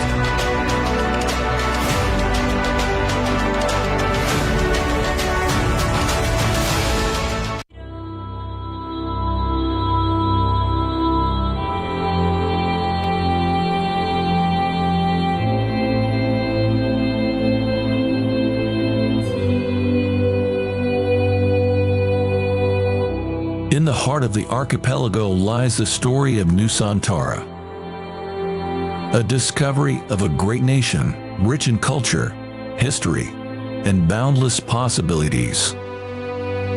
Concepted with a grand vision of becoming the epicenter of impactful activities. A masterpiece that inspired by our history, where great kingdoms ruled our nation, commemorating wonders across generations. Embark on a journey to discover a place of billion opportunities, crafted thoroughly to relive the greatness of Nusantara.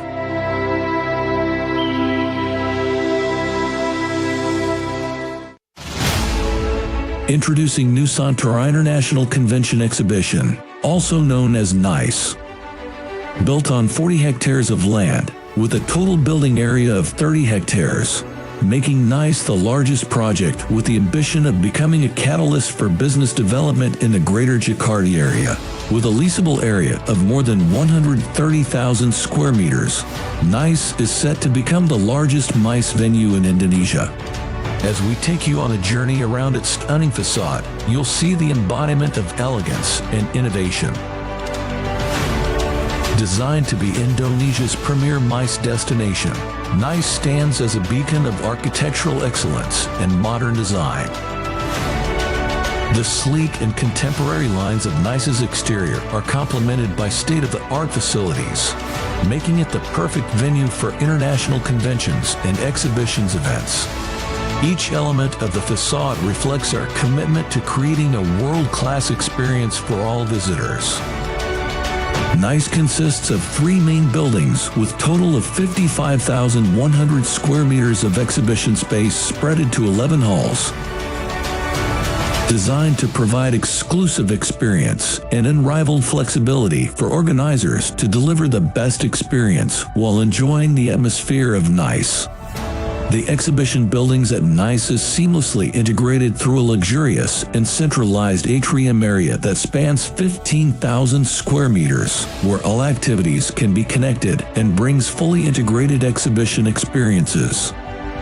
Surrounded with various hospitality selections, hotels, commercial and retails, and more attractions of lively and vibrant Pick 2 area. NICE is set to become not just MICE destination, but also a tourism excellence. NICE is not just a building, it's a symbol of growth and prosperity, aiming to elevate Indonesia's position in the global MICE industry. With its strategic location in Pick 2, NICE is set to become the epicenter of business and cultural activities, driving positive impacts throughout the surrounding community. Experience the future of events with NICE, a masterpiece by Industri Pameran Nusantara, a joint venture company of the esteemed Dagung Sedaya Group and Salim Group, where every detail is crafted to inspire and connect.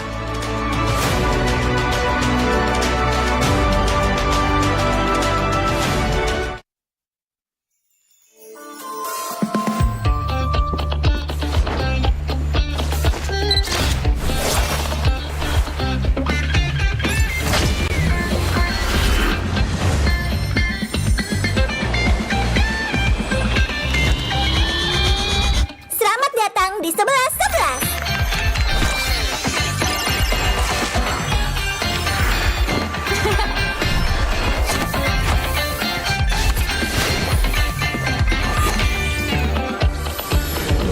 Makin gaya, tetap hemat.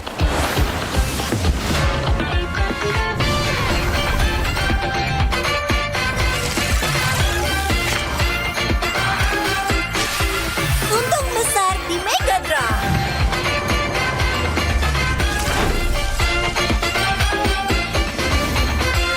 Harga terendah, keuntungan tertinggi.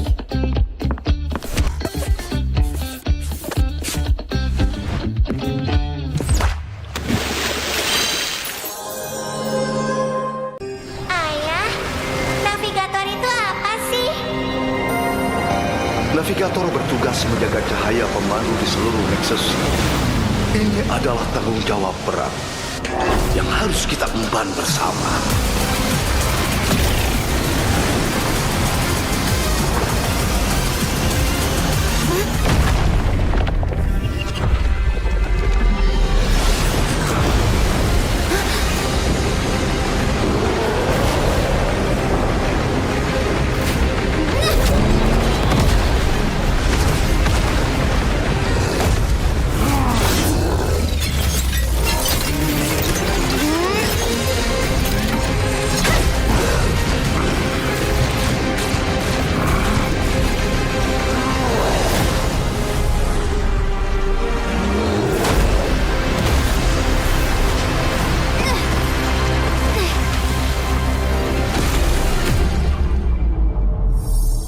Ayah, Ayah akan selalu menjagamu.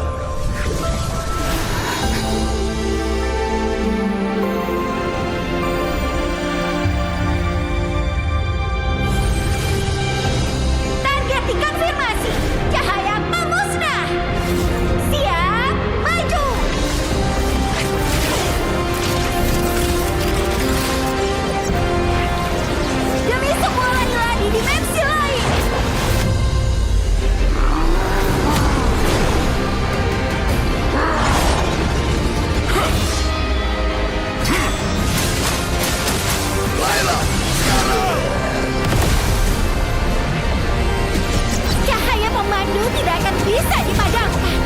Karena aku adalah navigator.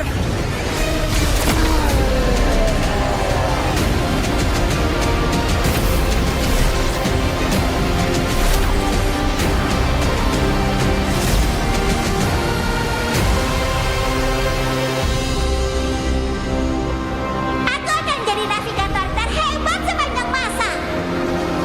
Kamu pasti bisa. Kupikir semuanya sudah berakhir. Sampai kehampaan berbisik padaku.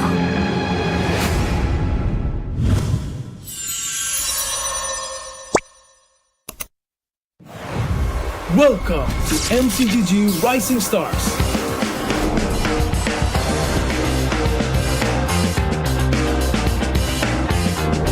From September 12th to October 19th, take part in the regional contest, open to all players. Step up and prove your strength. Division finals will run from October 24 to November 2. The top 16 players in each division may advance to the next stage of MRS. Check your in-game mail for information.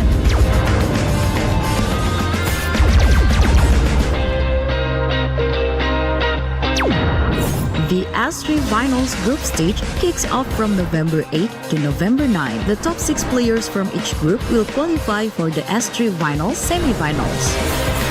The semi-finals will be held on November 15. The highly anticipated grand final arrives on November 16. The champion will earn a direct qualifications for the first MCGG World Championship. The battle is on and the world is watching.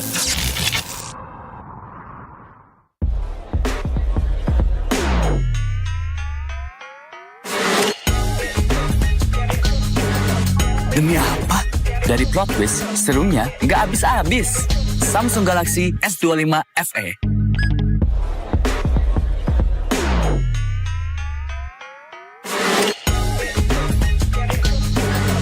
Demi apa? Dari plot twist, serunya nggak habis-habis. Samsung Galaxy S25 FE.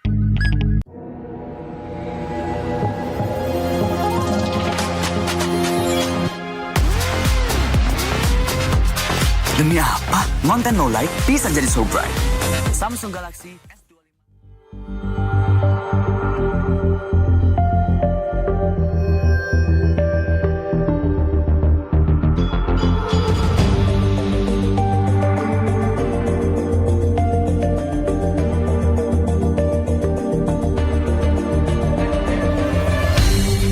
Aku kan berdiri dan terus berlari, terus ke arah puncak tertinggi. Ku takkan berhenti, hanya sampai di sini. Kemenangan abadi menanti. You know we won't miss if we unite our focus. And if you haven't noticed, we all there. Nyalakan apimu, hadapi semua tantangan, hadap semua serangan. Jatuh bukan halangan, bakar semangatmu, janganlah engkau menyerah. Kita kan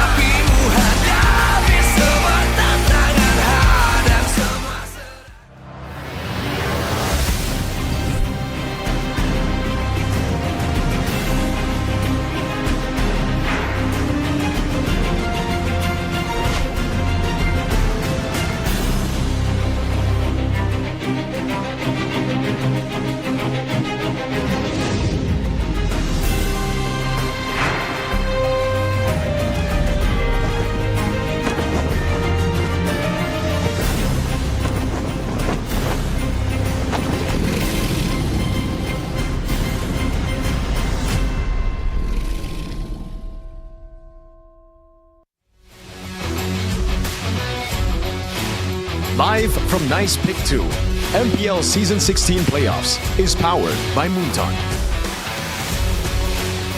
Supported by Esports Federation of Indonesia.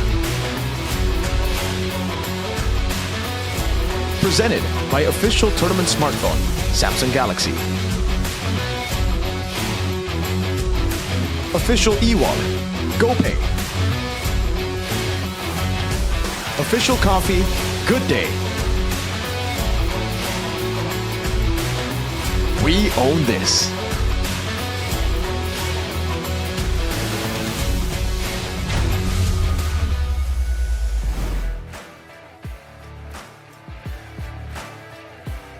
Nice Pick 2 akan menjadi saksi bagaimana dua tim yang akan bertanding di match kedua babak playoff MPL Indonesia Season 16 yang sesaat lagi akan hadir. Di mana dua tim ini memiliki satu tujuan untuk bertahan hidup dan mungkin mewakili Indonesia menjadi juara. Di sisi lain kita melihat perjuangan dari EVOS dan juga Dewa United di regular season. Mereka cukup dramatis dengan kita tahu saling membalas satu sama lain. Kemenangan mereka dapatkan 2-0 sama-sama. Namun di match kali ini tidak akan ada kesempatan kedua bagi kedua tim ini. Dan jika kita membahas tentang hari ini, pastinya kita bertanya-tanya setelah mendapatkan satu tim yang melanjutkan ke babak selanjutnya, yaitu Alter Ego yang menumbangkan tim Navi dan memulangkan mereka di match kedua ini. Siapa yang akan bisa bertahan dalam Best of 5 series? Karena semua tentu saja sudah mempersiapkan sesuatu yang baru. Dan kita akan membahas juga bagaimana dengan perjuangan dari kedua tim ini. Dan langsung kita lihat bersama-sama. Dan jika membahas tentang menuju juara, dari 6 tim tinggal tersisa 5 tim saja. Karena kita akan saksikan bersama-sama dengan adanya perjuangan yang terus-menerus harus diperjuangkan. Dengan warna yang sudah menjadi abu-abu, Navi tidak bisa menuju juara karena champion race sedang berlangsung. Ini baru hari yang pertama tapi kita melihat betapa berdarahnya, betapa kerasnya perjuangan dari setiap tim.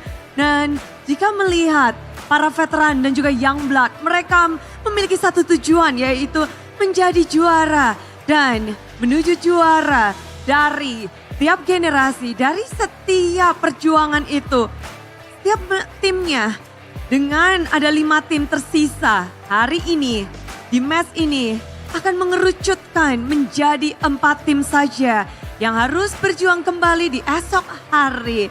Namun kalau ngebahas tentang esok hari tentunya mereka bisa bernapas lega karena mereka berada di upper bracket. Namun hari ini tak akan ada nyawa kedua, tak akan ada kesempatan kedua. Karena kedua tim ini harus bisa menjawab tantangan di babak playoff.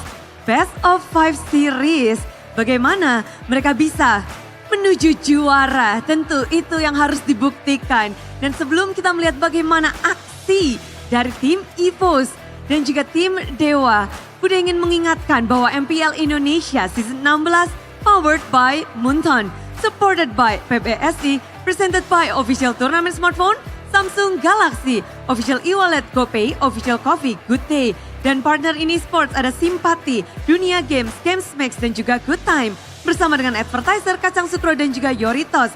Ditambah supplier Head and Shoulder, UBS Gold, Royal Guard, Imaginary dan juga Kaila Food. Dan jika membahas tentang kedua tim ini dengan support system yang begitu banyak, EVOS fans sudah hadir. Mereka tentu ingin mengawal bagaimana EVOS untuk kesempatan selanjutnya. Akankah mereka bisa mewakili Indonesia di ajang M7? Karena kita tahu betul EVOS menjadi satu-satunya tim yang memiliki piala M-Series di Indonesia.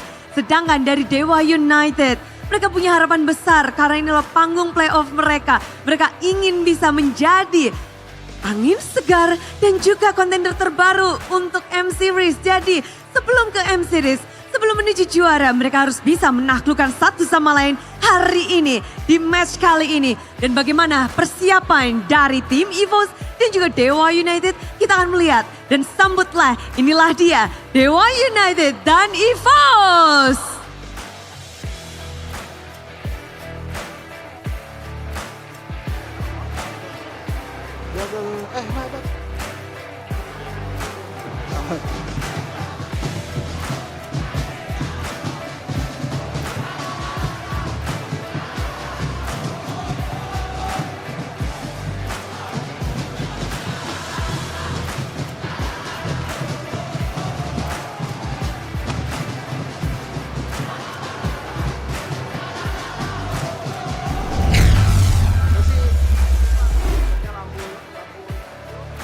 Dari sini pas jadi awalnya di sini.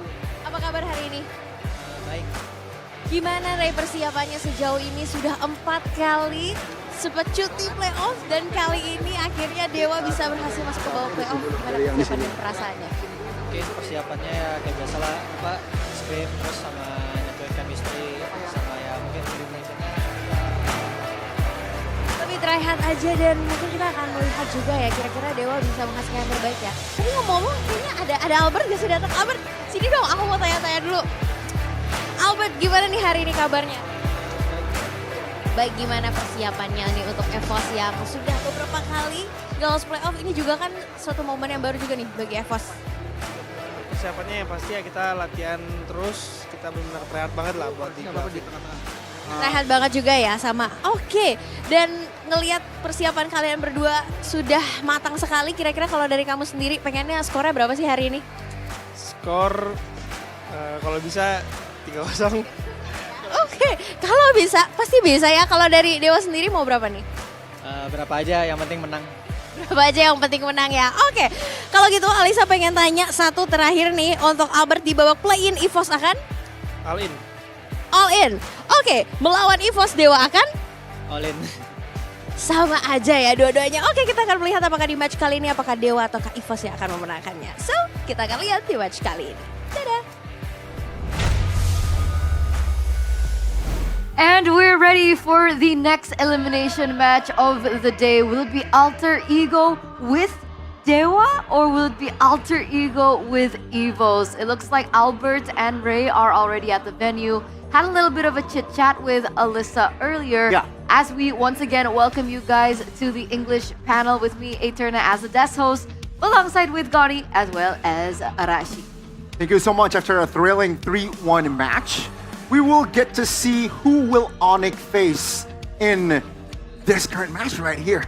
One more team will have to advance, and also we have to say goodbye to another team. Is it the power of friendship or is it one man's efforts?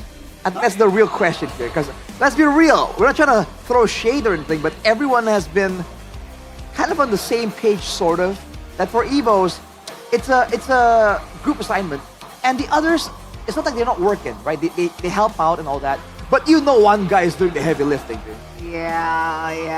That's because he's SRQ. That's why. It's also Are you SRQ, blazing? by the way. But yes. also Exonic. A lot of people have been yeah, saying true. that same thing. So we're going to see whether or not that has changed. Yeah. Because from the past seasons of MPL ID, we've seen a little bit of a similar shade and it doesn't do too well. They don't go too far, right? Skylar back with RQ during, I forgot what season that was, like 3 seasons ago? I believe it was season 14. Season 14? I believe, yeah.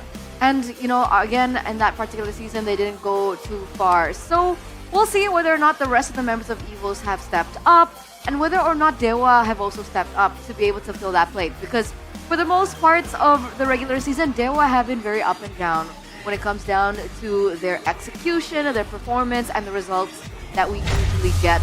But just a recap for those of you guys who are wondering, ladies and gentlemen, this is the playoff bracket.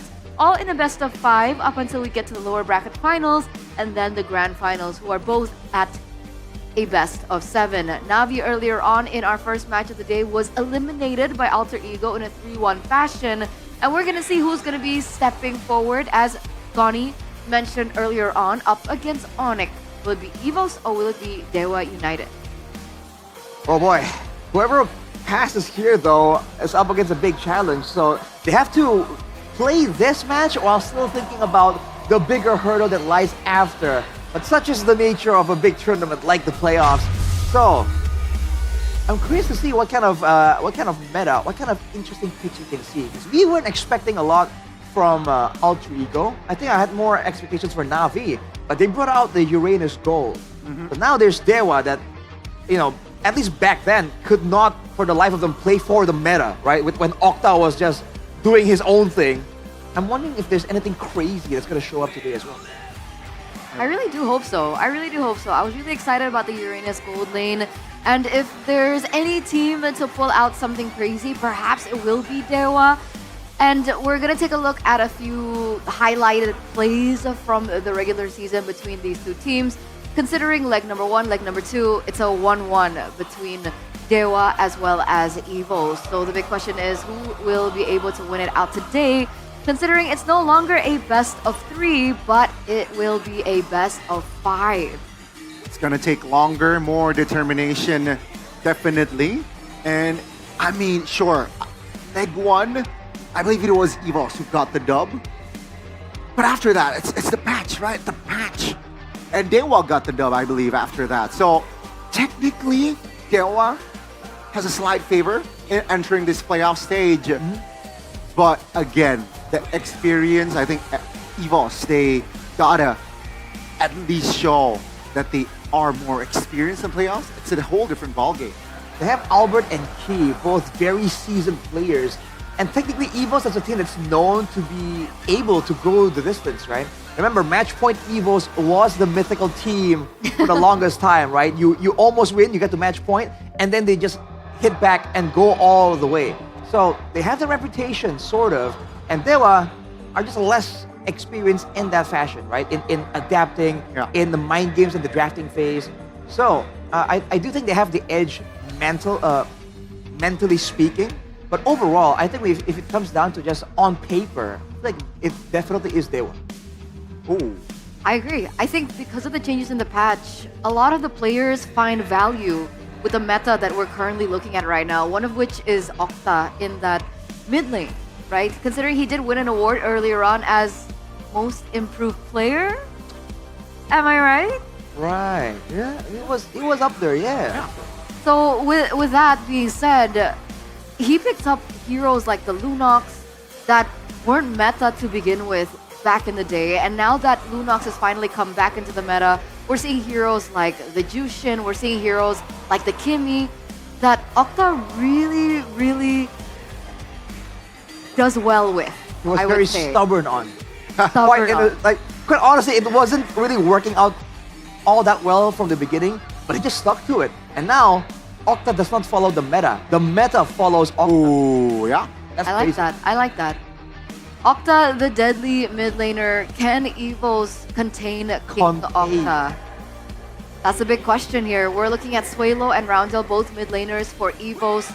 Technically, I feel like there's some similarities with Suelo because Suelo in the mid lane has picked up really weird picks. Like we've seen the Charizla in the mid lane. I think there were a lot of experimentations around that. But it feels like this patch, this meta in particular, again, really favors Octa. I want to see more from Octa. I do. More? More. Even more? Dang. But then, I think Evos is definitely aware of this sort of tricks, right? Sort of hero pools as well. So I do expect from the side of Evos, you know, like no BS, just ban the Lunox out. You know, I think they gotta respect Octa a lot here in this current match. Well, therein lies the issue. If they focus too much on Octa, there are other members to worry about for Dewa, right? Right now, they are on a roll, and it really does seem like each of their roles have at least some kind of strong suit that has to be respected, has to be thought about. I'm not sure if I can say the same thing for Evos just yet. Although, that also means that if Evos has made strides in improvements and during the break before the playoffs, Dewa are going to be caught completely off guard. Yeah, that's a big if though, right? We're hoping, I mean, because usually between regular season and playoffs, we get 2 weeks off, right? So that's a lot of time for teams to prepare, but this time it's only been a week. Yeah. A week isn't too long in the grand scheme of things, I would say, especially if you want to change so much within the team. And I like that you mentioned tunnel visioning too much on Octa, because then they have to think about Kin. Exactly. Kin is definitely a gem, especially in this season. He's a rookie and he has shown a lot of potential. One of the main factors why Dewa United also secures a playoff spot, I believe. I agree. And for sure. Yeah. The Yuzongs though, have we really seen him on the Yuzong? But the Lapu and the Arlet, I agree. I think In the regular season, he has picked up the Yuzong. Yeah, I recall. Is it often or is it 1 or 2 games only? I'll have to check on the... I do remember there was one game where he was doing pretty well on that Yuzong. Quite a spectacle there. Because the whole point was like, hey, dude, his Arlet was respected, was banned out. Definitely, yeah. Was it his Alice? So he had all these options. Right. And then he got forced over into the Yuzong, and he was still doing great. And we were all like, dude, what's the point of respecting this guy? Because he has so many options, it doesn't even matter. And that's going to be a problem. That's going to be a problem for Evos. And considering when it comes to Evos, like you mentioned earlier on as well, the fact is, you can just respect Albert, no? To a degree. And we have seen that approach too. And we've seen a similar reply from Albert, where you ban out like, 4 assassins, right? And he'll have one thing left in the bag. It shouldn't work out, but it does because he's just Albert. But again, that can only take you so far, especially now we're at the playoffs, where teams are a bit more serious. They have more preparation, more strategies in the bag. Now they can only focus on the 6 teams in playoffs instead of the whole all the teams in MPL. All 9. And they're focusing on one single week instead of a long 9-week type of deal. So they can really squeeze down on Albert's possibility. Absolutely, because if we're looking at the poster right now, there is a peculiar similarity, right, between Albert's total Lord, Turtle, and Kill with Evos' total Lord, Turtle, and Kill. Take with that what you will, but it feels a little too Albert-sided. Yeah, it's like his stats just match up with the team's stats. Eerily, honestly, right? Yeah. You can almost imagine him being Iron Man. It's like, I am evil. I am evil. But I gotta give credit towards Ski though. If given the playmaking heroes, i.e. the Grok, I think the duet, right? The prot duet is definitely still there. The synergy is definitely there with Key and Albert. That's duet? Yeah. I thought they were duo. Or duo. It could be a duet. Yeah? What's the difference? I'm not sure. I have no idea too. Duet or duo. Right. The point is there's 2 people, guys. Yes. I think he enables a lot of the neutral objective takes, or say, initiation. He got a I really like Key on the Grok, not the Hylos. So you want a hero that's more active for Key to find more initiation heavy, yeah. All right. So a little similar to the Alex situation Quite from similar. match number 1. And that you mentioned neutral objective takes. Now that was a bit of a problem for Evos the first time that they met. Oh no, the second time that they met in number 2, where Dewa was able to find a lot more neutral objectives on the board because of Ray. Because once again, this is Ray Tribution in the jungle versus Albert in the jungle, who hasn't found as much success with that retribution in that regard. That's why they gotta really fix that department. I feel like Evos, especially during neutral objective takes, if they have a chance to contest, go somehow find an angle to hinder the movements of Ray, or say, find a cross map play. I dare say though that the retreat itself from Albert is still very respectable, man. But he has been shining a lot more in the killing department. So I feel like if they really want to allow Albert to actually match up to Retribution, right? Even though technically he's been also more brawl heavy instead of just stealing technically. But it has to be a team effort, right? He needs someone to open up the maps. He needs someone to kind of lock down the dangerous crowd control tools that can lock him down. Because otherwise, especially on an assassin, he's kind of forced into that situation. You know, you can't really change the game, right? Well, in match number 1, we saw a lot of assassins being banned out. Might we see like a similar kind of situation considering it's an EVOS match that we're seeing next? I think so, right? I think Albert, his performance is assassin-centric. And if Dewa United does not have a solution, at least neutralize that sort of assassin-like sharpness from side of Albert, yeah, why not just limit those options like we saw from the previous match, right? I think especially the second phase, it's always, if the other team has not picked a jungler, it's always like committed. Let's just ban and limit more options on the jungler. I think that should be the approach. Same here, same case. But see, if they do that now, on the flip side, if Dewa does that, you know, one-man focus against Albert, you have to remember, they have Randy now in the picture. True. And you cannot ignore the guy. Some might say he doesn't rise up higher than Ken or the other EXP laners like Shogun, for instance.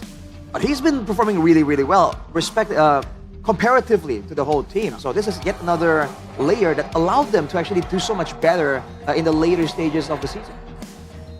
So we're looking at the EXP showdown, we're looking at the jungle showdown. Yes. We touched on the mid lane as well, but what about the gold lane, guys? Ooh, this is interesting.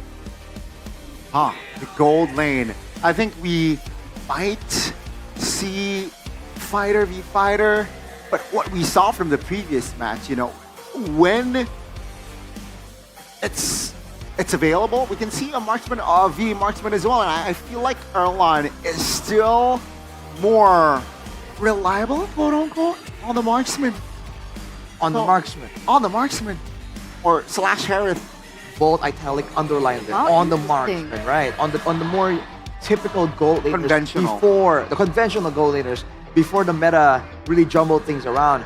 I think the really good part about Erlan is that he has that clutch factor. He dares make the crazy plays. Unfortunately, right, that also means that there's more risk involved with his playstyle too.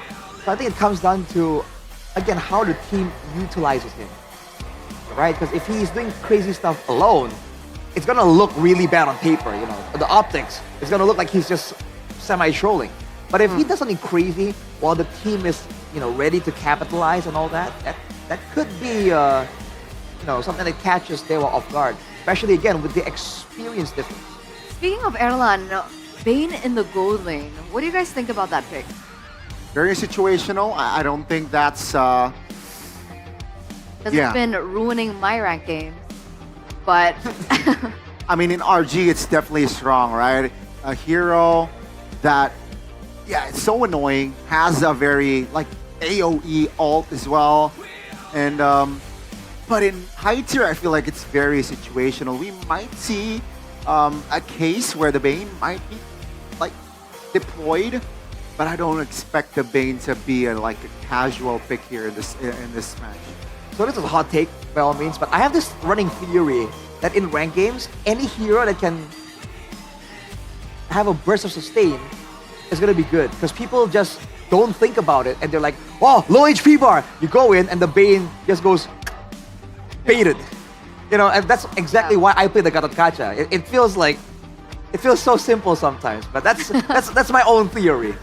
So we'll see about that. I feel like sustain used to be the way to go as far as like, you know, winning out especially the area contest near the neutral objective.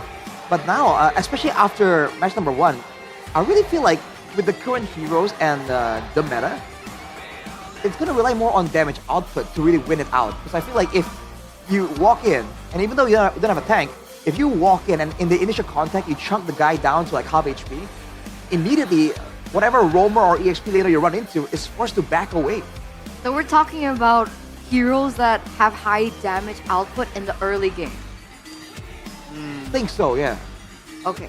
So what heroes are we looking at when we're talking about that? Is that more like mid lane centric? Are we talking jungle? Are we talking gold? I think this match is quite healthy, right? We can get that from, say, now Yuzong, it's very it's very strong in the early game. Kimmy, of course, level 1, level 2, is very strong if you pair it with a strong roamer as well.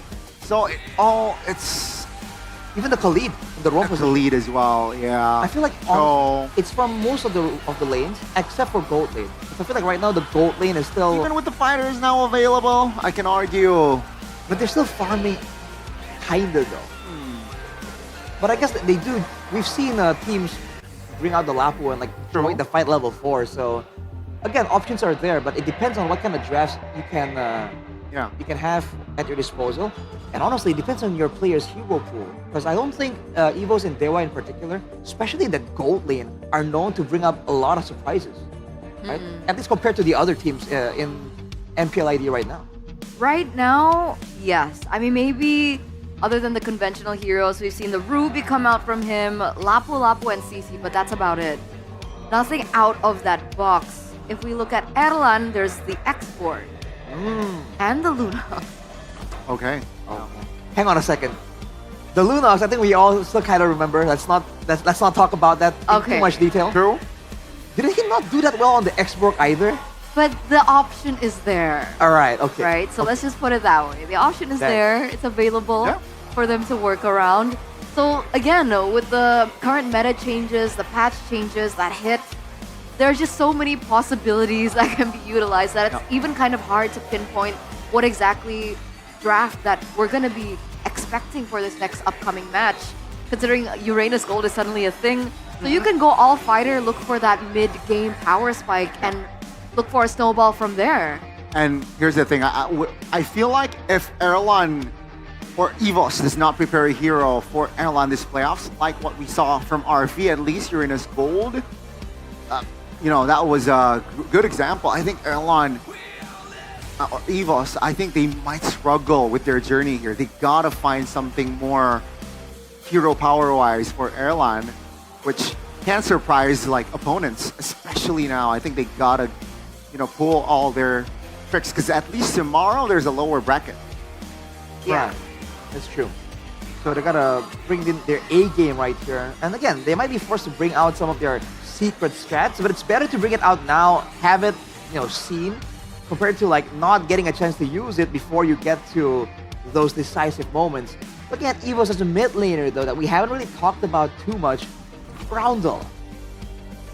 Bit of a weird one. I think there were criticisms towards this guy because he was a bit too forward, because he was playing the Angela and he was not playing safe enough. But now again, with the current meta, depending on the picks, that kind of mindset of being able to move forward is something that you want. It's just so difficult to find a balance of getting in range to do damage or to do an outplay and being far away enough to not really get picked off. I mean, if we're comparing to Dewa as this mid laner, I like how they don't have nicknames. It's just Evos as mid laner and Dewa as mid laner. But we're seeing a stark contrast when it comes down to statistics. A little in favor more towards Octa, and which is why we've been talking for Octa for the past like 5-10 minutes of the early portion when we broke down this next matchup. But that's the tricky thing about the mid lane right now, because there's so many different mid laners and the style is also very different. Like with the Yushin, you can play a lot more aggressive, especially with particular emblem sets. But if you're playing the Kimmy, you have to be a little bit more aware of your spacing and your positioning. And then there's the Angela, who is super vulnerable, but can sustain a little bit better in the lane. But it looks like the fans are ready. Wow. Ladies and gentlemen, Evos fans are in the building right now, going for a march into the arena here at Nice to pick. So don't forget to come over if you guys want to join in the action, because I gotta say, the atmosphere is different from when you watch it up on your stream or on your device, and it's so different when you're actually here in the arena and you're hearing all the chants. In this amazing venue. Nice in this pick, amazing too. venue. Nice pick. You gotta come. You all need to come, all right? So, Evos and Dewa, oh man, I honestly, I can't wait for game one, because in case you missed it, folks, match one, Na'Vi got the first game, but then Alter Ego got game 2, game 3, and then ended at game 4. So it is technically ruthless, right? Winning game 1 doesn't guarantee anything. No, not at all. That's for sure. That's why it's a best of 5. Nice.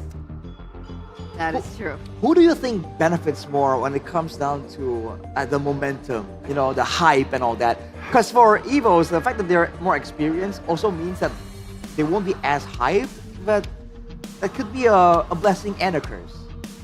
Right, so...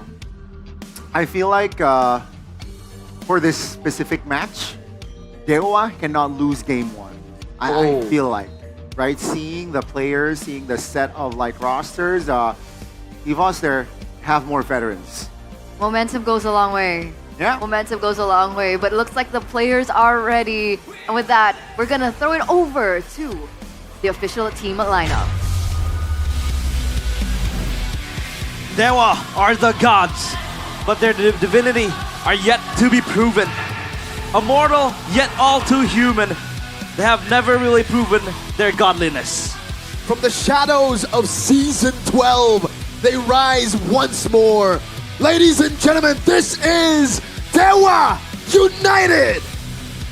Today they return after 4 seasons in exile. Can they finally ascend and rule from heavens above? Can they smite down their opponents from up in the skies?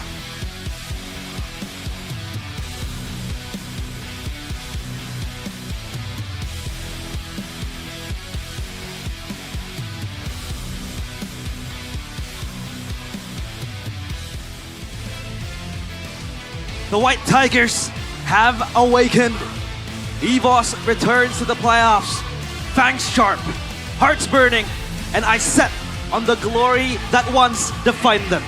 With the legacy of champions, the pride of M1, reborn with a new generation, the White Tigers of Indonesia, it's EVOS!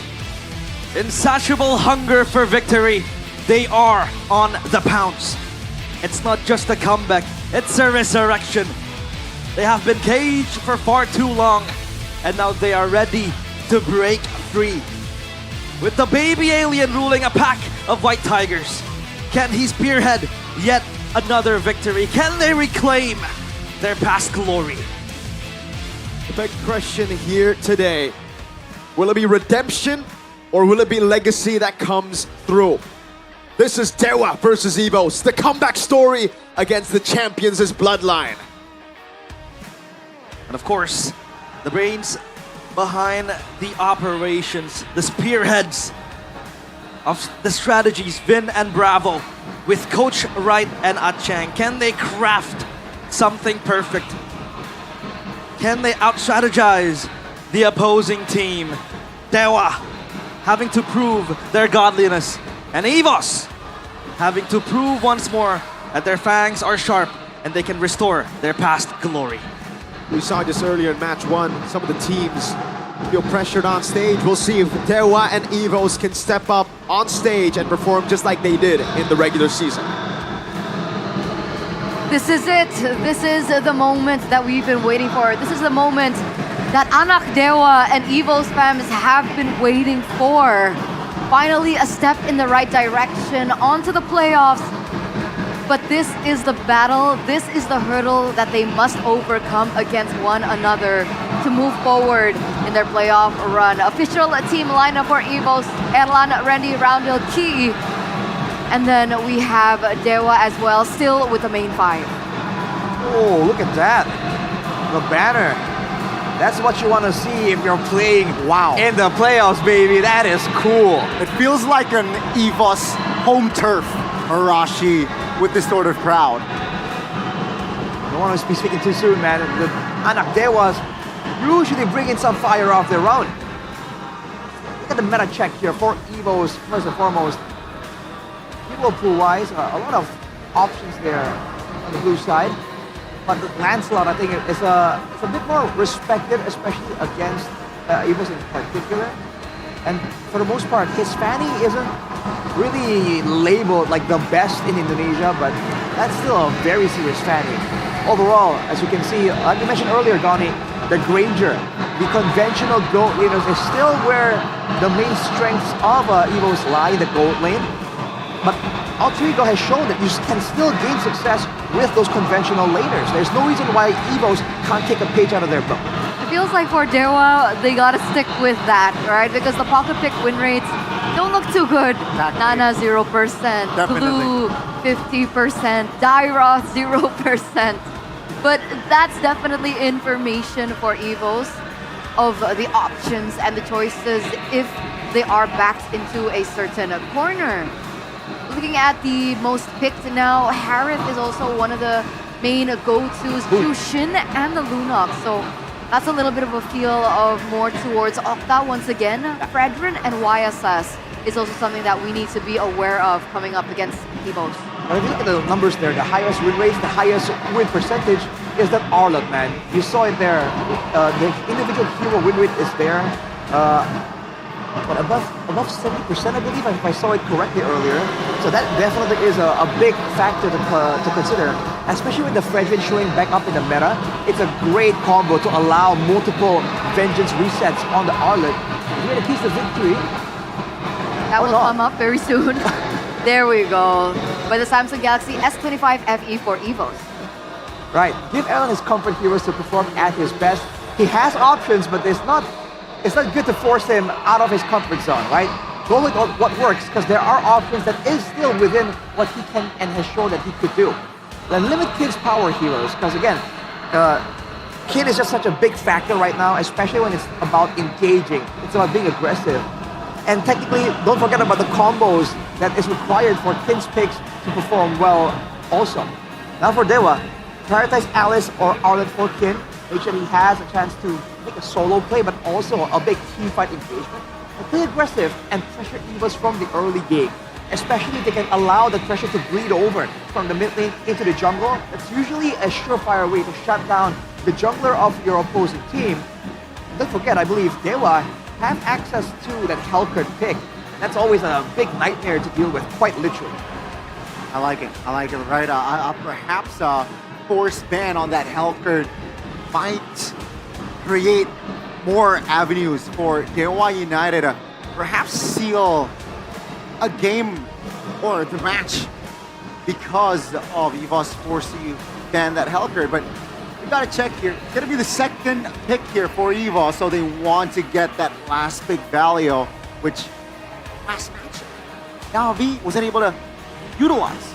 Yeah, only Alter Ego was. But I guess Navi won first game on second pick.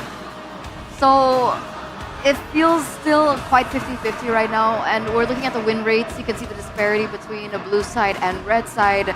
But there's definitely a shock factor that Dewa will have to be aware of from Evos. Let's take a look at the random map draw for game number 1. Let's see. What is it going to be? Oh, okay. Expanding. Huh? First time in the playoffs. Flying Cloud. Yeah. All right. We'll finally get to see all 4 maps.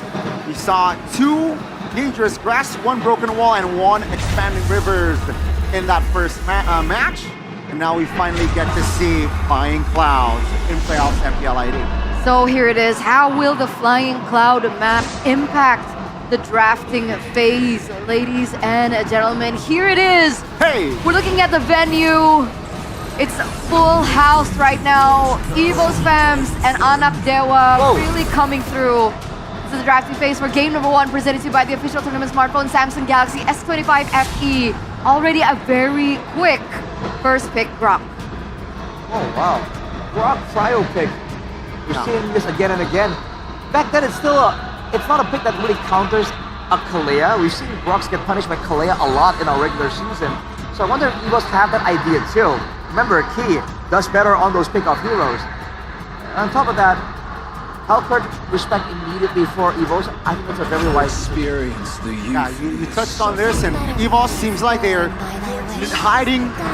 They're not hiding their cards here. Gonna pick up the Zushin, which is definitely right. Cryo, as expected, but the Granger. Well, we talked about it on the keys to victory. Give Erlan his comfort. Seems like let's just give Erlan his comfort. Very straightforward from Evos. Very strong 2 heroes as well from Evos. We're gonna see the retaliation coming from Dewa. And a very stark contrast of bans as well from our first match of the day, right? Gatot is still up for grabs. We've been seeing different varieties here. Kalea as well. But wow, straight for the Fanny for Dewa United for Ray alongside that Lapu Lapu. I gotta say, that feels really early, man. There's nothing, there doesn't seem to be any real urgency placed by Eagles onto Dewa to pick the Fanny all the way there. Ruby. As a response? Why not? I mean, maybe that's why they picked up the Fanny, because the two cores from Evos have already been shown. Well, I think the Sushin isn't really that vulnerable comparatively against the Fanny. And again, right now, Evos can pick something up to really shut it down. It's gonna be the Kalea, as we were thinking about. So now technically there are two ways, there are two targets that are going to be ideal for Evos. Although, they don't really have a lot of burst damage, so this might be a Kalea used more for sustain that we've seen becoming more and more popular. So we might not see a lot of other heroes picked up by Evos to really try and get burst, to try and play pickoff. So we're going into the second phase now, and unfortunately, so because Evos have opted to go for these three heroes for the first three, Albert is still without a jungle. They're squeezing down on the mid lane here. Going for the Lunox because they know burst damage is something that Dewa should be looking for. And Dewa, respectively, look at their bans, man. It's all about the sustain. They're denying these big frontliners like the Uranus and Baksha. They're denying the Angela as well that can save whoever gets jumped on. And even now the Hilda. So they want to make sure that whoever they get their hands on can get secured. So that kind of leads me to think about something like an X-board, right? With the 3 layers of HP bars. But technically now, I'm not sure if Evos can forcibly slot it in for Rendy. By the way, this is huge respect over to Octa by Evos. Yeah. 2 already, right? They take the Zushin away. They ban the Lunox and the Eve, like asking a big question towards Octa. What are you gonna play? Well, in his hero pool, the Kimi is still left there. But I think Evos wouldn't mind going up against the Kimi because that means that there will be less burst damage to supplement this already very pick-off, burst-heavy style that they have drafted. The night sky tells all. I mean, Kadita is also an option if they're backed into a particular corner. Wow. Considering, you know, Zushin, Granger as well. Yeah. Okay, so Esmeralda gets banned out here. Phoveus picked up by Evos. Wow. Obvious. All right. That's a strong hero for Rendy. Right, very... Can be annoying, can initiate fights as well. And if Rendy plays a reset, Evos, that might be the difference maker. Yeah, considering CC's already banned out, what other laners... Oh wait, I mean, well, Lapu Lapu is flex, no? Yeah. Technically, it is flex. The Alice is still an okay option, and they do indeed go for it. A bit of a signature pick for Kin. But the low Yi for Octa, on paper, it does make sense. A good early game damage, diversion to supplement the rotations. It is going to be a lot more vulnerable than back then, though. Evos, though, going second, they have a chance to show something surprising here. I see Luo Yi, and I'm just traumatized by Sanji's Luo Yi from MPL PH. It's kind of wild. It's going to be a good Joy, because they need magic damage too. It kind of works out. Could be. Joy, Gwyn. And with the Joy, they need someone that can actually burst down even the big fighters too. But no, they go for Regin. It's a whole sustain angle. Yeah. Assassin versus jungle. So we're gonna throw it over to the casters now to bring us to game number 1 between Dewa and Evos. Thank you, panelists, and we are en route to match number 2. It is loud in here. As Very the loud. Evos fans are roaring, and the Anak Dewas are also electrifying this arena right here. Nice pick too. Hey man, the Evos fans brought a banner. You haven't been able to see it. They got a Tifo better than Arsenal, by the way. Shout out to Gani, who's cast in there. Amazing drafts from Coach Wright. Really, I think they've outdrafted Evos. Wow. But we've seen Na'Vi do really well in the drafts, Alter Ego do really well in the drafts in match number 1. And guess what? it's never really about the draft and playoffs. It's about how you execute because it's complicated to pull off. It is not as easy as ABC, so now the Land of Dawn will be witness. If Dewa can prove their divinity and ascend up to the skies, or will it be EVOS again, roaring and restoring their past glory? It is game 1 of EVOS against Dewa United. This looks amazing for Dewa United, man. The front to back to deal with EVOS' front to back themselves, the Lapu Lapu to go through them, and the early win that really should be a win here as we see a battle. Key getting brought back under turret, will lose out of the trade, and it's a flicker out for Key. A resource win for Dewa. It's a very good resource burn, especially with the Kalea too. But now, Ray against Albert. Ray with his special hero, I'd say, the Fanny, being picked up multiple times. Clash of Eras, veteran against the Youngblood. I mean, Albert isn't really a Youngblood, I would say, because he has been there. Veteran, bro. Since his RRQ day, so it's a clash of the veterans against the veterans. Yep. Meanwhile, the Alice, though, in the hands of Kim. He's one of his strong heroes in the regular season. He has been proven to be the initiator for Dewa multiple times. And this Alice is indeed very, very scary. Picked it up 3 times, but only a 33% win rate. Now it's 4, so he will have to prove his end of the bargain there. Emblems by GamesMax, nothing too out of the ordinary. And again, you want to go Lethal Ignition for the Fanny. Pull yourself for the together. Assassin, but to pull yourself together for the Luo Yi. Yeah. So maximizing the Purify because he's up against a Kalea. Yep. I think it's a really, really good take. Here as well, just Prio up in the XP lane. Kin taking the Bargain Hunter, so he wants to get to those crucial items quicker. They know that they have that snowball potential up against this composition, and if they win Turtle 1, it's going to be so, so big. So we're going to take a look at the items again. It's the rush to the boots for both roamers. Nothing really too crazy in the item department. More so crazy emblems earlier. Yeah, pull yourself together, and that Bargain Hunter. Mid lane Prio, the battle. It's quite even as of now, especially with the Kalea Chusin. A very strong mid duo to go in and out, especially pushing Dewa back. Ueza has to flicker out. That's a big win already. But that's going to be the ultimate, immobilizing 2 members. Throne of Ruin, Octa doing a lot of damage. That's going to be the red tree win for Albert. Skin has to back away, but Ray wasn't in a position to fight anyway. So Evo's just take it out free. Albert sitting back with the Brethren isn't really a special pick for him. Diversion. An attempt, getting him out of the wall as well, but they won't be able to do much. Octa in a tough spot now. Does have the Purify, will have to be careful. Praises Red! Ueza 1 HP Roundel will get first blood, and already Dewa are crumbling up top. Kin in a 1v1 against Rendy will be able to escape. That first blood onto the hands of Roundel. This Chusin will have a good day as of now. But let's talk about the diversion coming into Dewa. It's one of their win cons to their angle to go in and out, especially against EVOS. Yes, they do have a battle-ready fighter in the hands of the Lapu Lapu, but then again, EVOS, they have way too many peel. When it comes to the diversion, you have the Tsunami Slam, and then Roundel just gonna constantly pop the Lantern Flare. So they have to be more calculative in their approach. And now it's just giving Erlan time and space to farm. This Granger, especially within the hands of Erlan, is his specialty. Time predictions by Gopay. Again, another unanimous decision this time around. Though I go for the 3-0 with EVOS. Yeah, we've been correct so far on the English desk. Not a single one got it wrong. We all went for Alter Ego in match number 1. I wonder if it's going to be the same thing here. EVOS, the ones ahead. With a composition that also leads to Snowball. So, again, I think it'll come down to Turtle 2, Turtle 3. We'll see some big skirmishes there. And the big question is, will Ray have purple for that? Nice steal from Rendy. Rendy against Kin. These are the 2 new members of both Dewa and EVOS. The catalysts as of now. Quick Oracle coming in from the Alice. First item, rushing it down. So that's what the Bargain Hunter's for. Yeah. Just want to get more healing. Obviously, you have Magic Defense as well, but I think you pick it up more for the healing here because it's just the Jusin who's able to dish out damage. Yeah.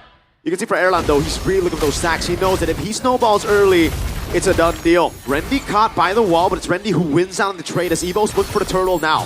Ueza walking up, getting poked down. That's going to be the Throne of Ruin on a 2. Oh my, Tectonic Charge as well as maybe cuts him down. Key on the Ray, the Appraiser's Trial with Retribution now as Key tries to go for Tsunami Slam, able to find it now as that's going to be a 2-man taunt. Ray still able to escape. Key in the midst of it all now. Octa will run away with a diversion. They all get out. EVOS get a 1-for-2 trade. Not only it is an offensive tool, but it is also a defensive one. But that is going to be a win, a huge one for EVOS, because Erlan is now munching on the plates, even though it expires, but still they are able to get the turtle to boot for themselves. Dewa, a slight win with a kill towards Rendi. But hey, it's a Phobius, by all means. So it all comes down to him frontlining for the team. Albert this time around with the Fredrin. Again, you would argue that he's one of the game changers for EVOS with the assassin picks. But now with the Fredrin, he will be in a much more supportive role. This sets the stage for Erlan to step up because we have seen him time and time again cracking under pressure. He hasn't been the same since he was back when he was pretty on his prime with EVOS in the regular season. So we'll see if he is able to step on the plate. This time around, though, Dewa still looking for counter plays. They still have Kin again with the Alice ultimate that will set up his teammates for success. And EVOS, all they want to do now is just control. They have so much pressure, it seems like. The choose in the Kalea can always bring resources in the hands of Dewa. And Albert, look at him, so relentless. Level 9 to Fanny, level 9 as well. That's a big win for the Fredrin. Key pops in to conceal, will be looking for Kin here. Tsunami Slam over, diversion coming down as well. Kin pops in to throw in a ruin, goes in for the mobilization as well, but no one's there to follow it up. Kin gets away with a diversion into top. Albert caught around the yin-yang reactions, and it's the XP taken by Erlan. And I love how Dewa has set this up to a fact where they have disengage options. Oh, look at that. Look at those medals. Whoa. It's Aura. This guy right here. The MVP of M1. Flexing that medal. When is the team going to get that? Hey, man. This year. And it's indoor Sanaya. And they just revealed the venue for M7. I'm glad they announced it early for BTR, you know? All in, though, over to the rock. Muezza cannot find a way in. Roundo gets poked to half as well, though. As Kin jumps in, able to go for the blink. Rendi now doing a whole lot with the Dark Wave as well. Turtle control, that's gonna be the 3-man into the Tectonic Charge. Ray goes in for the cut as well. So that's gonna be Labu Labu Chain CC'd. Albert picking up the kill on Ray. It's Erlan going for the gun down now as Kin is caught in the midst of it all. Will go for the stun again. Tsunami Slam to lock him down for Erlan's second stack of the game. Yeah, 2 kills, especially. Your job gets easier because there is the Kalea in the hands of Key. Quick assassination, quick pickoffs with the Tsunami Slam and the Granger combo. I was trying to connect my point again, where Dewa, they have this engage option with the Alice first skill, and then you have the diversion too, where EVOS really wants to go in the team fights. They want to brawl it out. They have the Phobius, who is, by the way, benefited quite well. Stefani is there with Kin too, so he can always get the resets on the ultimate, but EVOS so far have been winning on the trades. 3.1k gold lead for Dewa. It's all about just going in surprises. Again, like versions. And you have the tech charge too. You have the weapon. And it's all about diving for Dewa. They've been playing Evo's game in the last 3 turtles, man. Like Turtle 1, sure, fair enough. No purple buff for Ray, which means, all right, you know, we're going to give that. But Turtle 2, Turtle 3, they have a Lapu Lapu, a Grok, a diversion as well, Fanny and Alice. But they're playing to beat the front line. The Granger's so free. Erlan, he's never had this much free space in the regular season even, and that's why you can see the itemization already at a Melfic roar. This is looking bleak, man. Dewa need to adapt. They need to understand they need to go for the guy right there, maybe. Is able to escape a Muezza. Unfortunately won't. Oh my lord, Erlan. The last time I saw him get this much space, it was in MDL. Granger danger. Albert wants to go for more. Octa. Bonk as well. But not enough damage to take him down. Almost a bullet. Wow. Binding Octa. Comes in clutch for him. Again, a safe haven. The Malefic gun as well, or rather Malefic roar, excuse me. Purchased by Erlan. He goes in for the fleeting time because he knows it's all about the Tsunami Slam. It's all about just picking off Dewa. Whether it be Octa or Ray. Especially when you have the Granger. And so far, yes, Dewa. Ray is able to plunder that purple buff. And he will get away unscathed, so it's gonna be fine. But he popped his retry, so I think that could be info for EVOS if they want to go for the lore, but I think for now, seems like they kind of want to pivot into it. Trying to push out the lanes too. Make pressure, even if Ray is able to answer that. Conceal play! Tectonic charge is only onto Roundo. Erlan with the quick reactions. That's a good stun over Key. Looking for Tsunami Slam against the Kin in the midst of it all. Now going to be caught. Still able to sustain for a bit, but Erlan gets the Mega. 40th stack on the Sky Piercer. It's looking a bit too good to be true for Evos, man. Erlan, crazy reactions, performing under lights. Yeah, man. Erlan proving his doubters wrong. And Rendy on a brawl with a big fat rock there, Mueza. They'll still be able to get the Lord. They want to chase for more. It feels like Roundel is able to just peel away with the Lantern Flare. They plunder the orange buff too. Realize it's gone from bad to worse, man, for Dewa. Erlan, who was already untouched, now has a win in nature. So if Dewa finally, restructure their winning condition, restructure the way they're playing and look for the dive, it'll still be difficult. The guy just pops with a nature and that's it. Almost 80% of your burst is gone. Yeah, and we talked about the dive as well, right? But you mentioned it. They have to go through a very hefty front line. They have the Phobias, they have the Fredrin, and the Peel is there. Plus, Roundel is just going to constantly pop the Lantern Flare. So how do you really want to target Ranger, right? How do you really want to target Roundel, who, by the way, can self-peel with the Crimson Beacon, too? So it's going to be a problematic situation now, complicating a very difficult thing. Mueza. That's a Tsunami Slam, but it's only onto Mueza. That's going to be thrown in Ruin, locking 3 members down. But again, Erlan's free in the back line, doing a lot of damage. That's a lot of damage back, though! From Dewa Ray, going through the ball, but Erlan is untouched. He gets a double, and it makes it 3 for 2. Still in favor of Dewa. But at this point, with 60 stacks now, if I was Erlan, I'd say, die for me. I got you, team. It's all over again. Erlan finally proving he has what it takes to be on center stage with the lights beaming down on him. He was constantly criticized. Take a look at the replay here, presented by the officials on the smartphone, Samsung Galaxy S25 FE. It goes on early with Albert going in on Mueza, but they know if they can lock down Mueza, Dewa does not have the engage tool. So they go for Mueza, and really just jumping around. Great try to reach Erlan, but again, it was just too hard for him to even touch Erlan's toes. Absolutely, and at this point, you're going to have to rely on Kin. By the way, in case you didn't know, in case you didn't trust me on the 60 stacks, he bought that Sky Piercer first item. So yes, 6 kills all on Sky Piercer. This is why when you're up against a fighter composition, fighter gold on enemy team, on the Granger, you just pick up Sky Piercer first item because you just play the gamble with your enemy team. If you lose, I champ, but if you win, fair enough. Bang, those are some big stacks, man. Purple buff stolen away by Albert as now Mueza is going to be caught in a tough spot, locked up. Oh man, tossed around. Man, Dewa might be the gods, but Erlan is godlike. He is unstoppable. They want to go for more. 2-man thrown of Ruin into that stun of the Bravest Spider. Key going to be taken low now as Roundel jumps in. But Ray does a lot of damage with lethal ignition, taking down on Roundel. Not enough to take anyone down, though. Again, for Evos, it's a big, big win. Erlan now, full stacks. Again, that was just them scathing the front line. Erlan was completely untouched. In the back line, I believe he hasn't even popped his win in nature just yet. Goes for the BOD, maximum damage, he says. There is no need to try to pry away the healing from Dewa, so he can go for maximum damage. Going for this? No. And that's a reward as well for Evos. That makes sense, you don't want to go for that. And it will be an Evos Lord win. 5,000 gold lead for Evos, now a Lord as well. For Dewa, it ain't horrible yet. Their wave clear, though, is pretty horrible. It is. I think the Fanny might do some work, but again, you don't really want to wave clear in front of your enemy. You want to activate your side lanes. That was in gold lead? Yeah. 4.4k gold up against the Lapu Lapu, up against Maybe. And Maybe if it dives into the backline, he's just going to be toast. He's just going to be Evos' dinner. As of now, the Lord will march in. Tri-lane push established for Evos. Man, they're just playing to protect Erlan at this point, and I like how it turns out to be good for Evos.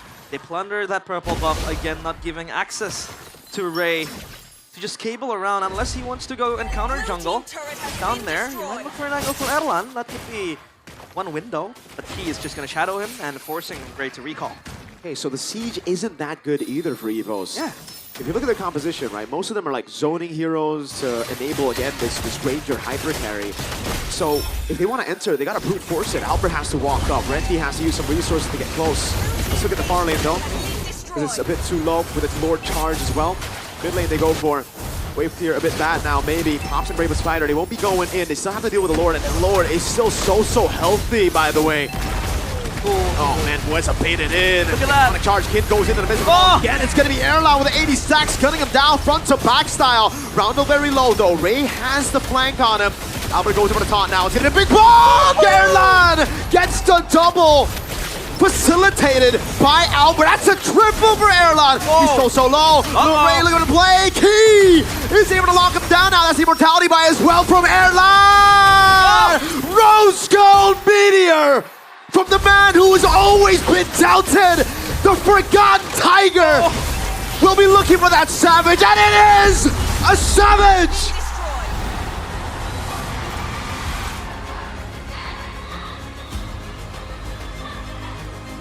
Erlan with the Savage.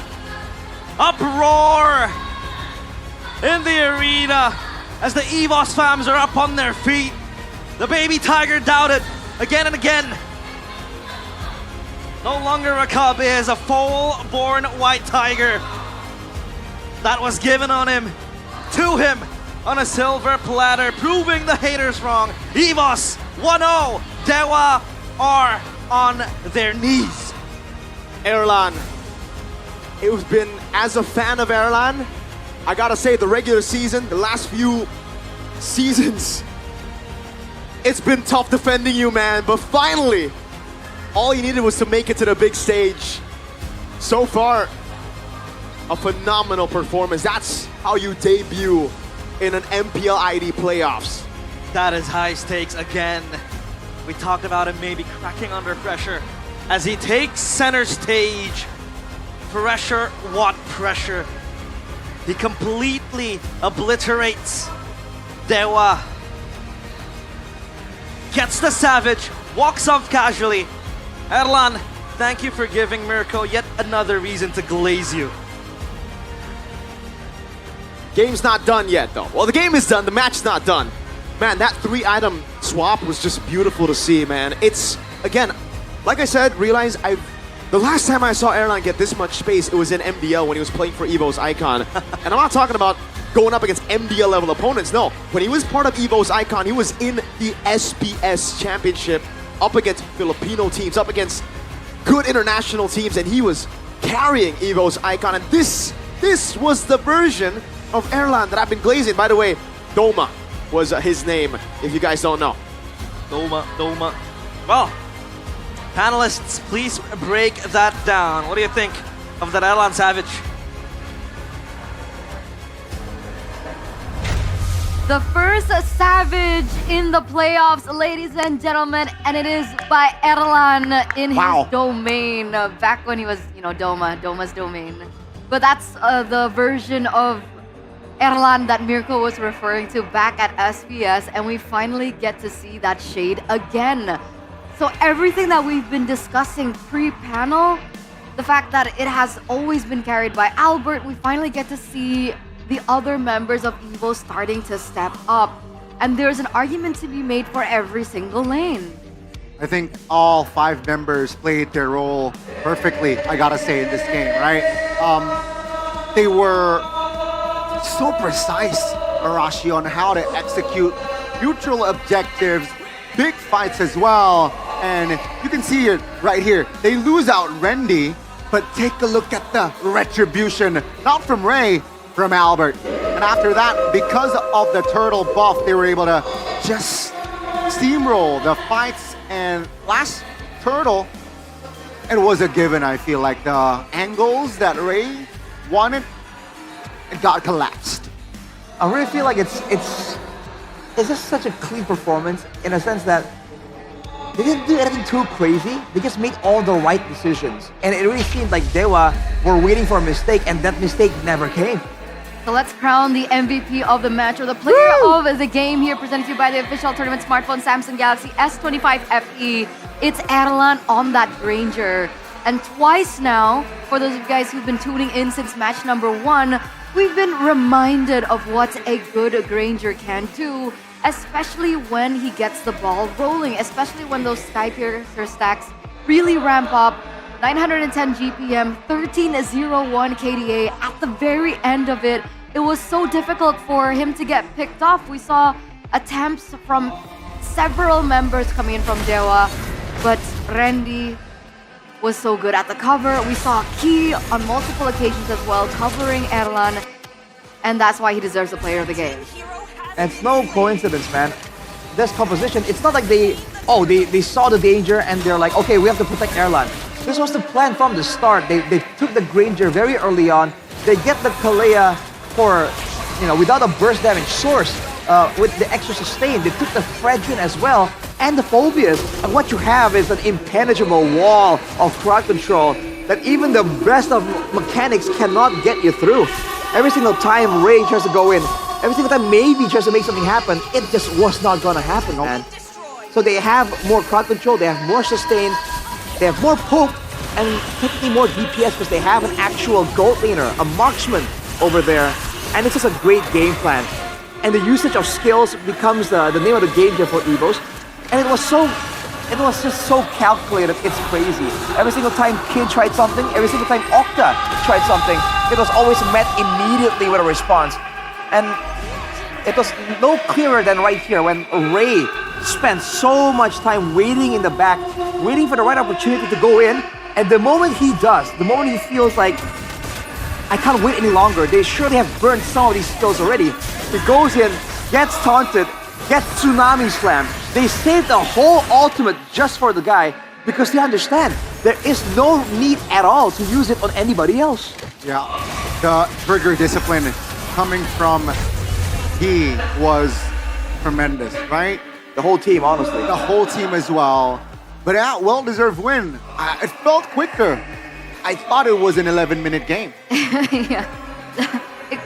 I don't know how, but it's a 15-minute game full of action, full of emotional ups and downs, especially for Dewa United, because time after time, everything that they try to throw at EVOs failed.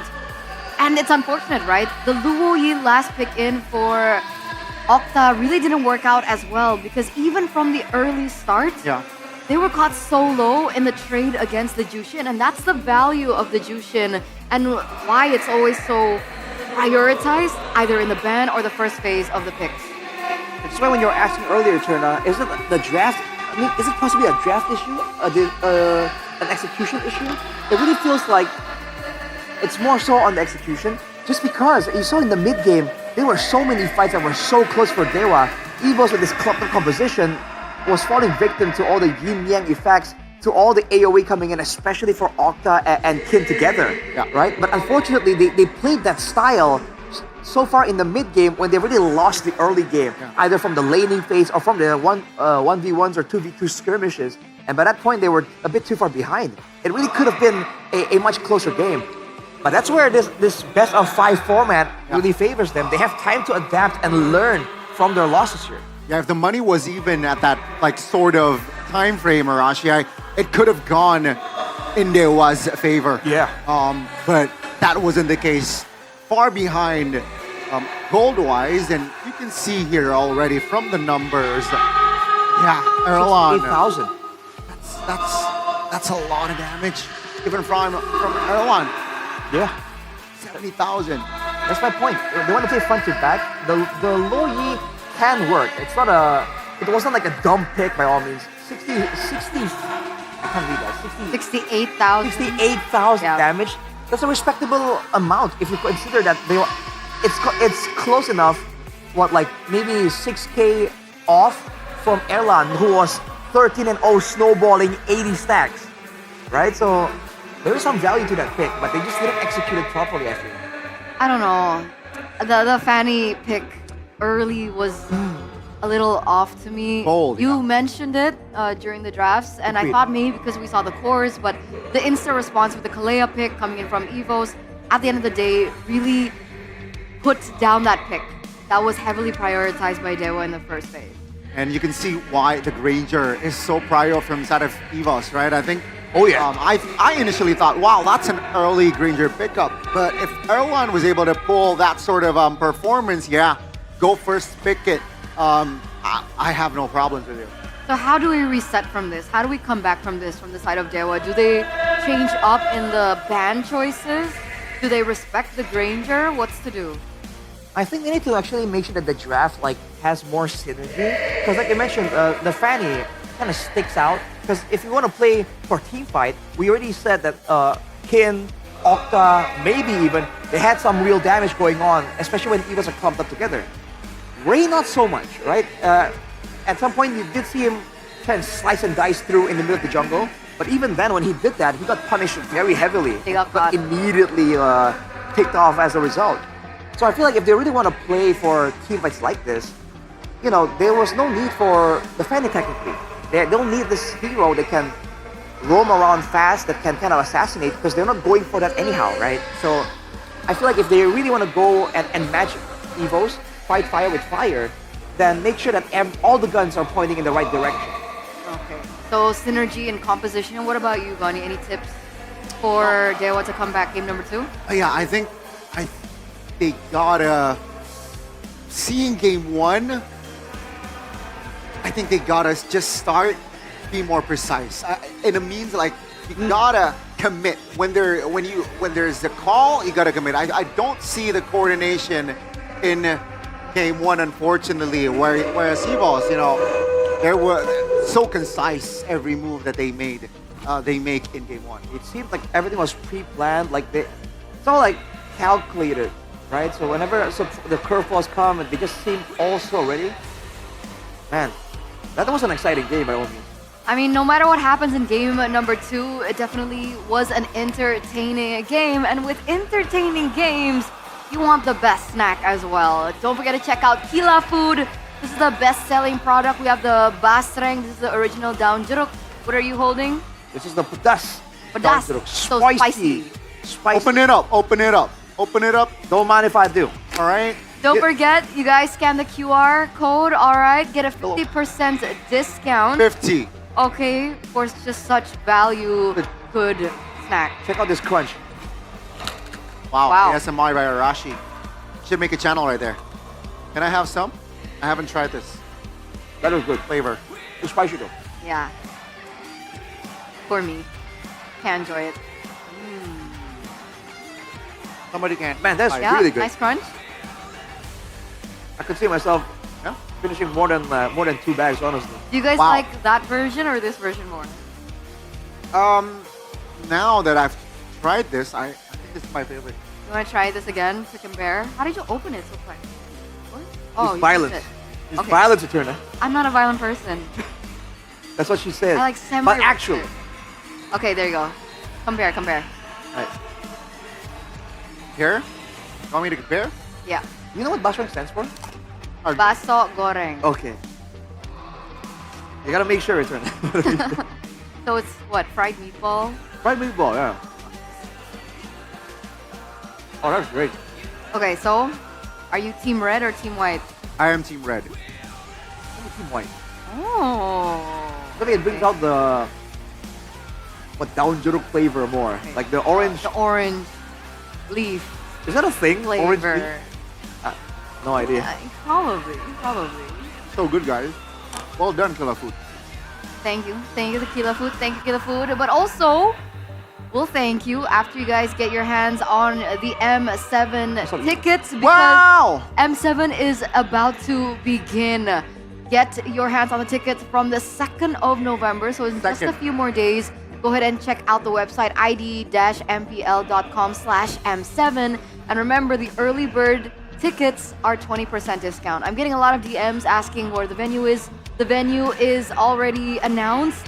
For the wildcard stages, it will be in Exo Hall where we have MPL regular season. And for the knockout stages, that will be held in Senayan or Tendor.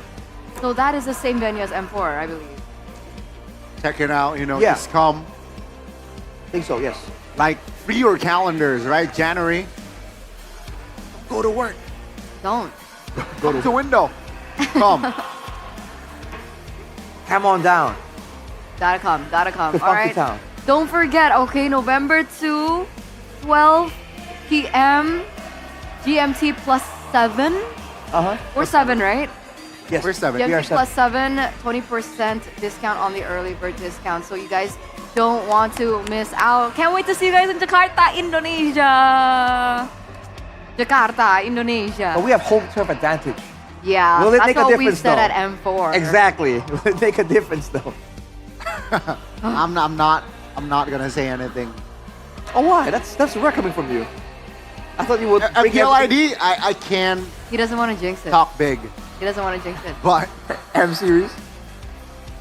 So don't forget, because every ticket buyer will receive a limited edition M7 premium chest yes, sir. containing permanent M1 to M5 items, guaranteed 5 to years. include the Prime M series skins, the battle emotes, and the recall effects. And the item codes can only be redeemed at Wow. the M7 venue. So you guys have to come to get your hands on the limited edition M7 premium chest.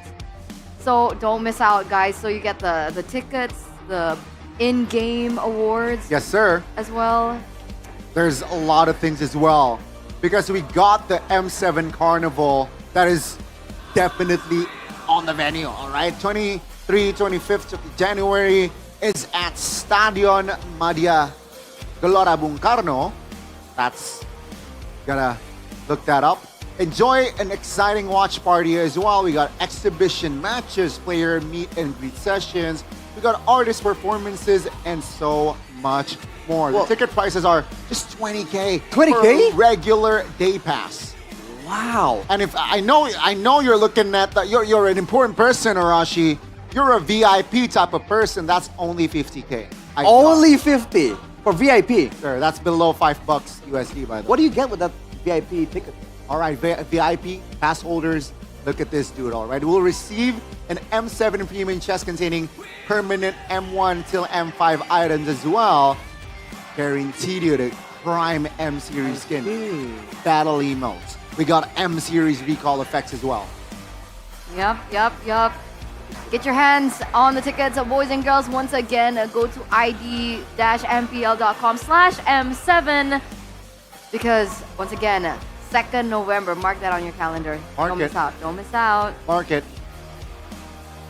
See Put you an at alarm M7. on it. Jakarta, Indonesia. But let's take a look at the team. Jakarta. Galaxy Zone cam by Samsung Galaxy. Oh, you can see Fallen Hey. taking some selfies with her flip. You can see them as well.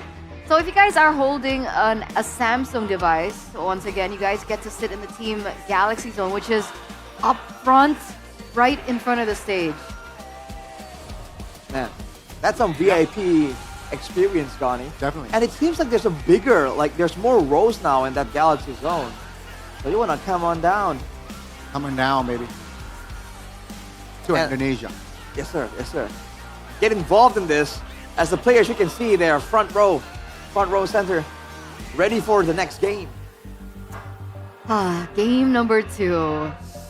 Will we see a similar pattern to match number 1? I guess we'll see from the first pick selection. Evos will have first pick this time, so both teams have swapped sides. A better win rate for Evos on blue. Let's take a look at the Dewa. What are they like on red? 57. Oh, they have a better win rate on red. Above average, right? Above the 50% mark. 7% above average. 7%. 7%. Yes. You're right. So that's in a situation like this, every single percentage counts. So hey, this might really work out in Dewa's favor. Give me dangerous grass. Yes. There we Oh go. wow! What to say? This is the. If they were coming second pick, they have a chance to go with the curveballs this time. And with the dangerous grass as well, a lot of options. Helkert. Oh, Leave it open. I don't think now. I don't think they will. Please. They left it out game 1, and it wasn't dangerous grass. That's true. It was banned out in the first phase. But we'll see, ladies and gentlemen. We're flying through the clouds right now, even though it's not the Flying Clouds map. It's actually the Dangerous Grass map. But here it is, game number 2. Hey. Rapid phase presented to you by the official tournament smartphone Samsung Galaxy S25 FE. Yeah, okay. Helkert banned out. First ban. They are That's not lame. taking any chances whatsoever. Nope. Lame. All right. Overall, though, for Dewa, it's the same idea. They're banning away all these beefy members But maybe what they need to ban away instead are these healing members or these DPS members. Now Evo's on the first pick, gets the Sushin yet again, but Dewa can take away the Granger this time. You know what I find peculiar? What? Evil's won game number 1 against the Fanny, but they still ban it out in the first phase. They don't wanna meet the Fanny this time round. Okay, so no second time. All right. I wonder if that's because they want to go for something more vulnerable in the backline, perhaps. That's the only reason why you would over-respect a bit of an assassin pick, even though it wasn't really doing all that amazing. But Dewa has now immediately shown the Hayabusa. And again, in the right hands, the Hayabusa can go crazy, man. To lead the charge. With the Granger, that will be a target for the Hayabusa. But with the Hilda, that means a lot of pressure in the jungles. So Ray's gonna be careful here. And let's say for Dewa, they need something strong in the mid lane. And they have the signature Lunox pick. Is this the key to their victory, Gani? This might be it, right? This might be it because Octa is we know how strong Octa is on the Lunox. So yeah, let's go. Dewa United, they should now focus on banning out the junglers. Yeah. I think that should be their approach. And for EVOS, they should prioritize it. If they really want to have a good base on that Rager, just leave it on the golding. Yeah, but the first thing that Dewa want to do is protect the Hayabusa, right? With the Gatot available, they're afraid that if it falls into the hands of Evos, Hayabusa gets taunted quite a bit, right? Wait, it's Clover! Oh, Clover! Welcome, Clover! It's a nice 2-pick. Welcome to the playoffs. Haven't seen you in quite some time. Looks like he's having a great time. Alright, back to your point though. I remember Clover. Oh man. Oh man, indeed. 1-1 banned out though. TITB. He actually is, yeah. Quite literally. With the 1-1 ban though, the golden becomes a bit of a question for Dewa. They have banned the Kalia and Gatot, so they themselves are batting away these roamers because they have a Grok already. So they're assuming that the Hilda is not going roam? I think they might. Even if they assume it's going roam, I guess. Oh wait, no, yeah, I guess they're not assuming it's gonna go roam, you're right? I mean, there is a layer of flex to the Hilda, can still be put into the EXP lane, but you don't see that quite often. I would have figured that Dewa would want to ban the Ruby out, but it turns out Evos are the ones to ban out Ruby instead. You want to go all like a bit deeper with the dive here? Because technically Evos... lot is open. Ooh. See if that comes through, man. Again, I was thinking that Evos, they want to kite back a bit more with the Tsushin and the Granger. So they are the ones who want to go all in and would be a bit more vulnerable to something like a Ruby. They go for the Lapu Lapu Gold again, I'm assuming? It is still flex by all means. I think they're trying to get Kin a good matchup. Because earlier, Randy had his number. And we all know that Dewa, they kind of rely on Kin to do well before they get everything started. Definitely, they want Kin to pop off this time. Evos with the next 2 picks were looking at EXP and Roam too. So they have room to kind of swift things around. What are we thinking? Jungle as well. Bound by these Fredrin Lancelot now makes... They can quite literally go Fredrin again and have the same advantage they had. I would say Fredrin. For more neutral objective? No, they want the Lancelot. Interesting. That's why they banned the Ruby, right? Yeah. Because they want the Lancelot. They were United last pick. Lapu Gold or EXP with this sort of composition. Lapu against the Phobia is not exactly a winning lane by all means. I wonder if they want to go for something else to, just to get a winning lane for him against the Phobias, like the Esmeralda, comes to mind. Oh. It works well against the Hilda as well, technically. I don't know, against the Granger, Claude maybe. They want to gamble. It's gonna be the Joy. So, wait, Joy. Joy what? Huh? No, Hayabusa definitely jungle. Joy gold? No, hang on. Joy. They're raising their hands. Is that... Wait. Is You that think that was actually- an error? I would assume so. Hayabusa Joy. Which one of those heroes can be flexed? What, like mid Joy? Well, I mean, we're still going through with it. So mid Joy, gold lane Lunox. Or what, gold lane Joy? I was thinking gold lane Joy. Oh, okay. What? Wow. I mean, we're kind of whiplashed here. I'm with at a loss. What? Joy, Wow. gold, Miracle. Realize what you guys think about this? Honestly, I don't know. I'm scratching my head. We're spinning around in confusion as to where that Joy is gonna go. Speculations are thrown out in thin air. It was Joy Gold, might be Joy XP, but I think the most sensible is to put the Joy XP and just keep the Lapu Lapu Gold. But we'll see. As of now, though, it seems like it'll be Joy XP. So thank Against the goodness. Phobius, fam. Yeah, but it's so many movement skills like for the Joy that will always give the Phobius advantage. It seems like we're back to season 13, season 14, Joy XP, season 12 even. Season 11. 11. See when Boots won MSC. MSC, yeah. Still just confused with this pick. Concussive Blast will be the choice for the Phobius and the Emblems by GamesMax here. Aggressive to clear out the way faster and then get Prio. And that's the thing, right? Like, Joy doesn't really... You don't get Prio. You don't win against the Phobius. Yeah. You're horrible at setting up. You're just kind of there. I don't know. I love Coach Wright's draft. This one, though, feels like desperation. I don't know if it's a call from the players or the coaching staff, but it does feel a bit desperate, you know, to pull off something as risky as this, or, you know, the caster safe term is interesting. Interesting. Or experiment, but it is safe to say that this Joy doesn't fit our bill just yet, so we'll have to see how it'll operate. I hope it proves us wrong. Hopefully. I want to see it do Because well. EVOS, it seems like they're recycling the same win condition again. Give Erlan the Granger. You play front to back again. This time around, you just completely frontline him. Great, though. Watch out already used, though. That's a big resource burn, and the XP will be taken by Rendy. Ray doesn't even get it.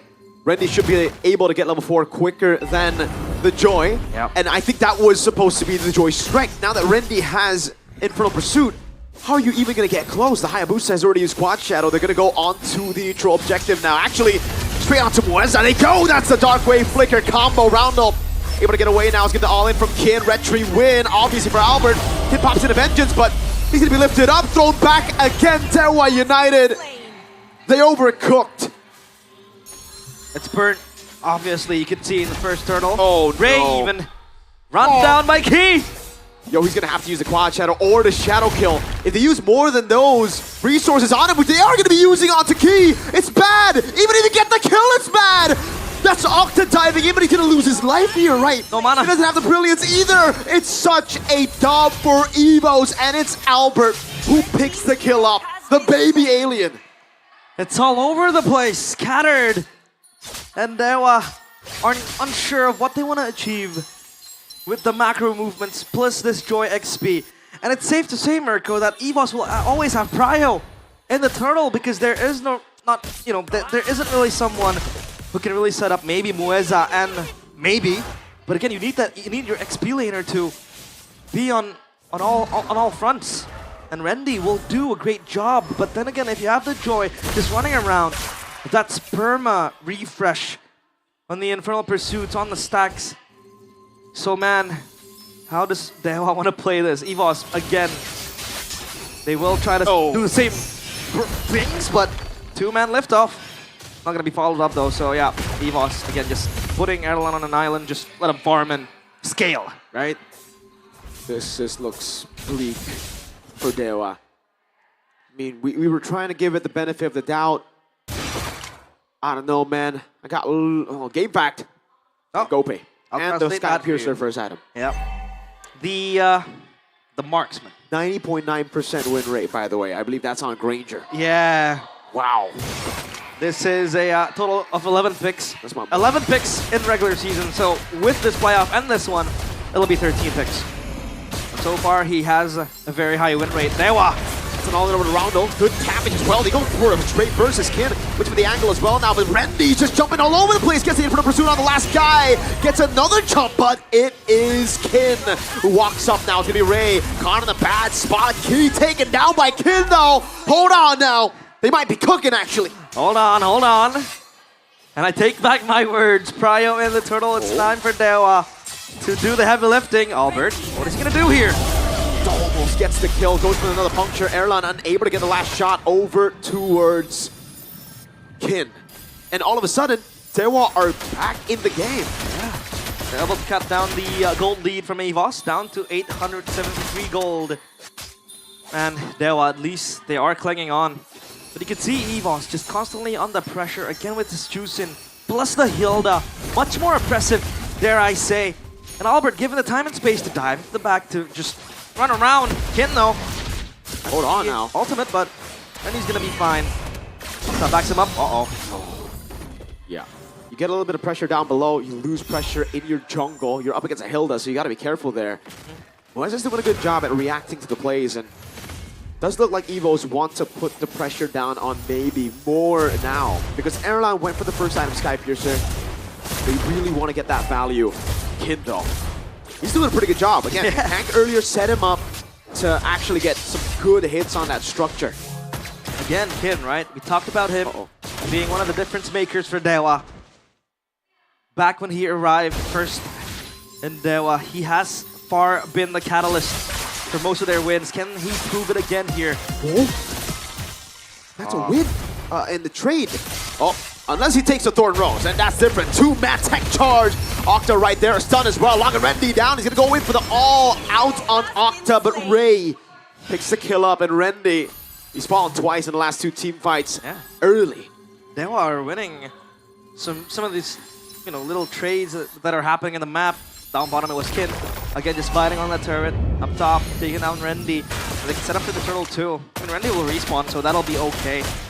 But along with the Granger Sky Piercer, right? You have to be careful of this guy. Again, I want to reiterate that EVOS will have almost the same win condition. Front to back, again, just frontlining for Erlan. But this time, the threat of a dive in the hands of the Lancelot will be very, very scary. So Dewa needs to be careful for that. Maybe Famous Fighter goes in, tries to go for it. Can't even go for the Electrifying Beats, fully stacked up as well. Now over around, unfortunately comes a beacon, but the Quad Shadow doesn't land. The Shadow Kill does though with Retribution as well. Albert Thorn Rose. Ray goes into the Quad Shadow on the back line. His key's still there. Randy, what the heck was that tech charge? That looked like a DJ White play. Wow. Didn't even catch Adelan. And Key wants to go in for more. He is a Hilda after all. So you can always zone out Dewa United. And no one is going to contest. Uh-oh, Kin goes in to Erlan. Flicker out, Vengeance as well! That's a solo kill onto Erlan. Kin gets away. Now it's going to be round with Flicker. Muez is still there. Kin! Barely taken out, but he survives. Man, Kin is the game changer. And is that why they picked up the Joy to access Erlan to get a potential assassination, stack it up with a Hayabusa? You have 2 threats in the backline towards Erlan. He has to be more careful now as EVOS, they want to fight back. He goes for the zone, but Lunox is on him now. He goes for more damage over the Octa, but he pops into Brilliance now. It's going to be Ray who wins out the Red Tree battle. Kin in the back line will be slain, and it's Erlan to get revenge. Randy. Now it's Randy on 2. No more stacks on the Infernal Pursuit, so they're going to have to back away. Yeah, they're going to reset back to square one. EVOS scrapping so far in most of the team fights. At least they are able to tone down the gold lead again. But if you take a look at the bigger picture, Dewa is able to get a turret down bottom. This is quite scary. Oh, maybe! Goes in, and this time Erlan, he had so much space in game 1, no space in game 2. Dewa learned. Dewa learned from their mistakes. You cannot give the main man his space. You can't give a gap, a canyon for him to play around.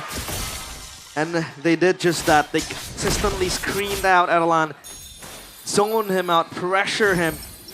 With the threat of Hayabusa and a Joy looming on his back, he has a bounty on his head.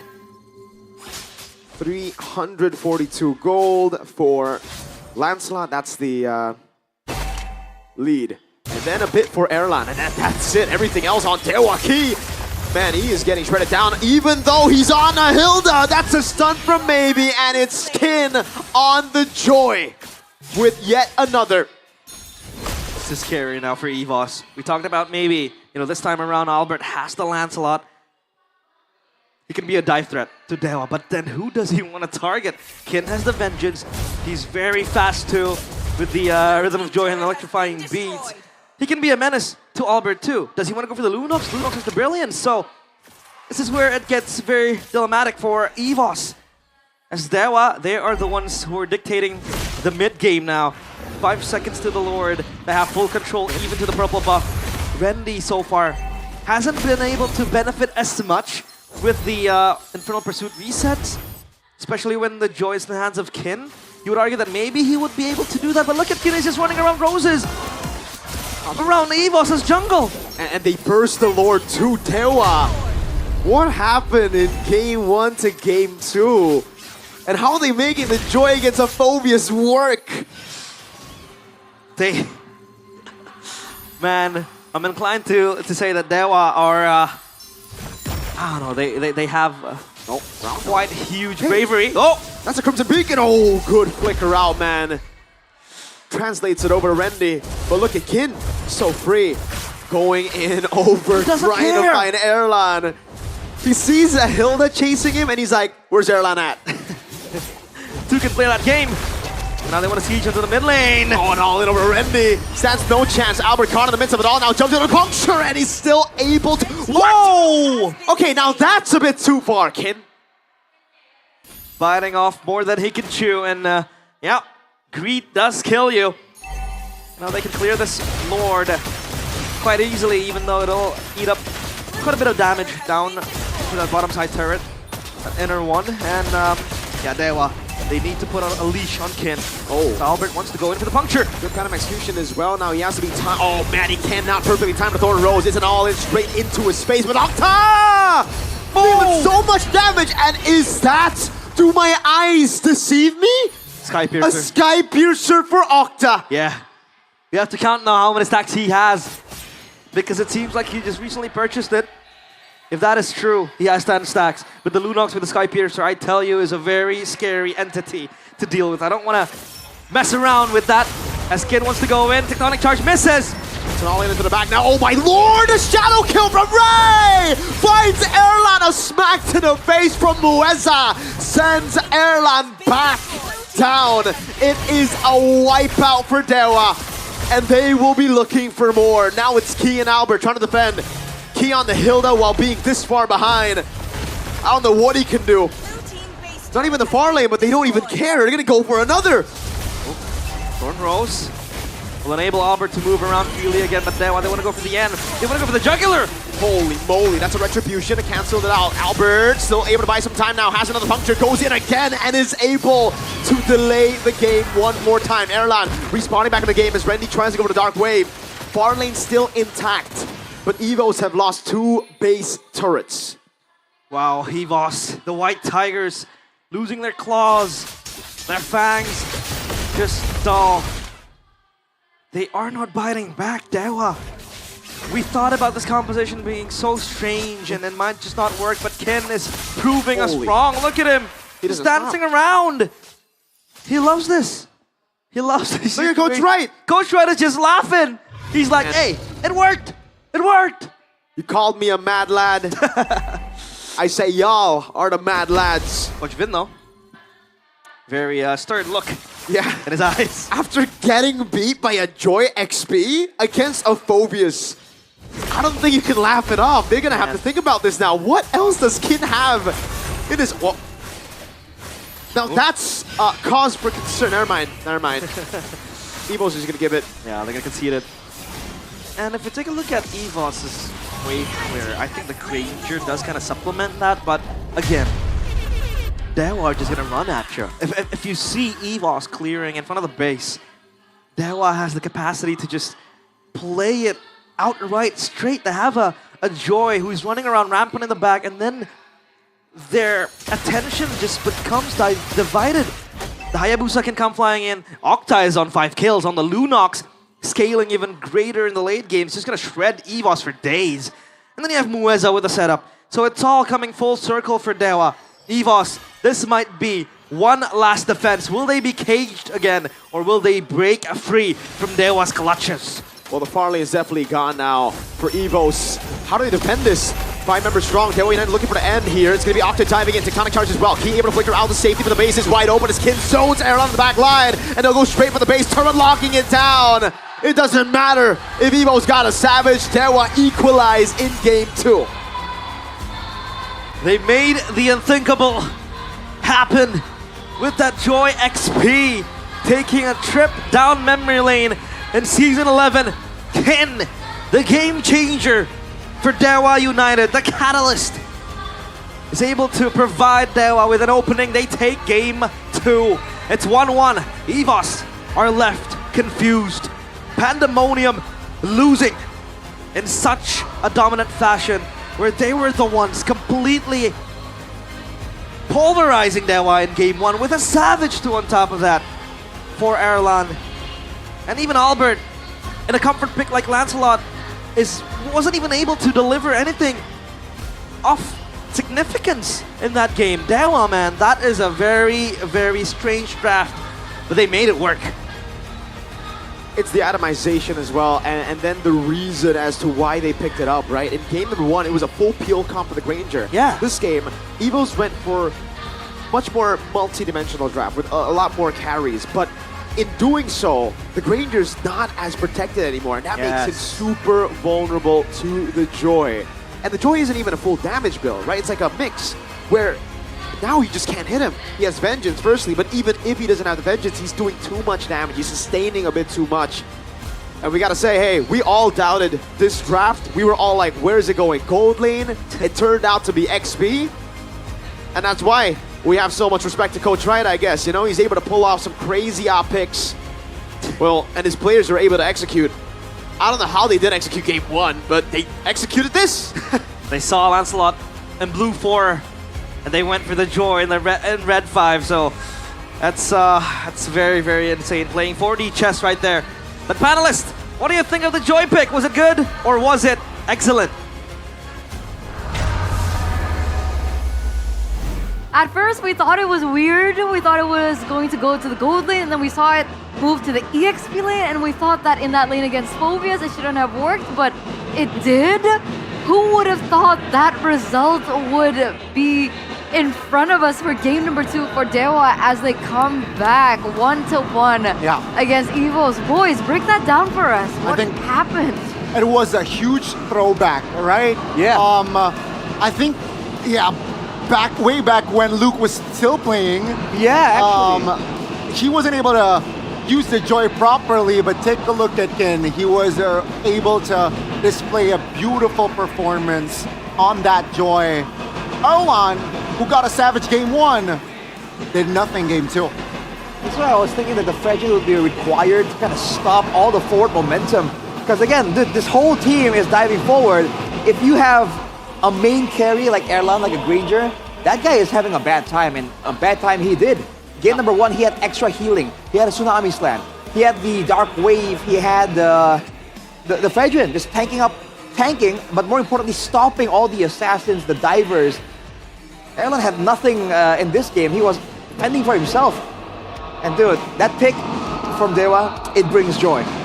Quite literally. It brings joy. It brought joy. I'm pretty sure all the Anak Dewa, they're celebrating right now because of that victory. And we've got to hand it to him, right? In a world where Joy EXP lane has not been a thing for such a very, very long time, he was still able to make it work even in a losing lane. And that's why he deserves a player of the game, presented to you by the official tournament smartphone Samsung Galaxy S25 FE. Break that down a little further, because when it came down to the laning phase, the Joy was punished, right? It was. Was a little bit. He was really on the back foot for the most part. That allowed Randy to even get level 4 first. So they were really on the back foot the whole time. I feel like, again, the real turning point is the moment there's enough damage on the members of Dewa to really threaten Erlan. From that point on, it was just difficult. And the thing with this pick, it's just so obnoxious, man. The Joy is one of the only picks, one of the only assassins that can almost do DPS or even burst down like a tank, technically.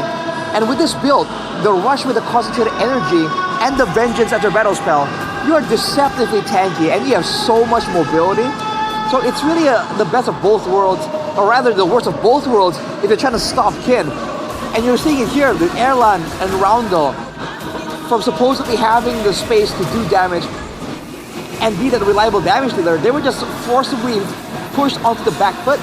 And as a result even, the Lancelot of Albert that we've seen great potential from had no room to really look for assassinations. He's just forced to wait for the right moment to try and go for like a big AoE play, but that's about it. And this is why I prefer G being on a playmaker. Yeah. Sure, the Hilda pick makes sense up against the Hayabusa. You know, you can be that constant nuisance. But yeah, now without a playmaker, quote unquote, Albert is left alone on this Lancelot to maybe find a play, which was really hard for Albert in this game at least. Yeah, the composition just really didn't aid in that effort. And to make it all worse, Octa was on a comfortable hero. Yeah. He was on the Lunox, not even a comfort hero. I would say that's a power pick for Octa. And then In the meta too. Exactly, so that's double the trouble from Octa. And then Hayabusa for Raid, absolutely zero stoppers from the side of Evos, making it really difficult for Evos, especially after the laning phase, to look for a stopper towards Dewa's composition. Dude, what a snipe though from Dewa United. The joy out of nowhere. I wonder if there's some scrim knowledge to back this up, or did he just freehand it? But the thing was, didn't you see them like put their hands up? I think they were tossing like they were, like high-fiving. Yeah, I guess. high-fiving. Because I thought, surely, right, with a Joy Hayabusa, there must be a mistake, but turns out, my assumption was the mistake. I'm glad that we're wrong. Yeah. I'm glad that we were proven wrong today. Another example of how flexible the current meta really is. I don't know, the Hildevick just really didn't sit right with me. I felt like they tunnel vision too much on the early game, and they didn't take into consideration of other factors that would push it out of the laning phase, push it to neutral objectives. And they didn't have an answer towards like the crowd control, lack thereof. Was it pick like fourth pick for Evos? The Hilda was second pick after the Jushin. After the Hayabusa, Did we see... No, knowing that the Lunox was available, I feel like that was just way too bold of an assumption, man. Because I feel like that's... You should know, like, if you want to try and abuse the sustainability, the tankiness of your picks, you need to make sure that Lunox isn't in the picture. What? Look at Erlan's damage. He did almost less than Hilda. He went 26,000. He went silent this game after loud game one. Game one. The contrast is definite, for real. On the same hero as well. Oh man, that's why I really like Arash's point. They didn't have tools to protect Erlan, and without space, that's the impact. That's crazy. Game 1 to game 2 is crazy. But that's in line with what we were expecting from Dewa, right? Instead of trying to do too many things that their comp is a bit more disjointed, what do you guys want to do? And they said, you know what we want to do? We want to die. We see Erlan on a carry, we see him getting a Savage, we want him gone. And they went for a 5-man dive comp, and it worked out. By the way, Octo went first item Sky Piercer. That's how confident he was. Oh, you're right. He didn't even go for boots. He went for Sky Piercer straight up, boots, and then he went for the glowing one. That's crazy. That's a straight up G right there. Wow. Considering the early game was kind of shaky for Dewa for just a little bit before the initial ultimate power spike, that was a bold move. Exactly. They weren't winning by all means initially, right? I think at like the 5th or like 6th skirmish, 1 or 2 skirmishes after the turtle is where they actually got like a big comeback fight. That was crazy as well. I wonder if Evos didn't make that like overextension, would the game have gone the same way? Because they were controlling, they were getting the neutral objective, winning skirmishes, especially in the lane. Randy was doing work. And out of nowhere, Dewa just got like 3 kills and just got an all-out win. And everyone, I mean, if you saw Realize and Mirko, they were like yo, what just happened? Yeah. Mirko went from like, they overcooked to like, hold on now, maybe they're cooking. And I love the way how Kin, he understands that he's on a Master Assassin. That's why he's looking for isolated players. And like mid-game, I believe it was Randy. No, sorry, it was Erlan who was all alone. That's why he was able to utilize that Master Assassin with isolated players. And against the Granger, he brought the Vengeance as the cherry on top. Just ruin the farm and the mentality of Erlan in that second game. Because like some assassins you can kind of deal with alone as a Granger. You can hide back away from, threaten with the Rhapsody. Joey is one of those assassins you cannot get off you, man. He sticks to you like, he sticks on you first of all, and he went concentrated energy for his item. So even if you're trying to threaten with damage, which has been the tone of the games in the playoffs so far, he has that built-in sustain. And he has so much damage, so much AoE too to heal back up. That's why the crowd control would have been so important. But I mean, nobody would have expected a Joy last pick anyway, so we can't blame them too much. But again, Evos are 1-1 now after winning game number 1. It looks like Dewa were able to come back for game number 2. And the problem is, Evos right now, they're chasing a legacy that was built way before they even joined Evos, right? The fact that they were able to pick up that M1. A lot of questions, a lot of eyes are on them to see whether or not they're able or will be able to make it to the next M series here for M7. And it's looking shaky. So far, when things go straight forward, it makes sense, but I think we're seeing that they're not really comfortable dealing with all these curveballs. And boy, we're seeing a lot of them from the other teams. And that could be a big factor. By all means, it's only 1-1 right now, but from the looks of it, from how well they were adjusted and found these solutions, it definitely looks like an uphill battle for Evos. But who knows, right? There could potentially be 3 more games before we know who makes it to the next stage. That's the thing. That's the thing. This is why it's very, very dangerous. Evos' first game was second pick, I believe. Second pick, yes. So yeah, in this series at least, red side 100% win rate. So that last pick value, both coaches were able to utilize it properly, right? Last pick Joy, and the first game last pick Fredrin for Albert. Wow, Fredrin. Now, seeing that like Evos, they lost game 2 being on blue, expect Evos to have red side next. Probably. We'll see if anything changes when it comes down to the order, but what's not going to change is this. Kin earlier on with that player of the game on the Joy, again a hero that we haven't seen in so long. Yeah. And he surpassed expectations even from his debut, right? As soon as Kin joined, we saw a constant, or an instant switch up with Dewa and their performance. And a little similar with Randy, but why does it seem like Kin has overpowered or overshadowed Randy's performance? Like overall, Kin also benefits from his team kind of being suitable for this really chaotic meta, first of all. And on the other hand, I think there's a huge difference in hero pool. Because so far for Randy, he's really turned up on what, the Arlets, the Phobius. Is that not about it? He's done well with the others, like the Uranus, but it's not a presence that really carries hard in the games. Whereas for Kin, I mean, especially with the addition of the Joy now, dude, like in the drafting phase, this guy is an absolute weapon for a coach. So we're looking at Alice, Arlot, Joy. What else is heroes? Lapu Lapu. Yuzong to a degree. Yuzong. To be fair, Yuzong isn't a signature pick just yet, but he can play it to a good, definitely, with some level. That makes sense. Oh man. And both are rookies, keep in mind, right? But also I do want to add what differentiates Randy and Kin, I feel like, just play style, right? Kin is definitely a flashier player. Sometimes it looks natural, but he likes those flashy plays. He makes the flashy plays looks natural, is what I'm trying to say. Right. But Randy, I think he is a solid, reliable EXP. More, team player kind of EXP laner. But you know what? I can agree. I can find this individual plays. I can take this 1v1s or even 1v3s and gets the outplay. But yeah, play style wise, I think that's what Rendy and Kin is. I think the killer instinct is very apparent as well, and that's why he can transition from playing tanks like an Alice into a Joy out of nowhere.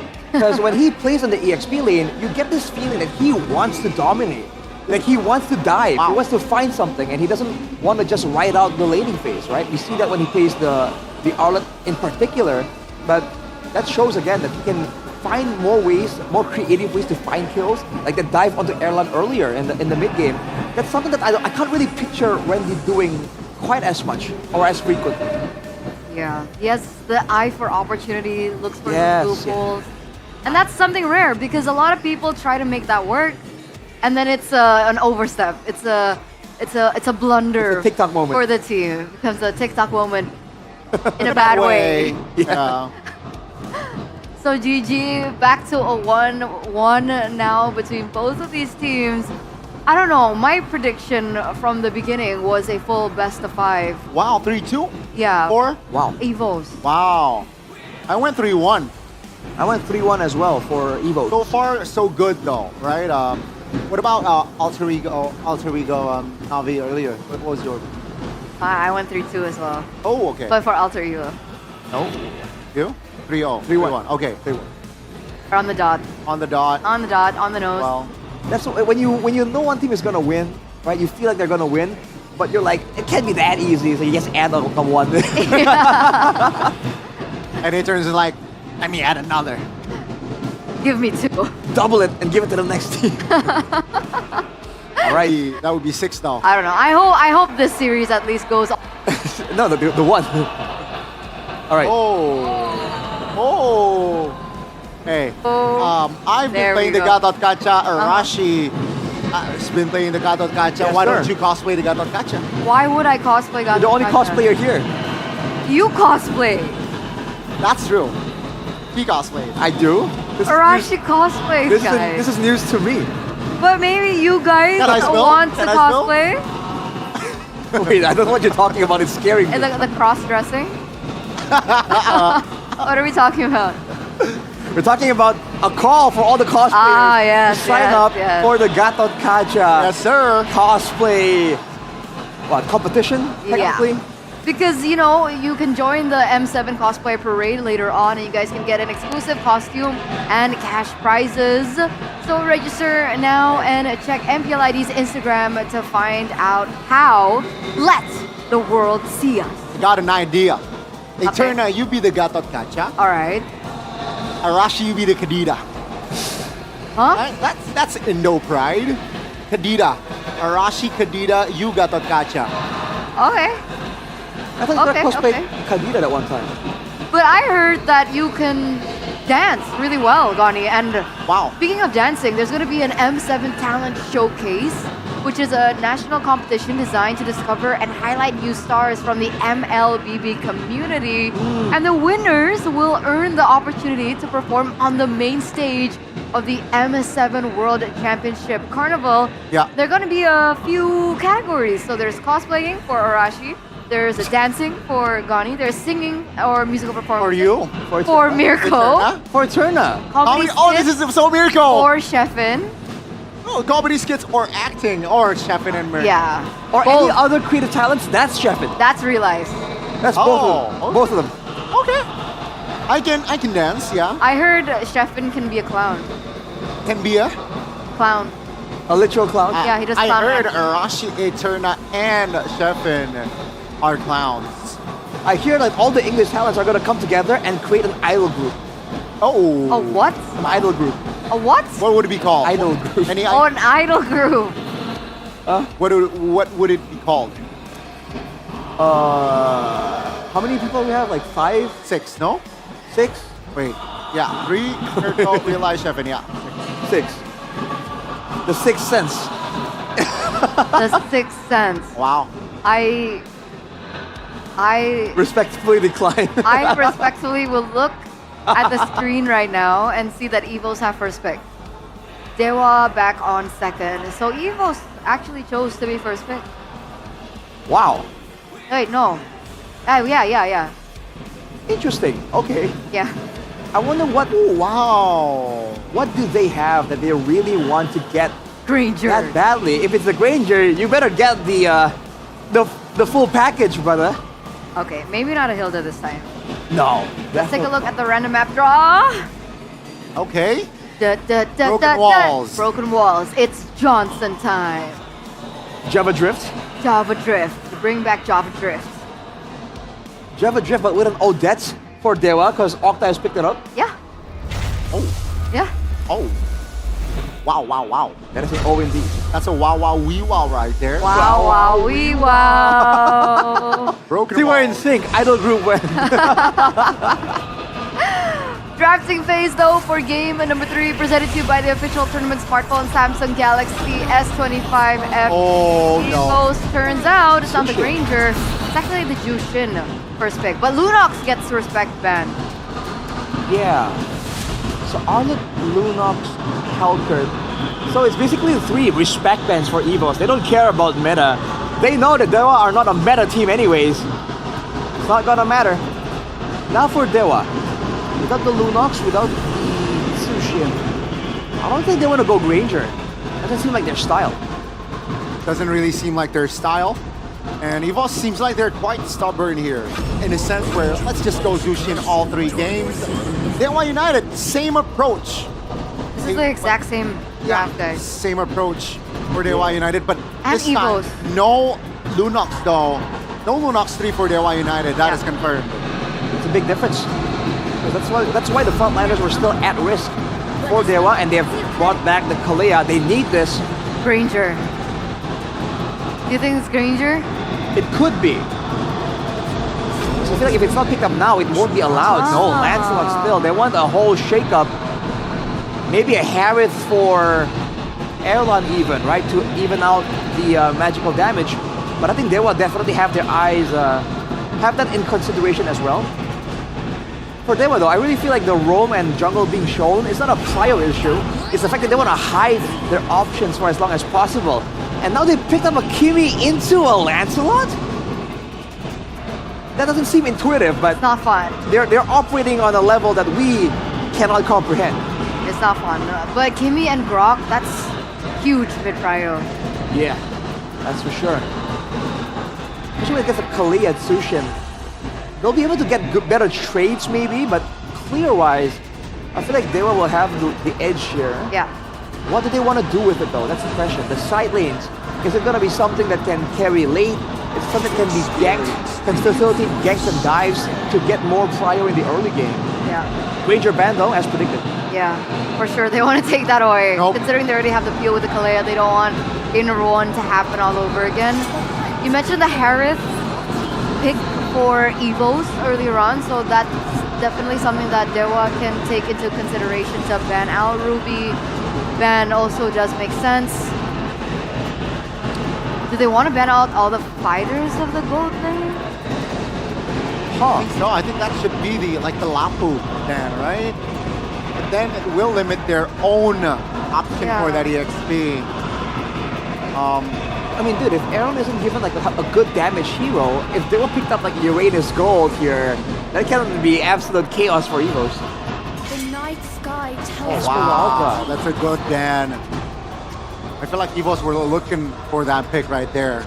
A possible Esmeralda pickup, but Dewa United, they spot on that ban. Yeah. So is Dewa looking for a Lapu Lapu or something more like a Phoveus? Because that's usually where the Esmeralda would be a good response. Or maybe they want to go with the... Hold on, I was going to think the Harith. Which is why they want the Esmeralda to ban out, but Lapu Lapu is the assumption that Evos are making. So many fighters off the board now. Yeah. We might see a Yu Zhong pick now. Oh, you're right. We haven't Zhong. seen the dragon. No. Which is technically right now good for both teams. I don't mind it being in composition of Dewa. I don't mind it being inside the composition of Evos as well. I don't know. For Kimi, I think Yu Zhong would be really great. like against the Kimmy. Yeah. Especially when there's a Lancelot. Oh, wow. So they do go for it, and they deny it away from Evos. So that Evos are gonna be lacking a lot of magical damage. So now it's really asking a question here towards Erlan, right? No Granger, no Harith. 1-1, maybe? The 1-1 is available, which pairs well with the Kalea. Sort of.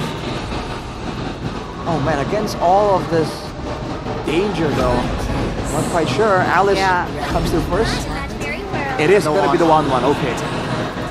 All right, last pick for Dewa. Yutong will counter this Alice quite handily, I think.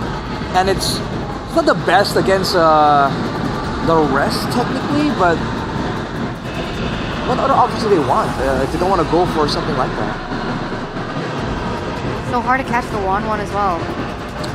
Either they go for a counter in the lane like the Oh, never mind. Oh, well. You must have forgot. Completely forgot about the joy in the EXP lane, boys and girls. I thought they needed some more tankiness, dude. They have 3 magical damage healing, dealing heroes. You're right. I know we're talking about the tone of the playoffs being more damage is a way to win control, to win fights, to win everything. But they are really doubling or even tripling down on that factor. Double down. Go big or go home. Will it be Evos picking up the next game, or will it be Dewa? We're going to throw it over to our casters to break this game down. Will Erlan be experiencing yet another episode of PTSD, getting chased down by the joy in the hands of Kin? They repeat the same pick. Will it work in their favor though? This is game 3 of Dewa United against Evos. And mind you, if we pull the threads back again, it was this joy in the hands of Boots, back in MSC, who was able to go on par against Sanford, who by the way was about to become the best XP in the world.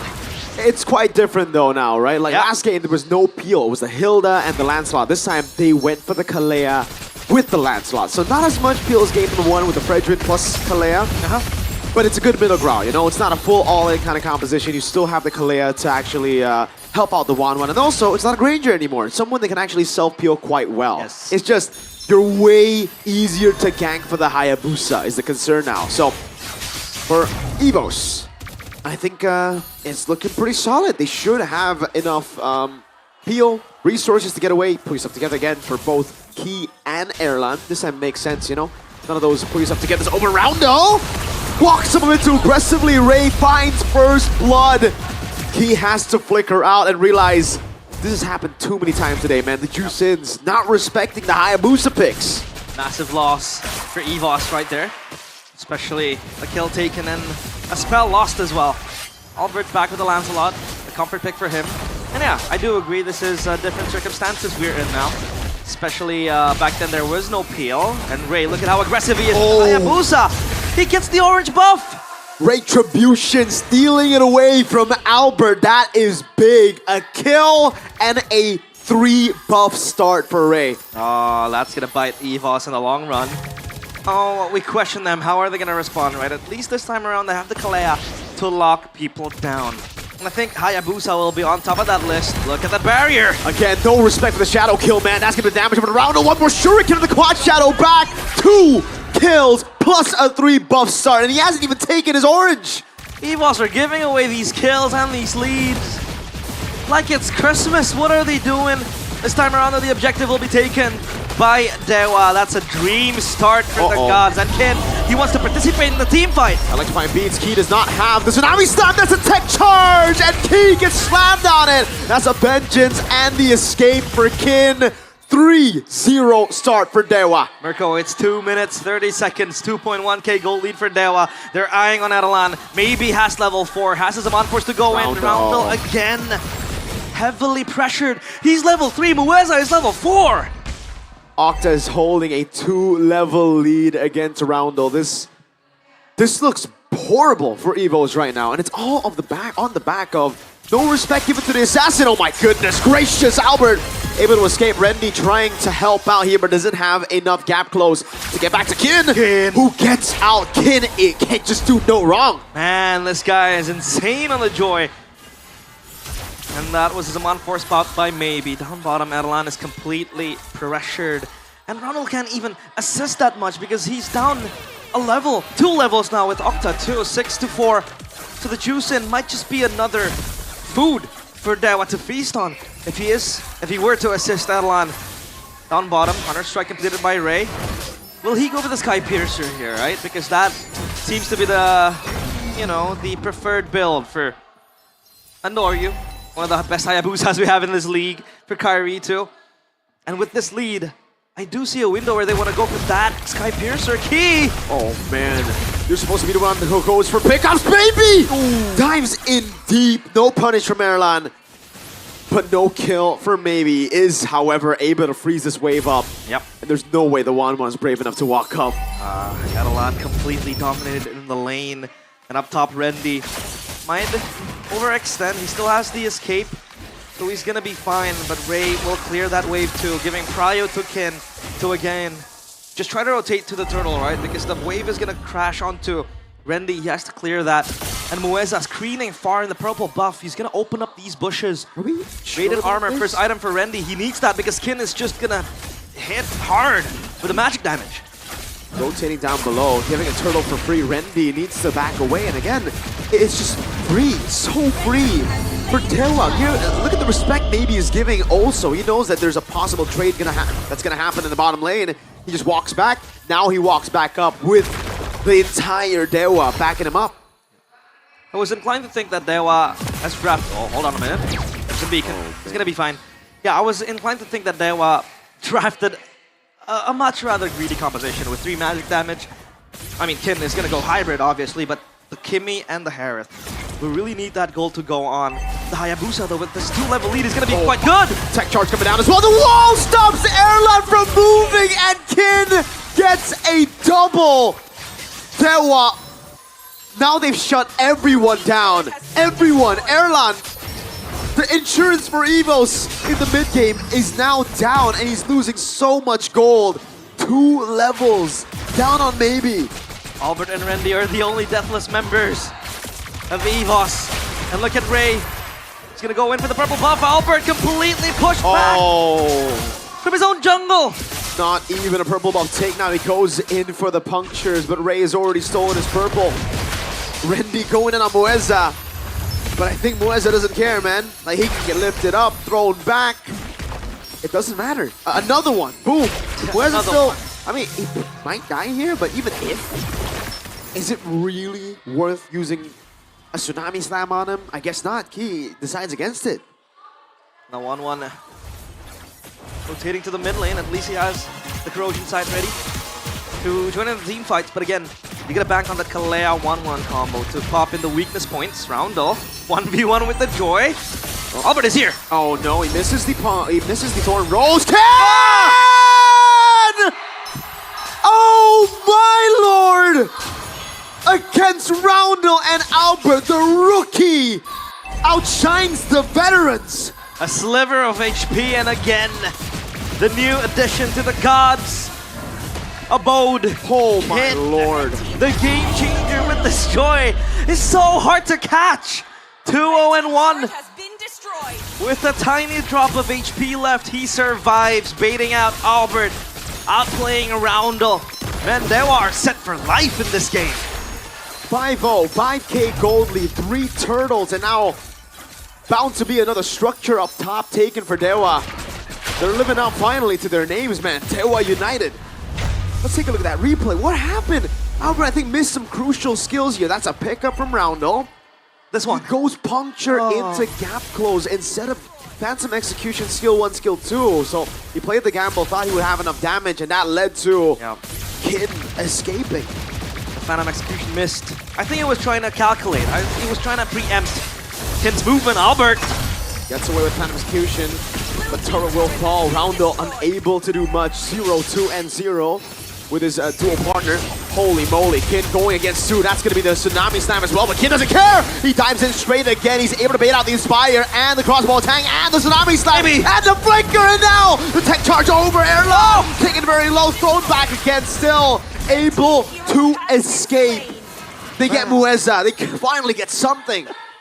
This Joy is tanky. So hard to take down, especially with the Vengeance too. Kin is playing this game to perfection. Ray is level 12, 13 now, up 2 levels against Albert, who just was able to reach level 11. Gold difference though, all for Dewa. 5.3k gold lead, 5.1 now. A little dwindle in that gold lead, but it doesn't matter because they have all the leads that they need. They're able to push out all the objectives. Turrets taken out, outers all acquired, Oracle even for Kin. That was only the CE. Yikes. Very strong. Dude, I mean, they get a kill. Is that enough though? Like, it's a kill on Mueza. It's not a bounty. It's nothing big. It's a roamer. It's a rock. It's like a rock. It's like a rock. And they all almost died for it too. Well, initially they were going on Kin, so you know. This poses the question then, the Kalea. Who is it going to target? Is it going to be Kin? Because Kin can always escape easily. That was a crossbow of tank pop, and Kin didn't even die. If you want to go for the Hayabusa, the Joy is going to run around in the backline, so again, a lot of options for EVOS to opt to, but it just becomes confusing. It does. As it reaches the mid-game. And now they're going to go in for a little skirmish. Randy is going to eat up all the bullets. Destruction Pulse. Oh, pull him back. And the Lord will be next for Dewa. Set their sight, but look at down bottom though. Kin is camping down bottom. He's going in for Erlan. Yeah, that's just the full time of the tech charge, man. Kin gets away from the range of the Tsunami Slam. Roundel is now 0-3-1, and Evos don't know where to look. They look bottom lane, they see Kin, and they're like, okay, we gotta be careful. And then while they're thinking about that, Mueza just tech charges in, flickers on him, and Roundel's dead for the 3rd time before you know it.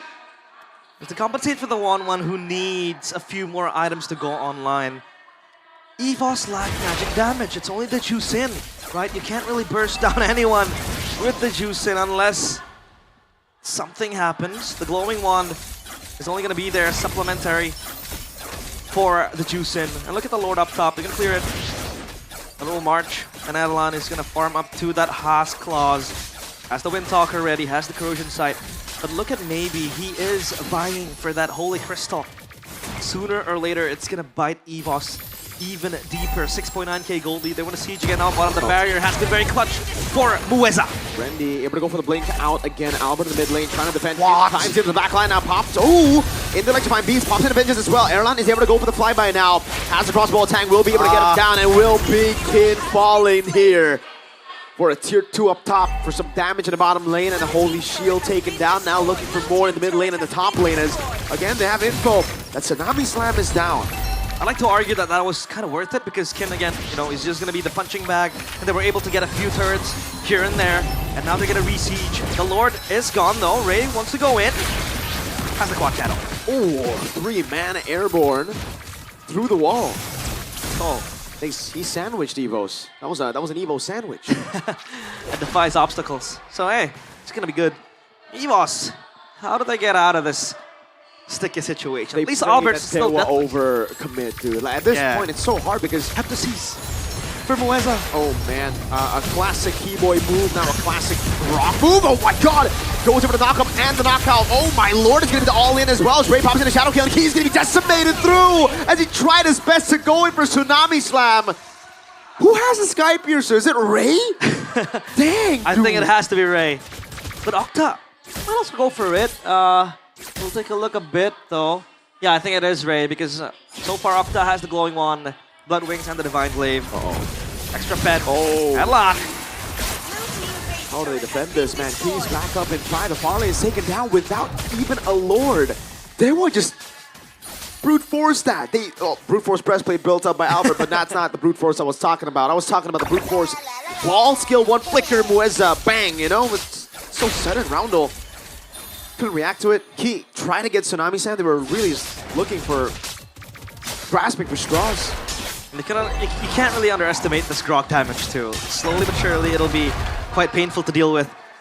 And at least so far for EVOS, Albert is still deathless. Kin begs to differ. Oh my lord, wants to go for the 1v1 over to Albert. Gets everything. Electrifying beats as well, but Roundel comes back. That's a vengeance already used up, and Kin again will fall, and now it gives EVOS a chance to come back. With no Kin, this is a 4v5, and EVOS only used Crimson Beacon, realize. They like this. They like this. Kin is not here to disrupt the backline, but Ray is still a threat. Oh, Tsunami Slam! Baited in by the Phantom Execution. Ray gonna be taken down. Erlan gets a shutdown, a killing spree as well. Crossbow tag They turn. will be up for grabs, and Rendy has done enough. Zoning the backline, maybe still has him on force. Erlan still has a crossbow tag and the Inspire. Oh! Looking for all of them now. All the weakness points. Can he pop an Inspire in time? That's maybe doing a lot of damage. Albert winning out on the Lord, and EVOS somehow are back in the game. The White Tigers hanging in the balance, finally roaring to life. What was quite dangerous for them. They're able to restabilize all the leads that Dewa still has. 4.7k gold lead, but I think it becomes quite irrelevant now as EVOS will try to pounce back. The Lord will march up top. Albert will clear down bottom, activating the pressure in the side lanes too. And Albert will be able to get that Malefic Roar, so extra damage for the Lancelot. Now though, Kin, he cannot overextend. He has to start respecting the fact that EVOS does scale well into the late game. The damage is already there, apparent. Especially Erlan, 3 kills now. Will be very dangerous to deal with. The Lord will be easily cleared by Dewa. They have the capacity to do that. Malefic Gun, extra range, building into... I think that was supposed to be the Rose Gold Meteor with the the blade. The Magic Blade. Magic Blade, Magic Blade, yeah. I believe so too. Octa picks up the Holy Crystal. Now, I wouldn't say Dewa are in big trouble just yet. Yeah, again, they're in much more trouble than they would have expected. They got the far lane that really should have been a free Lord for them, or at least, you know, an advantage that they could utilize. That walk up from Kin. Hey, we got Mr. David, by the way, here. Mr. David. I believe head of esports at Dewa United. Definitely a bit nervous here. Second ever playoff experience for him, watching his own team and throwing technically a massive lead. Yeah. They still have the far lane. That's why it's not horrible yet for Dewa. They can still play with that advantage. They delayed the game quite a bit with that. A few shutdowns, or a kill and a shutdown given over to Erlan. But you should still be able to just stay composed, keep it calculated, play it disciplined. And I think at this point they can play for maybe too. We talked about Kin being one of the most... Kin, you know, maybe stop going too crazy. Yeah. Kin was the feared member of Dewa, but maybe is slowly creeping into a massive power lead that he can really create, brewing up a storm slowly but surely. He was shown to closely carry that last fight in the Lord Pit. Was able to get a few synchro visions here and there. The damage is building for the Harith, so they have to watch out for the Harith. Now maybe targeting from Key has to be picture perfect. He has to pinpoint who to target, who to prioritize, because this Harith is slowly becoming a problem for EVOS. Dewa, they can play for the Harith if they want to. Late game Harith can never be wrong. Yep. Especially in the hands of Maybe, who has proven time and time again he can play the Harith. And now EVOS, it's just a waiting game. They have to wait for Kin to overextend or maybe Dewa to pull out another blunder. But Ray has the BOD, and they will be the ones to kickstart the Lord. Will EVOS accept this invitation? Yeah, the Lord is going to be bursted down here. Wildmon is still all the way to the bottom lane. They won't be able to react in time, and I think that's just a bad call from EVOS. Ray gets it. A free blitz for Dewa. EVOS try to play the far lane, but Dewa just speed blitz that. Yeah. And I don't really think there is any much benefit for EVOS. Coach Wright. In the bottom lane, yeah, he's still laughing, he's still laughing. He always gets so flustered whenever he's caught on cam, and he's like, oh man, I'm on cam again, you know? He's camera shy. He's camera shy. What about the Dewa fans? They're not. Apparently they have a rhinoceros as their mascot. Dude, what, really? Yeah. Dewa and Rhino. They're not Dino Esports, are they? It might be. After Mueza just headbutting all the EVOS players with the Tectonic Charge. But yeah, we'll see if Dewa can just cut the tension with a sword. Win a nature for Octa. He knows that Erlan is there as a threat. Albert as well, who can always dive constantly into the back line. But EVOS with their wave clear, they have to do it quick because it's not really the best I mean, you do have Erlan with the 1-1, and they will siege up top. Yeah, they brute force it again. Zaman Force used up instantly. They know the call is to get the base turret, and they will clear it out. Both the far lanes, or both the side lanes rather. Taking away as Albert jumps in with a Phantom Execution, almost takes Octa down! Tech charge! Into the back line, the quad shadow landing as well. Ray goes in for the shadow kill. Randy still in the midst of it all. Kid baited by Litter Crown. Into the vengeance now. Is Erlan still able to walk around him? 2-4-0. But Dewa get all the base turrets. They hold again. EVOS are known to hold when things go wrong for them. They did it in Season 13. It was Bronze with the Blazing Duet in the lower bracket And it was finals. against Ray. And it was against Ray too, with Geek Fam. Hold on now. And now EVOS, they are holding for dear life. This time around, they are the ones on the pounds. It's maybe again with Octa having to defend that out, or rather inner turret. But at least down bottom, they have a wave pushing. Albert will be there to get the turret too, munching on him. EVOS reset is going to be the key now. They can't get overzealous, and same goes for Dewa too. And it's a winner crown for Rendy. So even more survivability. Yeah. See, the thing is, Dewa, whenever you see those big tech charges, it only really is value when you can get the damage right behind the tech charge. They were so split up. So when Weza made that call, Octa was still like, whoa, whoa, whoa, you know, he was trying to aim the traction pulse. Ray got a quad shadow, but that's it. Kid came in a bit late, and he didn't have the fully stacked electrifying beats yet by the time, so it ended up just being a bait. The tech charge ended up being a bait for the rest of the team, and now it's just a 3,000 gold lead. Yes, the big lead for them is still the base turrets that they've gotten, but the way EVOs are clearing it here, that they actually have more map pressure. Ray will have to stay down, or maybe they don't. Maybe they just go straight up. They know the wave will be forming into a slow push. Yeah. Sooner rather than later.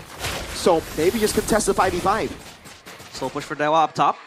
Slow push for EVOS down bottom. They have another layer of minions to go in. Now it's all a dance to the death. Will EVOS be able to hold this again? Albert still deathless. The shining ray of hope for EVOS. Really time. It always has been. They want to Randy? go in! Oh my lord! Randy's burning down. He has to pop the winner crown. Mueza, can he go for the wall? He doesn't get the wall down in time, but Randy's down. Wait a second, Mueza pops in the tech charge, but falls. Why did he make that call when they've already gotten the advantage? Albert. That's a recall for Randy, but Kin's there as well. Now can he be all in as Albert goes for Retribution!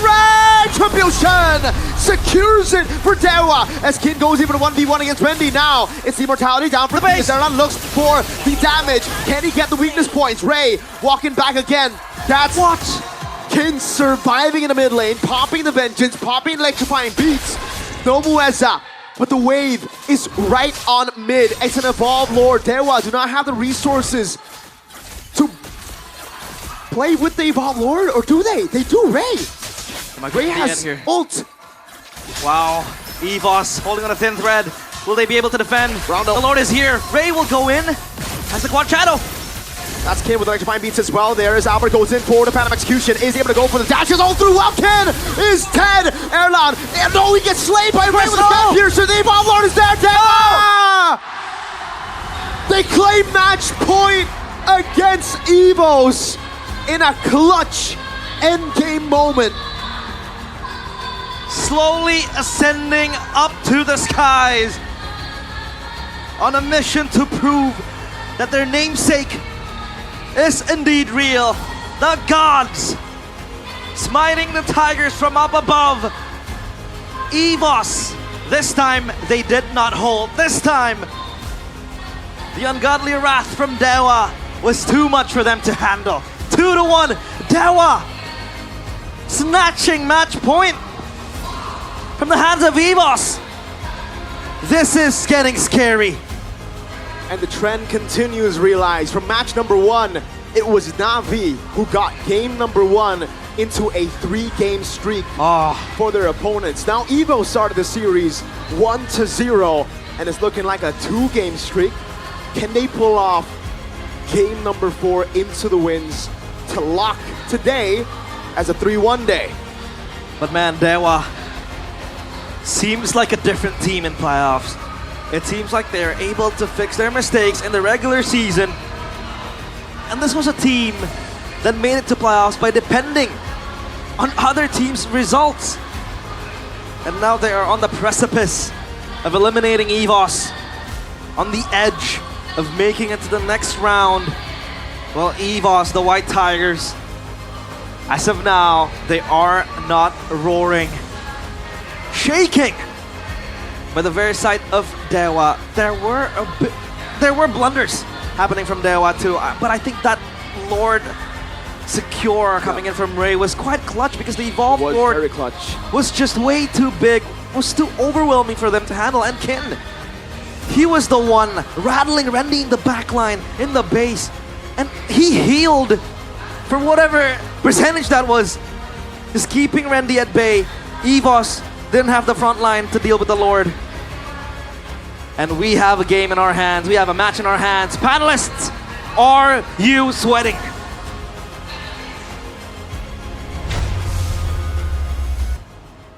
Here we are at match point now for Dewa United, as they're able to really pick up the reins, get game 2, get game 3, and it really poses the question, is this a game 1 curse?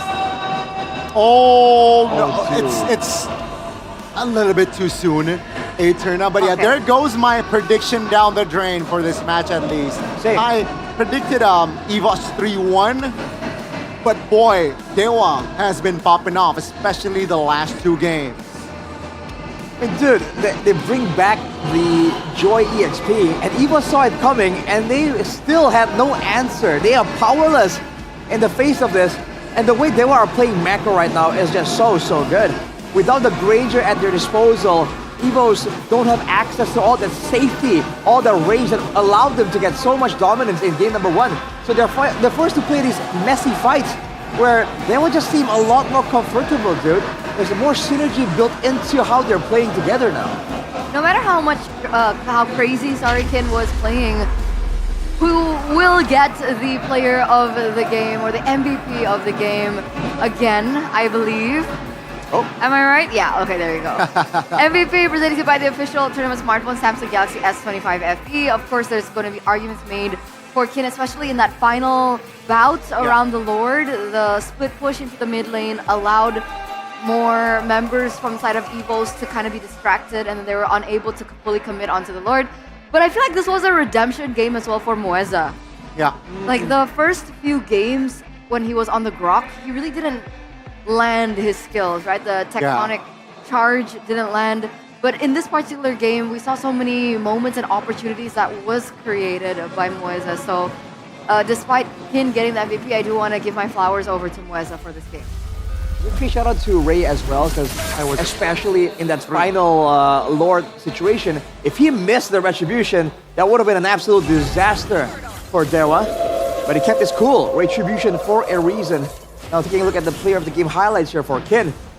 Oh man, where do we even begin, man? Do we talk about his damage output? Do we talk about how much attention he's able to demand from the players of EVOS?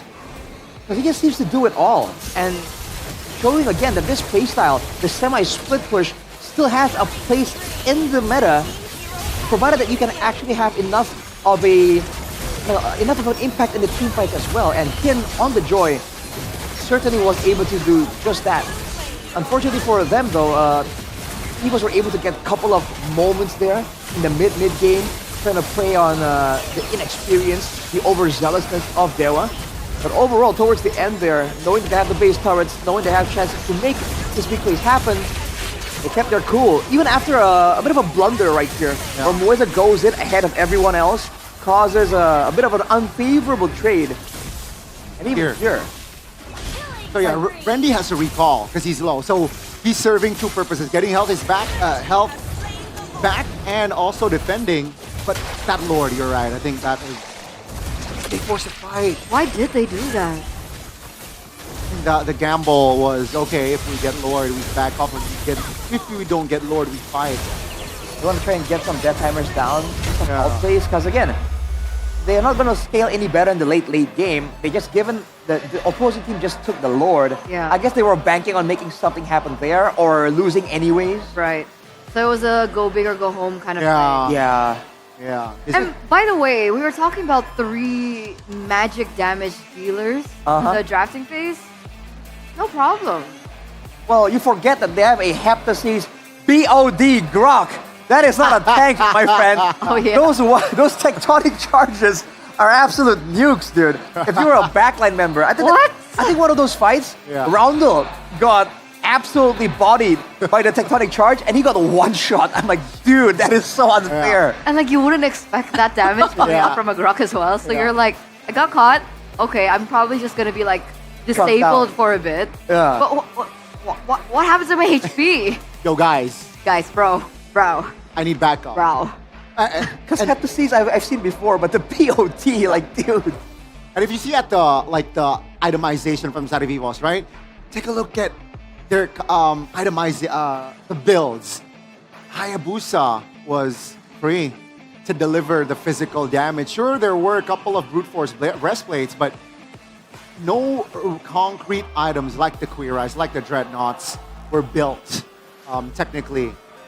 So yeah, they were heavily focused on the magic damage, which allows Ray to stay relevant.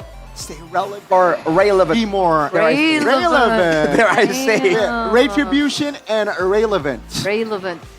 Well, Relevant retribution. he definitely was having a lot more. A lot more ways to go in, do some damage. But I guess Evos are thinking that they have the Kalia late game, they have sustain, so minimal defensive options against physical damage are required. Especially again, if you want to try and survive from the damage of a Kimi, Joy, and Harris. And by all means, dude, this is the longest game I've seen in a while. 21 minutes. In the current meta, games are over at like 11, 14, 15. Max 15, 16. 21-minute game. I think it's the longest play in MPL ID playoffs. Yes, so far. For sure. It is. Oh, he was raiding the wave. Okay, no. Sorry. Riding the wave, raiding the wave. No. Sure. So, we can give I'll you that. give you that. We can give you that. Look at the damage numbers, though. You gotta give also a shout out to Albert, because I really thought that if this game was gonna be over a lot faster, but this guy just finds ways to constantly be a threat, to be relevant. Like that one pickoff attempt in the mid lane against Octa, barely getting him with the tip of the Phantom Execution, almost one-shotting him outright, not allowing him to use the Wind of Nature. All the way to the late game, you get that feeling that Albert might pull something off. And again, that final retry battle, that's why it was so scary. Crucial, yeah. Especially for Ray, because it's against Albert, dude. Oh. No joke. Was a 1v1 technically, and Ray was able to pull that one off. The BOD was last item. Well, yeah, but still. Yeah. Even with the 2 Legion swords, that's already like a extra attack. Oh, gray area. Gray area. Gray, Sure. Appropriate. No. Appropriate. He likes jumping into the fray. See, why is that so much better? Why can't I? Because I took longer to come up with it. It was raiding the base of Evo. Okay, now we're talking. That was a ray of hope towards the end. So good.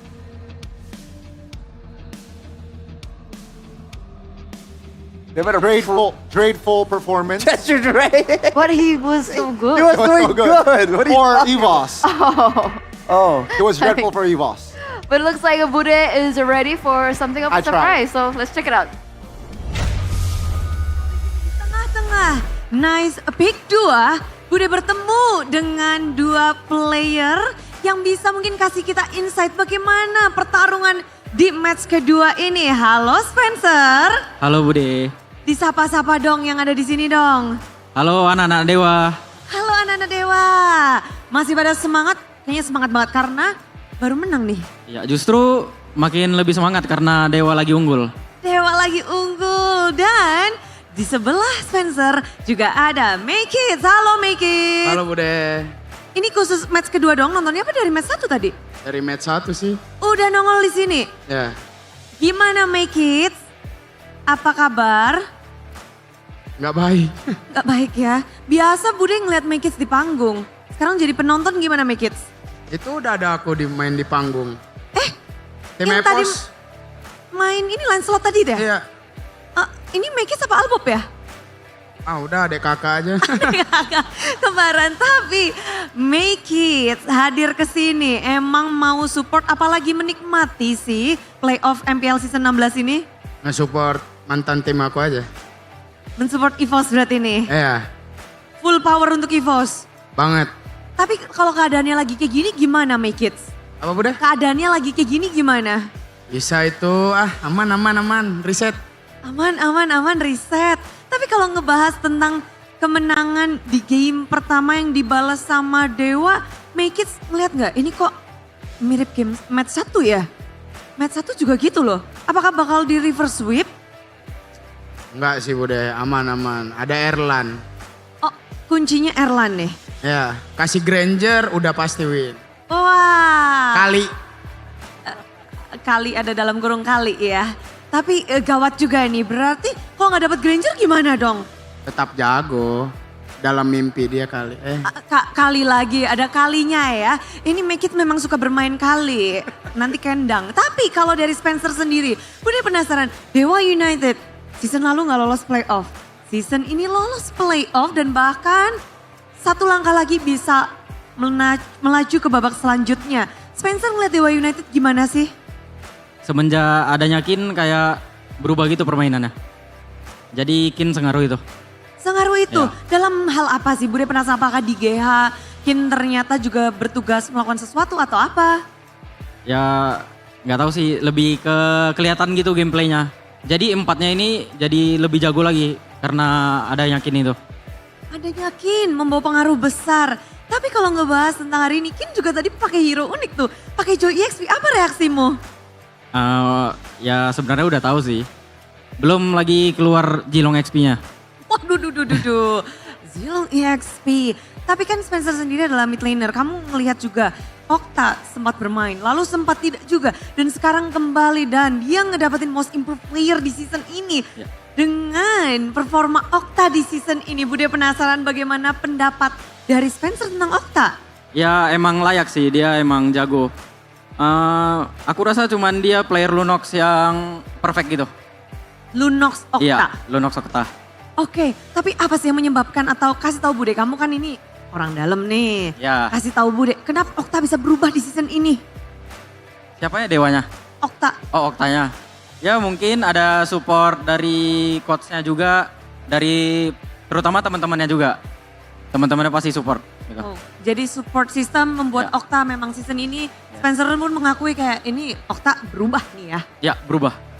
Ya. Tapi kalau ngomong tentang perubahan, kayaknya EVOS yang butuh perubahan gak sih Make Kids? Masa 2 game kalah?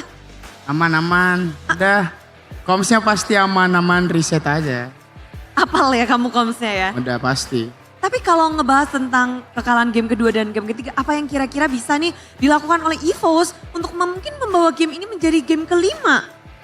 Kasih Randy sama Erlan hero nyaman aja sih. Hero nyaman itu yang terpenting ya? Ya. Karena sebagai dulu Make It juga di panggung ini, apa hal terpenting yang seorang pro player rasakan sih di panggung Make It? Ya pasti mental sih Bude, kalau playoff udah. Kalau regular kan masih ada minggu-mingguan. Kalau playoff sekali kalah pulang. Sekali kalah pulang dan apalagi ini adalah babak play-in. Dan kalau ngebahas tentang mental, ini berarti kan udah momen-momen kayak, aduh 1 game lagi kita bisa pulang nih. Apa nih yang mungkin bisa Make It sampaikan untuk tim EVOS atau mungkin Make It punya trik and tips biar nggak tegang nih? Gak ada sih Bude, pasti Dewa yang tegang. Soalnya kan mereka match point. Jadi EVOS tetap riset-riset aman-aman aja. Oh gitu ya? Iya. Yang tegang malah yang kayak 1 poin lagi menang gitu? Iya benar. Oh momen yang namanya ini nge-hype biasanya. Benar. Tapi ngelihat permainan dari player-player dari kedua tim ini, dari mungkin Make It, mau ada salam buat kembarannya atau buat penonton super fans yang ada di sini atau yang ada di rumah Make It, atau buat yang spesial? Waduh. Ya tetap semangat aja sih buat mantan tiaku, terutama Albob sama Erlan. Good luck dah, kasih tahu yang terbaik. Kasih tahu yang terbaik, tapi Spencer jangan mau kalah, boleh kasih semangat juga untuk tim Dewa United. Buat tim Dewa United lebih rapi lagi aja sih. Cuman Tadi game 2 kayaknya Kin sengaja deh biar lama-lamain gamenya. Supaya seru aja gitu. Mantap Ya. kali. Ya terus langsung aja sih, nggak perlu lama-lama, langsung aja 3-1. Langsung aja 3-1. Ya. Di sini Spencer percayakan 3-1 dan Make It percaya ini akan menjadi 3-2. Berarti Make It. Ya. Untuk Evos, suara? Ya. Suara berbeda di sini.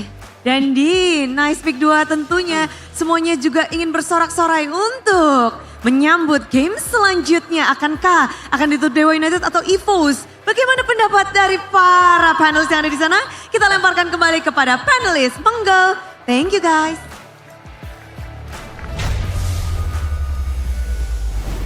Thank you, Bude, Clara Mongstar. Thank you, Make It. And thank you as well to Spencer. A split opinion about how this game is going to go. Make It believes that Evils can still win it 3-2. Yeah, as long as Erlang gets Granger, though, he says. Maybe, he said. Probably. Probably. They got the Granger game too, and they still lose. Yeah. So Yeah. I guess we'll see. Moving on, I guess moving we'll on. see. Yeah. But it looks like Spencer believes that this will be a 3-1 for Dewa. Yeah. And what was funny is they discussed a lot about like the mental fortitude coming into these best of 5 games. I think we would assume that it would be more pressure onto Evos considering it's match point for Dewa United. But Makeid's, backroom info, he believes that it actually is Dewa that's the one under pressure because they only need one more game to win it all. I guess they feel the urgency, right? They have that feeling of like, dude, can we get it done like right here, right now? And that might lead you to making some questionable decisions. That perspective does make sense because the finish line is technically like it's in front of you, right?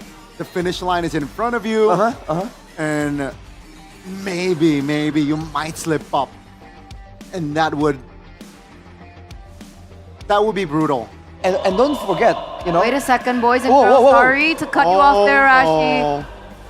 It looks like there is going to be a substitution for Evos. Suelo is now in. Roundel is out of the mid lane. We've seen Evos do this before. We've seen some last minute shakeups with Sorizo as well. It doesn't usually work out for Evos, but in this case, what do you guys think about Suelo stepping in? I'm wondering what the reason behind it is. Is it a hero pool idea? Is it a mental fortitude idea? Do they feel like Suelo, a very vocal guy, has more to say in the situation mental-wise? This is a bold move, dude. Yeah, I think it's a strategy, right? I think they want to go on the drafts with a certain approach, with a specific approach, and it does seem like Evos, you guys agree that they need to shut down Kin's movements. Okay, so on top of the fact that they've swapped out the mid laners for Evos, you guys back at home think that Kin's movements need to be shut down. Now, this is a very general statement. Yeah. Because a lot of people can say, you know what, just kick Albert out of the roster or, that type of thing. But how would you get to shut down Kin's movement? Is it limiting hero pool? Because that will be difficult. And of course, like, what movement are we talking about? His split pushes? His rotations? Right? There's so many movements heroes to talk about. So, heroes, again, the Evos have spent their first 3 bans all on respect. I believe it was Arlet, Fanny, and Lunox, right? No Fanny for game 3 though. Right. Fanny ban. So I guess that's where they can slot in the Joy if they want to, but...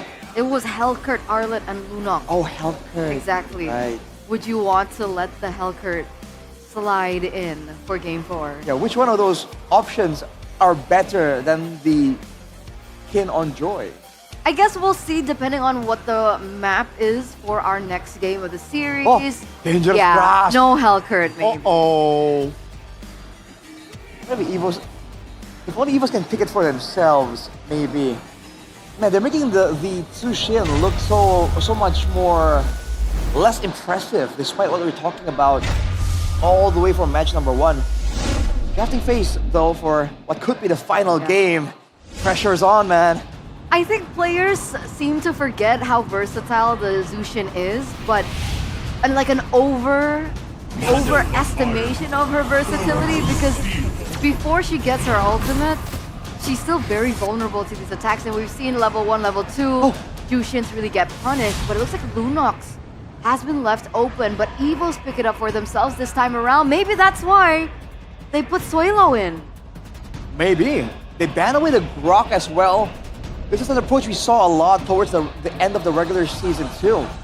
Seems like the Grok is just that much, it's just too much to handle. It might be the fact that you have some part control immunity, but it's also the fact that you can build some more damage and you can still maintain a good level of tankiness. And we've seen that damage absolutely wins games. Now though, Dangerous Grass with the Yisun Shin, with a Kalea Lunox combo, things are looking good for Evos. I like this. I like this. 3 strong, solid pickups from the side of Evos. Dewa United, what will they pick up here at 3? They got a solid roamer, which I really like. If they want to secure a hero for Kind early, should that be the approach, or do you think it's too soon? I feel like Kin has so much that he can play that they need to leave it. Last pick. Especially we don't know what the side there you lanes go. are. What? Could be gold lane. Could be gold lane. Possibly, you're right. It's a good pickup because there's a Yisun Shin on the other side. Which again, first turtle is closer towards the EXP, so I prefer it to be on Kin. But remember, there's a Lunox in the composition for Evos, and if they get a gold laner that can deal damage, that's one way to really shut down the Yutong. You know, shred the dragon all the way from when he's still flying up in the air.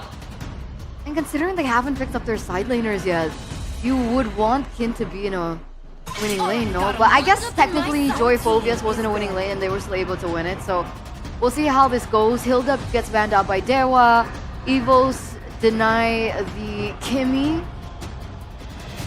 Are they going to deny the Zushin as well? I was about to ask. Zushin's still open. By all means, it's still a real possibility. I wonder as well, for Evos, they need some kind of tank here to ensure that he can hide in the bushes, can wait and lay in ambush. So that's why these Esmeraldas and Hildas are coming through in the bans for Dewa.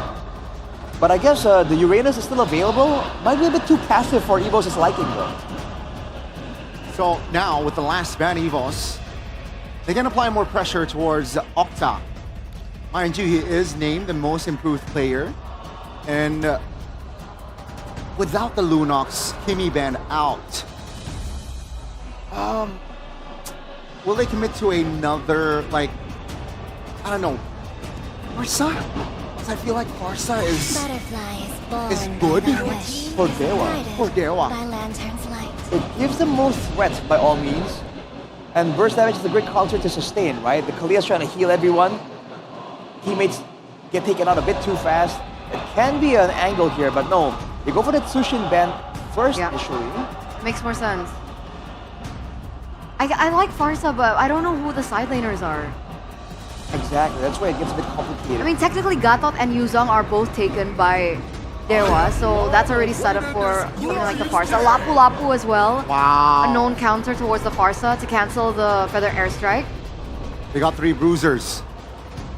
You're right, so... They might go for one more even. Wow. You have no idea, man, with Dewa. What options are there for Octa, though? No Kimi, no Tsushin, no Lunox. Look, Octa still has the Selena, Valentina, Farsa, Kadita, Odette, and Zed. I like the Valentina. I like the Odette, actually. I like the Valentina because there's a Kalea on the other side. Tsunami Slam. Yeah. Steel. Right. I feel like they're lacking a little bit of burst though from the side of Dewa United. And Evos, they have enough burst with the Lunox and the Granger. Dude, this is a strong comp from Evos. I agree. It's I good. completely agree. Good mix of physical and magical burst. Good setup, good front line. And again, Mountain Shocker to reveal everyone. Wow! Yeah, Zetian. Zetian out of nowhere! The Meta Rebel Octa strikes again! I mean, he's picked it up already in the regular season, and maybe they're trying to level the playing field against the YSS for more global vision. Don't forget the team fights. In a club of team fight in the jungle, in the Lord, that Zetian is an absolute nightmare, dude. Looks like when it comes down to statistics, the draft index favors Evos by just a bit. But we're gonna throw it over to the casters' match point, possibly the final game of this series. Sway low on a rescue mission to make sure the pack survives. But can he be enough? Will he be enough to ensure that Evo still has a lifeline? Match point, Dewa united against EVOS. And the Chatian pick, Arashi put it perfectly. Octa is the meta rebel. He has picked up the Chatian before in the regular season. One time played, 0% win rate. Dude, this guy just can't stop debuting picks, right? We saw this in the regular season. We saw this at Tian already. It was combo with the Alice, so it's kind of like a boom into a complete global stun as well. I really like the draft, but it didn't work out for them. Let's see if it does here again, because it's the same combo, right? You want to dive, you get the Petrify in, instant ultimate from the Zetian, and then you get the, well, in game it's called superb crowd control or something, you know? Amazing AoE. And Pure Rage, that with the Wilderness Blessing to the Chatian will be on 2 feet, working around double time to rotate and get the ganks going. Other than that, nothing too special. Anyhow, we talked about it quite briefly in the draft. EVOS, they pick up a Granger here. They're doubling down on the, you know, Kalea combo. You have the Lunox available and then the Granger to following suit. So that might be where they want to maximize things. But Dewa, man, you said it perfectly. The dive is going to be brutal, especially with Kin, with the Yuzong up against the Yisun Shin. It's bread and butter for the Yuzong. Plus now, with the Chatian ultimate, it's going to be even harder for EVOS to clump up. They don't want to clump up, obviously, but ultimate is going to give them global information plus the stun that could set up for greater things for Dewa. Mueza, though, not with the Grok, which, by the way, was such a menace for EVOS to deal with. And now for Dewa, they want to cycle their paths. It seems like the Turtle won. Oh, Randy gets the XP grab, so at least that's a small win. He has level 4. Yeah, that was a really good take, because now they can set up for the neutral objective first, and this actually gives them a window to control the neutral objective before Kin gets level 4. So they can get a little bit more poke, which they have done to Mueza, but he has revitalized. So in the end, it's still a battle of the Black Dragon form. And now the Lapu Lapu, yeah, they might as well just give it over, right? Like, it's a tough battle to take. Yeah, Randy will back away. That's going to be the Kalea spotted out. Albert, unless he traces his forward, which is literally just a death sentence, it will not be a turtle contest for Evo's. Dewa pick up the first turtle of the game. I love how Dewa pivots into the objectives, right? They have maybe too. Just be present. You don't need to do anything. Just put pressure on EVOS to not contest the turtle, and they get it scot-free. All as easy as ABC for them, and EVOS still holds the gold lead. Meanwhile, Key with the Kalea. You have Medprio, especially with the Lunox, very oppressive early on. Come the late game too, it's going to be very hard for Dewa to deal with. They don't really have proper lockdown to try to snatch away the Lunox, so that's going to be Kin. Maybe with the Yuzong, the Petrified 2 will be available for him. Item check so far. Hunter Strike officially en route for the Yisun Shin for Albert. And I think this time Adelan still wants to go for the Sky Piercer with that that adaptive glove right there. He has expert gloves, excuse me. So yeah, EVOS still with the same winning condition, giving time and space for Adelan to farm a Storm, and then he will deal the damage with the Sky Piercer. This time though, the peel is not the best. It's only the Kalea and the Alice, but the Alice also wants to go forward. Oh, Crouch Shadow attraction. That looked a bit bad, but Kin is caught in a tough spot. Pops in Black Dragon for first blood to Rendy. That's beautiful. And Mueza might be next on the menu. That's another kill over. Oh! No, Mueza gets away just barely. The AOG saves him. And that is a crucial tool for the Gatot Kacha to, again, just join in the skirmishes. Honor Strike completed for Albert, so at least the Yisun Shin will have a head start up against the Hayabusa. That kill, though, was attributed to Rendy. It would have been better if it was in the pocket of Albert. But at least for now, EVOS are able to stabilize things. They are the ones with the lead. 7 seconds to the turtle. They are here for the party, though, as Chatian is still yet to pop the ultimate. Will EVOS be able to couple this down? Depends on how they lock Kin down. He doesn't have Black Dragon for him. Wait a minute. It's still on cooldown. Maybe he still has Flicker. He's gonna go for the stun now. Oh my god, Tracer's Retribution! Albert's still able to cut away now as they go all able to die, but Albert's still able to cut away again. Redney dives in as Swalo holds 2 back. The miracle substitution. But Kinso gets a play. That's a Flicker Tsunami Slam. And guess what? It's Erlan who finds the kill. The Forgotten Tiger finally makes sure he's remembered, at least for this game. 1 kill for the Granger. I think that's still not without the Sky Piercer, so no stacks for the Granger, but at least it's gonna amplify his farming, his gold too.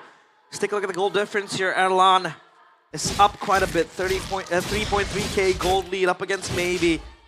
And the Granger is, of course, gonna have the upper hand in terms of farming. But Albert, man, he is speeding up things. And that was Sway Low with the Brilliance holding 2 in place. The Lunox, not only it is going to shred Dewa, but it's also going to be a nuisance to the backline. It's going to be always available to be an option for you if you want to kind of rattle the backline. Oh, and look at this. Conceal play from Key. Do they want to go in? Nah. Bravest Spider popped. Good Bravest Spider. Sway Low preemptively popped into Chaos. Oh, he's going to get slashed down. Maybe gets away. What is that damage from the Lapu Lapu? That's the base damage of Lapu Lapu, man. He crazy. It stings. Very much so. But Evos, Glowing Wand completed for Sway Low. That's going to be for the banks now. Tsunami Slam. Oh, man. The Fury, the Phoenix 2-man Tom, but he's going to be taken down. Erlan picking up the 2nd stack of the game as Albert able to cut away. Actually dishing out the Shadow Kill over Ken. Gets a Petrify, but Erlan's able to flick around. Maybe now gets caught. Ken all alone will be another Sky Piercer stack for Erlan. That makes it 3-0-30 on the Sky Piercer. Wow, Erlan is able to get those Sky Piercer stacks. Deja vu of game 1, still minute number 6. But this Granger is slowly becoming a massive threat. I like how Dewa actually has a peel tool. They actually have a tool to peel themselves when the Tsunami Slam comes in. That is going to be the Fury of the Phoenix from the Chetian. But again, the Evos, they know they can always bounce back when that time frame expires. With Key, Tsunami Slam. They're going in on that. Rendy able to go the immobilization. Erlan able to find 1 more on the board. Maybe very low. Ray can't look for the angle. So they use the Tsunami Slam on Maybe, and Ruesa becomes the casualty. Sure. He has to bite the bullet. He's the roamer. It's a bait. It is a bait. At least it's not Maybe taken down by Evos. But look at Erlan, man. He has free farmed on bottom.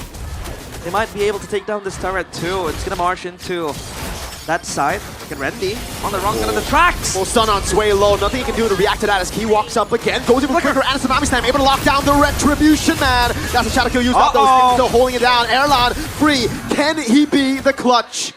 Not this time. Down 3 members. Dewa with an amazing reactive play. Silver lining for Dewa right here. They're able to at least get 3. Albert was one of the men in that list. Endless Battle completed for the Yisun Shin. A deviation from the builds you would usually see. The Yisun Shin this time still without a kill.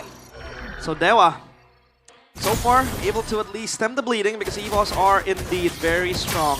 They need to be able to dominate the early game. That's how Evos usually plays it. If the early game goes south, it comes crumbling down for them. And so far, at least, the early game is in their favor. I mean, Erlan is able to get 4 kills, total of 40 Sky Piercer stacks. And Octa has the Enchanted Talisman, wants to make sure that he has quick cycle and quick access to use the Fury of the Phoenix, because that ultimate is going to be very important for Dewa. Because Evos, they kind of want to peel together. Rather, they want to clump up together.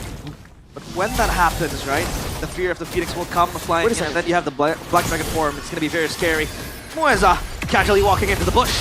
I'm surprised Evos didn't just go for him. That looked kind of free, no? Especially with Sway Low. Kind of did. That's the guy who would usually be able to react. Rendy jumps in forward, baits out the Fury of the Phoenix. Rendy's gonna be stunned up, but pops in and throw in the ruin, and will be able to get 2 men immobilized. Maybe gets the stun up, and now gets bursted down, and that's a win. They baited 1, 2, 3 ultimates for 3 of their own, but they have position on Lord. That's free for Evos. They conceded, and Evos finally roaring back to life after what was a quiet Game 2 and Game 3. Let's see if Dewa is able to defend this. Their wave clear, not the best. At least they have the Gen.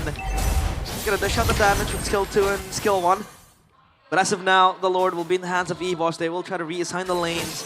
Ray still yet to really inflict as much damage as he was doing in Game 3. With the Hayabusa quite slowly creeping behind.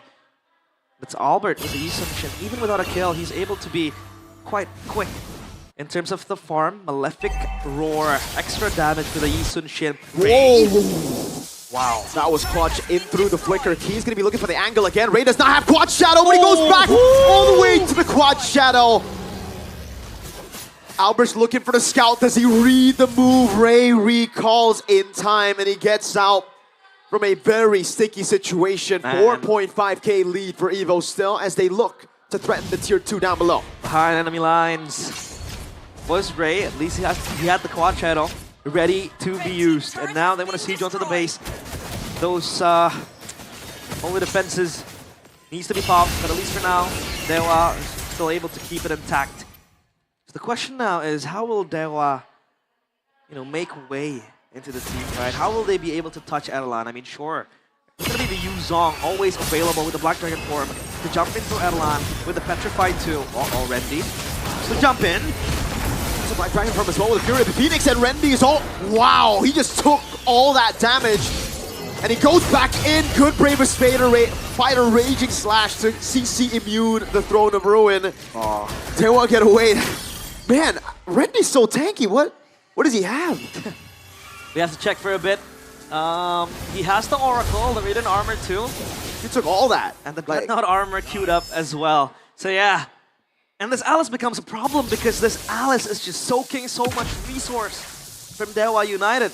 No Black Dragon form, no Quad Shadow, no Shadow Kill to jump into the backline, and that is Erlan. Albert as well, very, very independent for the Eastern Chin.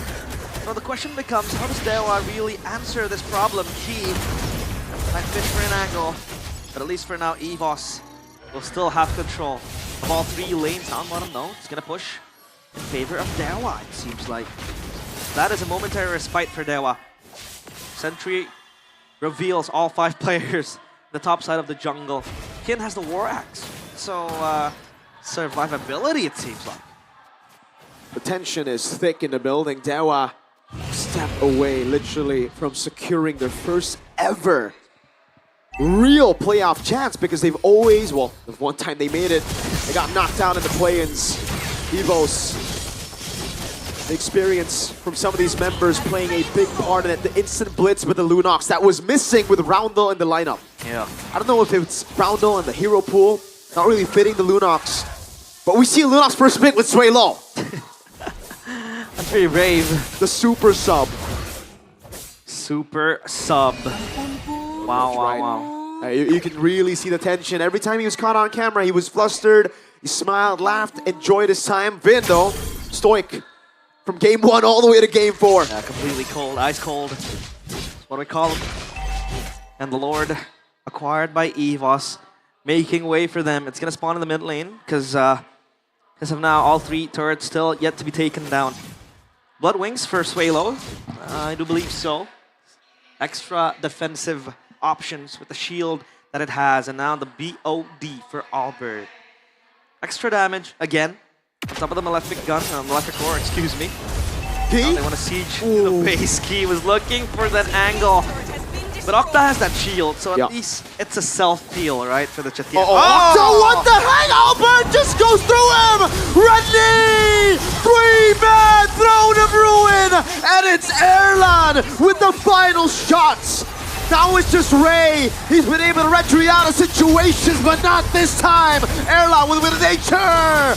And EVOS forced into a game number 5!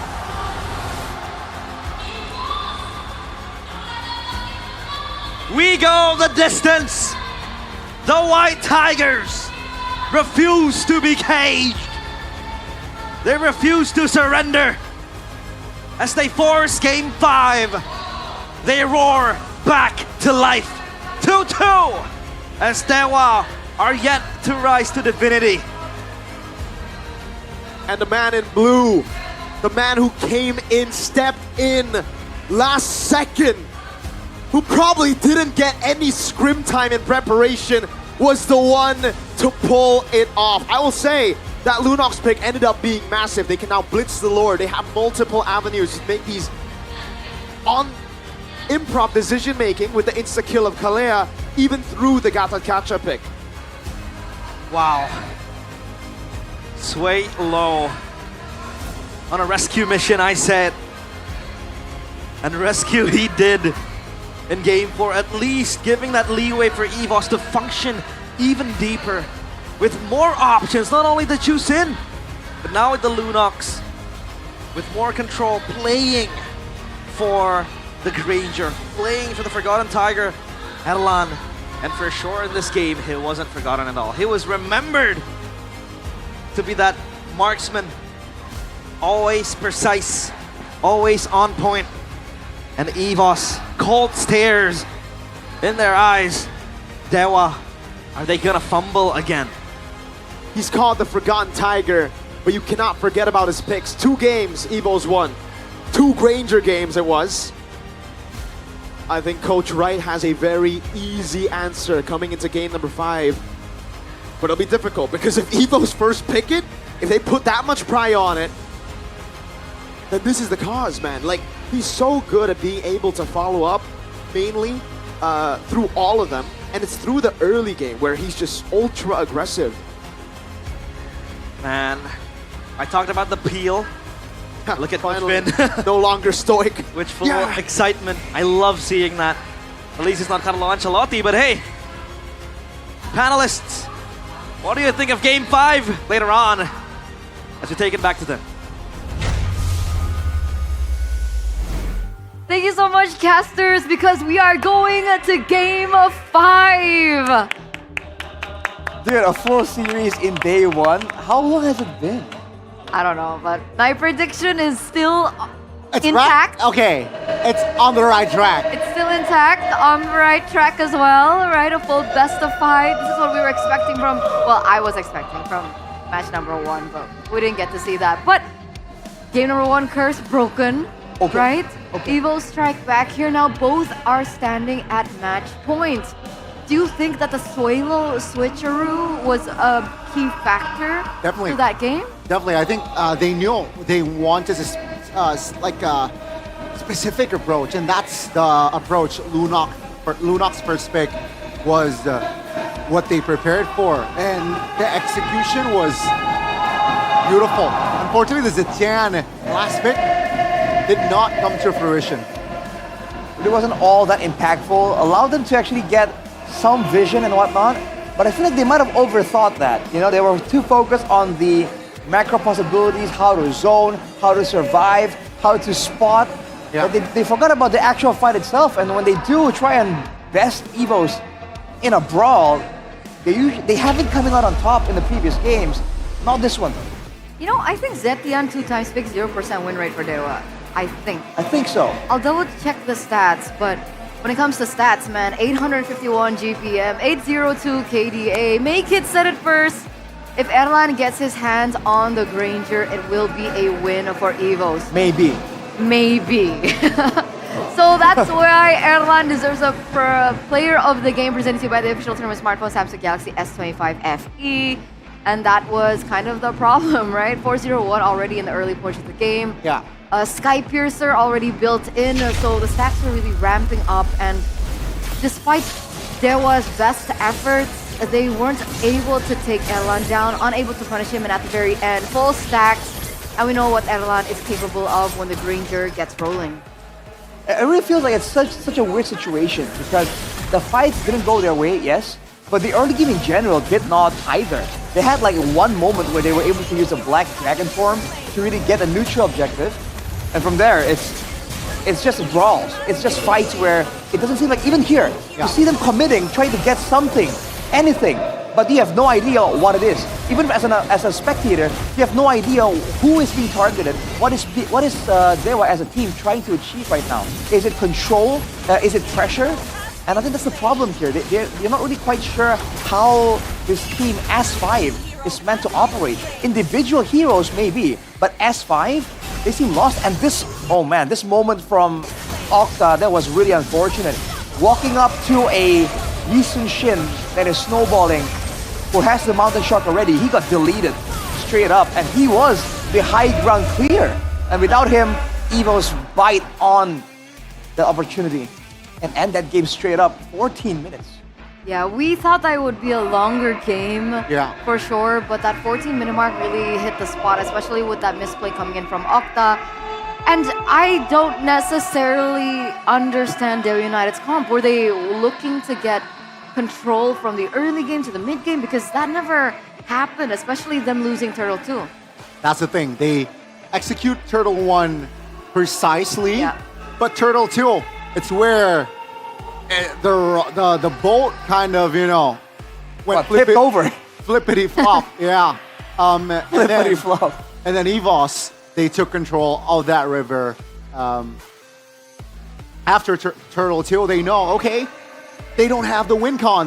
Their win con is now less, and that's where EVOS capitalized, applying more pressure around the maps. And Daewoo United, they could not handle. They got overwhelmed.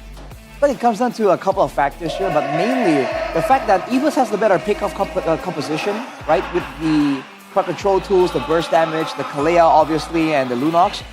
I feel like Daewoo United were not respecting EVOS when the neutral objective wasn't up, right? Usually we try to avoid giving EVOS those opportunities, but we saw that after the neutral objective, Daewoo were like, hey, we have strong heroes. We want to get some control here, and EVOS did not let it slide.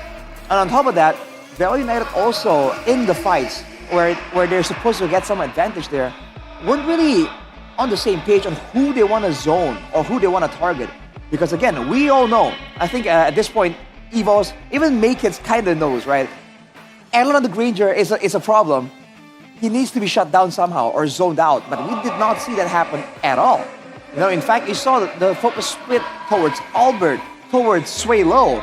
And that's exactly what they want, right? When the Lee Sun-shin has quick control immunity, when the Lunox has the Brilliance Order, when you are sporadic like that, that's exactly how EVOS wants the fight to go. Because they can treat one ultimate for your ultimate, and it's always a better case scenario for EVOS.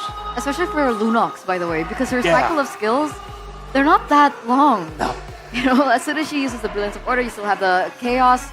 And so that's the playing field or a playground for a Lunox, considering the composition of Daewoo United, who are mostly very tanky.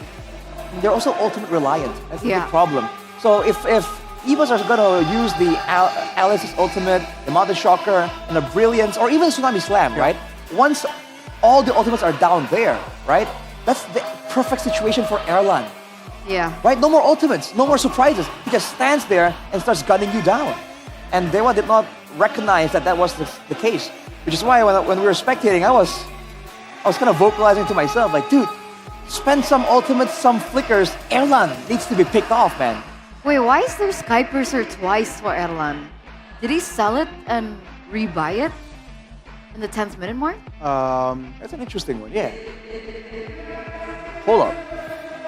Hold up indeed. Because I thought he was running the Hunter Strike first and then Sky Piercer. Apparently not. He wants Sky Piercer first. Bit of indecision. Erlan being indecisive? Because I mean, like, if you sell the Sky Piercer stack and you rebuy it, is it a reset? Should be a reset. It should be a reset. Should be a reset. I don't know what happened there. Is this a... I think Erlan himself truly knows the reason, and we need to ask him later on. Okay. That's an interesting graph to look at, though. I like the glaive as well from the side of Suelo. Even though you have MR's magic resistance built from the side of Daewoo, Suelo has the glaive to penetrate through that armor, that magic resistance, which again allows more damage from this Lunox. Definitely a threat here. And of course, Randy with the early Oracle, just for that extra sustainability. I'm surprised he went for that, considering that a lot of the damage coming in from Daewoo is physical, right? But I guess the healing is just way more important than the actual defensive stats. Yeah. Match Game point for both 5. teams. Final game now. Back You to wanna best talk of one. pressure? You wanna talk pressure, dude? Woo! This is, I don't know. Oh my God, I'm enjoying. Which the- way will it sway? I mean, you Low. voted for EVOS 3-2. Yeah. You voted for EVOS 3-1. Right. I voted for EVOS 3-1 as well. Still think it's going in favor of Evos? That's the thing. You know, I Because think for me, it's 50-50 now. I want to say, dare I say it's a 55-45 for EVOS. Very specific. Yeah. What about a 53-47? Okay. Points. Well, I think actually the main factor I think in the next game is gonna be how Dewa responds to this Swalo factor. Because that's the curveball, right? If they find a good solution or maybe they regather their composure, I feel like they can get it done. Otherwise, I think Evos have a really good chance here. Because remember, Lunox was Swalo's like go-to pick before Lunox was meta. Yeah. So this was like rebellion days. Yeah. He was ahead of his time. Ahead of his time. Sometimes it worked, sometimes it didn't. There was a moment where he did almost a Ruby DD play Almost with the a Lunox. But it looks like we are going to talk to Alyssa just a bit before we resume to the final game. Hai, kembali bersama Alisa. Kali ini melaporkan langsung dari Nice Pick 2 di lokasi MPL Indonesia Season 16 babak playoff. Dan hari ini semakin seru karena kita bisa melihat ya keramaian dari super fans di sini. Tapi kayaknya Alisa pengen culik 1-2 orang kali ya. Ada yang pakai couple. Aku boleh culik kamu gak sih? Yeay, kita sudah dapat ya salah satu target. Hopefully mereka MPL date nih. Namanya siapa? Aku JJ. Aku Majid. Kalian berdua couple hari ini? Yaps. Sudah sejak kapan nih menjadi sepasang kekasih? Sudah lumayan lama banget. Lama banget ya. Apakah kalian menjadi sepasang kekasih karena MPL? Yap. Bisa jadi. Oh, bisa jadi. Oke, kalian berdua dukung siapa sih kalau boleh tahu? Aku dukung EVOS. EVOS juga. Oh, keduanya adalah EVOS fans ya. Oke, melihat EVOS yang akhirnya ya kita masuk playoff lagi. Kalian punya harapan besar gak sih mereka bisa masuk ke M7? Pasti dong, biar nanti dapet M1 kayak M1 lagi. Aku juga berharap lah, semoga jadi yang terbaik lah buat EVOS. Oke, kita akan lihat ya. Tapi kalau misalkan something happen dan ternyata EVOS belum berhasil untuk mewakili di M7, kalian bakal tetap dukung dan bakal tetap datang ke MPL nggak sih? Ya, pasti tetap datang ke MPL karena kita mau Indo Pride. Indo Pride juga sama. Sama ya, kalian harus tetap datang. Khususnya karena M7 bakal diadakan di Indonesia. Nah, kali ini Alisa nggak mau cuma ngobrol-ngobrol doang, karena di sini Alisa pengen ngajak kalian bermain, yaitu ada Superfans Dream Team. Dan langsung aja kita akan kasih board ke kalian. Nah, ini dia, boleh dipegang nih ya. Kita cuma punya satu board karena kita pengen kalian merangkai Dream Team kalian dengan budget 15 juta saja. Nah, sini sudah ada harga-harganya ya. Jadi kalian nanti bisa pilih nih dan kombinasi Gold Lane, EXP, dan semuanya yang menurut kalian Dream Team. Oke? Sudah jelas, sudah siap? Dah.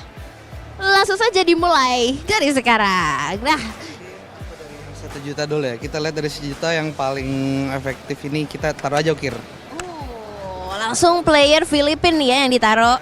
Lagi on point banget. Untuk yang 2 juta mungkin aku mau ngambil Diren, oke lah, Diren masih oke lah. Ada interupsi mungkin dari JJ? Buat yang 1 juta oke lah, tapi buat yang 2 juta aku mau ganti ke Mueza. Ada apa dengan Mueza nih ya? Oke. Mungkin aku buat yang 3 juta aku bakal taruh Erlan. EVOS dong, harusnya masuk dong. Tapi Ronel bisa. Udah Erlan aja, kamu harus ikut aku. Erlan aja, oke? Oke. Next yang 4 juta Albert. Oke, idol. Pasti ini berapa? Oke, ini masih ada budget nih ya. Sepertinya kalau kita hitung-hitung apakah sudah cukup dream team menurut kalian? 1, 2, 3, 4, 5. Aku belum, sabar. Aku pengen ganti Diren dulu. Aku pengen out. Diren out ini wajib. Sans. Gila Sans ya. Wajib juga nih. Sama. Oke, berarti udah semua nih menurut kalian? Sudah, cukup. Oke, ini dream team menurut mereka berdua ya. Dan kira-kira kalau kombinasi seperti ini bisa nggak mewakili Indonesia di M7 nih? Bisa. Pak Sarol, ada yang sama atau beda tapi Pak Sarol aja. paksa dong. Tetap mereka ini ya yang bisa ya. Oke, dan untuk terakhir Alisa pengen tanya panggilan sayang kalian satu sama lain apa sih? Sayang doang. Sayang. Sayang aja, nggak seru nggak sih papa, mama, ayah, bunda gitu? Enggak. No. Oke, papa, mama, ayah, bunda, thank you so much ya sudah menunjukkan kita Superfans Dream Team kalian. Dan kalau kalian mau ikutan keseruan ini juga langsung aja datang ya ke Nice Pick 2. Ajakin dong teman-temannya buat datang ke sini. Jangan lupa buat nonton playoff. Jangan lupa juga dukung tim Indonesia. Dukung tim Indonesia dan kita akan ketemu kalian di sini langsung. So see you. Thank you papa, mama. Bye-bye.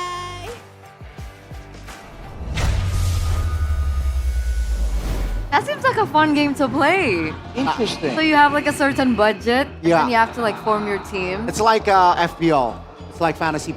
Ah. Like build your fantasy team. Yeah. Fun. And you need the budget because otherwise, you'll have people buying like the whole team. You can't have that happening. Can't have that. We need a bit of a mix. Because like if it was his choice, he'd go like he'd just I'd buy go. the entire I'd go. Onyx roster. Okay, if the budget is 15 and Kyrie Sans and T-Boy is 5, I take all 3 and 2 public players. 2 publics. And you'd still win. Should be. That's my that's That confident, hey. We'll see tomorrow because they'll be playing, right? You're right. And finally you can have like a good read on the extent of their capabilities. and potentially they're waiting for his matchup here right now. They're definitely watching. Yeah. Onyx. Because whoever wins will have to face Onyx in the upper brackets. Or fall down trying. To the lower brackets. But match point, 2 games with 0 deaths. Should Airlines Granger be respected? What do you boys think? That's the weird part, right? Because on some level, yes, but then again, the fact that there was that one game. But it wasn't the Granger's fault. Exactly, but I'm curious to see, and I would ask if I could, for Dewa, are they underestimating the Granger because they were able to deal Dive, with yeah. that one game? Because that is an outlier. For the most part, that is not how you should be expecting Airlines Granger to perform. That, and I think the super sub, right? Sway Low coming into the fray. Definitely caught Dewa United off balance, calculation-wise. So, but in terms of the Granger, you agree with Arashi? I think Airlines Granger needs to be respected. Does that mean that warrants an early ban towards the Granger? Okay. Early. Because now we have to think about 2 heroes. The Lunox has been a problem, and now the Granger is a problem. But hang on a second. They were gonna most likely go for first pick this time. And if they were a first pick, then Evos can't go with the same strategy where they ban 3 heroes and then they get an extra ban by taking away the Lunox. Yeah. So already things are quite different now. Let's wait for the official, lineup where blue side, red side. But yeah, if that's their approach, like Dewa United wants blue, that is clear that they want the Lunox. But then in response, Evos can, ban the Lunox early as well. So yeah, I feel like in that game, Swaylo was able to caught Dewa United off guard, picking up the Lunox early. And after that, they were able to stabilize with their draft, right? Eastern Shin and also the Granger. But look at the Evo spams that are currently in the building right now. It's a full house. It's crazy. It's crazy. Whoa. Because every time Evo's got a single kill, whether it be a good trade or a bad trade for them, you can hear the crowd roar. Like literally roaring. So the atmosphere here at the MPL arena is getting even more intense. And like you mentioned, Arashi, it looks like Dewa will be back on first pick. Evo's now on red side. Now they need us like a surprise situation of their own on second pick. Yeah. And again, I feel like there's an angle here for them to play more for their win conditions because they can threaten Dewa too. If they overthink this ban situation, they might end up overthinking it. But it all depends on the random map draw. Let's see. Woo! Oh! Ding, ding, ding, ding, ding. We got flying Like cloud. cloud. Second time, right? Second time this today, yeah. Yes. It always means one of two things. Either they're gonna play super careful because they can just go back to base and come back with a cloud, or they go crazy because they know if I get picked off, I can get back to lane with a cloud anyways. I guess we'll see. Final game of the play-ins. Who will be going home? Things are gonna start showing as we get into the drafting phase. Uranus first ban by Dewa, boys and girls. I like that, man. Pick up balloon. Oh, they pick up the rock. Okay, so Granger and the Lunox are open. Ranger, Lunox, Sushin as well if they want. A lot of things left open right here. I'm surprised they went for the Kalea. They think that the roamers here are what is dictating the pace, dictating how the fights are going. They don't like giving Key that flexible of a hero. Still gonna be the Lunox though. Is it gonna be the Granger as well? Without a combo to set up for them, is it too early to go and expose both your main carries? Not for Evos. Yeah. All right. They know their win cons. They're playing it direct. Now, they all really have to think about it, right? Because the one way they were able to shut down the Granger is because of the lack of crowd control tools available to peel for the Granger. Considering they've picked up the Grok, heroes like the Gatot Kacha are still available, heroes like the Bakiro are still available. Do they want to secure their cores first too for Dewa? I wonder if they will be considering like a Farsa angle, just to get something to zone out these range heroes, zone out the Granger and the Lunox, and technically allow themselves to pick people off a lot easier with the Farsa.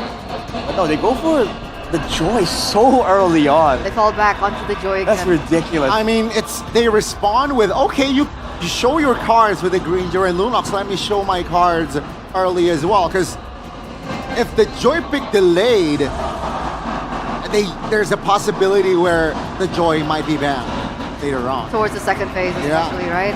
And now more than ever, crowd control is going to be so important for the White Tigers. Yes, sir. Agree. Absolutely. They don't want to go for the Fredrin first, though. No, Alice first. Wow. Leaving a lot of flexibility here on the main playmaking tools. They got the tank ready with the Alice, but the playmaking still is hidden to adjust to what Dewa can show technically. Yeah, this is the three heroes that won them game 4 earlier, right? Yes. The Alice, the Granger, and the Lunox. So technically, it's still the same draft here from the side of EVOS. Now it's a matter of Dewa United. Have they really found a way, an answer to not get overwhelmed like game 4? But remember, this time they don't have YSS. True. Alright. Well, Tushin is what the Evos are concerned about. For Dewa, Fredrin immediately. Yeah. Sustain, crowd control, and a short cooldown. That is the last thing they want, especially with the assassin like Joy in the picture. Along with that though, what else becomes the main question? No Kalea already. Options are dwindling quite fastly for Key, man. Gatot, Lapu Lapu, those are heroes that, enter my mind right now. And the Gatot. I think they got to ban the Gatot here from the side of Dewa United, right? Yeah. For Evos, Sushin aside, are they trying to get lane trial? Because if it is, then Got Harris ban? it could be a roam angle too if they're concerned about clearing, right? But no, they're concerned about damage output, so it's Kimi. They're respecting Octa here. They want to force him onto a hero that he might not be as comfortable on, like something like the Zetian that we saw from the previous game. Lancelot ban. Respect towards Albert though. See, now it's a bit interesting. Dewa has get the prior pick they wanted, but they won't be able to throw another curveball, but Evos can. They have Gatot Kacha will be locked in. Keep in mind that the Hayabusa is still on the board for Albert. I don't see other options for Albert apart from the Hayabusa. Right, the Baksha ban out, Fredrin, Lancelot, Eastern Shin taken away as well. if you're assuming it's an assassin, then because more damage would do just fine. Oh, as I say that, Wow. oh boy, Wow, wow, wow. Kadita. we wanted fancy So now Kadita. he can't go for Hayabusa. That's the thing. I think Dewa United, they know that Hayabusa is their main target. That's why they respond with the Ruby pickup to anticipate. And also the Kadita. Oh boy, Albert Much needs something a safer bit as well. more. I feel like he needs something a bit more independent now. Because Key is on a Oh, gata. Baxia, is Baxia banned? Okay. Baxia banned out, Fredrin out, you know, Joy. Gwyn, Xborg, Fanny. Oh, I like. Oh no, wait. Guinevere. Gwyn isn't bad. Hayabusa still. He wants to carry, bro. He needs some damage. He needs to carry, but it's a big gamble. It's a huge one. This is the playoff stage. This is their final life here in the playoffs. If they don't make it here right now, we're gonna have to say goodbye to them. Everything is at stake. 9 weeks of so much effort, sweat, blood, and tears that lead to this moment. Realize, Miracle, take it over for the final game of our first day in the playoffs. Two paths converge on the edge of destiny. The White Tigers, fierce and unbroken, while the gods longing to rule the heavens. One last fight to decide it all. Legends or gods, only one will survive. Welcome to the final game of EVOS against Dewa United. This is it, folks. It started out with a 1-0. Dewa climbed back, and then we saw a super sub came in and turned everything around. Now we're back to a best of one. It all comes down to just one game. Every lead they've built, every pick that they have made their opponents think about, it's here now. We thought ban the Granger. Yeah. It gets picked up, and you see the Granger, you see the Joy too. An answer to the Granger that we saw in game number 2 for Kin. That was also part of their winning composition for game number 3. The question is, will the peel be enough to again champion Erlan as the main damage dealer, the carry in this game? Emblems by GameSmack, the Kadita finally making an appearance. Pull yourself together, making sure that he has access to cycling the Petrifies. Mueza with the Croc again. It's all good though. That's the thing about Lunox, man. You are able to sustain so well. Albert gets the quad shadow down on Mueza. But Mueza stays calm, does not flicker. That's a lethal win for Albert. He will be ahead slightly. Has the retribution as well. Will he steal it away? Pops it in. Gets level 4. Denies Ray of his ultimate. And maybe not even going to be able to get that gold grab. It's Albert again with 2 consecutive victories. And he is the bully of the big boys. As again, Octa, right? The Kadita. We talked about this guy as the meta rebel. As how Arashi puts it, he is defiant of the meta being put in place. Audience prediction, 79% for EVOS by GoPay. And Kin having his hands on the Joy. This has been a pick which was able to trouble EVOS multiple times in Game 2 and Game 3. It didn't give access for Erlan to even play that game. That 1-1 game was also very, very much a nightmare. They would go for the turtle, they would go for the objective. Kin is close by, Mueza, no tectonic charge. Oh man, he jumps in forward, but Suelo's able to go for it, throw the ruin, and Suelo gets first blood, a massive rough waves. Rendy gets away though, Ken jumps in with Electrify and beats Suelo. Brilliance to escape. 2-1 in favor of Evo's. Key with a good read, but it gets cancelled out with a Dome Realm Wolf King. Key does not have the Revitalize, gets pulled back into it, sustains for a bit longer. Gonna go in. Albert jumps in forward, does have the shadow kill, will be able to go for the shurikens, but he taps it in way too long. Octa and Mueza get away with a sliver of health. Suelo still standing here, cancels the recall, and that gives Evos the tempo control. They get objective. They get the objective, excuse me, and they get the purple buff too. Pops the quad shadow, gets in, gets out. Ooh. So that is a win for EVOS. Gold lead swinging to their favor. Item check by Dunia Games so far. Again, the same route for Erlan with the Sky Piercer. Rendy has to be careful. Ray is here. That's a Mount Shocker with the Traceless, but Rendy gets away. Kin with a follow through, has electrifying beat. No, he does not! Rendy under turret will fall to Ray.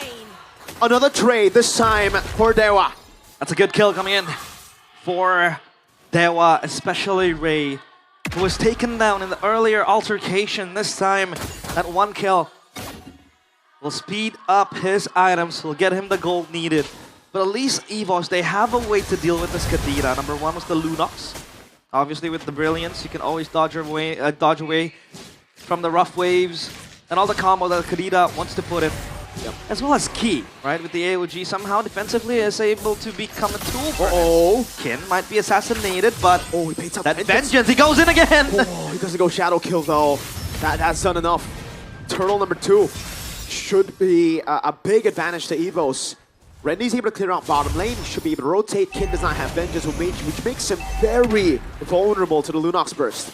Yeah, this Lunox will be a problem. Sky Piercer quickly. Not even a single boot. Nope. We see from Erlan. It's always a gamble with him. Yeah, he rejects walking. He wants to shoot down the players of Dewa. Good Purify out of the Petrify from the Kadira. No rough waves used as well. No vengeance. Rendy holding it down now. Kin looking for the angle to all in on Albert, but Key and Rendy are doing an amazing job. Rendy zoning the Eastern Shin in the back line, able to actually take the purple buff away. That's going to be Swalo, but the first down, but that's the Breath of the Ocean landing on him. It's going to be Albert picking up the Retribution. Maybe gets covered and throwing the ruin of Rendy! And that's the Shadow Kill to an already depleted vengeance of Kin! EVOS finally roaring again and again. A triumph from one to another. They're able to get 2 turtles, and those 2 wins are massive. Hey, we have guests, Age and KB. That's my scapegoat and my goat. Which one's the scapegoat? Age, man, he was blamed for EVOS' downfall. Honestly, they're doing pretty good without him, so technically, you know, some of the blamers might be right, but they are obviously having a good day there with Good Day. So check out Good Day, yo. And the MPL Festival too, come down and play around. Meanwhile, EVOS and Albert playing with danger. The stun and the knock-up won't connect to Albert. He has the Cloud Shadows. So, again, this Hayabusa is basically very, very hard to catch. Especially not a single lockdown from Dewa. Maybe bar the Tectonic Charge. But again, you gotta time it perfectly. Goal difference to this game. EVOS are on all fours. They have control so far. Tempo, it's in their hands. Especially that topside turret taken down too. So they have access to rotational plays now. Especially Erlan with the Granger, 1 kill to his name. He's gonna speed up the Sky Piercer stacks, and he can join the team fight as well. So it gets quite confusing as to why Dewa kind of let the Granger go. I think they want to play the gamble, right? They want to let Kin have the joy, but they have to let go of the Granger too. So it becomes that chess game where they have to play. Yep. And now it's up to who gets the last laugh. And for Erlan, obviously building to the sky, to that Hunter Strike rather. And Swalo has to be careful. Mueza is always active with the Croc. He has been a problem for EVOS. Wave in the bottom lane pushing in as well, and Dewa will be losing out on that entire wave. Slowly but surely, getting a turret down, keep pops in the conceal. Will be able to get vision off Octa. Swalo does a little bit more damage. Ton as well! That's an all-in on Albert, and Mueza is able to pick up the kill now with the throwing a ruin. Locks 3! Ray gets the Retribution. Aaron on the back line, chased down by Kin. Evo's running back. Swalo taken out by Octa on the Kadira. And now things are looking a whole lot more level. Breath of the Ocean. Landing, Mueza. Holding it down in the mid lane as Kin gets the wave pushing up top. A slight loss for EVOS right there. Albert taken down again. The main man to do that job is going to be Mueza. Kin looking to topple down the topside turret as Key plays with him.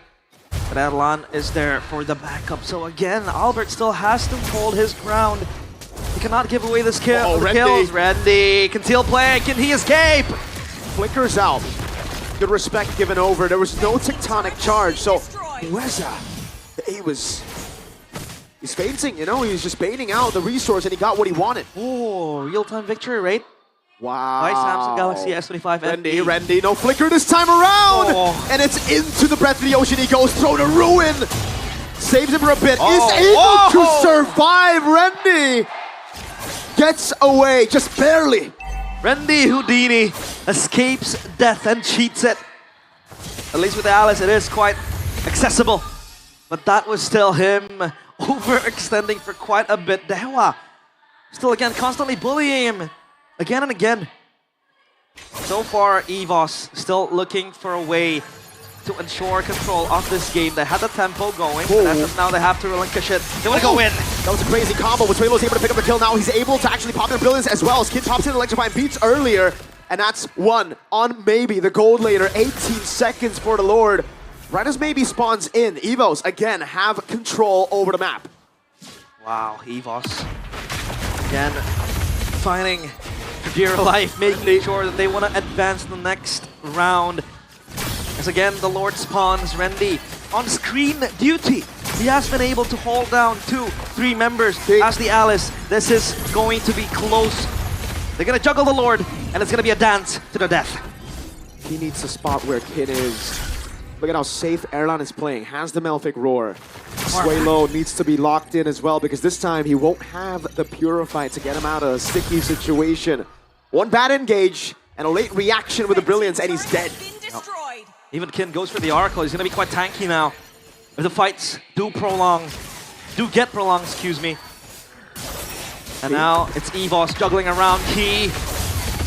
Goes in for the taunt, maybe he's holding on Dora Wolf King. That's an going to ruin into the mobilization. Maybe still able to pop in Dora Wolf King. Kid in the back line, pops like beats and the Vengeance as well. Gets away, tectonic charge! And maybe flickers forward. Now it's all on Erlan. He gets 2 on the board. Rendy still tanking it in. Kid does not have the Vengeance. Rendy spots him out as Erlan holds the angle. 3 for 2 in favor of Dewa. But it's EVOS who hold control over the map. Bottom lane slow pushing towards EVOS. Dewa have the advantage. Erlan, and Erlan again and again. The building block, the foundation of the White Tigers. As long as he is safe, the game is yet to be decided. With the Granger, he has always been able to dictate the game. And so far, at least, he survives that altercation. Endless battle completed 2 for Ray. That's going to add more true damage for the Yi Sun Shin. Cutting through Rendy, who by the way was super tanky last game. Was able to again soak up pressure, and that Alice is something that Dewa needs to address, but possibly just skip entirely. If they can access the backline through Kin, get their hands, lay claim on Erlan, on Suelo, but Suelo is going to be much more sleek with it because he has the Brilliance to survive as long as he could. And now again, they all know the pride. Oh, Rendy. Their eyes are on that Lord. Mueza again threatening Rendy. He has the tectonic charge. Okay. Mono Chakra, everything used up. Albert jumps into the back line. Maybe he's going to be taken very low. Starlight goes for the shot. K gets it. Thrown to ruin. Erlan! He's able to finish him off. That's another. That's a triple for the Forgotten Tiger. The Forgotten Tiger shall be remembered as one of the foundation of the White Tigers. Holy Shield down, but they cannot end. The game continues, but they will get a free Lord on the back of a Rendy engage. He is to be remembered. Even a Lord take, yeah, give him that too. He shall be remembered. Erlan stepping up when needed. Again, the same narrative goes on in circles. 60. Is he easily cracked under pressure? Is he not familiar with center stage, with the spotlights all on him? And now he proves that he belongs to the pack. 60 Sky Piercer stacks. This Granger needs to be addressed. And Dewa, they are confused on what they have to do. The Lord will march into the mid lane. That wave down bottom, quite stuck. So now they have to play with 2. At least Erlan will get the topside turret. The Lord will march in. Big Lord charge in the mid lane, will get it down. Just one more hit and it will fall. EVOS, it's Key now with a taunt. Over to Mueza, a wall placed there. That's deep. And it will be Kin now dashing away. Rendy looking for the blink. Gets it in the end as Hayabusa, Albert gets tier 2 in the bottom lane. Well, beautiful Lord. Maximization there. They get 2 turrets, 3. Count the mid one as well. So now EVOS. This is their game to win. 6.6k gold lead Dewa. What kind of answer will they bring? Mueza You need a big tectonic charge to turn the game around in Dewa's favor. But even then, you have to touch Erlan, man. You're gonna chase him down. Sway low. Defensive option with the Blood Wings. Extra shielding. And Ray with the Yisun Shin hasn't been really able to bow down, gun down EVOS, the damage he has. So now EVOS will just play this with full discipline. Something that Coach Vin obviously instills in this team. Instills the Granger on Erlan, for sure. He plants it. 90% Waters win it every rate. day. Highest win rate, by the way, in MPL Indonesia 90%. for a Granger, 90%. He did lose a game number 2. Yeah. But then I think with game number 4 and possible win here, it will rise back to a very good number. It's just, can EVOs close it out now? They take the purple buff away. They've done everything really well after the last team fight where Erlan got a triple kill. But somehow, Dewa, they do have the clutch factor, you know? They got the joy, they got the grok, they got these big moment plays that they can utilize. Erlan. Octa, there you go. Goes in. Oh, what a dash from Erlan. A good read as Swalo jumps in forward, pops in brilliance as well. That's the AOG starting him away. Oh! Erlan's godlike, he gets a double. It was a savage in game 1. Now can it be another? Baby, gun down slowly but surely. Perfect spacing now as Dewa continue to defend. There is no wave incoming. A Mountain Shocker lands on Key. EVOS will take the safe route. A free Lord. Octa's positional play has been a huge question mark. 80 stacks, baby. Again, in game 4, that costed Dewa the end, where EVOS were able to capitalize, and now that was him. That was a Hail Mary play, it seems like, but it looked like Octa was just going in and hoping for the best. But it did not happen. Erlan, quick reflexes to reposition with the dash, with the rondo. And now EVOS with that Lord as well. This is the end angle, the game over. They want to punch back into Dewa. In-game equipment by Dunia Games. So far, nothing out of the ordinary. Again, Erlan, 5 items strong. Rose Gold will be his option to make sure the magic damage doesn't go into him. That shielding will also be very important too. And now they have established a tri-lane push up top, down bottom, and in that mid lane as well. The Lord will come in, but the wave will be quite late. It actually catches on quite quickly, so the Lord will crash into at least the bottom side turret. Moez is holding it in now. Needs to get a big barrier down. Kin, or it's gonna have HP as that's gonna be Ray in the bottom lane, dealing with wave. Lord pulled back all the way down. That's another base turret falling up top as Mountain Shocker will not land. Swalo perfectly spacing away. Pops in a brilliance. They clear it. They clear it. They stay in the Lanadon, in playoffs for another day as Rendy holds on. Maybe will not engage. He's learned from the moment he went for the I'm offended on the Gato counter, but EVOs want more. They don't want to just leave with 2. The question is, Rendy! Oh! That's an AOG!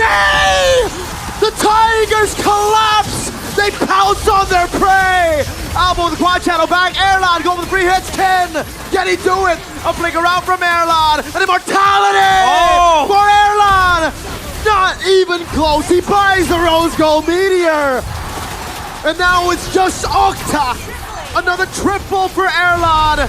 He will suffer his first death this game, but he sends EVOS into the next stage, knocking Dewa out of Season 16. perhaps the gods will never be divined by the White Tigers. They are legends reborn in the playoffs. They knock Dewa out and advance to the next round. They roar back to life together with the EVOS fams. And EVOS, with the Forgotten Tiger that shall be remembered, pull the reverse sweep with the super sub in two.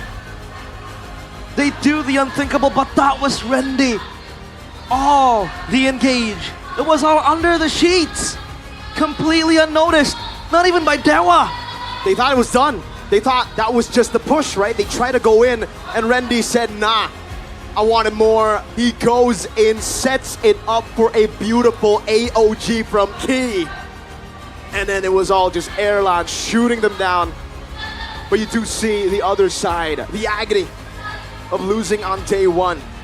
Play-ins, Ray, always so close. But not this time. Still, another heartbreaking loss for Dewa United. Perhaps the gods are mortal after all. Perhaps they are not destined for divinity. And the tears of this man, his dreams crushed by the same team that sent him packing in season 13. But on the other side, the White Tigers, this is their victory to celebrate. But it's still a long journey. It is still a long road if they want to restore their former glory. And the fans, the faithful ones, all up in their feet. All cheers and all smiles. So take a look at this initiation. That was beautiful, Mirko. 3-man into another 3 and AOG maybe too. tried his best, man. He got an amazing I'm offended. But at that point, the lead was just too much. Erlan with the flicker out with the immortality by Clutch. They got everything. The Rose Gold Meteor and a signature Erlan death here as he unintentionally... Come on. Nice. That could have been a perfect game for him. 11-0-7. But that was a good last game to conclude this match, to conclude today. Look at the faces of the coaching staff. The stoic Vin, no longer stoic. And on stage, we will go for an interview with Dewa as they take their final bow. Dengan demikian, perjalanan dari Dewa United terhenti. Namun kita melihat pertarungan yang begitu memukau. Mereka tak berhenti untuk berusaha dan tanpa takut. So, ini adalah akhir bagi mereka. Namun awal bagi perjalanan mereka yang akan cerah. Of their bright 5 game upcoming mereka journey. habiskan. Namun, hari ini kita harus berpisah. Dan But inilah today we must say dia. our goodbyes. One last bow. One last from bow Dewa from Dewa United. Support dari Dewa, dari anak Dewa tentu akan mengiringi. The support of anak Dewas will accompany Inilah dia them momen as they make their di way out. mana kita harus berpisah dengan Dewa United.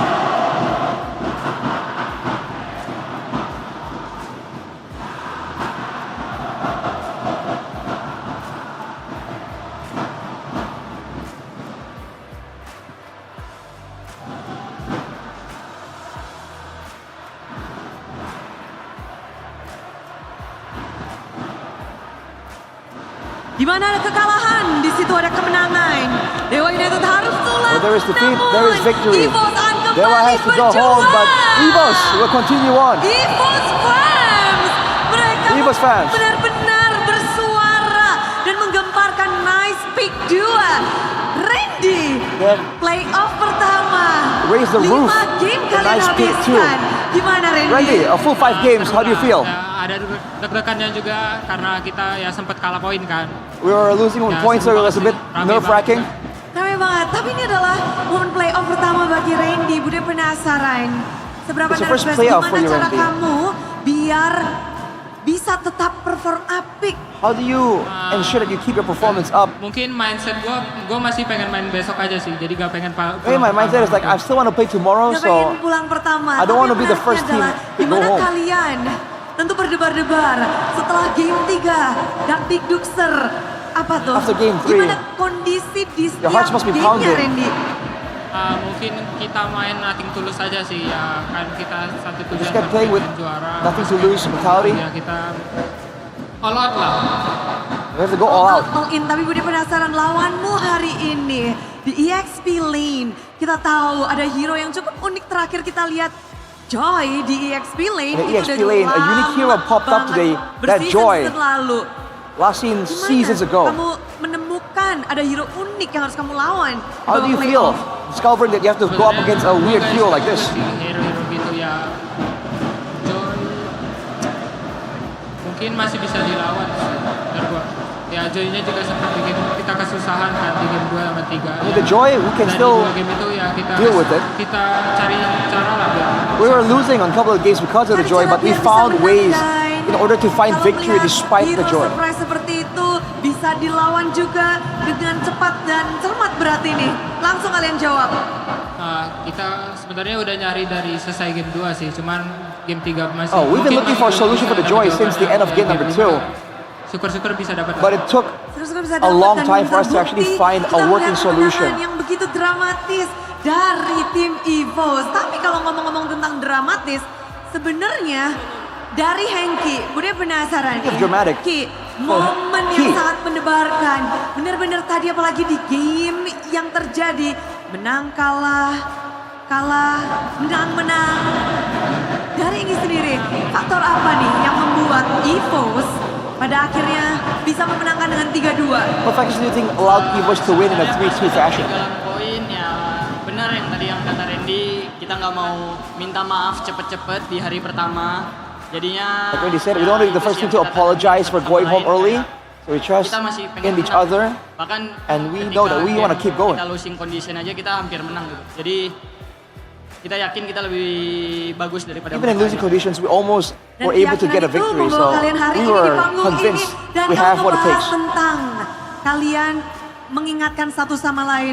Apakah dari coaching staff atau dari mungkin di balik layar ada sesuatu yang kalian lakukan atau diperbincangkan? Yeah, I think you did or talked about kalau behind the untuk scenes. strategi ya pasti ada, itu balik lagi ke backstage. Strategy, Tapi of kalau course, untuk in the backstage. pribadi ya satu sama lain ya kita sama-sama pengen menang aja semua. But personally, we just kept Sama-sama pengen menang. talking to each Apa other, yang and we kalian know that we fokuskan all biar want bisa to win. menang lawan Dewa United? Fokus utama kita sebenarnya gameplay kita sendiri sih sebenarnya. Jadi kayak kita nggak terlalu terpaku sama cheese pick mereka, yang penting kita Our siap focus was aja, more on our own kita yakin gameplay. kita We don't want to be lebih too focused on their cheese picks. Dengan gameplay As long as yang we have our own sudah gameplay kalian that persiapkan we know sepertinya will untuk work, melawan Dewa we're United, convinced we karena can make kita it tahu through. Cheesepik mungkin kalau bisa dibahas ini ada yang spesial nih di tengah-tengah. Ini cheese player Ini cheese player ya. Kalian Yeah, talk about cheese picks. This is a cheese player. Is this part of your strat, Halo, having a Anda. cheese player? Halo Bude. Anda cheese playernya. Oh cheese. Enggak sih, enggak suka cheese, enggak suka keju. No, I don't like cheese. I don't like the dairy products. Sukanya yang di sana. Apipi. Oke, Swelo menang hari ini. Suka Puji Tuhan. nggak? Puji Tuhan. Ya. Kita ngelihat kamu tiba-tiba muncul. Iya. We saw you appear out of nowhere. Ini memang udah strategi kalian mengganti mid laner di tengah-tengah permainan Is karena it a known strategy melihat to lawannya change your mid ganti-ganti hero. laner? Terus apa gimana So Swelo? seeing your opponents change Ya, heroes, kalau masalah you gotta match it with gandang your player sih kita roster. pasien ke coaching staff. Cuman ya tadi kayak ditanya, kan kita udah kalah 2 poin. Ditanya, Fit mau main nggak? We trust in the coaching staff, Mau. and Udah after we were main. down 2 points, they asked me like, "Do you want to Iya, play?" soalnya kan kita mau all in, And I all said, out. Ya udah yeah. yang ada di sana dikeluarinnya ayo al gitu. We want to be all in, all out. So whenever we got another player, another hero, Tapi deg-degan we gak sih gotta go ketika for it. kamu menjadi pemain di saat itu adalah match point? Sudah biasa bukan? How do you feel playing when it's Jadi a biasa match aja. point situation? Oke, And Swello yang penting says, siap "Hey, aja. Tapi berarti ini I'm used to it, aren't I?" keputusan mendadak. Ya. Ya. Mendadak, benar-benar. Mendadak. Ya. Tapi kamu melihat melawan Okta, di mana Okta adalah satu player dengan pool hero yang begitu banyak. Well, that's 5 Okta, a game dia hero memakai with hero yang berbeda. Such a white hero pool. Apa nih? 5 games with Dari 5 different Swello heroes. sendiri, gimana untuk melawannya? What do you think? Ya kalau buat you had melawannya mungkin to fight him?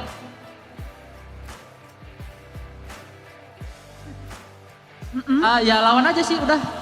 Soalnya kan ya mungkin dia memang ngejar top 1 unique hero di mid lane. No, Jadi just ya go against him. He might be terwujud. chasing the stat for the Prestasi. number one Tapi most kalau heroes Swello, played. apa yang pengen Swello kejar But it's fine. nih? menang. Menang. Oh, what are you aiming for, Mau ngejar Swello? menang, I'm aiming for victory. Terus mau kejar apa That's it. lagi? Kemenangan berikutnya semoga amin. Once I'm Tuhan down here, I'm memberkati. gonna go for the next victory too. Dan kemenangan terus dikantongi. Tapi apakah ini akan jadi pertanda Swello akan main lagi besok langsung jadi starter Fine, if you Kalau might play again disuruh tomorrow, main. Swello. Kalau enggak ya udah. Well, if the coach says I play, I'll play. Iya, iya. If not, Gimana coaching staff no itu problem. kan pasti keputusan terbaik, kita percaya aja sih. We trust that the coaching Percaya staff aja. will make the best Dan calls for us. kalau ngebahas tentang kepercayaan, mungkin di sini Albert. But trust, Dengan Albert. kepercayaan diri seperti apa yang kamu persiapkan nih What untuk kind of melawan self-confidence Dewa have you United prepared hari going up against ini? Dewa United today? Ya percaya diri aja sih. Terus percaya sama tim. Have self-confidence and trust in the team that we know that we can Bisa win. menang. Ya. Menang 3-2 kayak gini. Di And a bawah 3-2 victory, ekspektasi atau di atas is it ekspektasi? below or above your expectations? Sesuai ekspektasi sih. It's Soalnya as emang expected. ya, Dewa juga tim yang nggak bisa dianggap remeh lah. Because Dewa is also a team that you can't take lightly. Jadi ya aku sendiri expect sih bakal sengit kayak gini. I myself expected a close dengan match. permainan yang sengit. Dan kalau kita ngebahas tentang permainan sengit ini, kita ngelihat bahwa tim EVOS atau Albert pun membawa gameplay yang cukup berbeda. Di Eagles saat and Albert, you guys bisa brought in a menggunakan different kind of gameplay. hero utility, hero We saw assassin, Albert tapi play kalau with the dari sini, utilities, the untuk assassins. mengalahkan Dewa United, apa nih yang To beat Dewa racikan United. apa yang Albert temukan?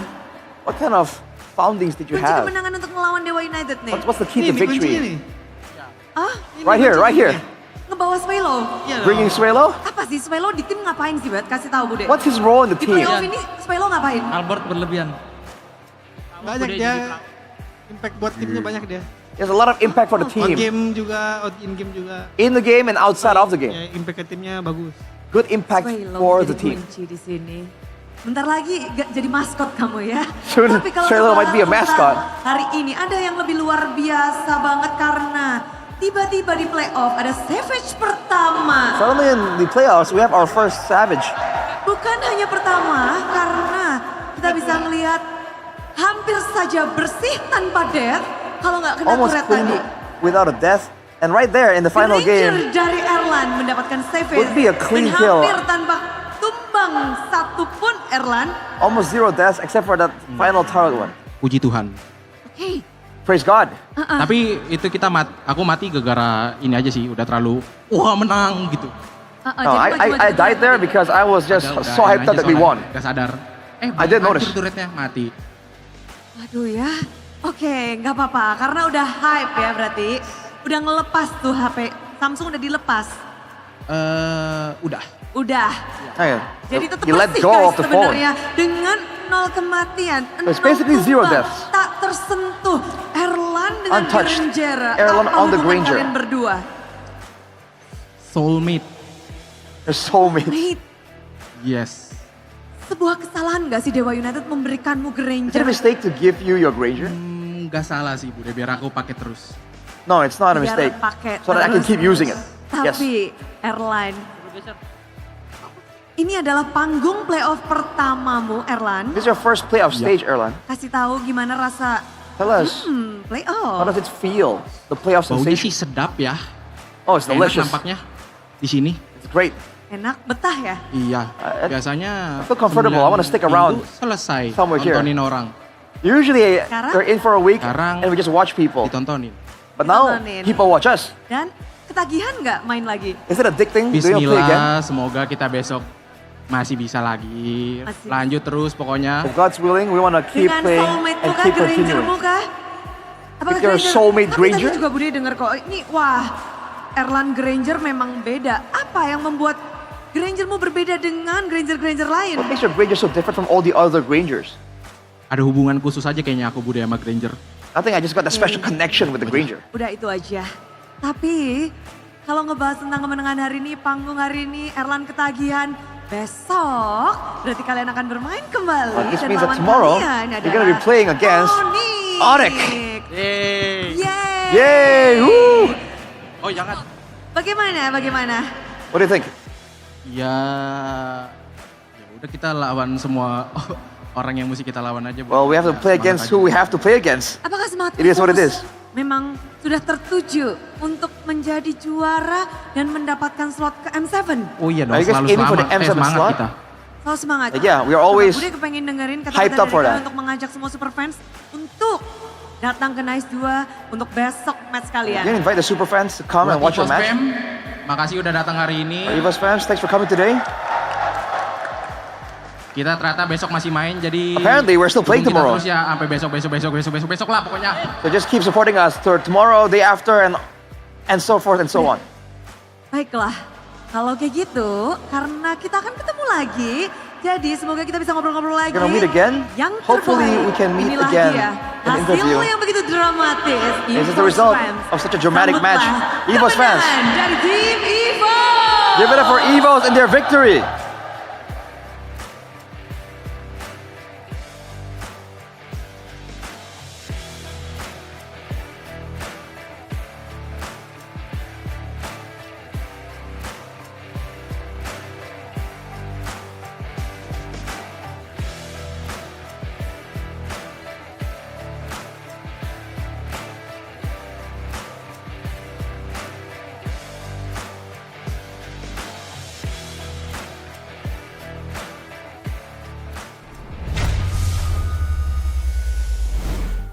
Although Dewa fought hard in this match, going a full best of 5, unfortunately, Evos come out on top as the victors and will be moving forward in the next stage of the playoffs.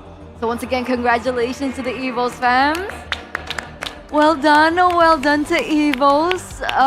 Their journey is not over. It is not done because their next opponent will be Onyx. Yeah, it is set. As for Alter Ego, who got their match earlier, will face Bigatron tomorrow. And yeah, Evos will face Sonic. Mind you, tomorrow, we will have the lower brackets though. So there's an extra life. Yeah. There's layers to it. There's layers to it, like track. Could you call it layers, technically? He's an onion, like he says. Right, okay. Ogres are like onions. There's layers. Okay, fair enough. Anyway. But man, match point Evos, how about that, dude? You get the match point, it just gets even more dangerous when you're up against this team, man. Wow. There's something about them. Even with a completely different roster as well. Forget the cheese heroes, the cheese player. What was that, dude? They have a cheese player now. That's true. It's unreal. Super sub, but the super player for this match, full best of 5, full 5 games, is going to Erlan, a player of the match. On the Grangers, by the way. 13-0-1, 8-0-2, 11-1-5. He technically was untouched, except for that final death, but that was because they already won anyway. And he said, let go of his phone. Exactly. That's on him, though. No perfect record for you, Erlan. You should have known better. And the turret was the one that killed him, so exactly. It looks like the turret is better than you, Even Erlan. the builds are almost similar, folks. Apart from the rapid boots, that was a switcheroo right there.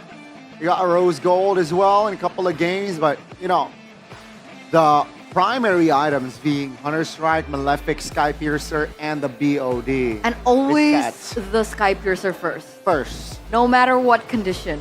No matter. Losing, winning, Sky Piercer, first item. Now I'm gonna copy that and put it on my Kufra games. That's what I'm gonna do on my Zushin games.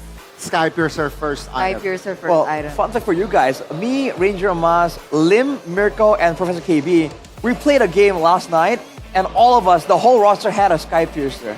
And we won, so I mean, you know, in the right circumstances, weird things can work out. But the MVP heat map here, if you look at Erlan, look at that. He was playing so conservative, showing again, the deaths, it's not because Dewa wasn't trying to find him. He was just playing it really, really safe, understanding he's up against a Kadira, a Joy, a Grok. At any moment, a single moment of mistake can allow Dewa to just turn things around. Understanding that he is the win condition for his team, the positioning is just so good on this guy. And you know, I thought that he was a little overconfident with his choice of spell, going for Flicker instead of Purify. Considering, again, like you mentioned, the Kadira, there's Muenza as well on the Grok, and yet nobody was able to touch him at all. Yeah, the reaction speed, especially later on towards the end game, the final attempt from Octa, probably the best illustration of what I'm talking about. He's just so good. And the reaction speed, that play by Muestra though, almost turned things around. Absolutely, but here, committing onto the Gatot, not even getting the kill, right? And then getting chased down because of all of the great repositioning tools that Evos have at their disposal. That was one of the first moments where Evos were able to turn things around. And right here, that reaction speed. Octa should have waited for a better opportunity because Look at this combo though. Max range. Too much. AOG as well, by the way. Exactly. Following up on this. A great way to really get the better of Dewa in their own base. Ah, perfectly timed by Soilo as well there. He got taken down, but at the end he was able to dish out the damage and still remain untouched. Soilo again. Oh man. Dude, he let go of the phone. He's like, oh no, no, There no, you no. go, yeah. That's the death. There it is. But 3-4. Wait, what? I'm what? 3-4? Why did I say 3-4? I don't know. 3-2. I was gonna say in favor 4. Favor 4. Getting tongue-tied here. 17-minute game. That was a little bit longer than the previous games. But at the end, EVOS were able to pull through. There were so many moments as well for Dewa United that their targeting was really weird again in this game. I really thought that they could have won with this draft. I thought so too. Thought so too. Yeah. I thought with like the risk, the higher risk, right? Against the Rock, Kadita, and Ruby as well. I thought with the overwhelming crowd control, it would like hinder the mobility for Albert, but no. All 311, you know, objectively sound for Albert. I mean, you saw that Dewa United were down like 2,000, 3,000 gold, and they were able to get a 3-0 team fight. And that has happened on multiple games for Dewa. Yeah. Which is why I'm like, wow, something about this team's team fighting is so good. But then you get to the late game, I really felt that if they wanted to try that maneuver, a pick off on anyone, right, just to get a lead, extra control, a man advantage, it would have worked on anyone but the Gatot, specifically because Key understood his role is to just draw attention, and he went with Athena. Yeah. Right? And the Athena just lowers that burst potential by so much. And yet they still went all in on the Gatot Kacha. Yeah, exactly. I guess that was a weird call, gotta be honest. I got the feeling if it was Randy, maybe there was a better chance. But again, he's also regenerating a lot, because if you look at the items for Dewa, is there literally none? There is no healing. Okay, there is a Dominus Ice on Mueza, but that's about it. And that came in quite late into the game. So they were fighting for the most part in this game, all the way until about like 10 minutes there, where you see the Dominus Ice. There was nothing to lower Randy's sustain in the fights. Yeah, Octa was focused more on his own damage. Yeah. Instead of like Build- the yeah. overall team. But I think that's normal. normal for Kadita. You want to get the Genius Wand. Yeah, that's a problem. For this comp, they have to ignore Randy and get the backliners, but they could not find it. So let's take a listen into the mic checks for EVOS, the White Tigers, in that previous match.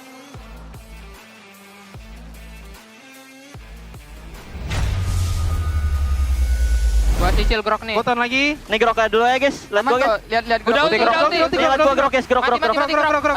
Mati grok. Mati. Elis, boleh. Nih gua angkat nih. Udah Purial lo ya. Ya. Kal jangan over kal. Aman. Tengah lagi aja guys, tengah guys. Boleh, boleh. Aman. Mati dia, Bos. Mati. Nih gua angkat. Ayo lagi. Let's go. Gasto pare, Fanny pare, missing pare. Aman aja. Aman. Gas aja, gua angkat pare. Gua angkat Fanny guys. Fanny. Mahaleng. Gua heal. Aman, goton dia. Aman aja boy, gua beli semua item boy. Nice. Ini mau sepek atau enggak nih boy? Nih gua angkat. Sepek. Boy. Respect boy. Aman ada lihat Kadita enggak? Iya enggak tahu gua makanya. Di sini guys. Iya kan tuh kan. Gua aman. Kadita boy. Aman gua lihat boy. Mati deh. Nih grok. Nice. Depan dulu, santai boy. Temperen. Aman. Bisa atas dulu guys. Lihat gua guys. Depan ya. Beneran. Lihat gua. Tiren. Kena 3 Ren. Bisa. Mati. Aman guys. Aman. Gua winter guys. Jai. Gua aman boy. Gua santai bonte. Nice. Lihat gua dulu. Goton.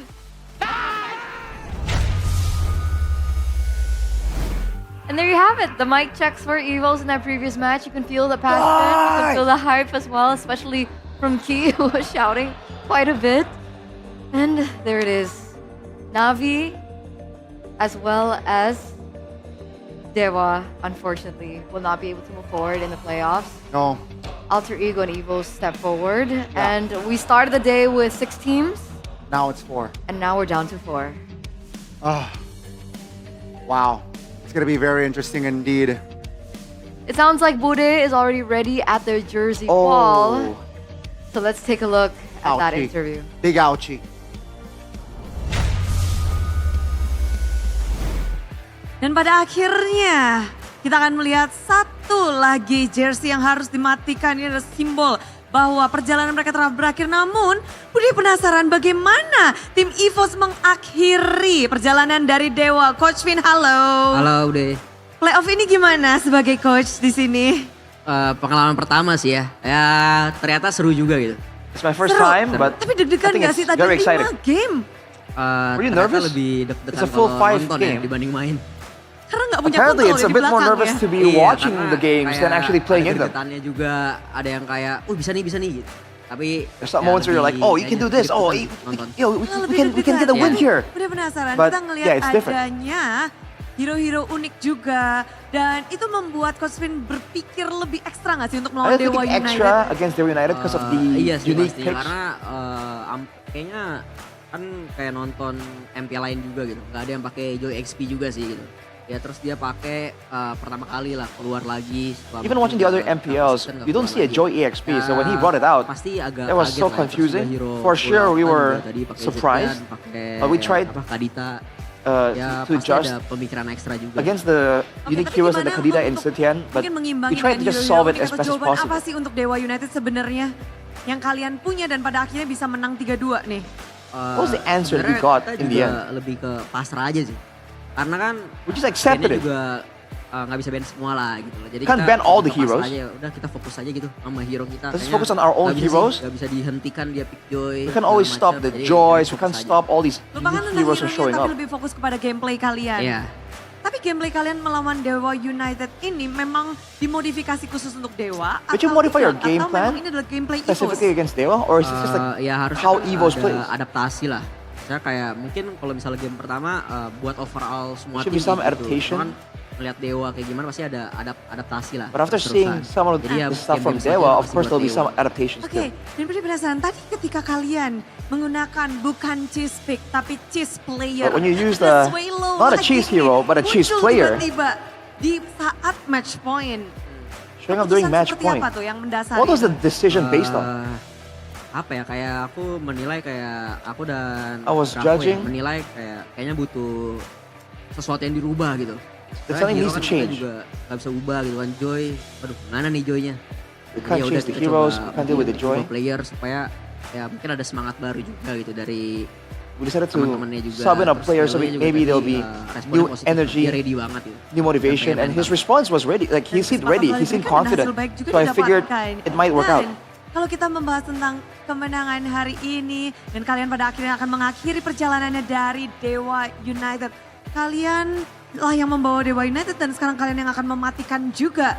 Coach Vin, ini adalah momen untuk EVOS dan juga untuk Coach Vin. Coach Vin, Silahkan. moment for EVOS to dan end the kata-kata journey for terakhir Dewa mungkin. United. Any Ini last words? buat EVOS fam. It's for EVOS fans. Dan dengan demikian memang Alot juga sesuai dengan match mereka. Just like that. Namun terima kasih The Coach button, Vin. a bit hard to work with, Melihat like that match lebih dalam earlier. lagi dengan para talent yang bertugas. So, talent, monggo.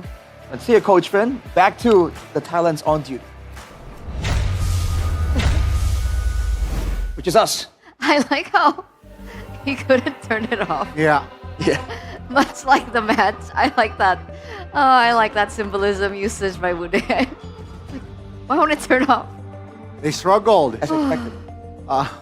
Going up against Dewa. It's a tough. It takes multiple attempts. Yeah. Yes. All But- 5 games. All 5 games. It's Yes, sir. official though, right?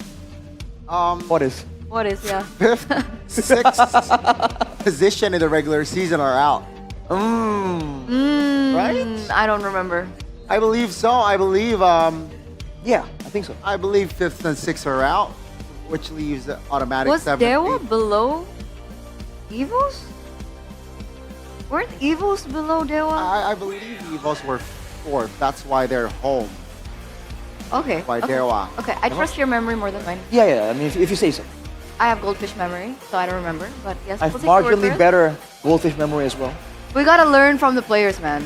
Yes. They trust in themselves and they're friends. And they don't let things stick around, can move on towards the future. So let's move forward to the future as we take a look at the updated brackets. Here it is. It's official.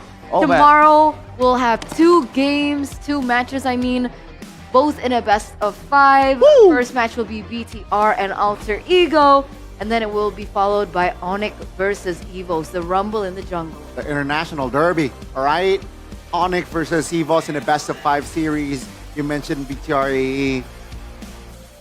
And then we got the upper bracket finals the next day. And the lower bracket. Oh, no. Not the lower bracket finals. Oh, yeah. Upper bracket finals, one team will advance and secure an M7 ticket. So what's the second match? Lower bracket. Oh, just the lower bracket. match, I think. Lower bracket match, yeah. You're right. Oh boy. We've so seen that Onyx. will be Alter Ego and Evos. Prediction. Oh. Presumably. Wow. Prediction. Okay. I mean, technically, our prediction team-wise, not score-wise, is still correct. Yes, sir. English at 100% win rate. See, Gani, Onyx occasionally takes the lower bracket route, people like to say. You think that might happen again now? Considering the lower bracket looks just as grueling with their own best of 7, right? Is that true? Onyx built lower brackets? I don't think Onyx will go to lower bracket. All right. An outdated meta. No. The lower bracket meta. It seems like the PH style. You know? Like, I feel like Onyx The just PH style. want to lower get it brackets. over with. Because they want to move on to M7. I guess. They're looking ahead, but that might bite them in the back, you know? Nah. Gotta be careful. Gotta be careful. Spoken like a true kingdom. What do you mean? Spoken like a true kingdom. What does that mean? It means that you guys need to upgrade your devices, bros. Sure. To what though?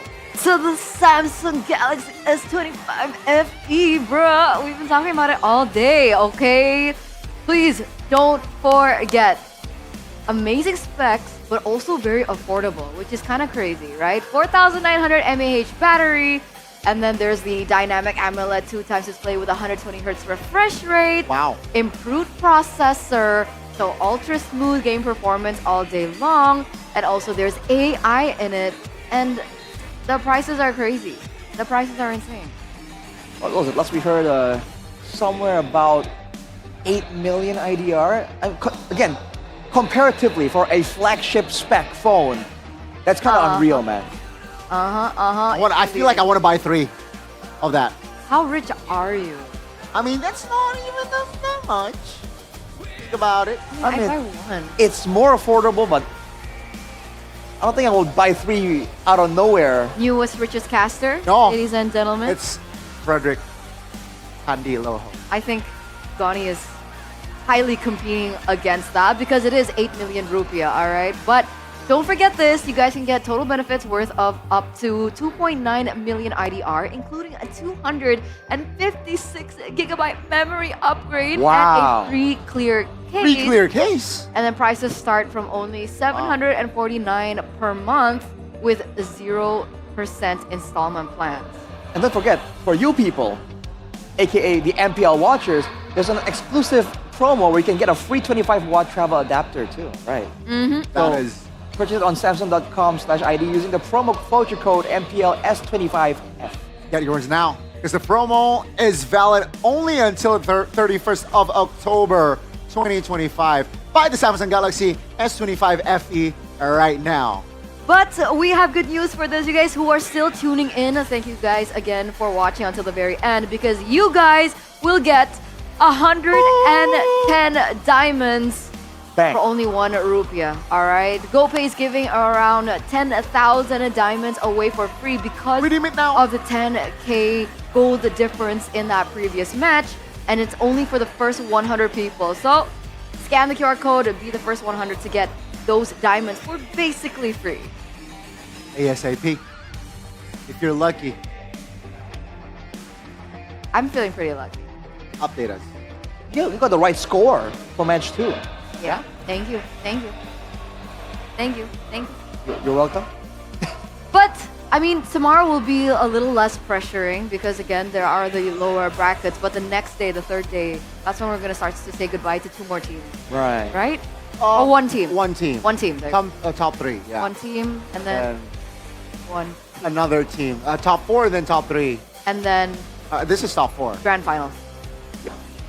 Top 4. I mean, This is top 4. it's still within prediction how this day went. For now. The results, yeah. Yeah. I don't know about tomorrow though. I feel like it's gonna be a bit eventful. But considering how strong Onyx and Bigatron are looking, maybe we have a pretty good idea already on how things are gonna go. Unless. Unless. Unless. I mean, for Onyx, I think it's a sure win. But for BTR, you know how they are in the playoffs. Hopefully that passive doesn't come back again. Because... Yeah, okay. Yeah. Okay. Traumatizing. But that marks the end of the day. Thank you, ladies and gentlemen, for tuning in to the English broadcast. We'll see you tomorrow for day 2 of the playoffs. It's been me, A-Turn, alongside with Connie as well as Arashi. Signing out for the day. See you. Dan hari ini kita telah menyaksikan 2 pertandingan yang begitu memukau. Kedua tim sayangnya telah gugur dan langkah mereka harus terhenti di hari pertama babak playoff MPL Indonesia Season 16. Walaupun Navi kita bisa melihat bahwa kali ini di season kali ini mereka berhasil melaju ke babak playoff. Sayangnya langkah mereka harus terhenti di hari pertama dan nasib yang sama diemban juga oleh tim Dewa United Esport di mana mereka yang sempat cuti berseason-season bahwa di season kali ini sayangnya harapan mereka harus pupus di hari yang pertama. Yap, reverse sweep terjadi di match pertama, di match kedua terjadi pertarungan yang begitu intens. 5 game mereka sapu dan hasil terbaik pun sudah didapatkan oleh tim EVOS dan juga congratulations untuk tim Alter Ego. 2 tim ini akan melangkah melaju untuk melawan 2 tim teratas di babak regular season, Onyx dan juga tim Bigatron telah menanti mereka. Alter Champs dan EVOS Fam, siapkan pasukan kalian karena tim kalian berhasil melaju ke babak berikutnya. Jadi ajak seluruh super fans datang langsung ke MPL Arena, langsung datang ke Nice Pick 2 karena disinilah kalian bisa menjadi saksi di mana tim kalian apakah bisa melaju ke babak berikutnya ataukah harus terhenti seperti Navi dan juga Dewa. Yap, mereka akan turun ke lower bracket namun harus dakdikdukser dan semua yang ada di sini pasti nggak mau turun ke lower bracket. Dan tentu saja Bude juga ingin mengingatkan bahwa MPL Indonesia Season 16 powered by Munton, supported by PBSI, presented by Official Turnamen Smartphone, Samsung Galaxy, Official e-wallet GoPay, Official Coffee Good Day.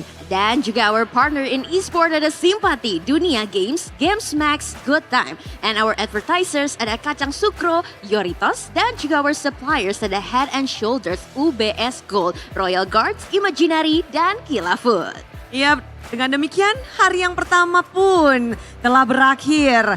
Memang ada tangisan dan juga ada tawa.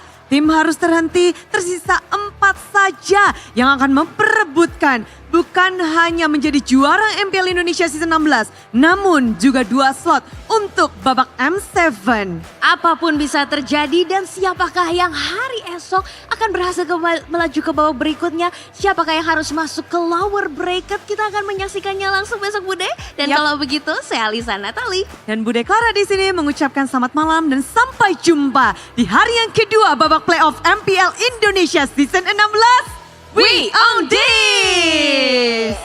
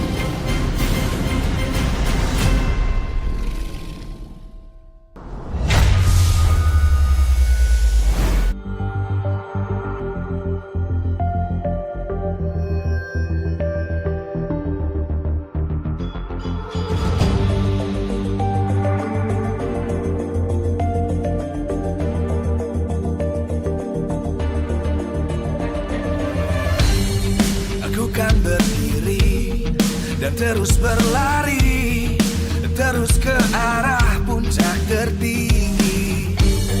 Ku takkan berhenti, hanya sampai di sini.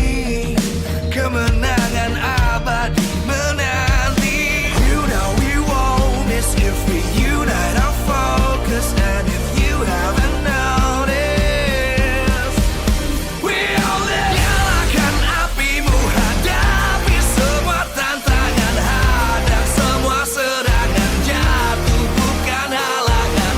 Bakar semangatmu, janganlah engkau menyerah. Kita akan buat sejarah. We all this, we won't miss. We all this, we won't miss. Saatnya beraksi, jalani ambisi, aku kan menyawa